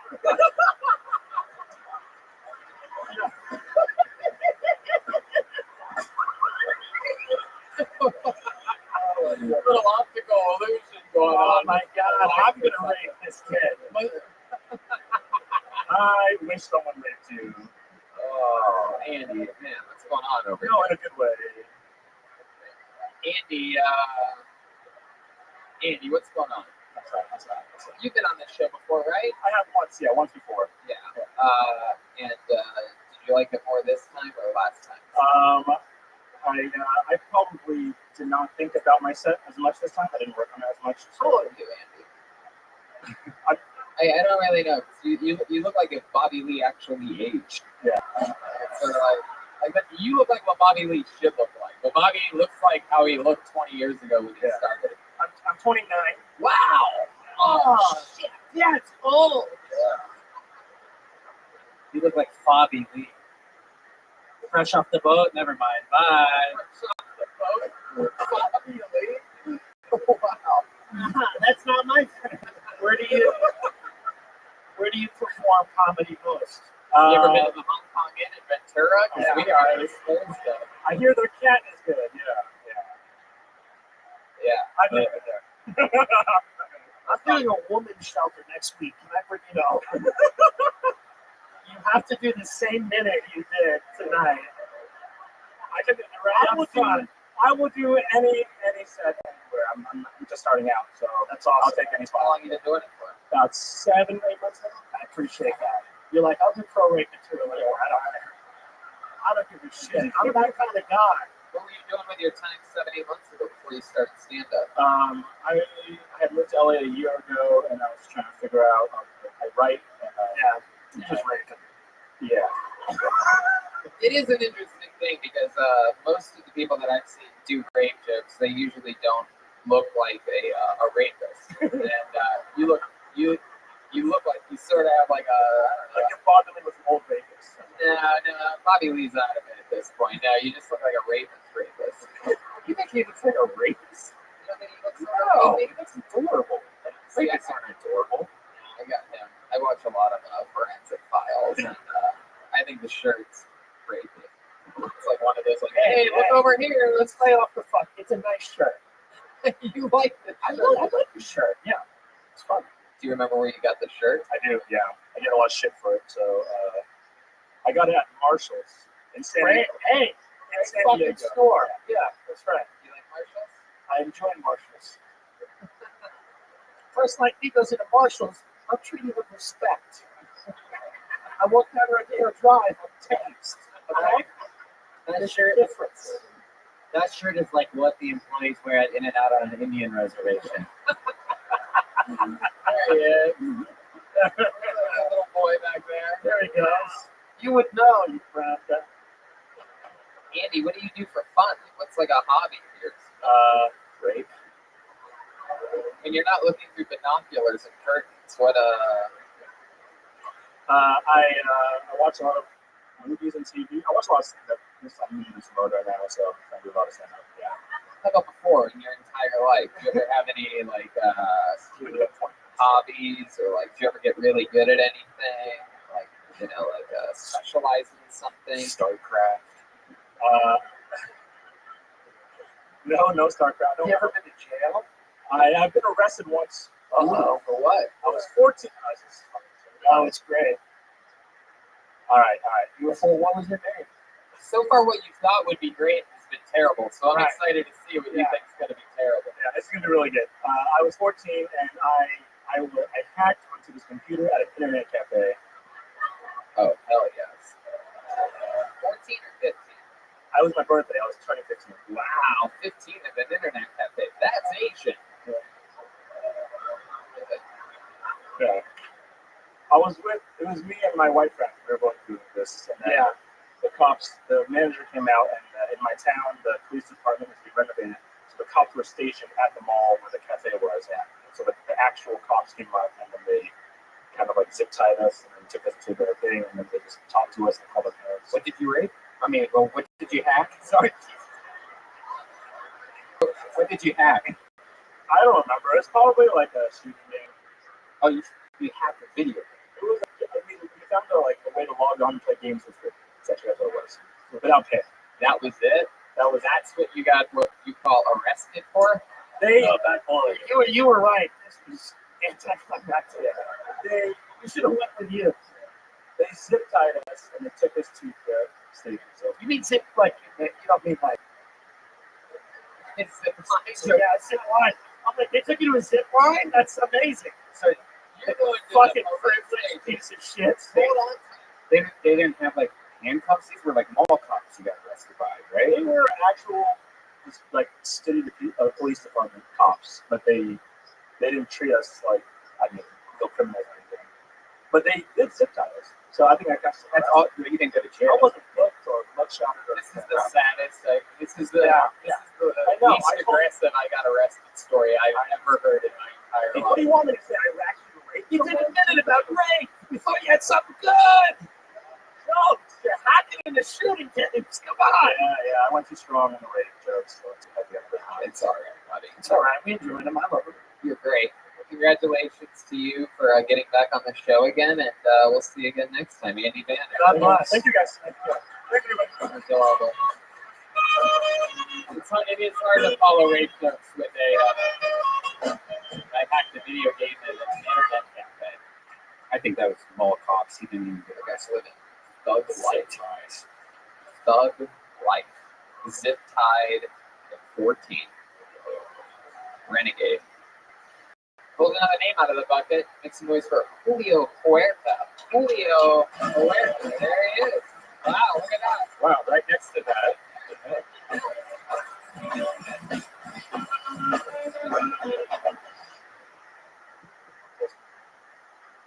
One time, my mom called the cops on me. She thought I killed my little brother. Turns out he was just at his friend's house. Anyone here into sports? I was a little baseball guy. I played 10 years. 2 years in high school. My team sucked so bad. I just got into drugs, pretty much. I was good. It's so long, 2 good grades, and hello to girls and marijuana. The joke there is I'm going to lose my virginity 3 years later.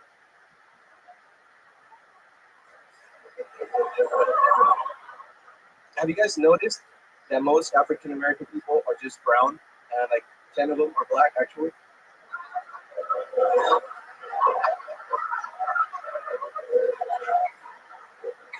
One time I helped create a cult in high school, but it was nothing compared to my brother's group of friends.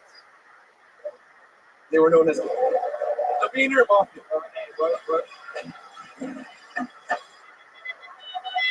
What were your brother's group of friends? Yeah. My brother's group of friends were nothing compared to my fake cult. They were called TDM, the Wiener Mafia. Okay. This is Rangers are probably you need more Rangers. I was like, he's gonna have at least one, right? And nothing. How long have you been doing stand-up comedy? Second time? That is the perfect response. That is the perfect response to that particular question. After your First time would have been the best response. that transition from your first joke to your second joke about your brother was just at your friend's house, and then you went right into that second joke. Was that on purpose? Did you know that would be funny? I thought it would be funny if I didn't talk about going to not jail for the brother. Oh, that was a continuation of that. No, I thought it'd be more funny for you guys. Like, oh, that's funny. He skipped that and made it awkward. What? It was naturally beautiful. It was something that on your second time doing it, I'll bet you. What's funny about that is there's a weird thing. It's just a weird fucking art form where if you tried that, once a week for the next few years, you almost get worse at it than you were there. Like that was hard to do. Don't ever practice. That's our advice. Just never practice. 15 seconds in your set, I was literally thinking, holy shit, this guy might be a genius that's been doing this a few years and this is his first time on Kill Tony. And then like 30 seconds in your set, I'm like, oh, fuck, no. This might be his. But 15 seconds in, you fucking had me, dude. That's a big deal. I thought you were doing like a thing for about 20 seconds. I was like, this is going to be amazing. I was hoping that was his thing. I was hoping Yeah. at that point, I'm like, oh my God, please tell me that this guy's like a timing specialist, like a surgeon. I was hoping, I'm like, I hope it leads to a thing where he says there's only 10 black people. I was praying for that. Like, does this lead to that? And it did. Yeah, can you mention, can you tell us that one more time? Yeah. I want to break that down. It's my favorite one. I'm not quite sure if I told me what we would call it. Oh, Got definitely. that. Yeah. I noticed that most people are white skin color. I'm like, Wait a minute. Most black people are what? Kid light skin. You don't see a lot of black people. My mom's Puerto Rican. You count Puerto Rican as Fuck black? that bitch, right? You do. He's like, my mom's Puerto Rican. I hate that bitch, you know. Yeah, Mom. I'm with Tim Dillon. All right, thank you. You need to watch a channel called National Geographic. It'll blow your mind. Why would he watch that? Oh. Are you saying black people are on National Geographic? Yeah. Ooh, come on. You Come own on, Disney buddy. to find this clip, but you have a podcast saying things like that. Disney. No, like in different countries. Europe, there's a lot of different people of different shapes in different countries. Don't try to track us around on me. You're the racist one. I didn't say Animal Planet. I said National Geographic.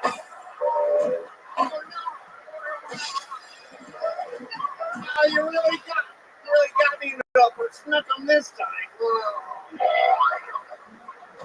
Oh, and it's awesome seeing you guys. Thank you. Do you have a problem with your Puerto Rican mom? You guys get along? What happened there? No, She's cool. Did she raise you? yeah, How old are you? 24 now. I was last November. Oh, you were here. You were on the. Yeah, I remember. Well, yeah, I'm the Mexican dancer.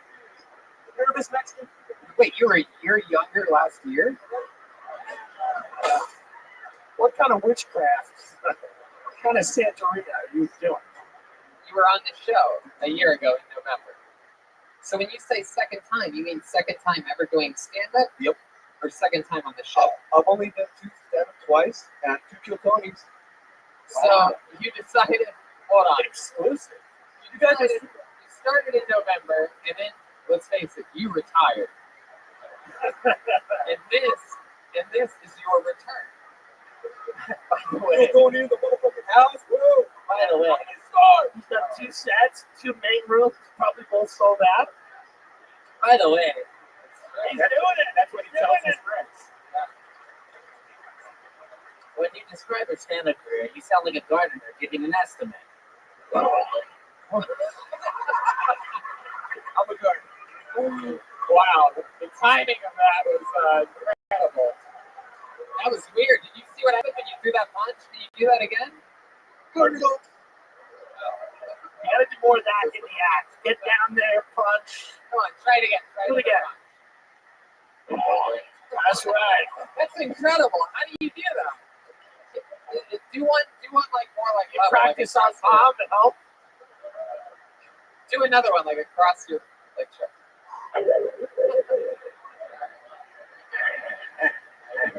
You beat that dead horse pretty quickly. All it takes is one off time bowling. Wow. All right, Julio. Well, what do you do for work? How do you survive? I'm a gardener, remember? Are you really? I totally get it. You guys see so many comedians. Yeah. 6 days a week. Yeah. Did you think I was offended for a second? Like that, or that I thought that you'd be offended? Nah, Kid Tony, you're the fucking man, bro. My name's not Phil Tony, but I'll take it. He thinks your name is Kill Tony. Hey, I feel Kill Tony's funny, dog.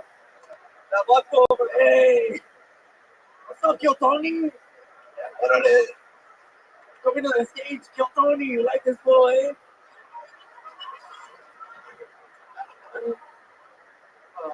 Last time you asked me how many siblings I had.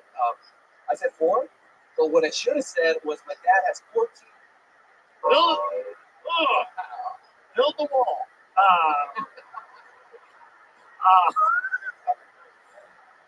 What does your dad do for work? What does your dad do for a living with 14 kids? No, he has 4 siblings. You're a gardener and he just goes around planting seeds, huh? What does your dad do? Gardener? Wow. Dad, what are you waiting on? You want to own the company one day? I have an older brother. Hopefully, this kid works out. I can do both. That's right. It probably won't be long. Yeah. Won't be long at all. I think they'll have the landscaping business in no time. You know, a few years from now, it could be that soon. You got it. Get the business under control. You can come back for your third time on Montana. How about that, buddy? How about one more? That's a punch. No, it's okay. We're up. All right, I'll give us one more punch before you go. We're amazed that you can make noises happen. Just go ahead, swing it. All right, there you go. There you go. Spooky words, everybody. Go on. Heck yeah. Hey. Fun show. I like it because the comics, sometimes I'm afraid for my physical safety. Yeah, it's one of the. I don't know who's gonna, It's one of the fun parts of the show. There'd be less mass shootings if they had more of this show, Just let people get that minute out of their system. We need to kill Tony New Zealand. That's what I'm saying. I think we've. Oh, shut up! Shut up! Shut the fuck up! You don't know anyone in your city. You didn't even know it was a place. I didn't. I thought it was a fake place, and I still. All right. Yep. Never mind. Make some noise for Jason Eckstein, everyone. Jason Eckstein. Here he comes.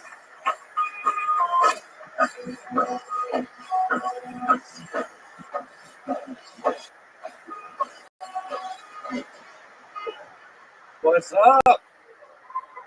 So I'm a disabled veteran, a homeless veteran, but it's so much easier to get out of the house when you don't have a house. I'm also colorblind. It's something I never appreciated as a kid. When you're a kid, some asshole peels all the paper off a crayon. You can always ask one of you normies what color it is. But as an adult, this came back to bite me. You guys know how hard it is to tell if you're shit in blood when you can't tell the difference in the colors. I have to send photos to my mother. That's it. I'm done. Thanks, guys. You're only halfway through. You don't have anything 20 else. seconds. No thoughts, no half thoughts. You still have 17 seconds. It was good. Shit like the last time, but right now. You can't do it. You only told one joke. It's only been 30 seconds. Yeah. We haven't seen you since November. No, I'm kidding. I don't really know. He said it was January. It's like the last guy. It doesn't matter, Jason. There you go. Thank you for your service. Well, there you go. I was like a ghost guard. That's it. Katrina. You were in front of Katrina. Wow. I was like, what war were you in? He's like, natural disaster. That's a Bug Eagle Scout, right? Yeah. I handed someone a croissant in a FEMA tent in New Orleans. I'm a homeless veteran. You should be fucking homeless for describing yourself as a veteran. Jesus Christ. Eating beignets on a raft. You fucking, all right. Anyway, God bless you. Thanks for doing the work. It must not have been that bad being in Hurricane Katrina while you're colorblind, right? I mean, did all the black people look white? Okie dokie. On to the next one. You started to help them until they got the colorblindness fixed. It's like, oh, we could just leave this place. That was a joke about cultural something. I was just going to say, as you look, you probably shouldn't do a joke about colors. Oh boy, I really bit the dust on that one. Oh wow! So Jason, you're a homeless, disabled veteran. So basically, what does a day look like in the life of Jason Eckstein? Well, this month I've just been doing comedy just to grind it out. I only started in October, so 6 months of trying my hand at it, and I wrecked my car, and so I came back with a rucksack because you can't wreck that that shit. Remember that? And yeah, so I paid out for a hostel this month so I can do a bunch of bikes and just get my courage up, so I don't fall apart like I still do. But you know, lots of work to do. I'm gonna go forage mushrooms next month. Mr. Hinchcliffe, I don't think my mom would like this show very much. Why? Oh, a couple of meanies over there. All right. Well, I'll say what Michael Jackson said to your mother. Shut up and enjoy the fucking guest room. He. Joke about the rape of children. Thank you. Jason, where do you sleep? This month in the hostel. I've roughed it some nights. It just depends. When you say you roughed it, what does that mean? I've slept on the beach. I slept in a Like box just on the once. sand? You put like a blanket down or something? I like you said you slept in a box to experience that. Exactly. I like the way you said that. You were like, I wanted to have an experience. So I said, let's sleep in a box. Yeah. Do you ever, while you were sleeping by the ocean at all, did you ever have any Katrina flashbacks? When you were in You were in Bay. Yeah. You were guarding Guantanamo Bay? Yeah. Oh, so you also tortured brown people? Oh. Yeah, come on! All right. That's not what I had. The Coast Guard guarding. It's Myrtle Beach. Such security. Okay, well, I thought you were doing the right thing. Apparently, you were a cock in that situation, too. I was just fucking hanging out with seals. Yeah. Not NBC, I meant anyway, we're on course. You look like every super villain in every kung fu movie. Do you know any kung fu? What's your disabled? Mentally? I'd be so sad. I originally Hoping that you screw off your leg right now. I originally bolted a couple discs and had sciatica issues after a boating accident. Hold on, wait. Hold on. Now it's not the time for the start cycle, man. You had a boating accident? When I was in, What kind of boating accident? Canoe? Just normal mission. I was in an anti-terrorism unit out of New Orleans. So we did a lot of security. Are there a lot of terrorists in New Orleans? No, it was all fucking high-speed bullshit after 9/11, and that's fucking gone now. Defunct. Okay. What do you mean? Like, what's one of the missions that you did? Like, give us an example of like. We guarded Dana Beach, Florida, with a bunch for the Organization of American States to come in. Thank God nobody got there and killed those fucking very valuable human beings. Yeah, it's bullshit. How would we have made them? Yeah. You ever come face to face with Terrorists? a crocodile down there in? Why did you leave the military? Because I fucked my back up and I couldn't do my mechanic work anymore. So, and they're like, you can sit behind a desk all day and do nothing, or you can get out. So you chose box No, as opposed to sitting at a desk all day. no. I was a mechanic. I did IT work. I built hovercraft. I run CNC machines. I've done a bunch of shit. You founded the Church of Satan. Yeah. What are some hobbies of yours to pass the time? What's like what are some things to get you through? Some of the positive things in life. Well, like I changed my diet to get off the meds and shit. So over the last 7 years, I started foraging mushrooms and getting out. Everybody thinks psychedelics when I say that. No, edible and medicinal mushrooms as well. Like I'm certified back in the boring. Yeah, exactly. When you say medicinal mushrooms, aren't those the mushrooms? Well, they're not legally that yet. It's only in phase 3 clinical trial for. I feel like I'm on your mushrooms right now. Like somehow I just caught a dose of it. I'm tired of this fucking. I thought the jokes were funny. I thought they were good, man. I just wanted like a few more of them, but I thought they were good. Yeah. You're talking about real shit. You got real shit to talk about. Yeah, you only have 35 seconds. We call that a dishonorable discharge here. Yeah. I have more. It's just trying to grab because I like my other bit's like 2.5 minutes long or whatever normally, so I don't want to do that. And I challenged myself this month to do 100 mics. So last 2 weeks I've done 30 mics each week. You gotta do something called you gotta do the apartment challenge. And it's called the Rent a Room Challenge, where you get a room. Oh, this is good. And you live in that room, and then you do like less open mics, but you have the ceiling. You don't like that? Yeah, that's too mainstream. Fair enough. You can spend the night at my treehouse, but no girls allowed. There you go. Some options for you. And there you go. 35 seconds with Jason Eckstein, everybody. There he goes. On Twitter, Jason Eckstein. Julio is in the almighty group. Andy Man is on Instagram. Andy. Hell yeah. This fun train moving along. You guys having fun out there? Do you guys ever think about joining the Coast Guard back in the day? Like, I was like, I might do it, and 9/11 happened. Like, I'm so glad I didn't do this. But that used to be a thing back then. Instead of going to college, be the Coast Guard. You know, for a little while in high school, I wanted to be a state trooper for a hot second because in Ohio they give you like this. They give you like 4 options of what you could do for a living, and that's like one of them. They don't tell you that you could fucking get the fuck out. I just love that I felt so bad for him when he was like, I'm a homeless and a veteran, and he's like, I just want to do 100 open mics, and I'm like, oh fuck these people. Yeah.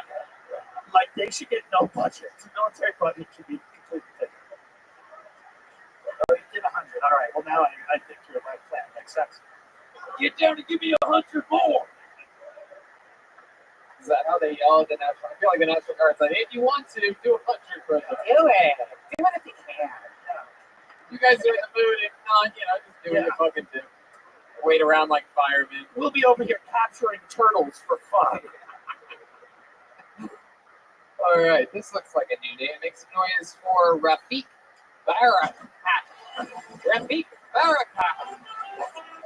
Come on. Where's Rafiq? Wow. All right. No. All right. No Rafiq Barakat. Blacklisted. Wow. Blacklisted. Where's David Deary at? Blacklist. David, are you within earshot? Unfucking believable, this guy. Unreal. Jesus. I said to my push, I go, well, now that everything's set up perfect, there's no way that you won't be within earshot if I call for you. He's like, yeah, no, I'll be right. No, dude, I'm ready. Dude, I'm right here. Oh, here you go. Okay, I pulled another name out of the bucket. Make some noise for Damn Aid, everyone. Damn Aid. Damn Aid.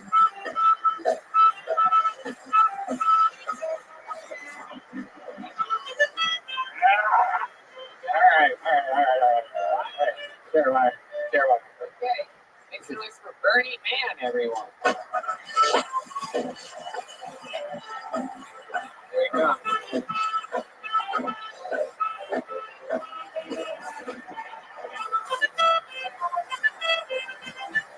Yeah. Single people, make some noise. Look, California has the lowest growth rate in over 100 years. Yeah. We did it. I'm doing my part. I'm single. And I think it's because I love the Lord of the Rings like too much. Like I went all the way to New Zealand just to visit the set of the Lord of the Rings. Hobbiton. It's interesting to note that if you look through the window of Bilbo's Hobbiton, you can see exactly what it looks like to never have a girlfriend. Just infinite loneliness as far as the eye can see. I do love the Lord of the Rings, and I seen this lady who was taller than me, and she said, look, it's either me and the Lord of the Rings, and I said, look, you shall not pass. I told those jokes to my dad. He said, good job, you sound like Gandalf the King. All right, that's it, thanks. There you go.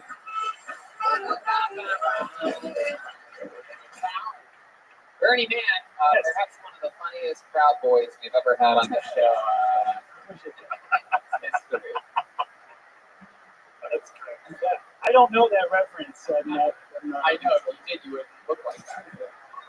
You look like let me put it to you this way. You look like your parents paid a lot of money to get you through USC. Oh, Proud Boys. Oh, yes, I do know. Yes. You look like you're both there to watch and coach an old-timey college football game. Yes. Yeah, I look like every college basketball. You look like a shuffleboard coach. Yeah. Bernie, have you been on the show before? Yes, I did the show. I have to apologize for that. That was like the first week I did comedy, so I accept your apology. yes, When was that? that was in December of 2017. Like, yeah, but very grateful to be back here. And Were you 2 years younger back then? What's happening? it was, There's something very Forrest Gumpy going on. I can't figure out. Wow. Why are you dressed like that? Yeah, what is this your job? I just like to dress up for open mics. It's kind of like my thing. Like to, Why the hat? You know, with the hat, it doesn't. Well, it I'm doesn't go representing. with it. I'm representing From the Santa neck Monica. up, you're David Tell. From the neck down, you're his agent. Yeah. Doesn't make Yeah. sense. Have you ever thought about going to forhips.com? Please tell me you also live in a box. No, I don't live in a box, but I would like to experience that one day. Yeah, You will. oh, thank you, sir. Don't worry about it. Sleep in one. Keep doing what you're doing. Appreciate it. Well, all right, that got mean. I guess this is Kill Tony. That's kind of the thing. I thought the jokes were funny. Thank you. I appreciate that. Are you related to Matt Dillon? Yeah, Matt Dillon is my father. Yeah, Bernie, do you have any more fucking questions for the guests? Anyway, Bernie, so remind us, what do you do for work? I am. There's something very Better Call Saul about you. I don't know. I'm interested in Yeah, I don't really work right now. I'm studying for the CPA exam. I'm taking time off as an accountant. you take time off, but you don't work. No. I'm taking time off. I'm studying for the CPA exam. It's a certified public accountant. I'm okay. So I was like, I don't know if you've heard of this elite thing called CPA. Literally, people get when they in prison. So I didn't mean to sound elitist. I just don't. I like to say. I think we should be friends. We would hang out, man. You look like we would hang out in an off-track betting together. Yeah. That's what I'm saying. Yeah, we'd be cool. I used to We be look like wherever we would go, the business wouldn't want us to be representative of their clientele. well, Like even a Panera, they'd be like, let's move it along, guys. You've had your sandwich, now it's time to go. We look like we fight about politics. That's true. what we look like. We fight about politics. and you probably win every argument. Well, I just start fighting it. That's why I went. Can I just make an observation? You already asked the question. You were supposed to make those observations during your set. Yeah. Bernie, you're studying to be a student. How old are you? I'm 30. I just turned 36. You've got so much time. You look so much better than the 29-year-old Asian guy that was up there. It was incredible. So there's something positive to take with you. Oh, thank you. I didn't see him. So I don't know if that's a joke or what have you not. been doing your entire life? Well, I recently, over the past 5 years, I lost 150 pounds. So for I, you. Oh, Good for you. So I was how'd you do that? kind of alone with a really great group of friends. That's heavy. Wow. A band of friends. Was it a lap band of friends? No. It's all natural. And I got the loose skin. Oh, You show it to us? yeah. Can we see some of your loose skin? Would you mind showing it to us? Sure, yeah. Hey, look at this. Hey, we got loose skin. Danny, you got something for us? Wait, okay, you're going to play fat music? This is going to be something. Yeah, that's good. Wow. Yeah. Who's excited to see his extra skin? This is incredible. This is like a first time.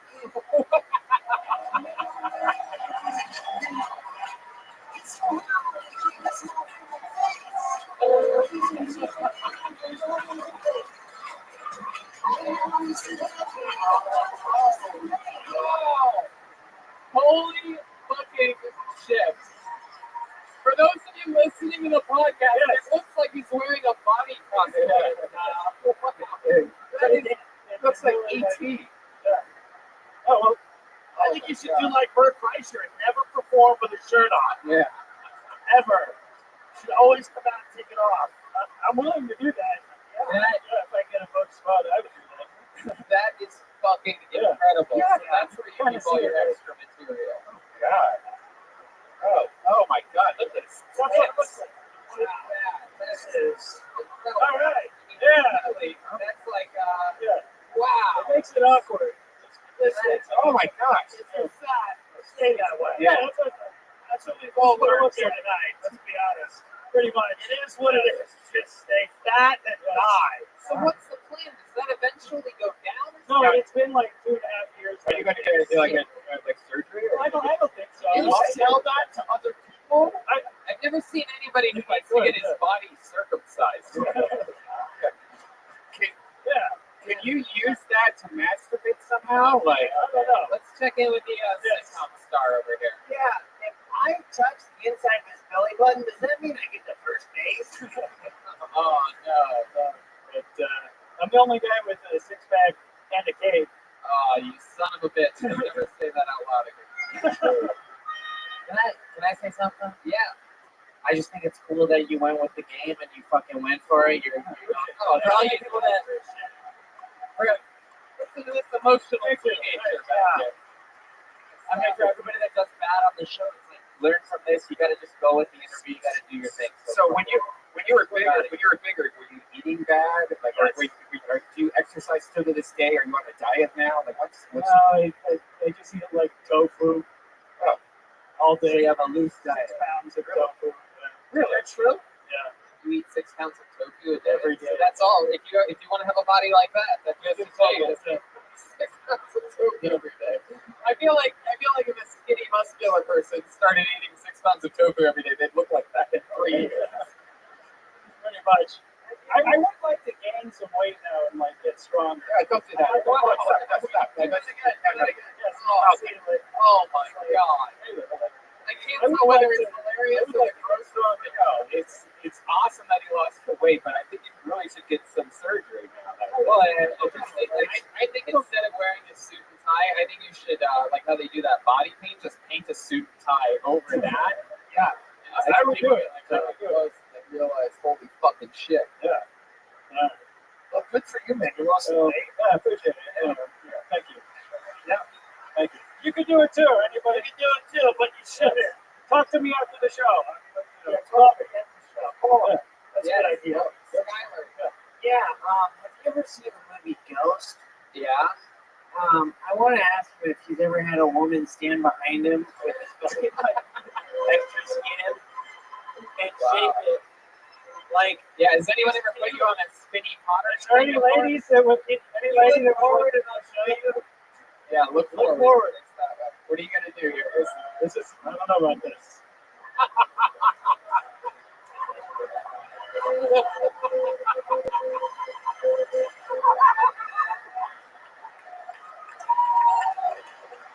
This feels right. This feels right. This feels right. Shaping Oh, the that extra material. Jeremiah wanted it. That feels right. Let's talk about rolling with it. Jeremiah is showing us exactly how kids get work in Hollywood today. Yes. That's the audition process. You gotta want it. Oh, yeah. Beautiful. Ernie, I mean, Yeah, appreciate it. It doesn't seem like if he was to like jog or run, he would make a fart sound or something like that, like the skin.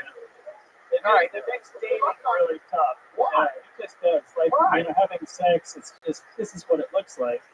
It's just, You took it into her like a magician's handkerchief. I think you should just be on. somebody just went, "Ugh." I think you should just be on bottom. I don't think you should hover over it. Yes, I do look, I look normal if I do this. Like if I do this. You're a student. You're Hey, a look at student. that. Look at that normal guy. Yeah, look at that.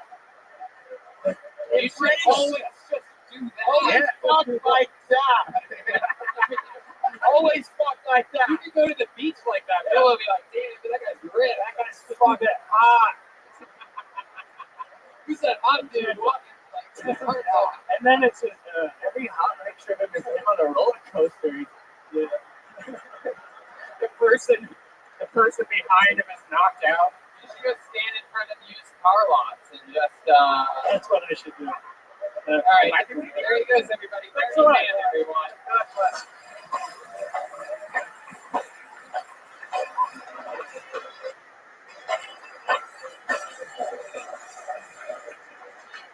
Dave Deary in the room. There he is. You, I want a drink. oh, wow. Okay, well, I guess there you go. You want a drink? Nope. All right. Here you go, David. Red Band wants a drink. On to the next one. You guys ready for this? I told you anything could happen. We just had a guy have his stomach shaped into pottery. That was amazing. It's Mr. Nick's comedian. He goes by the name of Gene Harding. Lucky back corner. Here we go. Here comes Gene Harding.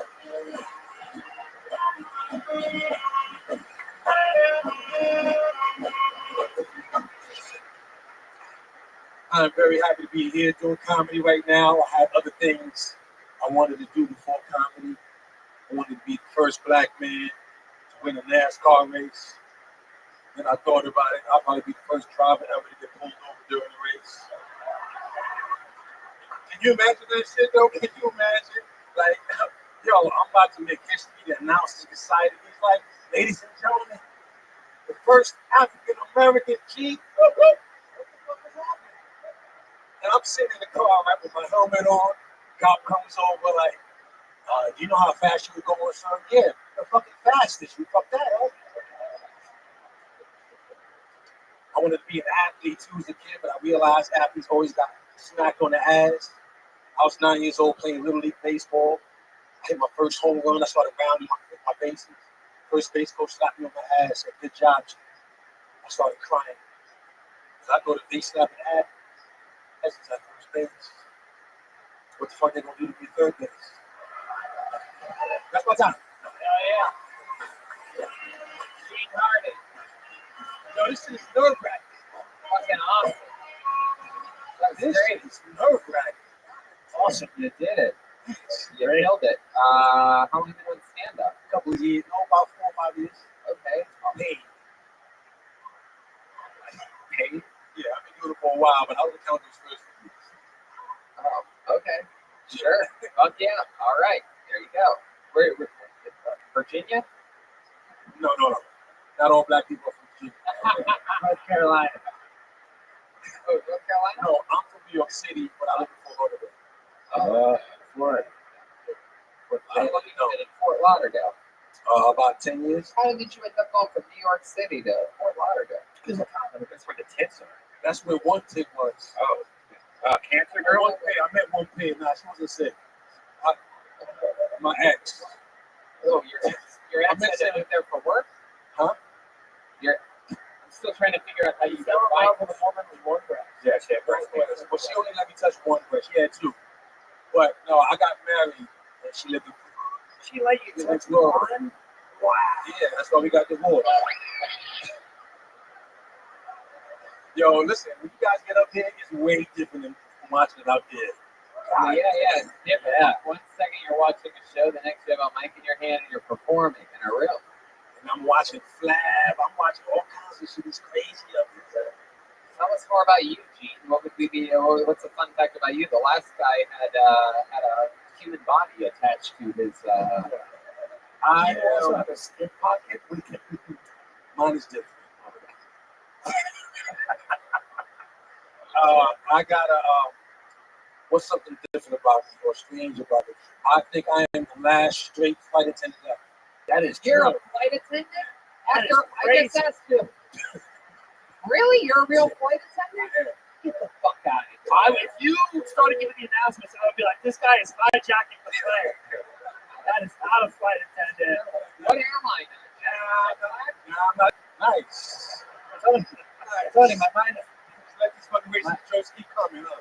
Nah, my mind's gone. Which one? Spirit? nah, I'm not tough. Spirit. I still work. It's all good. It's all good. Right. Spiritual. Have you ever been on a flight where something happened, like something serious? Yeah. I was in the back of the plane, and this passenger came up to me. He was frantic because this lady next to him was pissing in the seat. So spirit. You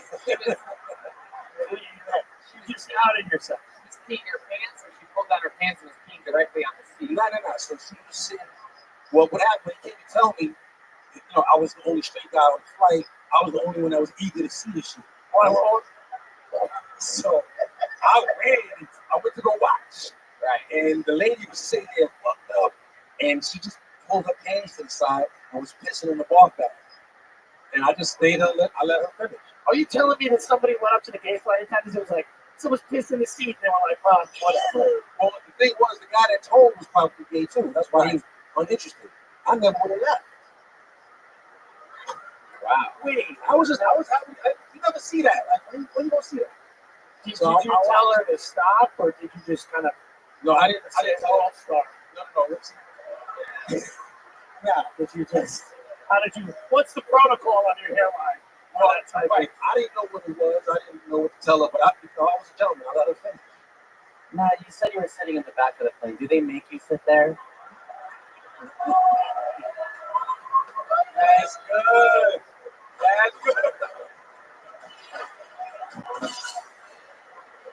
Wow, you're in big trouble, mister. Wow. I'm glad I can't see me blushing. How long have you been a flight attendant for? About 18 years. Wow. It's great, man.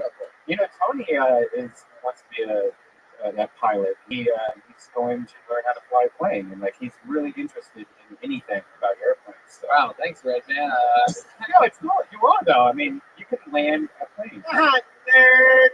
Are you serious though? No, you really do? What? You really want to be a pilot? I don't want to. I don't know why you would say that. I don't want to be. Not like professionally. I mean, you don't want to be. Definitely not professionally. I'm one of the top young rising stand-up comedians in the world. That's why saying that Tony wants to be a pilot, especially on a podcast. Oh, sorry for the pilot. No, what's the most fucked up thing you've seen a pilot do? Most fucked up thing you've seen a pilot do. Most fucked up thing I've seen a pilot do. A lady got on a plane one day, joking around. She was just having fun. She was like, "Yo, hope you're not drunk." And the pilot said, "Oh, you think it's a game?" And went and called for somebody to come drug test her and delayed the flight for like 5 hours. Yeah. What kind of fucking loser? That's what I'm saying. And that's what he wants to be. Yeah. But let me ask you this. No, I don't want to be that, by the way. Again, it's just unbelievable. I don't want to be a professional pilot. Well, again, it wouldn't make any fucking sense. I have a whole tour schedule. I don't want to be a professional pilot. What I want to do is eventually have an airplane and fucking fly it. Right. My own little airplane. Like a fucking baller. I don't want to be a professional pilot. So stop saying that I want to do that. And you never say it again. You fucking moron. It's a whole different thing. I said pilot. I said no. No. You said Tony wants to. No. I did. We're not going to argue about it now. Now we're going to didn't know what the difference is. Me too. Yeah, I would like to piss off. I wouldn't get away with that shit. No, I wouldn't even about to. I can't. So, Gene, what's it like being broke-ass Wayne Brady? Changing the subject from piloting. So really, I did not do that. So Gene, when did you find out that Tony wanted to become a pilot? There you go. There it is. There it is. You did it again. Jeremiah, you wacky motherfucker. Oh man, you let a little insight into what gets under your skin, and that makes me feel good. Yeah, that's great. I love it. It's hilarious every time. It's great. I love it. I love it. It really doesn't make any sense. It suits the show, not really my skin. It's not about that. The more we talk about it, the deeper I it love gets. it. I love it. Subject. It's not the subject that you guess. But I be a regular only disclaimer. understanding with you. Only disclaimer. Like I said, I am the last straight.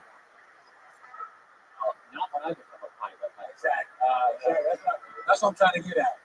To knock down this stupid improv ball. There you go, Gene Harding, everybody.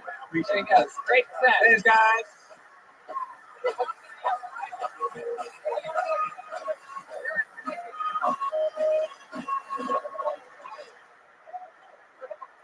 Out of control. Fucking guy. How many of you think I want to be a professional pilot? Thank you. I would like to announce my retirement from comedy today. There will be no episode of Phil Tony next week. I'll be training at a fucking pilot company. These guys make like $40,000 a year. That's it. I said pilot. Hanging up the bucket. Wait, that's it. Okay. You said it to a guy that works in the airline business. Well, that doesn't matter. Put your hands together for Carolyn Porter, everyone. Carolyn fucking Porter. We're talking about work. Carolyn Porter. Oh, here she comes. Come on, guys. Good and loud for Carolyn Porter. Hey guys, how's it going? All right, a little about me. I grew up with a bone disorder where I had tumors all over my body. I was adorable, you guys. I was adorable. If you could think of the song by Fergie, My Humps, you know? My humps, my lovely benign tumor bumps. That was me. One of the perks of my bone disorder is I had 2 titanium hips, just kind of keeping shit in lock, you know? I'm a cyborg, you know? And one of the perks is that, like, I'll get a little tickling feeling when the weather is changing. I just wish it was something a little more valuable to me, though, you know? I want it to be something where my hips tickle, anticipating stocks changing, you know? Get a little hip tickle and be like, ooh, the Dow is up, you know? I'd have all these investment bankers coming at me and be my goddamn dream, you know? And then, you know, my hips are never wrong, you know? So they'd be like, damn, girl, your hips don't lie. Thanks, guys. Hell yeah. Carolyn Porter. Awesome. How long have you been doing stand-up comedy? 8 months. 8 months. Yeah, pretty good. That's cool. Yeah. Welcome. That's fun. And you're talking about something that's affected you your whole life. Yeah. That's wild. Yeah. How many, you've had a lot of operations? Yeah, I've had three operations. Yeah. Interesting. Was it painful? Oh, yeah. It's pretty painful. Yeah. When was the most recent operation? The most recent one was when I was 18. It was when I got my 2 titanium hips. Wow. Yeah. Those are better than regular hits, right? Like, So many. no, they are. When you go through an airport, do they just shoot you? How does that? Like, do they even let you go through security, or do they just roll you? I actually know a lot about getting through airports because I want to be a professional pilot. I forgot. They just you get a special pass. You get to walk around. Right. But I built so much muscle that it just doesn't. Then again, you're so tiny, they could probably put you in one of the plastic bins and just roll you right through. That's Keep true. your shoes on. I like that you're talking about real shit. Yeah, that's my You goal. know? To break through. Yeah. What else in your act do you talk about? Like what type of subjects, or is that pretty much? No, Just Is there any? Deformed bones. Okay. No, I talk a lot. I defaulted on my student loans, so I talk a lot about the bullshit I'm dealing with that. Bullshit. Well, I had to move out of my apartment like last minute. I owe the people like 120 grand. Like, you know, I'm a comic. Yeah. Wow. Well, you just described the felony. He's like, you know, stand the bitch in her throat. I'm a comic. Yeah. I'm fucking funny. I have tumors. I don't have to pay anyone money. I got bumps on my body. Why do I have to? I'm kidding. Listen, I owe shit too. I owe fucking Wells Fargo 800 grand. Fuck yeah, I probably am too. I don't know. I can afford the check. Who knows? Who cares? You know? Wow. Fucking, that's amazing. Were you born in that way? Born that way. It was sort of just like, what was it? Was it like noticeable? Yeah, it was pretty noticeable. They were like the size of tennis balls or the size of like a ping pong. Did your parents ever thinking about like killing you when you were young? Oh, fuck off. You would have killed her. If you had her, little bumpy baby, come out. You wouldn't have fucking threw a 9 months and you get a garbage pail kid? I'm kidding. You look great. Thanks for coming. It matters. God bless you. Have you been with, you have a boyfriend? No, I'm super single. Wow. What did you say super single? Does that mean like, what are we talking about? Yeah, Titanium head single. Single. I was a little delayed in the dating area, so I didn't lose my virginity until I was 26. Hey, neither did And it was to a doctor performing an operation. That makes no sense in my timeline. Does your MacBook Pro charger always stick to your leg? No, that would help me out. No, it's not. I wish. Yeah. Wow. That's incredible. What do you do for work? I'm a writer's assistant on a TV show, so I just work in TV as an assistant. That's it. Oh, good show. Good show. What show? That's Bombs? Oh God. Great. No, I'm on the Connors. Oh, that fucking thing. Oh, wow. They got a fucking. Are you related to Roseanne? Good God, probably. Yeah, the Connors suck, and they should have brought Roseanne back. It's not your fault. No, Roseanne should not have lost her job. You did what? Yeah, that's right. Oh, it was my first day and my last day. Yeah.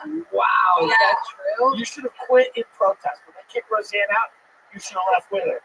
Did you get to meet her? You'd still be living with her. She'd be cutting your tumors and smoking Marlboro Reds. I'm talking about 9/11. You'd have a much better life. That would be a better life. It really would. Yeah. Yeah, you're right. My life sucks. Well, that's cool. You're from LA? No, I'm from Chicago, actually. Oh. Yeah. Oh, there you go. Born and raised in Chicago? No, I moved around a lot. Like I lived in. My dad worked with the DEA, so we traveled around a Your lot. dad's a narc? My dad's a narc. Yeah. Nobody knows about people taking 12 bumps more than him. Woo! Wow. So you were born in the land of Oz, moved to Chicago. How long have you been in LA? Like 4.5 years. Yeah. Mhm. Very cool. Yeah. It's fucking incredible. And you're all healthy now? You're fine? Everything's good? Yeah, I got like a couple left, and I'll always have like some things I'll deal with. But for now, I'm doing all right. Yeah. Awesome. Do they have any, you said that you're super single. Do they have any special plans for like people that used to have a lot of tumors or anything like that? But they definitely should. Yeah. But then again, that would be a bunch more bumpy babies. We really need that. No, we don't. Is it genetic? Does it carry on? Is there a chance you may one day have bumpy babies? There is a big, the 50% chance I'll have bumpy I babies. guess it's like teaching a reality show, like called Bumpy Bitch or something, where you go, oh, shut the fuck up. I'm telling her how to live in this business. It's a tough business. I'm going to flabby guys same advice. You ever thought of that? Yeah, in other ways, but yeah, definitely. God bless. Yeah. My bumpy bitch is like a rap band. They're like Bumpy Bitch, Bad Baby, and Cardi B. Bumpy Bitch and Bad Baby. Yeah, being a rapper would be great. I'd like to be a little dicky of bumpy. Heck yes. All right. Oh, That'd be great. little tumor. Tumor. I know a cholo named Little Tumor. I don't appreciate that. I'm Little Tumor, fool. There you go. Yeah, You did it again. That's your first time on the show, right? yeah, first time here, yeah. Yep. There you go. It's been nice. There she goes. Thanks so much. You met her here. Carolyn Portman. The first time on Salt Savvy. I hope she fucks the guy with the blue skin. That would be a match made in heaven. Oh, that'd be perfect. Like, film it and send it in.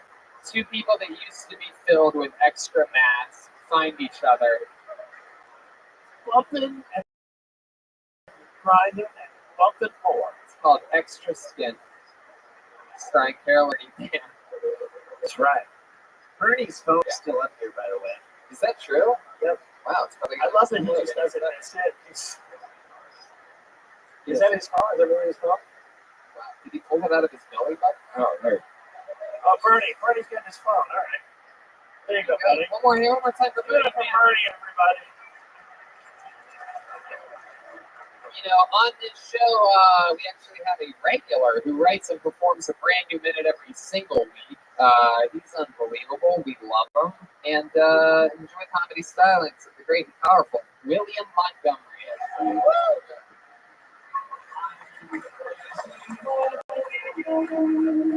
Here he comes.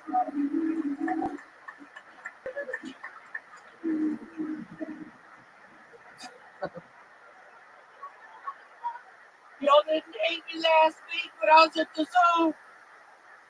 So, the rumors were true. I was the actor in the movie Problem Child of the early 90s. I've also been killing people down in Mexico. I prefer a chainsaw, just a very intimate way to just chop someone's arm off. Let's put up for Speedo goggles, y'all. So, this is the movie critic who compares every movie he sees to the movie Edward Scissorhands when he's watching the movie Jaws for the first time. Hold on, who the fuck has the scissor hands? All I see is a shark. Really is a Montgomery. I don't know how you manage every week to look like both a child and a stepdad at the same time, but somehow you pull it off. You're just a bundle of likability.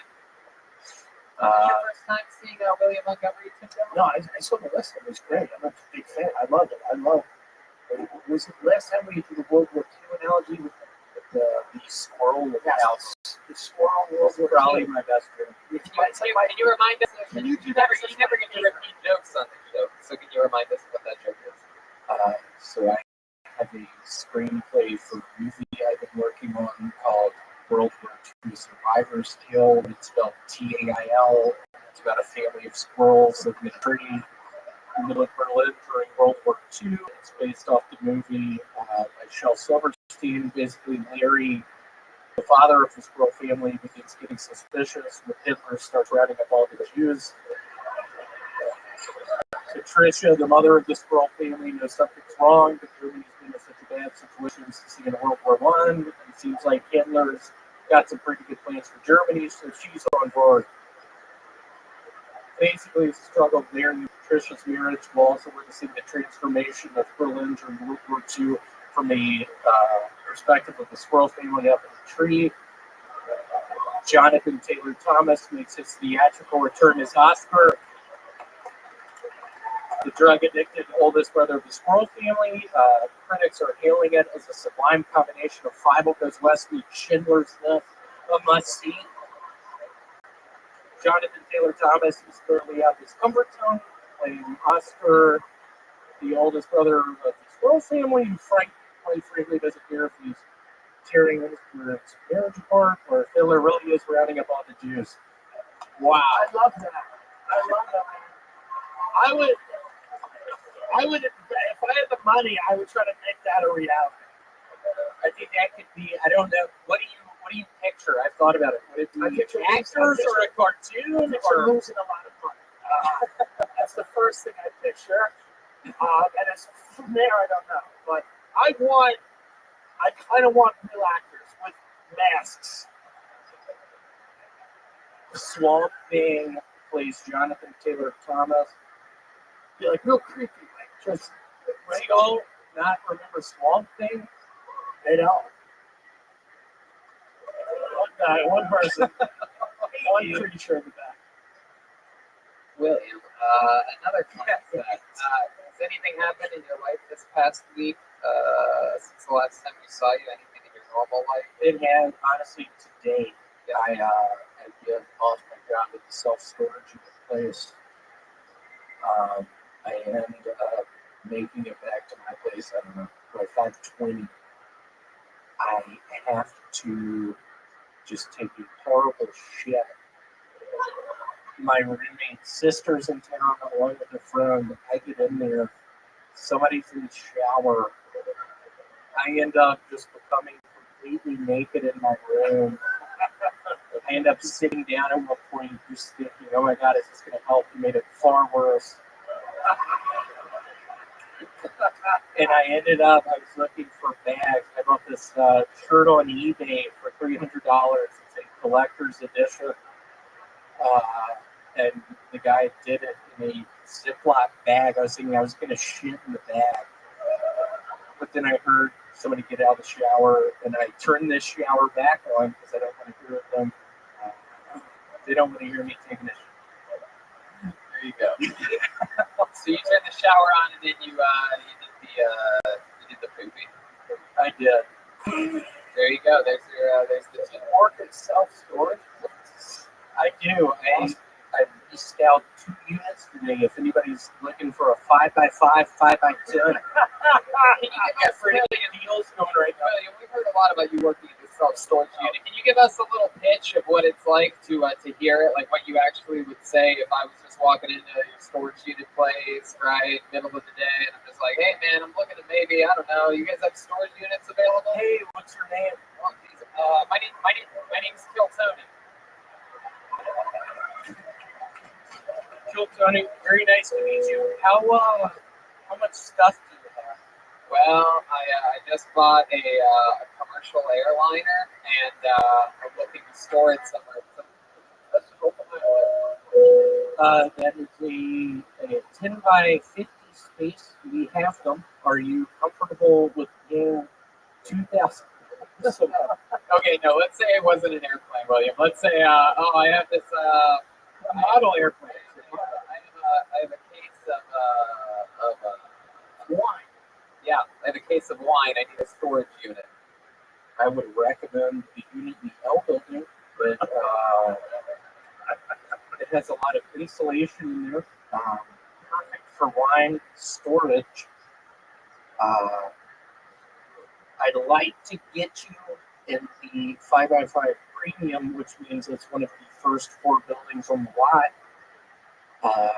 But if not, I could offer you. When you say excuse me to cut you off. When you say the first 4 buildings on the lot, do you mean the first 4 buildings that were built, or the first 4 closest to like the parking spots? What do you mean exactly? Closest to the entrance. It's about a mile long. So that's premium. It's premium. There's a lot of homeless people who are in premium positions. It's close to the front. Is it climate controlled? It's not. What? It's a metal box. And that's what I tell people. Like, if we ended up going to a unit, I'd be like, Tony, hear this? It's a metal box. So I hope you're cool with $75 a month. Well, William, I absolutely love what you do every week and every time I see you. I love you. It's nice to say I love you. William Montgomery, ladies and gentlemen. What do you guys think? What do you guys think? Back to the bucket one more time? Yeah. Tony, can I plug a show real quick? Yeah. I'm going to show with William and Mikey McKernan tomorrow. Lazy Comedy Theater, 945 Huntington Beach. Oh, look at that. It's a Kill Tony Power Fest this week. We have shows on Tuesday, Wednesday, Thursday. When's your next stand-up on the spot, Jeremiah? Tomorrow night. Wow. Oh, look at that. It's incredible. Going head-to-head against your own drummer, huh? I guess so. It's here at the Comedy Store, though. Oh, cool. Well, there you go. My band's on. I'm on. And it's stand-up on the spot in the Belly Room. Yeah. 8:30. Brendan Schaub, Ron Funches, Pete Holmes, that band, Jessica Caruso. It's going to be a great time. There you go. All right. Pulled another name out of the bucket. Make some noise for Zach Powers, everyone. Probably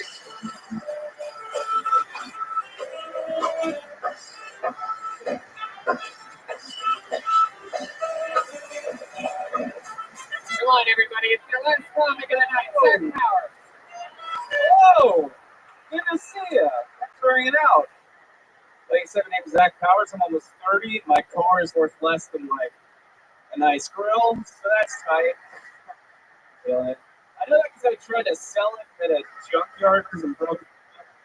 If you've never been to a junkyard, let me bring you down. It's kind of like Pawn Stars meets Mad Max, directed by Meth.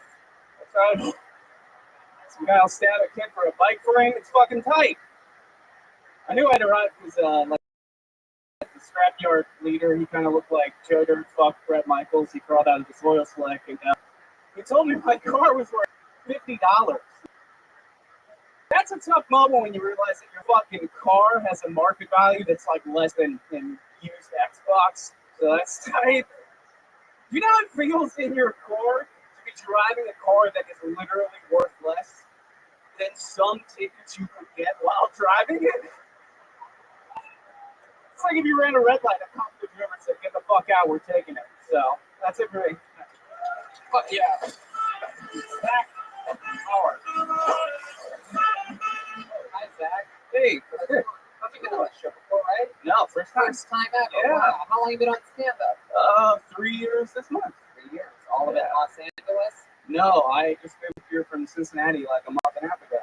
Wow. Look at that. Tom Segura. Fuck yeah. He was his guy when he moved out, too. Yeah. I'm trying. All you have to do is eat 6 pounds of tofu every day after that. Look at that amazing body. Yeah. Look like my grandmother. So, Zach, welcome. So, how long have you been on here? Month and a half. Right. Do you have a job yet? I just do like freelance video editing and shit like that. Oh, wow. That's So no. I would have guessed you look more like a freelance video editor. Yeah. I look like everybody. That's how it goes. Jokes are funny, man. Thanks, man. I saw you at Copenhagen last time we were there. Thank you very much. Yeah. I was going to ask you next. You started there? Yeah, that's like my home base. Copenhagen, Cincy. What part of LA are you living in? West Hollywood, over down San Monica a little bit. Oh, cool. Yeah. They got trash in Cincinnati. What's that? Good trash in Cincinnati. Real trash? Yeah. Yeah, a little bit. Yeah, but that's good. It's better than Cleveland. No, it's not. Yeah. It's not at all. No. You know it's not. In what way is it better than Cleveland? We don't have an NBA team, but people still want to go there. No one wants to go there. Someone wants to go there. I've never heard anyone say, you know where I want to go before I die? Cincinnati. No one has ever said that. No one's make a wish. Is let's go see fucking Cincinnati, Ohio, where they fucking invented black lung or whatever. Cool. No, it's not you. It's a disease. Yeah. Well, maybe you're a disease. I'm kidding. I love Cleveland. I love You see a lot of Mel, too. tourists come through the Cincinnati area when you were there? Yeah. I know. Usually in Kentucky. But yeah. That's right there. Those aren't tourists. Those are people who's coming for abortions. Yeah. For now. For now. Is that what you did when you were in Cincinnati, video editing? I was a producer at a news station there. Oh, Yeah. Hard-hitting journalism. Yeah. Yep. what was the craziest news story or memory that you have from working there?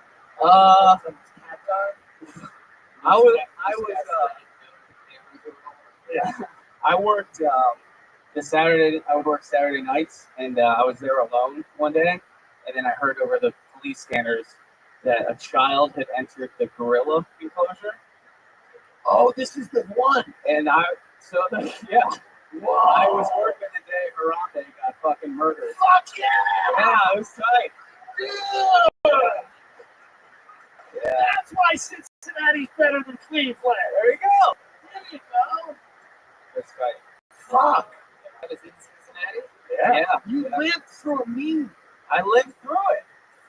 No one even fucking watched my show because it was a Saturday night news. Who the fuck watches that? It was a waste of time. So, okay. I don't know. I was just bummed because CNN got the footage of it and no one watched the look. Like, you know what I mean? You really didn't really care about yourself. Right. How about hobbies, Zach? You seem like you would be the moderator of a subreddit or something. Yeah. I used to fix like guitar amps. Yeah, that was cool for a little bit, which is a great way to lose a lot of money. You play any sports? I played baseball till high school. Fucking right field and second base until I gained weight, then back to right field, then umpire. Yeah. What a great career. Yeah, I know. It's fun athletic career. Yeah. Yeah. My dad said if I don't get my grades up, I have to quit the team. Yeah. How do you like living in West Hollywood? You have any guys hunt you down like the bear that you're built like? Yeah. Anything on Santa Maria? It's just old Russians, dude. Old Russians. I can't even talk to them. Oh, that's funny. I know probably exactly which part of Santa Monica. Yeah. Just east of Fairfax? Yeah. Like 3 blocks. Yeah. Why'd you come to LA instead of New York? I had a friend out here, and also, shoot video and editing. It seems a little bit better. So then I just kind of drove out. Made it happen. Most fun thing you've done since coming to Los Angeles? I came to a show here like 2 days in, just by myself, and I watched like the 16 headliners, and it was rad, dude. You were on it one day, Rogan was on it. It was cool to just hang out for a minute and watch like a good show. Oh, I saw like a chopper, almost like some cops almost shot a guy right outside of an apartment. I was like, that's what fucking on. Yeah, there you go. I woke up at 8 a.m. from the sound of a chopper, which was alarming because I was only here for like a week. Right. And they were just screaming. This guy, they would put down the gun, and I couldn't see where he was at, but it was right over the apartment. Was this real or was this a video game that was on in your apartment? It was real, and they kept screaming and put down the gun. I couldn't see him, and I just went back to sleep because I didn't care anymore. We'll see what happens. Wow, that's like that happens a lot. Yeah, I figured that out. It's a normal LA thing. What LA story? Cincinnati, they don't really have like helicopters and shit. It's like a tank. There's a horse cops. There's a lot of horse cops. Yeah. Any other fun facts about you? You seem like the kind of guy that likes to dribble basketballs but never shoot them or something like that. Yeah. Anything that would surprise us? I'm a power forward. You have a lady? You have Yeah, I had a girlfriend. She's great. We were out here together. vegan woman? Not vegan. Okay. Not vegan. She's chill. How long have you been together?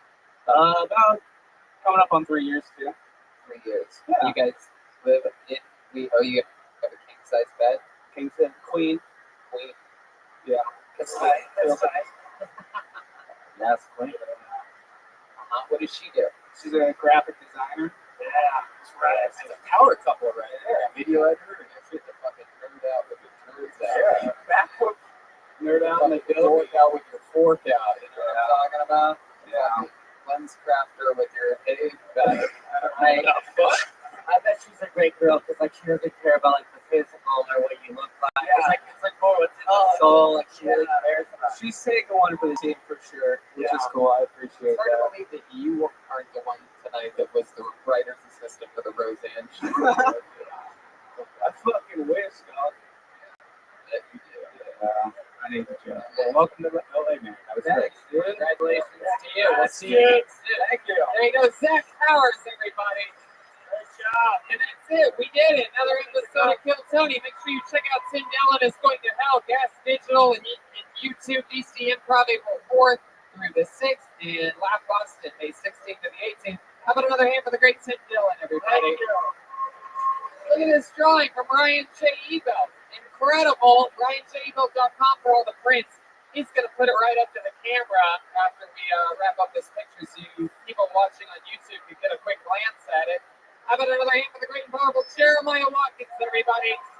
The new feminist Stacy t-shirt is out now at JeremiahWatkins.com. Plus a new episode of Jeremiah Wonders with, of all people, Red Band will be the guest. It's me.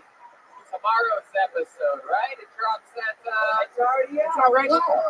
Make sure you check it out. That's Jeremiah Wonders with guests for Red Band. Anything else, Jeremiah? Yeah, just get your feminist Stacy shirts at JeremiahWatkins.com. I just said that. Stand Up on the Spot is every other Tuesday here in the Comedy Store, so come see it live. There you go. How about another hand for Silent but Deadly Chroma Chris, everybody? Look at him over there.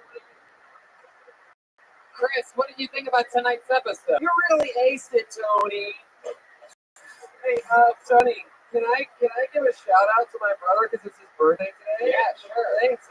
Happy birthday, Danny, to my brother. There you go. Happy birthday to Chroma Danny. How about another hand for this little Chiquita banana back here, the one and only Gilbert Joel Jimenez. Did it again. He's on social media, mostly sorry. Anything else, Joel? Oh, I have so many sponsors. Ludwig, Caveman Coffee, Speedweed, Luca Clothing, Addicted to Chaos. Anybody who's ever given me stuff. Bye. It is true. He is correct. Jared. Make sure you go to cavemancoffeeco.com, enter code KILLTONY, and save 15% off any order. They really do make unbelievable It's stuff. great. They really do great. The episode. It's my new favorite thing. I like the nitro cold brew. Get yourself some. And look out. New York City, Sacramento, San Francisco, La Jolla, West Nyack, St. Louis, and Ventura this Thursday at the Hong Kong Oh, Thank you, live audience. thank you Have a guys. good night.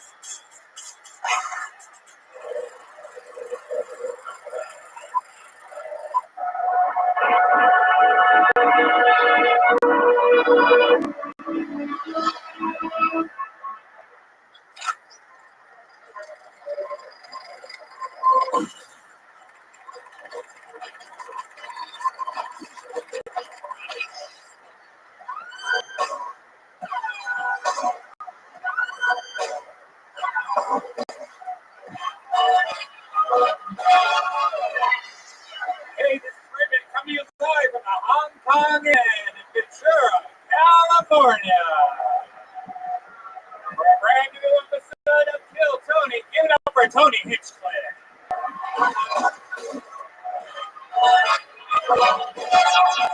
Ventura, California, Hong Kong, man, make some motherfucking noise! Wow! Right, Rabbi is here. Me, the captain of this airplane, is in. You guys ready to have some fun tonight for our first time ever in Ventura, California? At one of the coolest goddamn Chinese restaurants I've ever seen in my life. We've performed in theaters now all around the world, and here we are. Somehow, you can sell out London, England. 3 weeks later, you're at a Chinese restaurant in Ventura. Can't stop us. It's like a Quentin Tarantino movie. It's true. It's crazy.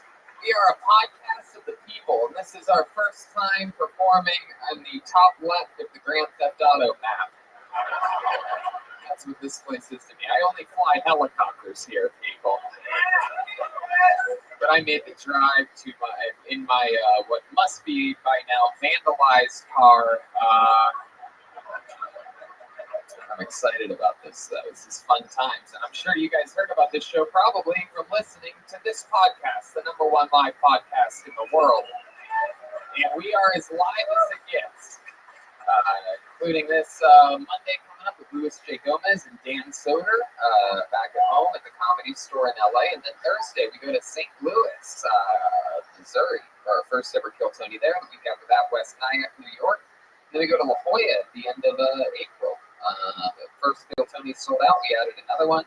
And then, I've mentioned on this podcast a couple times that I'm doing stand-up at the end of May in Seattle, beginning of June. But that date has moved because on Monday, and you believe, Red Man, we will be announcing a tour that perhaps maybe Pink Floyd does as many dates as we're about to announce on Monday. I mean, look, we're performing in Chinese restaurants. Right. Let's just say we're not turning down very many gigs. This is about the time when my girlfriend's going to start cheating on me. So I'll be gone for like that long. Yeah, time no, for period. sure. Yeah. This is what we're about to announce on Monday for all of you that are listening literally everywhere. You're going to be quite excited. But that's not going to stop us from landing in New York City June 20th. And then, of course, it's out there, Kill Tony Mania. For those of you that have been there, you know what's happening. A return to San Francisco in October, also Sacramento. And here we are, you know. One of those times where you're just in Ventura, California. Sweet, sweet drive up the 101. What should be a smooth 40-minute trip for some reason takes 2.5 hours. And, you know, one of the things that I love on a nice drive is some delicious coffee. I prefer Caveman coffee. I go to the cavemanco.com website. I enter the promo code KILLTONY and I save 15% off coffee. How many of you like coffee out there? You bet you do. Which reminds me, tonight's episode is brought to you by BetDSI.com. BetDSI is over 20 years in the business. They've built a reputation on fast payment of winnings, and they have an easy-to-use and fast-playing interface. You can you can bet games as they go. You can get live in-game wagering options throughout the tournament. Make plays for the entire game or event, and you can bet on anything: sports, reality TV shows, anything. Right, like March Madness is happening right now, and you made some picks when we were in Philadelphia. You made some picks for who you think would move on. I believe you went 100%. I didn't check at all, but I believe you picked them all right. And you have some more picks. You have some teams in your bracket that are still. Yeah, these are my top teams. Yeah, your top 5. Yeah, I Michigan, because I'm a big Ohio State guy. Yeah. You know, I always like to go against the grain. North Carolina, Kentucky, and Purdue is my picks. What about that one? Oh, Gonzaga? Yeah, Gonzaga. Yes, indeed. You can't even say it. You know what I put bets on is Game of Thrones. Oh, shit. You can do things in the entertainment department at BetDSI.com. You can bet on The Walking Dead. You can bet on reality shows. You can bet on anything. So go to BetDSI.com and use the promo code KILL120 so they know we sent you. You deposit, cash out, and get paid. So once again, that's BetDSI.com, promo code KILL120. Okay, let's start the show, shall we? You guys want to do that?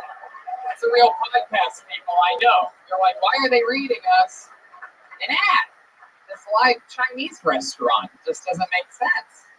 But there's a lot of people listening. Anything can happen here. And one of the cool things when we go on the road is we never bring a guest with us. In lieu of that, since we're so geographically blessed, we were able to bring the band here tonight to and a real full band for the first time. Like, this is a full band. Yeah. So you guys probably know how this works. Every episode, they are different characters. You never know what they're going to be. I never know what they're going to be. They were behind a separate curtain in that back room when they started getting ready for just a couple minutes before the show. And they try to stay in character throughout the whole show. Who knows what they're going to be tonight? Ladies and gentlemen, I present to you the best damn band in the land. It is the Kill Tony Band. Jeremiah Watkins, Joel Jimenez, and Chroma Chris. The Kill Tony Band. What are they? Oh, wow. Oh, this looks like a new character, ladies and gentlemen. Whoa, bartenders! Wow! Chroma Chris is in the house. We got Jeremiah Watkins. Oh my goodness. They look like they work here, don't they? Look at this crew. My goodness. Jeremiah, you a bartender, sir? My name's Devin. I'm a mixologist. Wow, and who's this stud next to you that looks like a Count Chocula? Name's Ryan. It's my first day, Tony. Wow. So we got Devin, right? He's not going to last a week. What's your name again? Devin, right? Ryan, and who do we got? Who's I didn't realize they were letting busboys make drinks tonight. What's your name? My name is Giuseppe, and I'm the leading infusionist here. Oh, okay. So we got Giuseppe, right? Yeah, that's right. Very good. Wow. You guys ready to start this puppy pie? We got the band is here, Jeremiah Chroma Rothschild. We got Red Band here. And my friends, I'm excited about this because we have our real official bucket. This is the true bucket of destiny. Made the trip. It never goes on the road, but it wanted to come to Ventura for some reason. So that's the official Kill Tony bucket. It's in Swansea, Massachusetts. A little fun fact. This has already been Looks like it was. started at Kill Tony East, and we had a ton of people sign up before the show. So maybe it's somebody's first time ever. Maybe it's a local Ventura fucking Seinfeld. You know what I mean? The old Seinfeld of Ventura. Just, what's the deal with being 2 hours away from a great city? So if I pull your name out, you know how it works. You get 60 seconds. You know your time is up when you hear the sound of a kitty. That means wrap it up then, or else you're going to bring out the angry gay part of Ventura bear. What is there a gay part of Ventura? What's it called? Oh, no shit. Patties. Wow, everybody's naming a different area. I guess the whole city is it right now. Literally 50 people yelled different places. A lot of them just sounded like their buddy's house. Fucking Todd's place, dude. That's the hot place in Ventura, bro. Hong Kong in, dude. You're at it, bro. Since you walked in, the Cutler guy has spotted there. All right, I pulled a name out of the bucket. Here we go. It's going to get started. Make some noise for your first comedian of the night. Josh S. Everybody, here we go. It's Josh S.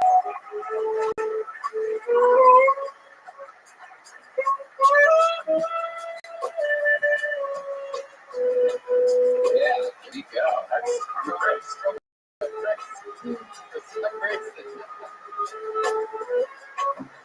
Come on, ladies and gentlemen. A Chinese restaurant. Make some noise for Josh S. Hey, what's up, everyone? You guys hear me back there? So I got a story to tell you guys. The other day I was jacking off. Who likes to jack off? Oh, dude, I love to jack off.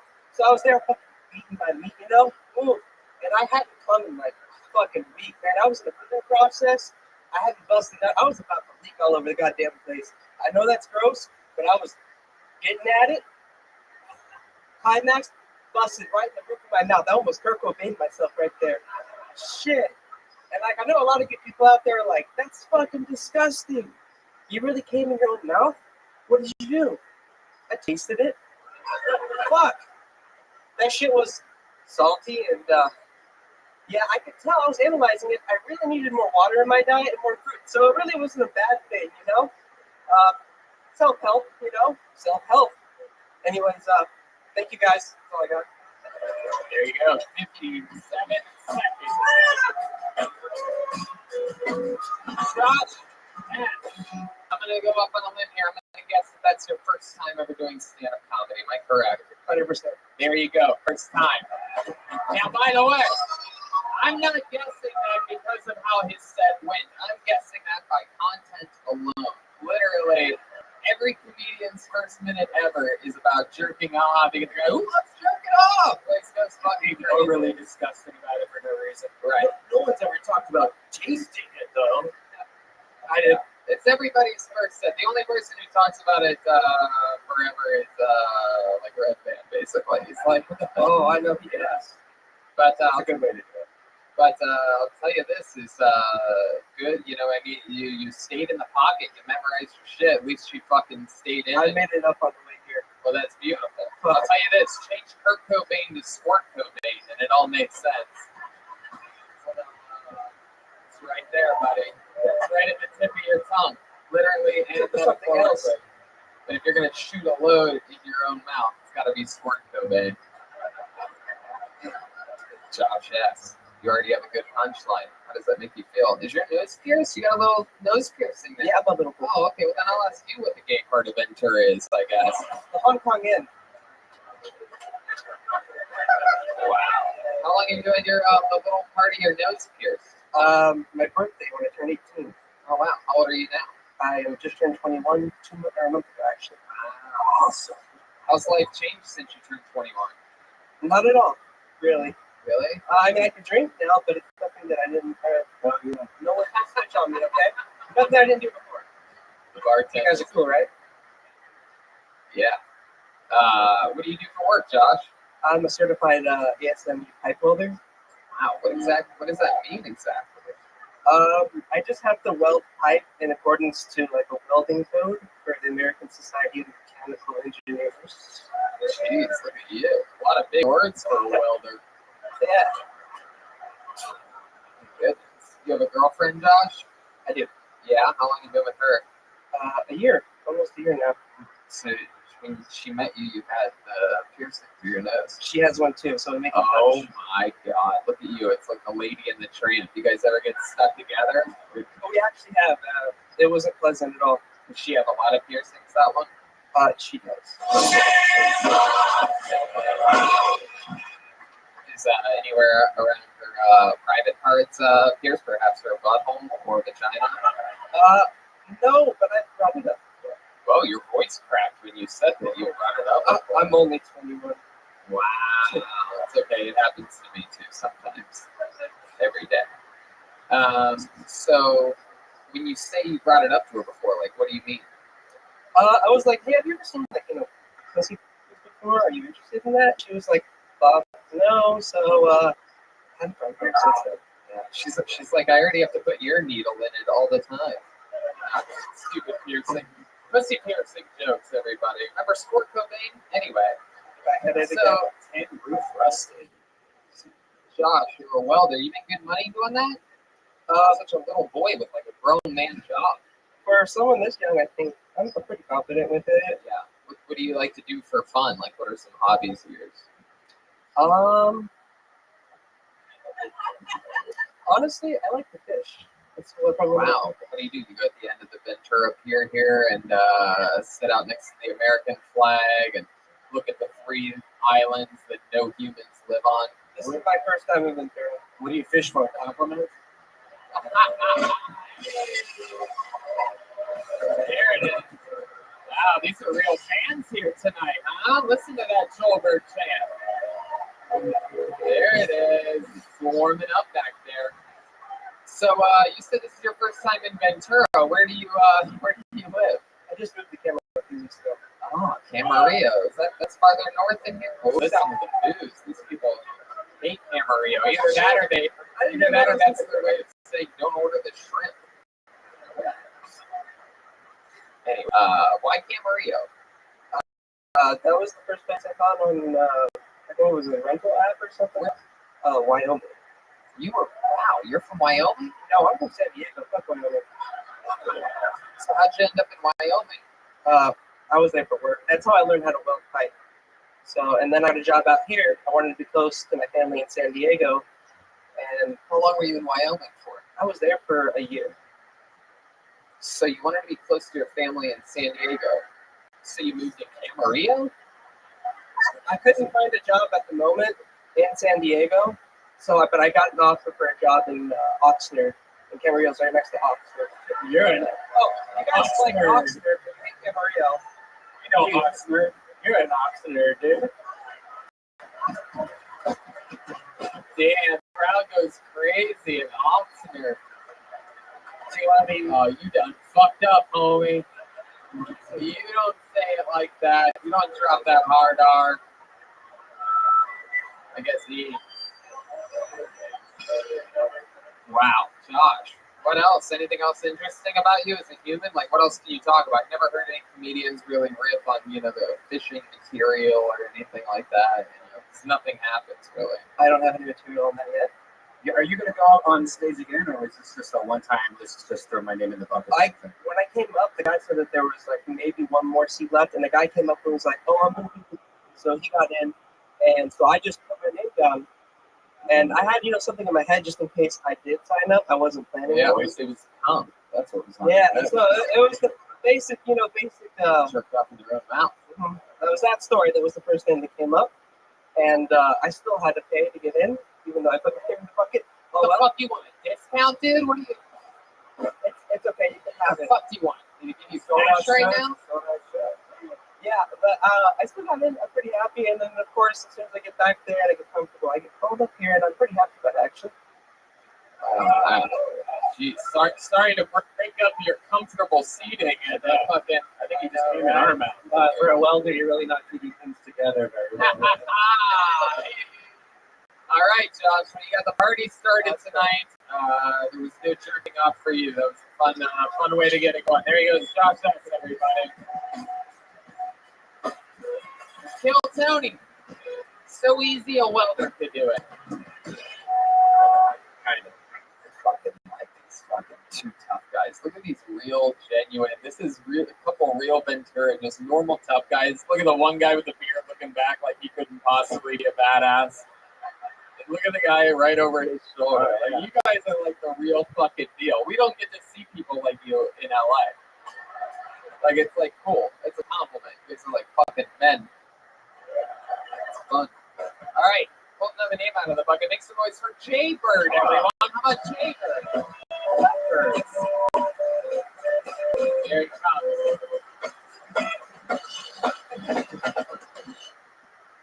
What's up, everybody? I'm not really Jaybird, I'm Jeff. But so I'm from Long Beach, California. Drove all the way up here to see Kill Tony. And you know, we like to party out in Long Beach. Been to a few parties myself. I always thought it'd be kind of cool. Like, I've never been to a whisper party, you know? And so just imagine that. Everybody's whispering. Well, yeah, like a library. Exactly, like a library. But drinking and getting fucked up, and you're like, hey, man, fuck yeah, good to see you, man. Anyway, I thought it'd be kind of cool because I've never actually tried it. So would you guys want to try that? Imagine, okay, I'll give you something to say. So let's start with a short one. Look at somebody close by and say, hey, what's going on? Perfect. It's great. You're doing great. All right. Let's try something like, I would fuck you right now if nobody was looking. Try it. There you go. Thank you. Step back from that. One more time for Jaybird or Jeff. What do you want to go by now? What do you go by? You sign up as Jaybird, then you say your name's Jeff. I came up with that on the spot. My friends call me Jaybird. Heck yeah, you can call me that too. You're my friend. There you go. Okay. So let's talk about it. You came up with that on the spot. That means that's your first time doing stand-up. Yeah. Right. Like by the way, we could tell you came up with that on the spot. You know that, right? Like, it wasn't some amazing thing where we're like, whoa. It's want us to whisper to one another. I got your imagination going there with me. No, do that. Piss me off. Jaybird, stick with me over here. So, how'd you? You're a fan of the show? You listen to podcasts and whatnot? What happened here? I watched you on TV once on like some YouTube video. My friends dragged me out here. TV or YouTube? Jesus, that went from cool to bullshit real quick. Huh? It was I saw you in one of my favorite films. I mean, the background of a Joe Rogan Instagram post. It was a TV recording of. It was a recording of you on TV that was posted on YouTube. It's all good. Thanks, Jeff. So, what do you do with yourself? Tell us about you. Who are you as a human? I'm a musician. Wow. You in a band? Yes. Yeah. What instrument do you play? Guitar and vocals, and a little bit of mandolin. What's the name of your band? Sunlit Souls. Silent Souls. Wow, big shout out. Sunlit. Oh, Sunlit Souls. Hell yeah. Why don't you sing us a little line from one of your songs? Give us a little. Give me a tempo. Yeah, give him a beat here. Don't be all right, shy. you guys can just listen. So, one.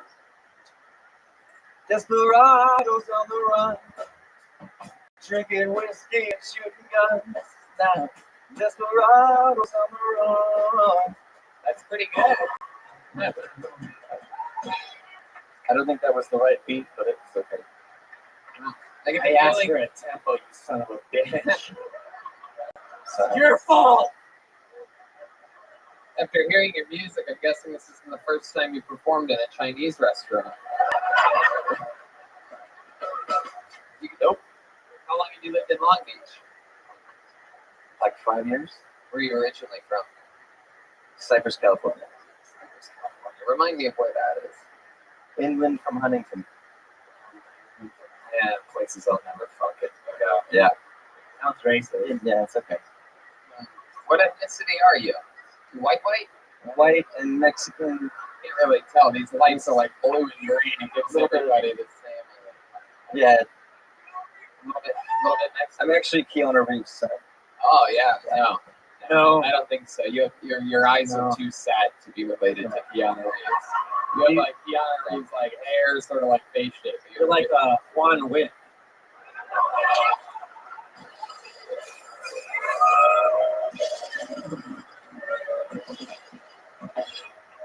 That's really good. How long you been playing with the band?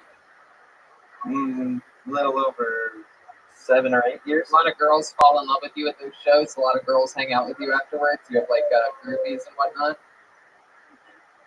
Depends. Yeah, how many do you like? Girls? Usually at Chinese restaurants.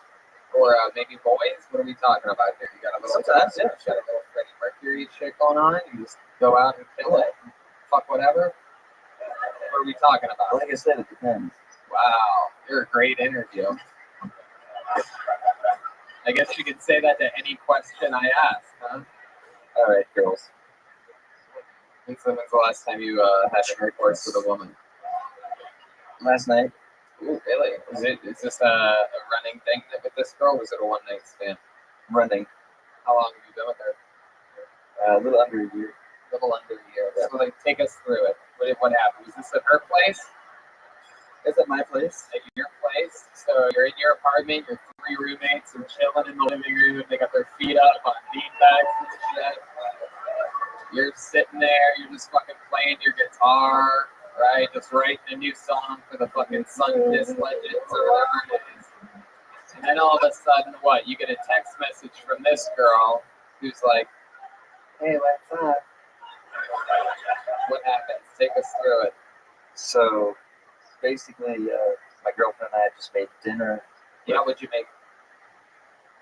We made it was actually something new. It was 3 boxes of Kraft macaroni and cheese. You'll love this. It's cauliflower and gnocchi. Wow. With pesto sauce. It was really good, actually. Yeah, that makes sense. So cauliflower in the middle of pasta, pesto sauce. Is that it? No pasta. It was pasta made with cauliflower. What did you eat? Girl just came right in. Are you vegan? No, I'm not. Is she? No. Vegan healthy meals. All right. So you ate the pussy gnocchi, and then what? Did you have anything? We watched cat videos for like 10 minutes. Wow. How long? Wow. I mean, that's really interesting. You watch them on the couch? Yeah. Sitting next to each other, looking on the phone? Exactly. Watching right off the phone. You're like, look it up. What were the cats doing? They were like the 10 most beautiful cats, and did you agree with the rankings? yeah, well, I thought Maine Coons should have been higher up on the rankings, but Doesn't everyone? Wow. it's okay. You watch a video of the 10 most beautiful cats. Fucking that pussy wet. And then what happens? Then the YouTube ad plays and you lose your boner. I picked her up and you picked her up? Picked her up. The girl? You picked the girl up? I picked her up. Wow. Swooped her up. How big is she? She's like 5. Yeah. How many ounces? She's shorter than David. She's 104 pounds. Shut the fuck up. Too much yelling going on from these rowdies. I don't start a bar fight at the Hong Kong Inn, please. I can't have this happen. Yeah, everybody knows karate here, please. Uh-oh. I was doing karate the other night on Kill Tony. Remember that? Yeah. Remember you were doing that? Yeah. Some of that fucking one and the only fucking what do we got? Wow. All right, there you go. Way to fucking hit that easy beach ball out of the park, Redmond. So, wow. Something about you. I wish I could figure out exactly. I wish I could pinpoint it. All right, so you eat the gnocchi, you watch the cat videos, then what happens? Swooped her up, took her to the bedroom, and yeah, How many bedrooms do you have in your place? it's my place. It's a 1-bedroom apartment. We're in the living room. We were in the living room. Swooped her Did up. somebody do the dishes at this point? They were still dirty at that point. They're just sitting on the coffee table in the living room. You guys are watching YouTube videos, like what? Like a paper towel, like bundled up on the plate. Like, Guys, do you still have the tissue like on her mouth, like with the chloroform, or do you just to be safe? So let me clarify there. I have a kitchen too, and we were eating in the kitchen. Hey, you don't need the bread. So you're eating in Eating in the kitchen, cat videos on the couch, sex in the bedroom. Hey, how long have you looked like hipster Kylo Ren? Devin, got the bartender. All right. Sexologies. How long did you last having sex with this girl that you've been fucking for? Just My girlfriend. that's what you call people that you've been fucking for a year. Probably for about 20 minutes. Wow, 20 minutes. 15, 20. I would say 15. It worked from 20 to 15. At the end, you just jerk yourself off and then come on them? Come on her? Do you ever No, I mean, do you ever put salt and lime around her pussy when you eat her out? it depends. That's one of Devin's moves right there. Did you drive from Long Beach today? Yes, I drove my friends so they could drink Love here. Wow, what a good friend you are. Let me guess, your drinking friends are the ones that are recording this on their cell phone, even though it's a video podcast? Wow. Brilliant. Still doing it, by the way. Didn't even slow them down. They're like, no, I'm posting this one, you idiot. I'm posting this shaky fucking 4K one. Vertical fucking iPhone cam. BlackBerry. All right. Well, Josh, thank you. Fun time. Jeff is signing up. Jeff, that's right. Jaybird. Here he goes. Thanks for making the trip. Wow.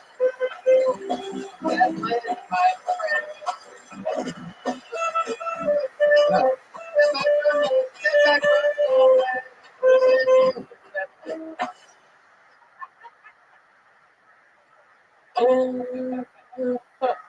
Okay, I pulled another name out of it. You guys having fun out there? Well, let's see what happens next. I pulled another name out. Let's go with Devin Black, everyone. Here we go. Devin, whoa, here he is. Look at that. I knew you were going to do that. So I have an identity crisis. My name is Devon Black. I'm actually a white man, born in the 70s.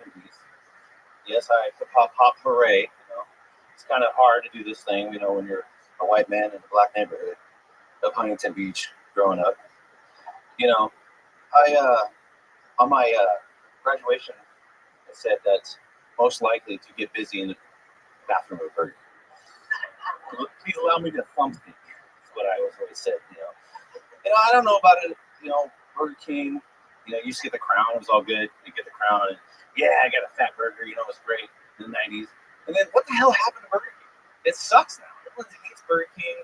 You know, like you can't even. And let's go with Happy Meals. You know what I mean? You go to Happy Meals, it's in a bag now. But when we were kids, you had like little ends there. You pull them up. You know everything. Like come up there, get a little toy. Everybody's having a good time and everything. You know, like oh. And now it's like a good quote. Hey, you want some apples? You want some applesauce? Is that it? Was there more to that? It's just like we're getting fat. Yeah, getting fat. Yeah, like when we were kids, we could like go get a soda. Like one more time for Devon Black, everybody. Devon Black.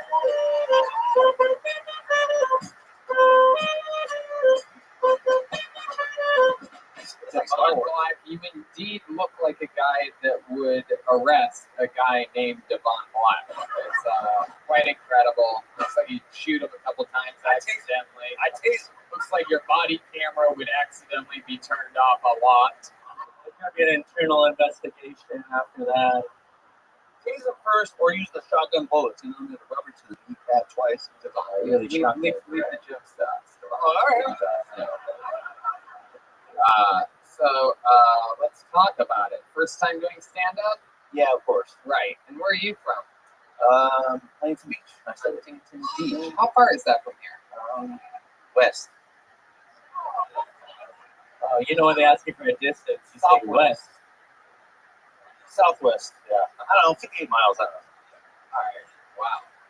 Okay. What do you do for work, Devon? Did you say west? I don't want to talk about it. That's the middle of the ocean, bro. Can't talk about it? Yeah, I'm a mixologist. How dare you? All right. Are you really? No, it's not. I do pools for a living. You do what? I do pools. What does that mean exactly? I go clean them. You know. Oh, why didn't you say pool guy? Eradicate. Because I'm not a pool guy. I think you're having a real identity crisis. I told you I am. It's my real life. I think you're a pool guy. I'm a pool girl. It looks like he was sentenced to jail and had to serve community service at 30 continuous years of a work tour. It's because the Vans, huh? Actually, these are Edleys. 1990. Devon, tell us something else about you that's really true about you. I'm married. Yeah. How long have you been married for? He also lives in the ocean, bro. Yeah. Aquaman. I'm married to a mermaid. I was gonna go with some gauges, but I like better, so I can go with that with like a mermaid. How long have you been married for? 11 years. Too long. Does she think you're taking out the trash right now? Oh, I do them all the time. She's a teacher, so she's awesome. Yeah. Yeah. What is she teaching? I know it's not Special comedy. ed. Special ed. Okay, very good. You have great timing, Devon. Hell yeah. All right. So you're married 11 years. You're not really into it. Is that true? Getting there. Getting there. Fuck yeah. All right. She's listening to this podcast right now. She's filming it. Jesus Christ. You gotta dance with the girl you came with, dude. Here, Do you ever visit her kids at work and they just start chanting one of us, one of us? I rode her bus for a long, long time. What else? What do you do for fun? Well, I take dumps in Britney Spears' backyard. That's a good time. What do you mean by that? Well, because when you're a pool guy, you don't have any place to go to the bathroom at. Are you Britney Spears' pool guy? No. Devon, you're unbearable. Yeah. I mean, this whole part of the show, there's the two parts. There's the 60 seconds, and then there's the interview part. If you fuck up the 60 seconds, we could save it in this part. I'm pretty sure you're fucking comedy kryptonite. Not yet a man. You're giving us nothing. I'm sorry. I don't know. Can't talk about this. Can't talk about that. It's okay. Let's just keep it moving. There goes Devon Black. There he goes. There he goes. Back to obscurity he goes, where he's most comfortable. I see some fucking interesting characters out there right now. We keep getting these boring ass white dudes one after the other. I mean, I'm looking out there. There's people with like fucking tiny hands and faces and shit. Like everybody's like sort of weird looking. Is there any comics out there, like real comics? All right, cool. They're out there. There you go. Probably not going to get pulled out of the bucket, but they're out there. All right, make some noise for your next performer, Aurelia Mayesh, everyone. Aurelia Mayesh. Aurelia. Here we go, baby. Hey, baby.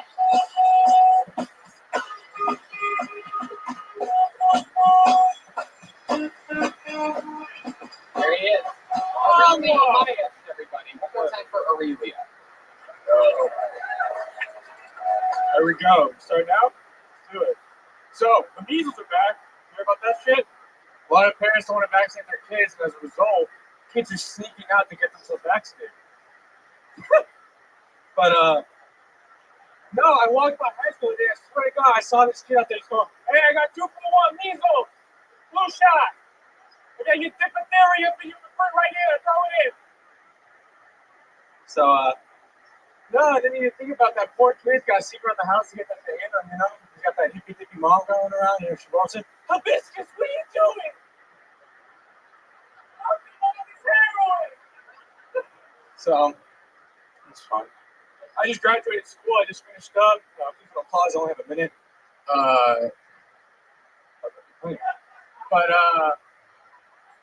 But yeah, no, I studied philosophy. Really, it's not doing me anything. I've been trying to get a job the past few weeks, and I've gone through interviews, resumes, and eventually the employer will ask me for, see like what skills you bring to the table here.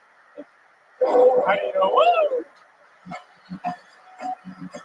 Are we in the Fuck yes. Oh, I like the way you're starting to, see your image since that Fire Festival documentary came out about you. Trying my best. Coming back as a new young comedian, coming from the Ventura scene. Is this where you're from? No, I'm actually from Torrance, California. Torrance, California. How far is that from here? 2 hours, just outside of by El Segundo. Oh, okay. And you ever signed up for Kill Tony at the Comedy Store? Never have. I started doing comedy when I moved up here for university. How long ago was that? A year ago. A year ago. And what are you studying here at university? Like I said, I just graduated. I studied philosophy. Philosophy. Good. And you're a year into that. I just graduated, but I'm a year into stand-up. Oh, gotcha. So, all right. That makes sense. What school did you go to? UCSB. UCSB. Yeah. Is that a fun school to go to? It's a good old time. What's the most fun night that you ever had in college? I don't think you're supposed to remember this, right? Do you remember? Not if I have anything to do with it. You look like the kind of guy that might remember yours, though. I feel like the person you spent it with might not remember theirs. That's true. Get it. You guys were soft. That was good. That was a good one. Let's see. Funnest night. I really didn't go out much too much, to be honest. I didn't live in the whole college town area. I just kind of lived out in the, Bedrock? The families. Yes, Bedrock. Do you have hobbies or anything like that? Play some instruments here and there. Yeah, stand-up. Guitar and bass. Mostly. You ever been in a band? Nope. No? Has anybody ever asked you to be in a band? I mean, I'm used to jam a little bit with guys, and people moved away, but nothing I take too seriously. Wow. So you play musical instruments. What else? Used to skate, and I got fat, so I stopped skating. And then, what else? You just gave up your passion of skating because you got fat? Yeah, I concrete urge when you weigh 220 pounds, man. So dope. Exactly. Yeah, lose weight. So don't. Goodness. Why do you think you're gaining weight so much? What's happening? Lazy piece of shit. Yeah. You don't ever work out? No. What's the most exercise you've done recently? What do you think it is? If you have to guess. Have you been out of breath recently? I went bowling last night. You did? You went bowling? Got out of breath by the 7th frame. Yeah, it was pretty amazing. New low for me. Your life is in the gutter area. Yeah. My God. How old are you? 24. What about work? I just did find a job. Yeah. I've been doing housing market research for this little firm in Santa Barbara. I don't even know what that means really, but I think I'm just crunching numbers. Housing market. Yes. So what do you do?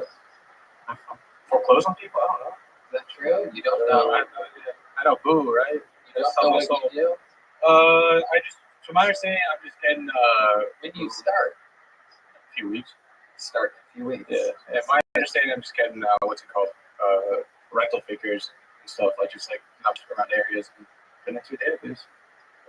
Wow. That's amazing. Super fun, right? You went to college for it. I know. I realized that. Trust me. I don't think I'm kicking myself in the balls every day about it. I don't know if that philosophy thing is working out. Yeah, I think that seems like a tough one. I don't remember any of the Greek philosophy. I don't remember Aristotle crunching apartment numbers for that. He did not. You have a girlfriend? Do not. No? Nope. You go on dates at all? Here and there, yeah. Yeah? Yeah. Like last date you went on, what was that? Me and this girls went to a bar, had some drinks, pretty standard stuff. So you just went to a bar by yourself?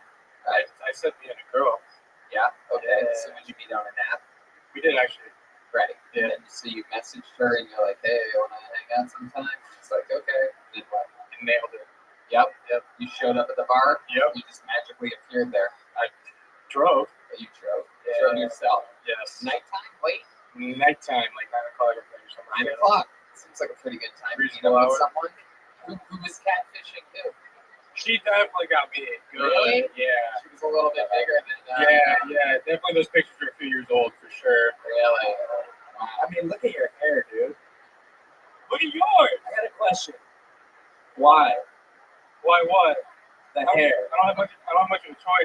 or shave it off. Why aren't you looking him in the eyes when you talk to him? When Hey. you're making fun of his hair.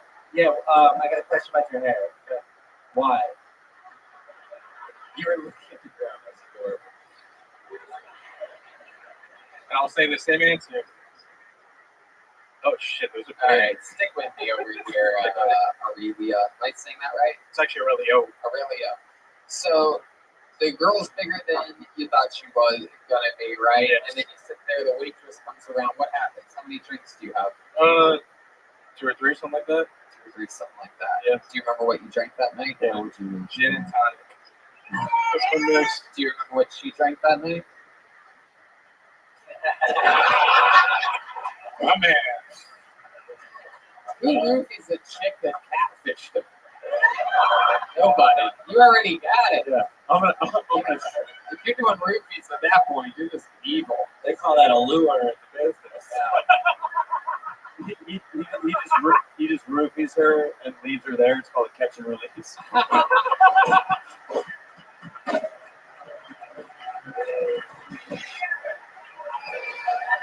Damn it. Wow. Cleaning up the house. So you have a few drinks with this chick, and then what happens? What about my place actually? You went to her place? Yeah. Wow. What was that like? What do you remember about her place? My place actually. Oh, your place. Yes. Wow. What happened then? Let me guess. You guys made cauliflower gnocchi and How'd you know? videos of Nintendo's beautiful cats, and then fucking it drove your drunk friends across the state. It's like I've already been up here. All right. What happened? We made sweet love or Really? You just started just like that, straight in, just basically the hard rape, just straight up. No making out, no foreplay, just straight insertion. Unzipped her pants, you didn't even unbutton them. You went through the front of the keyhole and just bent up. Did like a pipe, did the old boomerang, the old L, the old 90-degree fucking turn. So like it's a sprint. All right. These are some of the roughest interviews we've I had in the know. history of this show, back to back to back to back to back. Yeah. Everybody's just like, yeah, sure. Then what? Yeah, tell me more, Tony. You're the funny one. Tell me what I did. Pretty interesting. It's weird. It's like nobody's from Ventura, but there's like some weird Ventura vortex of lack of like weird improv or something happening. Aurelia was actually short for a really awful interview. Yeah, it is. There he goes. On to the next one. Here he is. We got our Aurelio.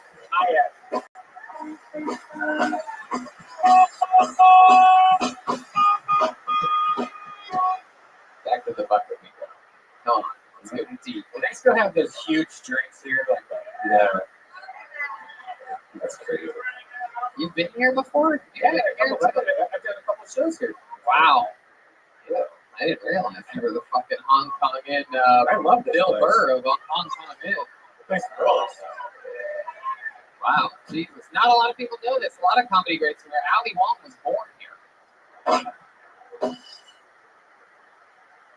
All right, talk about this being Asian and pregnant. Anyway, I pulled a name out of the bucket. Make some noise for Katya, everyone. Katya. Katya. There we go. So a little about me. I'm a very compassionate person. I think it's because I recently became disabled. Yeah, I'm in full-blown menopause. Lost all my hormones. So I decided from now on, I'm only going to date guys in wheelchairs. Because they have a lot of compassion. You know, they're non-judgmental. They don't care that I've gotten a little older or don't have a perfect body. They only worry that I don't leave them in the parking lot without their wheelchair after an argument. It's all about compassion, people. I'm telling you. I also help house the homeless. Yeah, I give them my tent. Next time you're down in LA and you see Tent City, just think of me. Well, my time is almost up, folks, but I just want to say, have a fucking great night. My name is Katya.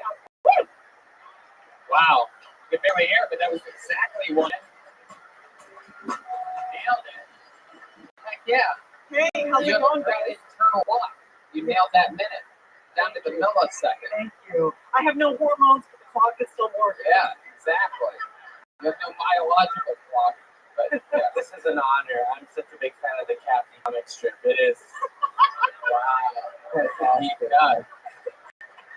Heck yeah. So, Katya, you didn't see that before? I've been doing it for 3 years. Oh, awesome. You live around here or something? I'm from Thousand Oaks. Thousand Oaks. That's a good wow. Jesus. Thousand Oaks to a couple jokes. All right. Yeah. Thousand Oaks and Tree Oaks. Okay, Katya. First of all, let me tell you, you're my favorite member of the band, the Eagles. Thank you. So menopause, can you tell us more about that? You might be the first woman we've ever had talk about going through menopause. Wow, really? Would you be comfortable telling us more about it? Like what goes on? What's up with that? It's not fun. Kind of leaking? Oh, come on, Red Man.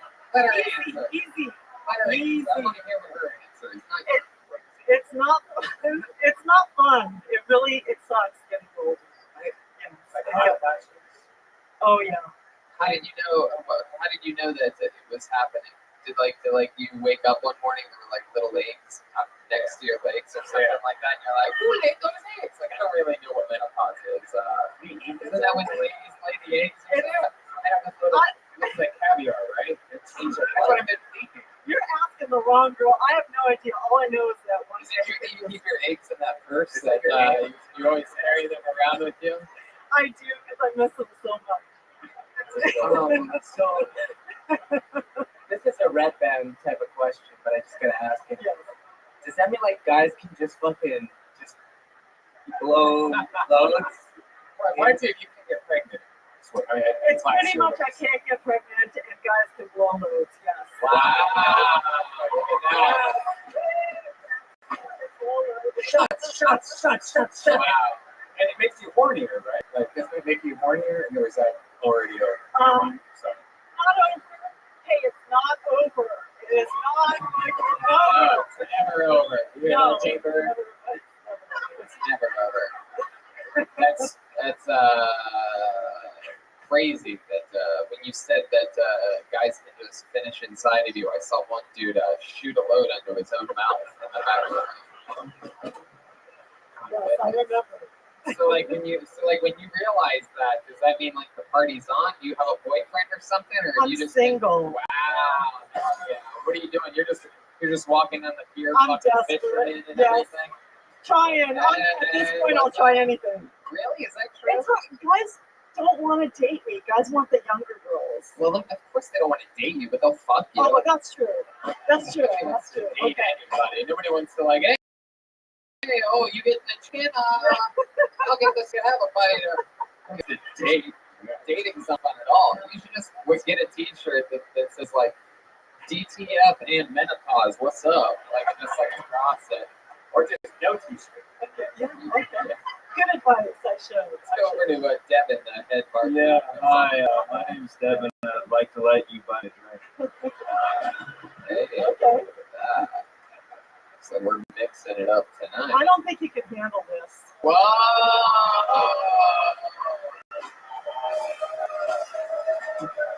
Hey, I've always wanted to get with one of the leads from the hit movie Hocus Pocus.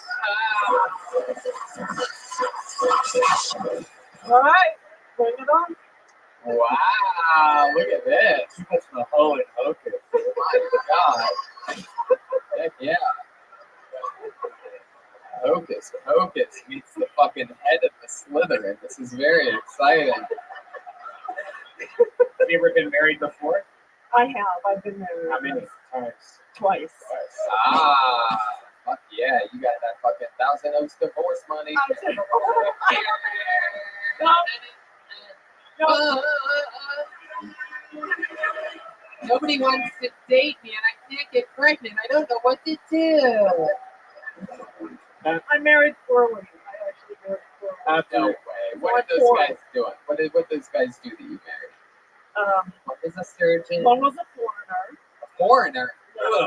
For the band Foreigner? No. Yeah. He's a pinball wizard. Just kidding. That's not a porn. Get all my. Go ahead. What was the porn? What? He was from Ireland, and so I could barely understand him, but he was really cute, and he had the accent, and I was young and dumb. How long did that last? 3 years. Did he leave you because you were doubling in size? Oh, see, they don't like it. Thank you. How about the second husband? What did he do? What was his job? He was loser. He was a nice guy, but he was a sad loser kind of guy. Wow. So- What do you mean? Can you give us an example? Just one small example of how he was a loser. He couldn't support himself and his kids. Skinny legs. So He totally did. He totally did. was he Latino? No. Jesus. That's a weird guess. Oh no, he said kids. I was just kids. Latinos. Did the kids ever try anything on you? What? What? Oh my God, Red Man. What's happening over there? Jesus. All right. Well, Katya, that's fun. And you've been doing it for 3 years. 3 years, yeah. Wow. I love it. I love it. That's so crazy. What other hobbies do you have? You seem like an adventurous lady out there. I love blogging. I've been blogging for about 6 years, and I write in character. Her name's Clever Girl, and she's more of an asshole than I am. So that I love. What do you mean Clever Girl's an asshole? She says what other people think, and she just lets it all out. Like, she doesn't hold back. There's no filter. She just. That's you. Yeah. Can you give us an example of like what she would say or do or something?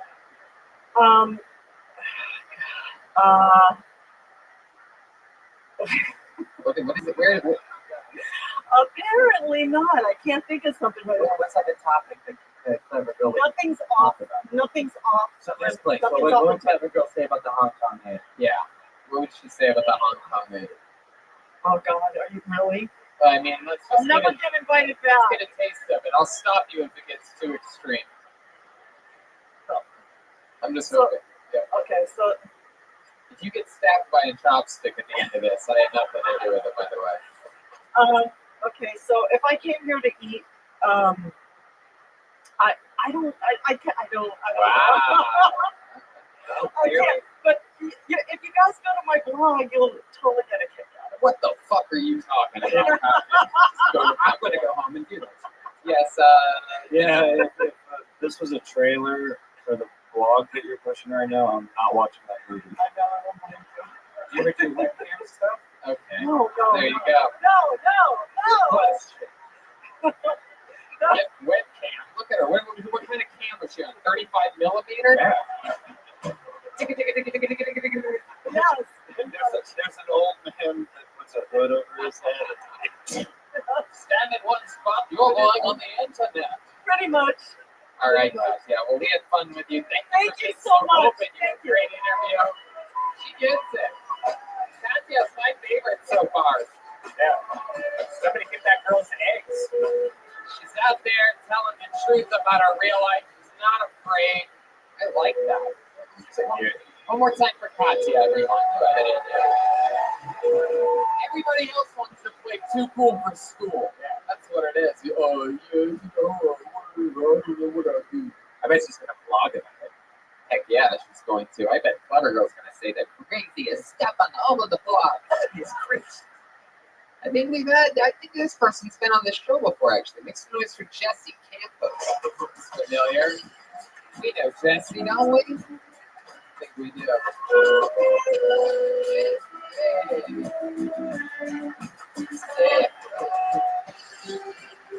One more time for Jesse Campos. Oh, yeah, thank you. I called out of work for this. All right, so I work in a bar. Working in a bar is pretty cool. But, working in a bar, you see some things. Mic stands. I once watched a guy puke into his hands and then put the puke into his pockets.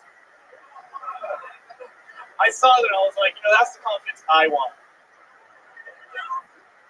Like, this guy's pretty alpha. I'm no alpha, obviously. I'm a try lambda.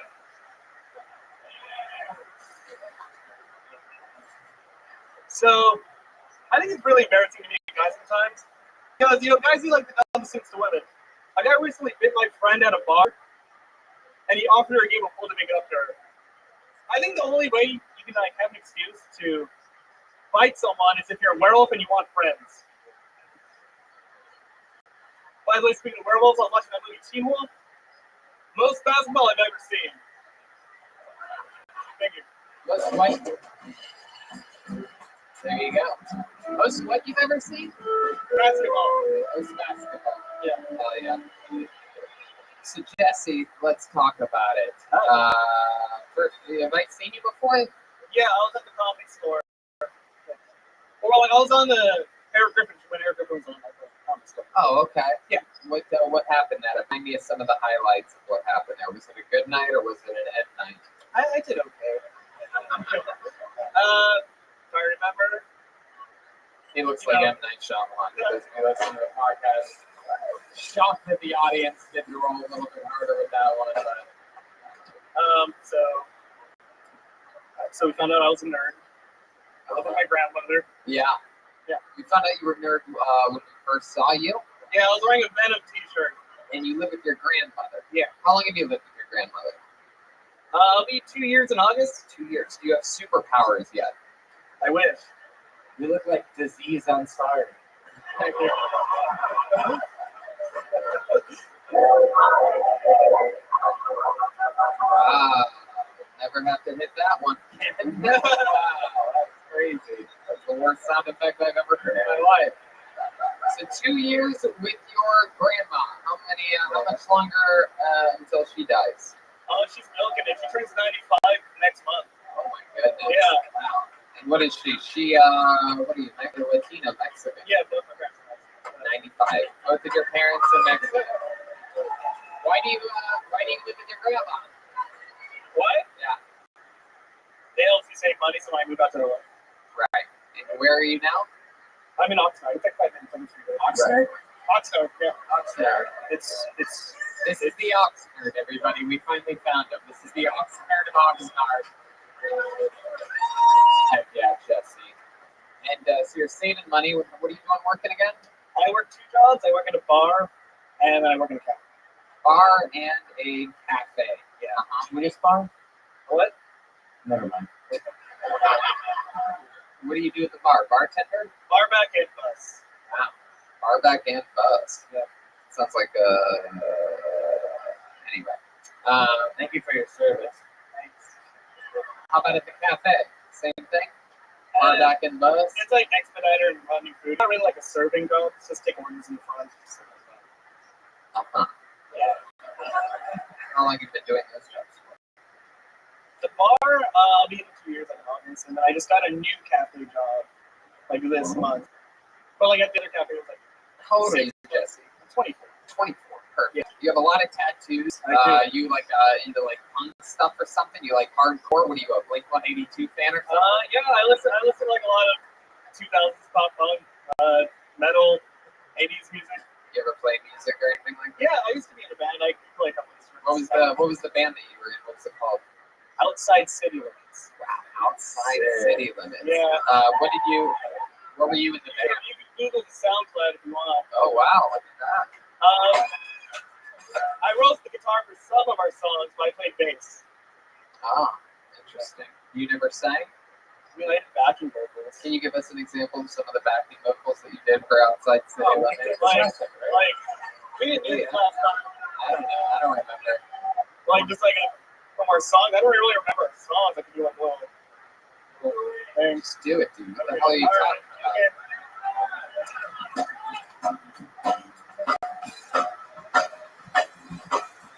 I don't know what song this is.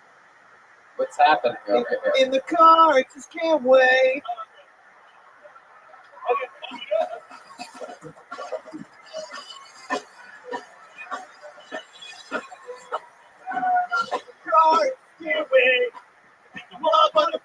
Wait, you're backing vocals. Only say the third word. In the car, I just can't wait. Rock on the bed Thursday. It's cool if I hold your hand.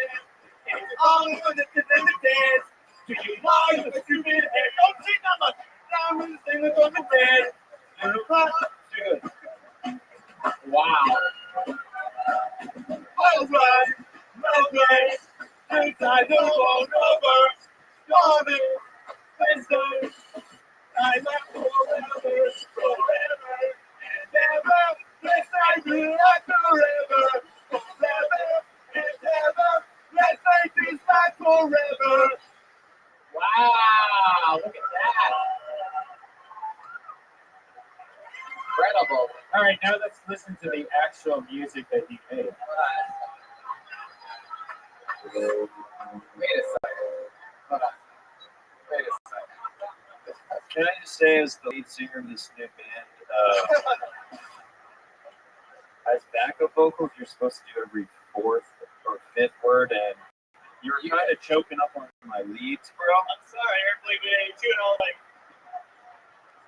You guys saying know your place. Sorry.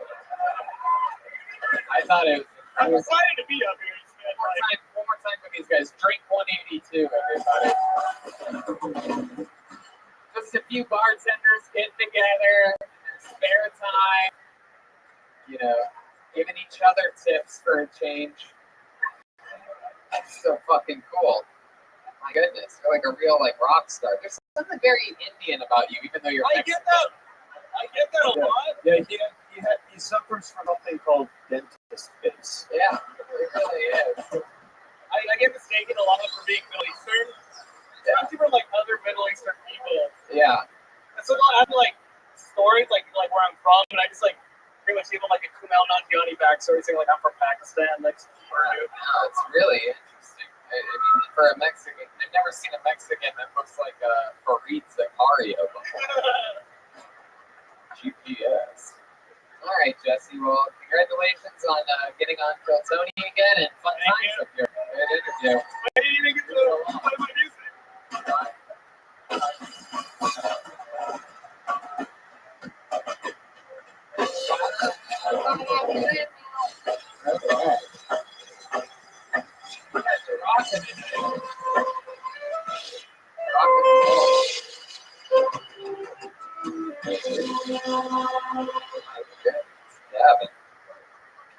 Devin, anybody tell you look like a young David Copperfield before? Yeah. Make some noise for your next comic, Russell Samler, everyone. Russell Samler is making his way to the stage. A long walk of justice.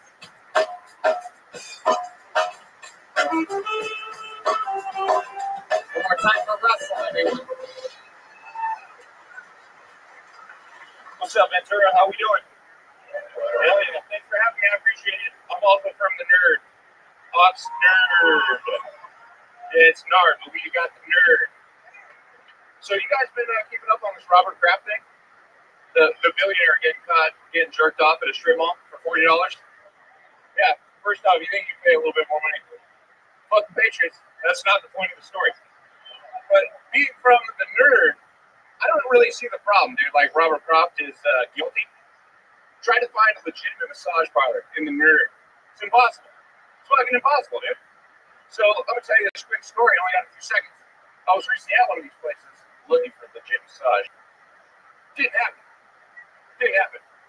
Not so subtly halfway through the massage, lady just grabs my dick. Yeah, just grabs it. I don't know who that is. But so I'm a man. I think about it, right? But here's the thing, guys. I'm getting married. So I look over at my wife real quick. She's there. It's a couples massage. The fucked up part, she's already getting chilled off, right? The lady massage. Yeah. I get a happy ending. I get jacked off. My Valentine's is wonderful. The point of the story, got jacked and chilled out. We had lunch. It was a great fucking day, guys. Wow. Wow. Good for you. Look at you. I saw you. I thought you were an unsuccessful Seth Rogen, and it turns out you're living this kind of fucking party life. Dude, I get that Seth Rogen comment every time. Look like an unsuccessful Seth Rogen. Yeah. It's So, Is that your story? Which part? The Jerking off? well, my wife wasn't there, but the part about yeah. the part about what is true that you got tripped off. Actually, we had it once that double trick, but we all fucked. It was like had a massage parlor about, but she. God, you are a disgusting human, Brandon. At the massage parlor. How many humans that you? So Brian, you got jacked at it, jilted it, and fucked at it at the same time. Yep. Yeah, and then in the end, Red Band sucked his own dick. He's that flexible, as we saw in London lately. That's awesome. Did it even look? You want me to do my stretch? You guys want to see Red Band on You said it. You said it. Give us a stretch. These people want the stretch. Whoa! Yeah. Right. The only member of the band that stretches like that, also the only member, coincidentally, that's torn his ACL in the past year.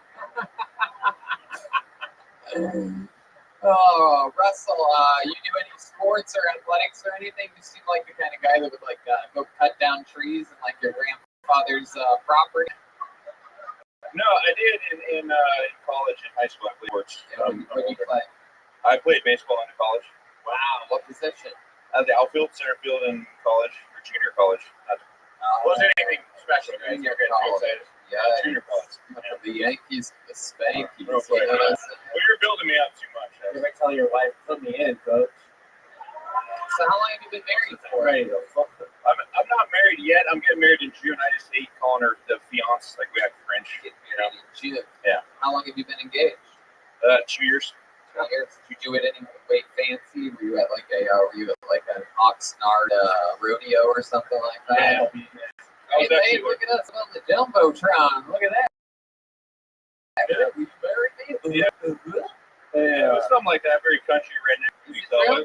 No, we're actually at Central Park in New York. Wow. But it wasn't any like special or thing. Do you dip in your mouth right now? Dip them out? Yeah. Bro, I'm Jewish. We're not like that rednecky. You don't in your mouth? Interesting. Have you ever chewed or dipped before? Yeah, I have. Okay. You have resting dip face.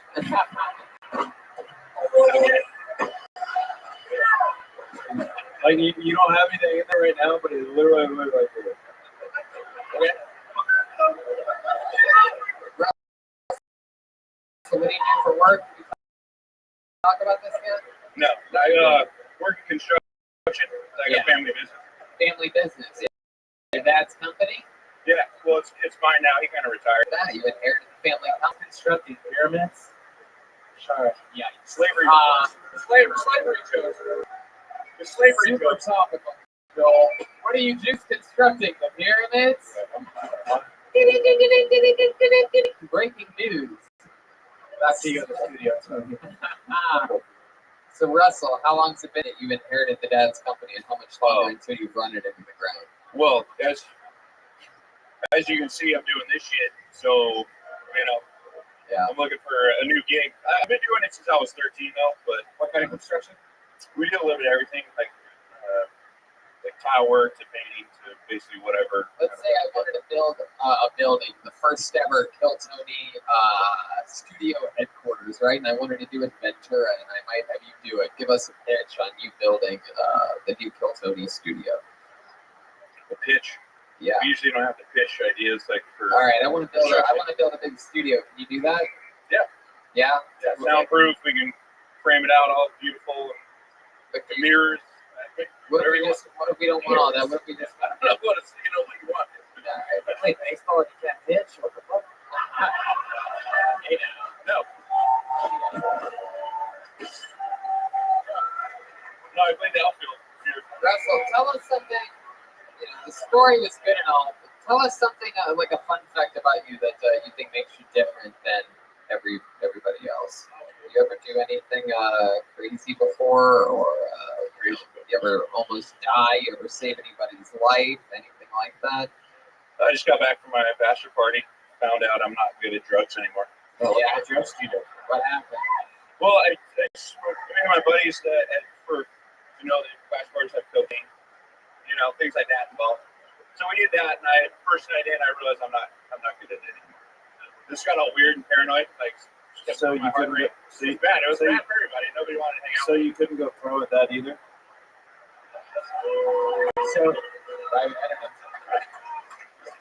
But snorting cocaine, that's just rehab, right? Sure, with cocaine, maybe your friends just have bad cocaine. Like maybe you're just doing meth or fentanyl or something. No, I think it was just really good cocaine, and I'm just getting older. Like in my 20s, I could handle it, and now I'm like in my 30s, it's just I'm getting all weird paranoid.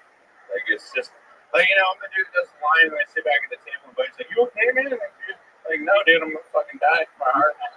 Wow. You smoke pot too? I smoke pot. I'm cool on pot, but if I'm doing cocaine, the two together is like the worst thing in the world. You get mad paranoid and all introverted, and you don't want to talk. Yeah. No, I'm a pussy. Yeah, no doubt, I'm a pussy. Yeah, you're a pussy. I'm a big pussy. Have you ever killed a bird before? Yeah, Wow, what happened? Ryan, what's happened? We went on to murder. Yeah, I've murdered birds. Why? I was a kid with a BB gun, and I was a piece of shit. We all were at one point. Oh, everyone's crap. Sorry for the fictitious bird that you guys just met. Yeah, didn't like that. They didn't like the bird murder. Okay, Russell. It was a fun time, dude. Thanks, You did it. We got through it. Thank you guys. Appreciate you guys having me, man. You guys, thanks for coming out. There goes Russell Stanley. That other Joel, though. Yeah, take a little shit. Who's Joel? Oh, wow. Jeez Louise. Somebody had a little bit too much barbecue chow mein, huh? Right. It was good. Heck yeah. Food here is amazing. How about putting a hand together for the Hong Kong Inn for having this here?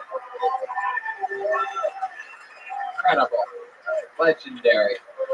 Amazing staff. This place has been open for like over 40 years. Crazy.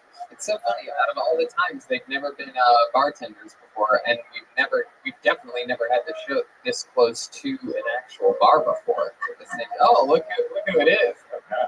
Wow, Mr. Professional over here. Somebody picking beats in. I just had a few Red Bulls before the show. I had to let it go.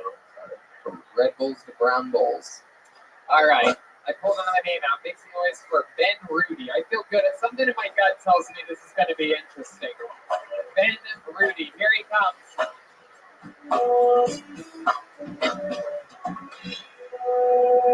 Howdy there. So my girlfriend and I share a Netflix account.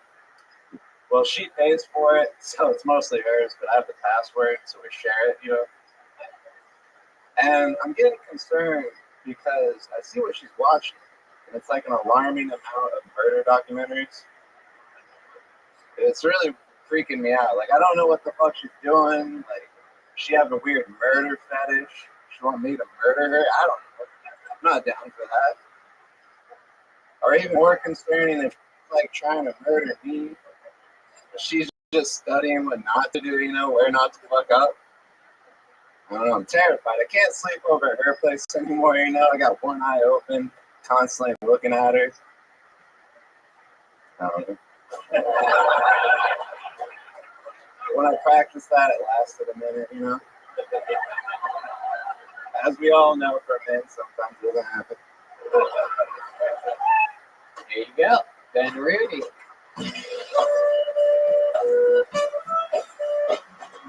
Ben, first time doing stand-up? No, I've been doing it for like a year in May. Been doing it for a year in May. Interesting. It's one of those things where it's just sort of hard to believe that you're afraid that your girlfriend is going to kill you based on her watching that many documentaries. You know what I mean? Well, she's super she does yoga. She's super mellow in real life, but she watches a lot of these murder documentaries. Wow. Have you done anything that it would make her want to murder you? I mean, I think I'm a pretty good person. You never know what something you have a lot of you have a weird Ted Bundy twinge to you. I feel like you're the type of guy that murders your girlfriends and then goes to shows like this and talks about how you're afraid they're going to murder you. Just have girls buried underneath sheds. If I would do it, I'd do it on the #1 podcast, of course. Heck yeah, #1 live podcast. That's the most important part because that's the most important part because it's in front of a live audience, and that's the word that the asterisk is next to every time I say it. Gotcha. So tell us more about you, Ben. You've been doing stand-up for a year. What else? Give us a profile on a guy like you, Ben Rudy. Looks like he plays himself in lacrosse. It's like you throw it, then you run, and then you catch it on the other side. No, I'm not really running or anything like that. I like getting high and playing a lot of video games, you know? Yeah? Like what? What video games? You look like the main character from Red Dead Redemption. You look like your murderer name is Ashton Butcher, dude.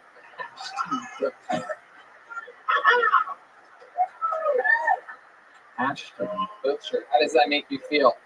I mean, Ashton Kutcher's a pretty handsome guy, so I feel pretty good about that. Yeah, absolutely. So go ahead, Ben. Tell us about you. Like I do stand-up comedy. I mean, I'm trying to do stand-up comedy. How about for a living? You seem like what? You drive an ambulance? I wish. Yeah. No, I work at a storage center place, man. Really? Oh, okay, so the William Montgomery's here, everybody. The great William Montgomery works at a self-storage facility. Here's climate control. Some buildings are. Whoa, look at that. Not all of them, not all. How long have you been working in the storage business? For like a month and a half. Wow. Yeah. You seem so excited you can barely contain yourself. Yeah. I'm curious how long you've been possessed by the spirit of Matthew McConaughey. I mean, I work at a storage unit, and I don't know. Been doing stand-up for like a year and a half. How long you been with your girl? It'll be a year, man. Like a year. I don't know. How about hobbies and things that you do for fun? You play the acoustic guitar, right? No. No? Well, I did. You damn right. But not like in a lame way, like douchey way, like playing for. There's no other way. How many pairs of cargo shorts do you own? Yeah. How many sweat lodges have you been to? What's your spirit now? You ever do couples yoga where like you have to hold your girlfriend up or some shit? Nah, I ain't that shit. No? Then what are you into? What are your hobbies? Video games. How long? No, I don't believe I like playing golf. Come on. Yeah. There must be like a passion for you. Passion. There must be something, a goal, perhaps, is something that you've always wanted to do. Maybe something on your bucket list, somewhere you want to go, something you want to fucking do. In your fucking life, in the whole world, with every option out there in the fucking universe. Do stand up at the Hong Kong Inn was one of my lifelong goals. So, something. There is something. This guy's man. It was the great Bill Collins. It's black mold. Woo. All right, man. What does your girlfriend do? Well, she works at a guitar factory. That's where I met her. She works at a guitar factory. You went there to buy a guitar one day. No, I worked there. You're just stringing her along. You worked there too at one point. That was my last job. I built acoustic guitars. Did you get fired from there? No, I quit. You quit. On my 2-year review day. Why did you quit on your 2-year review day? Because I really hated the job. Yeah, did you make a good scene out of it? Were you like, 2-year review? How about fuck you? I'm out of here. I quit. You fucking assholes. That's exactly how it went down. I've always hated this place. I took a guitar off the wall and I smashed it. Did you really? Yeah. Were you there, Brian? Damn it. Fuck this. This is so weird. I love this. These are all the people that know that they would mentally break down at the Comedy Store, so they just waited for us to have a Kill Tony just barely outside of the intimidating walls of the Comedy Store. They're like, fuck it, dude. I'm gonna fucking sign up, and I'll do it at the fucking Chinese restaurant. This is my calling. I would go to the Comedy Store if I was confident in my truck to make it there.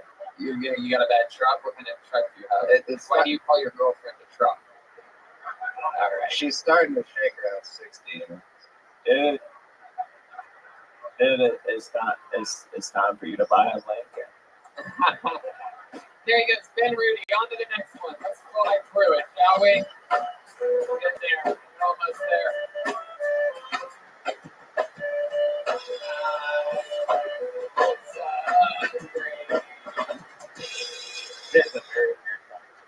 Everybody's looking for something. Okay, I'm telling you, I feel it here. This seems like a good, positive, fun name. This seems like someone that has seen the show before and understands what's going on. Make some noise for Artie Lopez, everyone. Artie Lopez. Wow, here he comes. Oh, yeah. Come on, one more time. Good and loud for Artie Lopez. We're here, baby. We are here. I think this is the most like people in this room that are not eating Chinese food right now. Seriously, this is only the place I've like only been to where I refuse to have the Chinese food here. I don't know what it is. I love it, man. I don't know. Also, as well, this is a Chinese spot, but they have like Spain or like Italy on the corner over here to the left. They don't change, man. I buy my drugs on the right, the parking lot. They don't change. I love this spot. I'm a caregiver, guys. I'm a caregiver. I need this to go fucking well. Do you understand? I can't keep wiping asses, guys. I can't. I've wiped 4 a day by 12 o'clock. Not one was mine, dude. I hate it. They try to have a conversation with you while mid-wipe. It's like, dude, cut out the fucking mess, you know? Cut that shit out. Before I got that job, I had to do a lot of lying in interviews, like job interviews and shit. You guys know that, right? This is how I got this. I knew the next job I was going to get was going to work out. I put down fluent Spanish. Yeah. Is that it? I put down I spoke fluent Spanish, guys. And looking at me, you can clearly tell that I don't speak fluent Spanish. I don't. So the guy's like, look, man, I'll give you the job. All you got to do is give me one sentence in Spanish. And I said, sí, you know, like, all right. I said, bienvenidos. Bienvenidos. Me llamo Arturo Lopez, because it works. Jesus Christ. And how long does this class go? I said, bienvenidos. Me llamo Arturo Lopez. Bajate los chones. Mi pene en tu boca. Was that it? Was that it? That was it? Was that it? Look at me. Was that it? I clearly didn't get the job. That's it? Yeah, was that it? I clearly didn't get the job. Jesus fucking Christ, Artie Lopez. You're going to be wiping asses for the rest of your life. I'm just kidding. I like your style, man. Artie. For those of you listening to the podcast, Artie looks like if you smashed together Wario and Bowser. Favorite Did you wear camouflage shoes because if you can't see your feet, you're weak? No, actually, that was from Chris shooting a half-court shot while no one was looking, while the game was going down on the other part of the court. And like you let a little kid on it. It seemed like last call, Tony. I figured get one in there. Wow. Okay. So Artie, let's talk about it. First time doing stand-up. No, I've been doing it for a little bit. There was a part where you said you clearly look like you don't speak fluent Spanish, but meanwhile, I would guess speak fluent Spanish.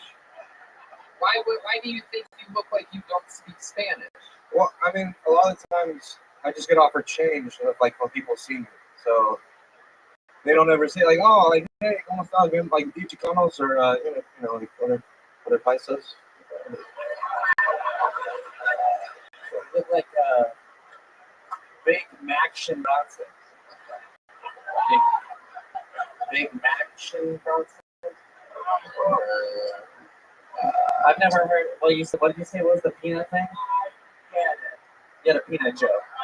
Oh, yeah, they try to have a conversation with you, like wiping their ass. But something about peanuts. Yeah, just cut out peanuts out of your diet. I've never seen an elephant at peanuts. What? I looked him in the eye. I looked him in the eye. Oh, no, wow. Artie, you came out, you said that you would never eat here, but you look like you would eat anywhere. You look like you eat at the Hong Kong in and the Hong Kong out.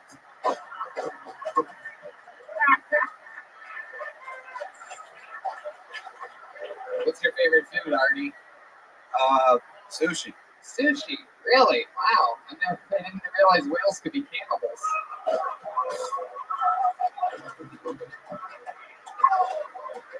This is going really fucking well. Come on, we let you do an extra 3.5 minutes stand-up comedy.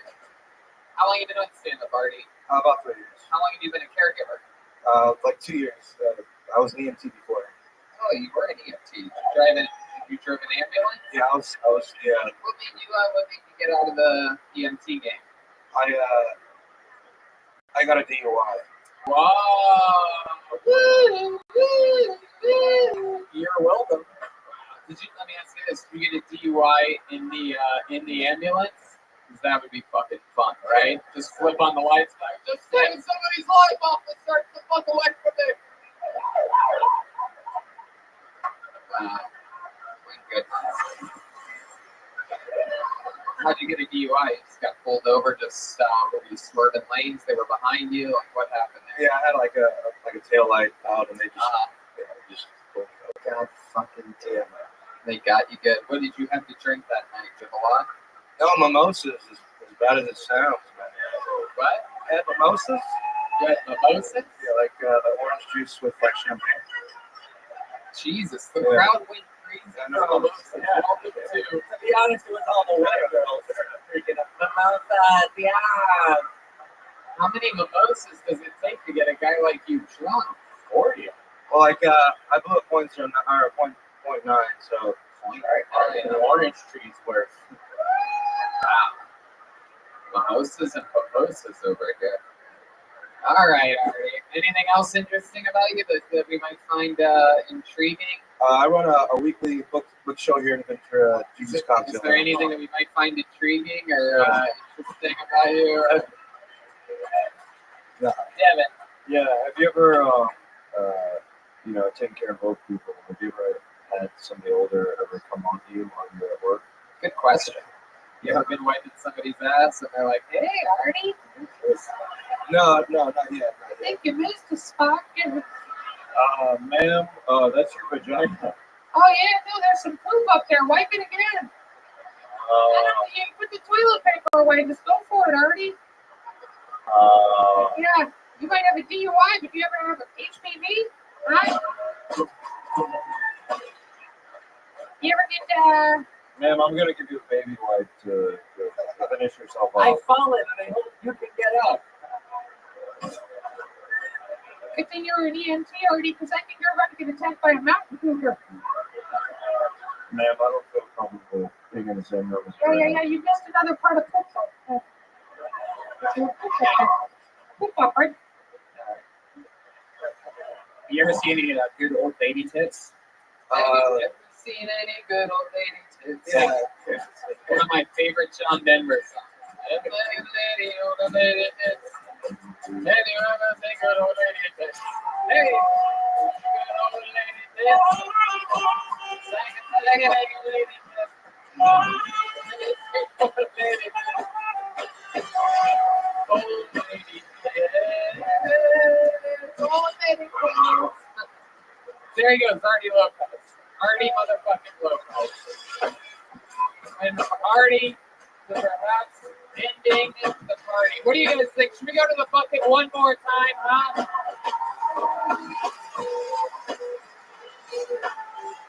Hey, this is going to be it. This is going to go on. Let's hope so. Oh my goodness. Anything can happen. There's a lot of famous musicians from Ventura. Tony Palermo. Anyway, see him at the book. Okay, this looks like an interesting name. Make some noise for James Prison Bitch, everyone. Oh! Get the fuck out of here! This is the guy, James Prison Bitch. Hell yeah, dude.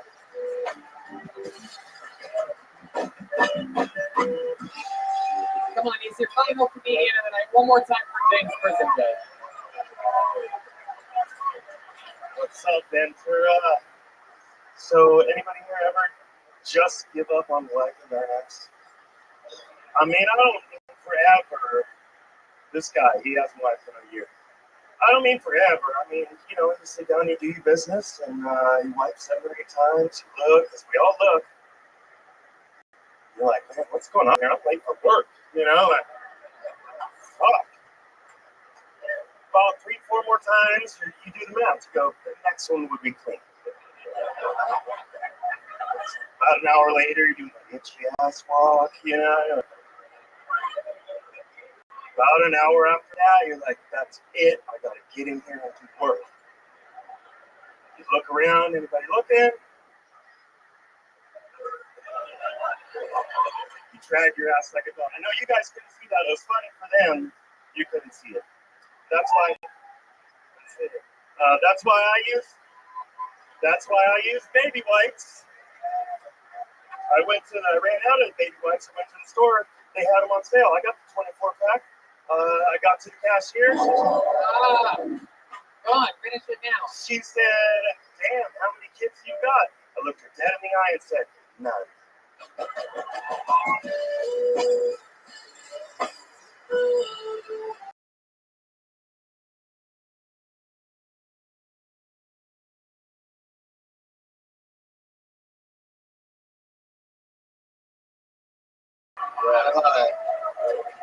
Put your hands together for Walter Power, everybody. Here it is. Come on, this is his biggest moment. Let's put it this way. He'll never be the lead of a Jordan Peele movie. He went baby wipes when he should have said Mr. Clean. Yeah. Must be hard when you don't wipe your ass. You wear a lot of white sheets of time. My goodness, James. Fucking awesome. By the way, a little fun fact. When I went off on an ADD tangent earlier, a few minutes into the show, and said, look at these interesting people, this was exactly the main guy that I was looking at. I said, I mean, look, this is what it looks like. I mean, this is what Trevor looks like in Grand Theft Auto. Yeah. The guy that you switch over to him. Yeah, I got my helicopter and my airplane. So tell us a little bit about your life. I can literally tell from your bone structure that you had an interesting life. Yeah. You signed up with your last name, Prison Bitch. So tell us about it. Yeah, this show's about to get a lot longer. Let's do it. Yeah. Let's fucking close strong. Right? We're not ready to go home.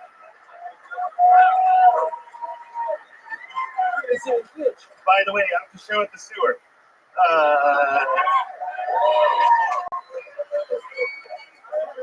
you speaking fucking local lingo on this show? Yeah. What is happening?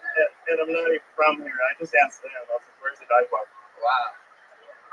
Okay. So anyways, tell us about it, James. I'm an alcoholic triathlete that's robbed a train. Wow. So that makes me a tiny pressure. Wow. Tiny bird pressure. You're a triathlete, so so that's what? Running, bicycling, swimming. Correct. Damn, you really do that regularly. Yes. And what happens if you don't do that? Do you get all mad and depressed and shit and want to hurt people? No. Then that's when the drinking comes in. Right. You drink all the time? Yeah. A lot of drinking. Yeah. A lot of drinking going on. Oh yeah. What's your drink choice? Whiskey and beer. Together? Yeah. Together. Yeah. Like literally a Boilermaker together. Wow, that's fucking incredible. Tell us about this train you robbed. It was a freight train. Okay, so disclaimer: I don't condone theft. I was a piece of shit. It was 1994. But so anyways, it was a freight train, and you could just go. They pull up. You could just open them. Right. And first of all, no, you can't. Yeah, you can. Well, no, the reason you can't now is because of me. Right. You couldn't. So anyways, it might be full of rakes. It might be full of TVs. We opened up one, and I just saw JBL boxes. JBL. Wow. And it turns out it was all light bulbs. But that's okay because I was smoking meth. Wow. Crowd goes crazy for meth, ladies and gentlemen. That's official. All the stereotypes you've heard in Ventura before. Yeah, Ventura. Ventura, California. Yeah. Wow. So you get all these light bulbs. Then what? Did you get in trouble for that? Is that how? No, never got caught for that. But what did you get caught for? You know, last week's prison. Yeah, correct. Yeah. Correct. What happened? First name John Malkovich. No. Malkovich. James, tell us. Sorry, but my last name is Prismich, and so about 7th, 8th grade, they figured out like Prisonich. Prismich. They started calling you prison bitch. Yeah. I stuck with it. And it's bad when you walk into the pub and everybody's like, prison bitch, like, no, you know, like, yeah. Wow, that's crazy. But so I did do math for 6 months when I was 20 years old, and that's it. Yeah, right. I'm not. And end up going to prison over it. You did? Yeah. Like this? How long were you in prison for? 2 years. Wow. What did you do? Stick with my 5 nights over here, buddy. I knew you were gonna fucking. I love that also the guests tonight have been answered more of the audience's questions than mine. Any highlights of your 2-year trip?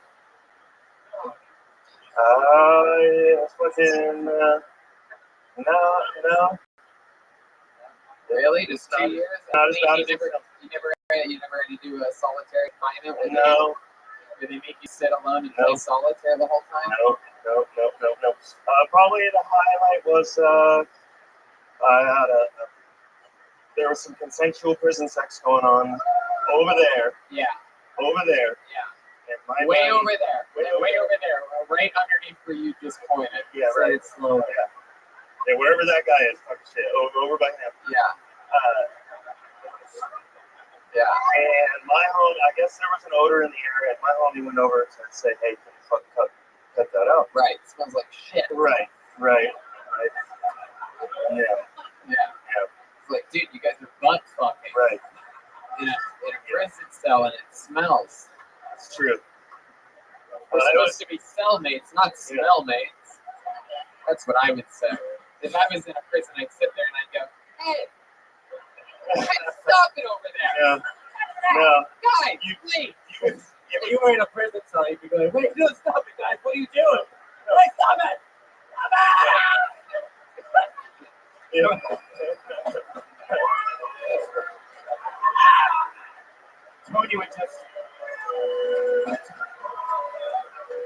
Tony would just like turn sideways and slide right between the two. Like, yeah, hey, break it up, you two. Break it up with my butthole right now. Break it up. If Tony was in a prison cell, he would shut the fuck up and do what he's told. That's what you would be saying. Yeah. You think that? You know what? Just to prove you wrong, I'm gonna butt fuck you right now in front of all these things.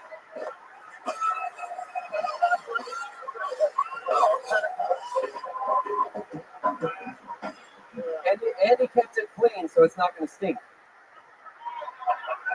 Turn you into a prison bitch once and for all. It's going to be a prison bitch clip, dude. Hey, how did the episode of Ventura for Totonian end? Yes. Yeah. I've always had a thing for all the guys that my mom dated after my father.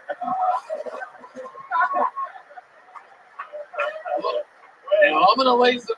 I know you're not used to having a dad around, so I'm gonna lay some ground rules right now. Your mom tells me you've been acting up at school.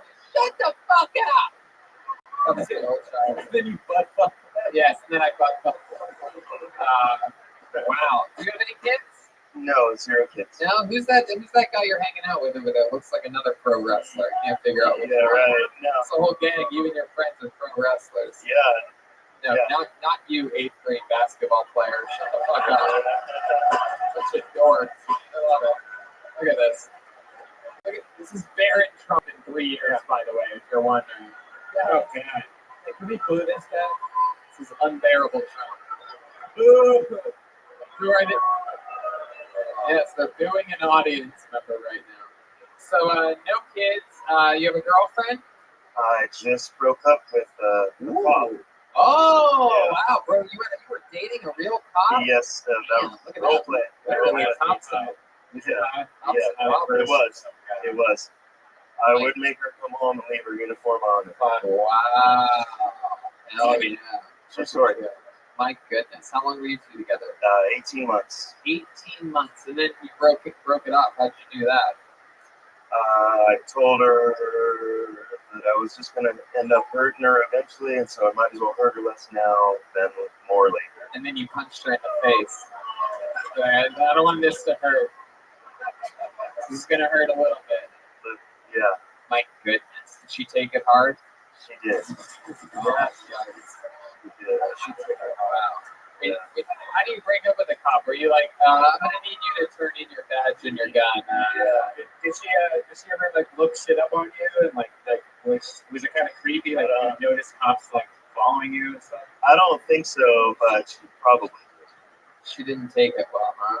No, she didn't take it. She's like, what are you gonna do? Go break into a fucking train, you asshole? Yeah.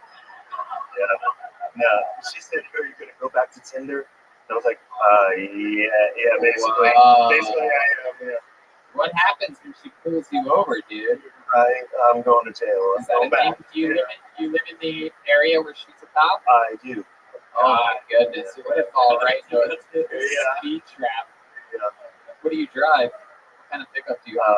Exactly. That's right. Do you have a pickup truck? I do. Wow. And let me guess this as well. I'm guessing that you have a dirt bike or a motorcycle that doesn't work, but you have it because you're going to get the part to fix it eventually. Am I close to right on this? No? So close. No, oh, but man, if I would have spiked this microphone and ran it in the back. Thank you, God.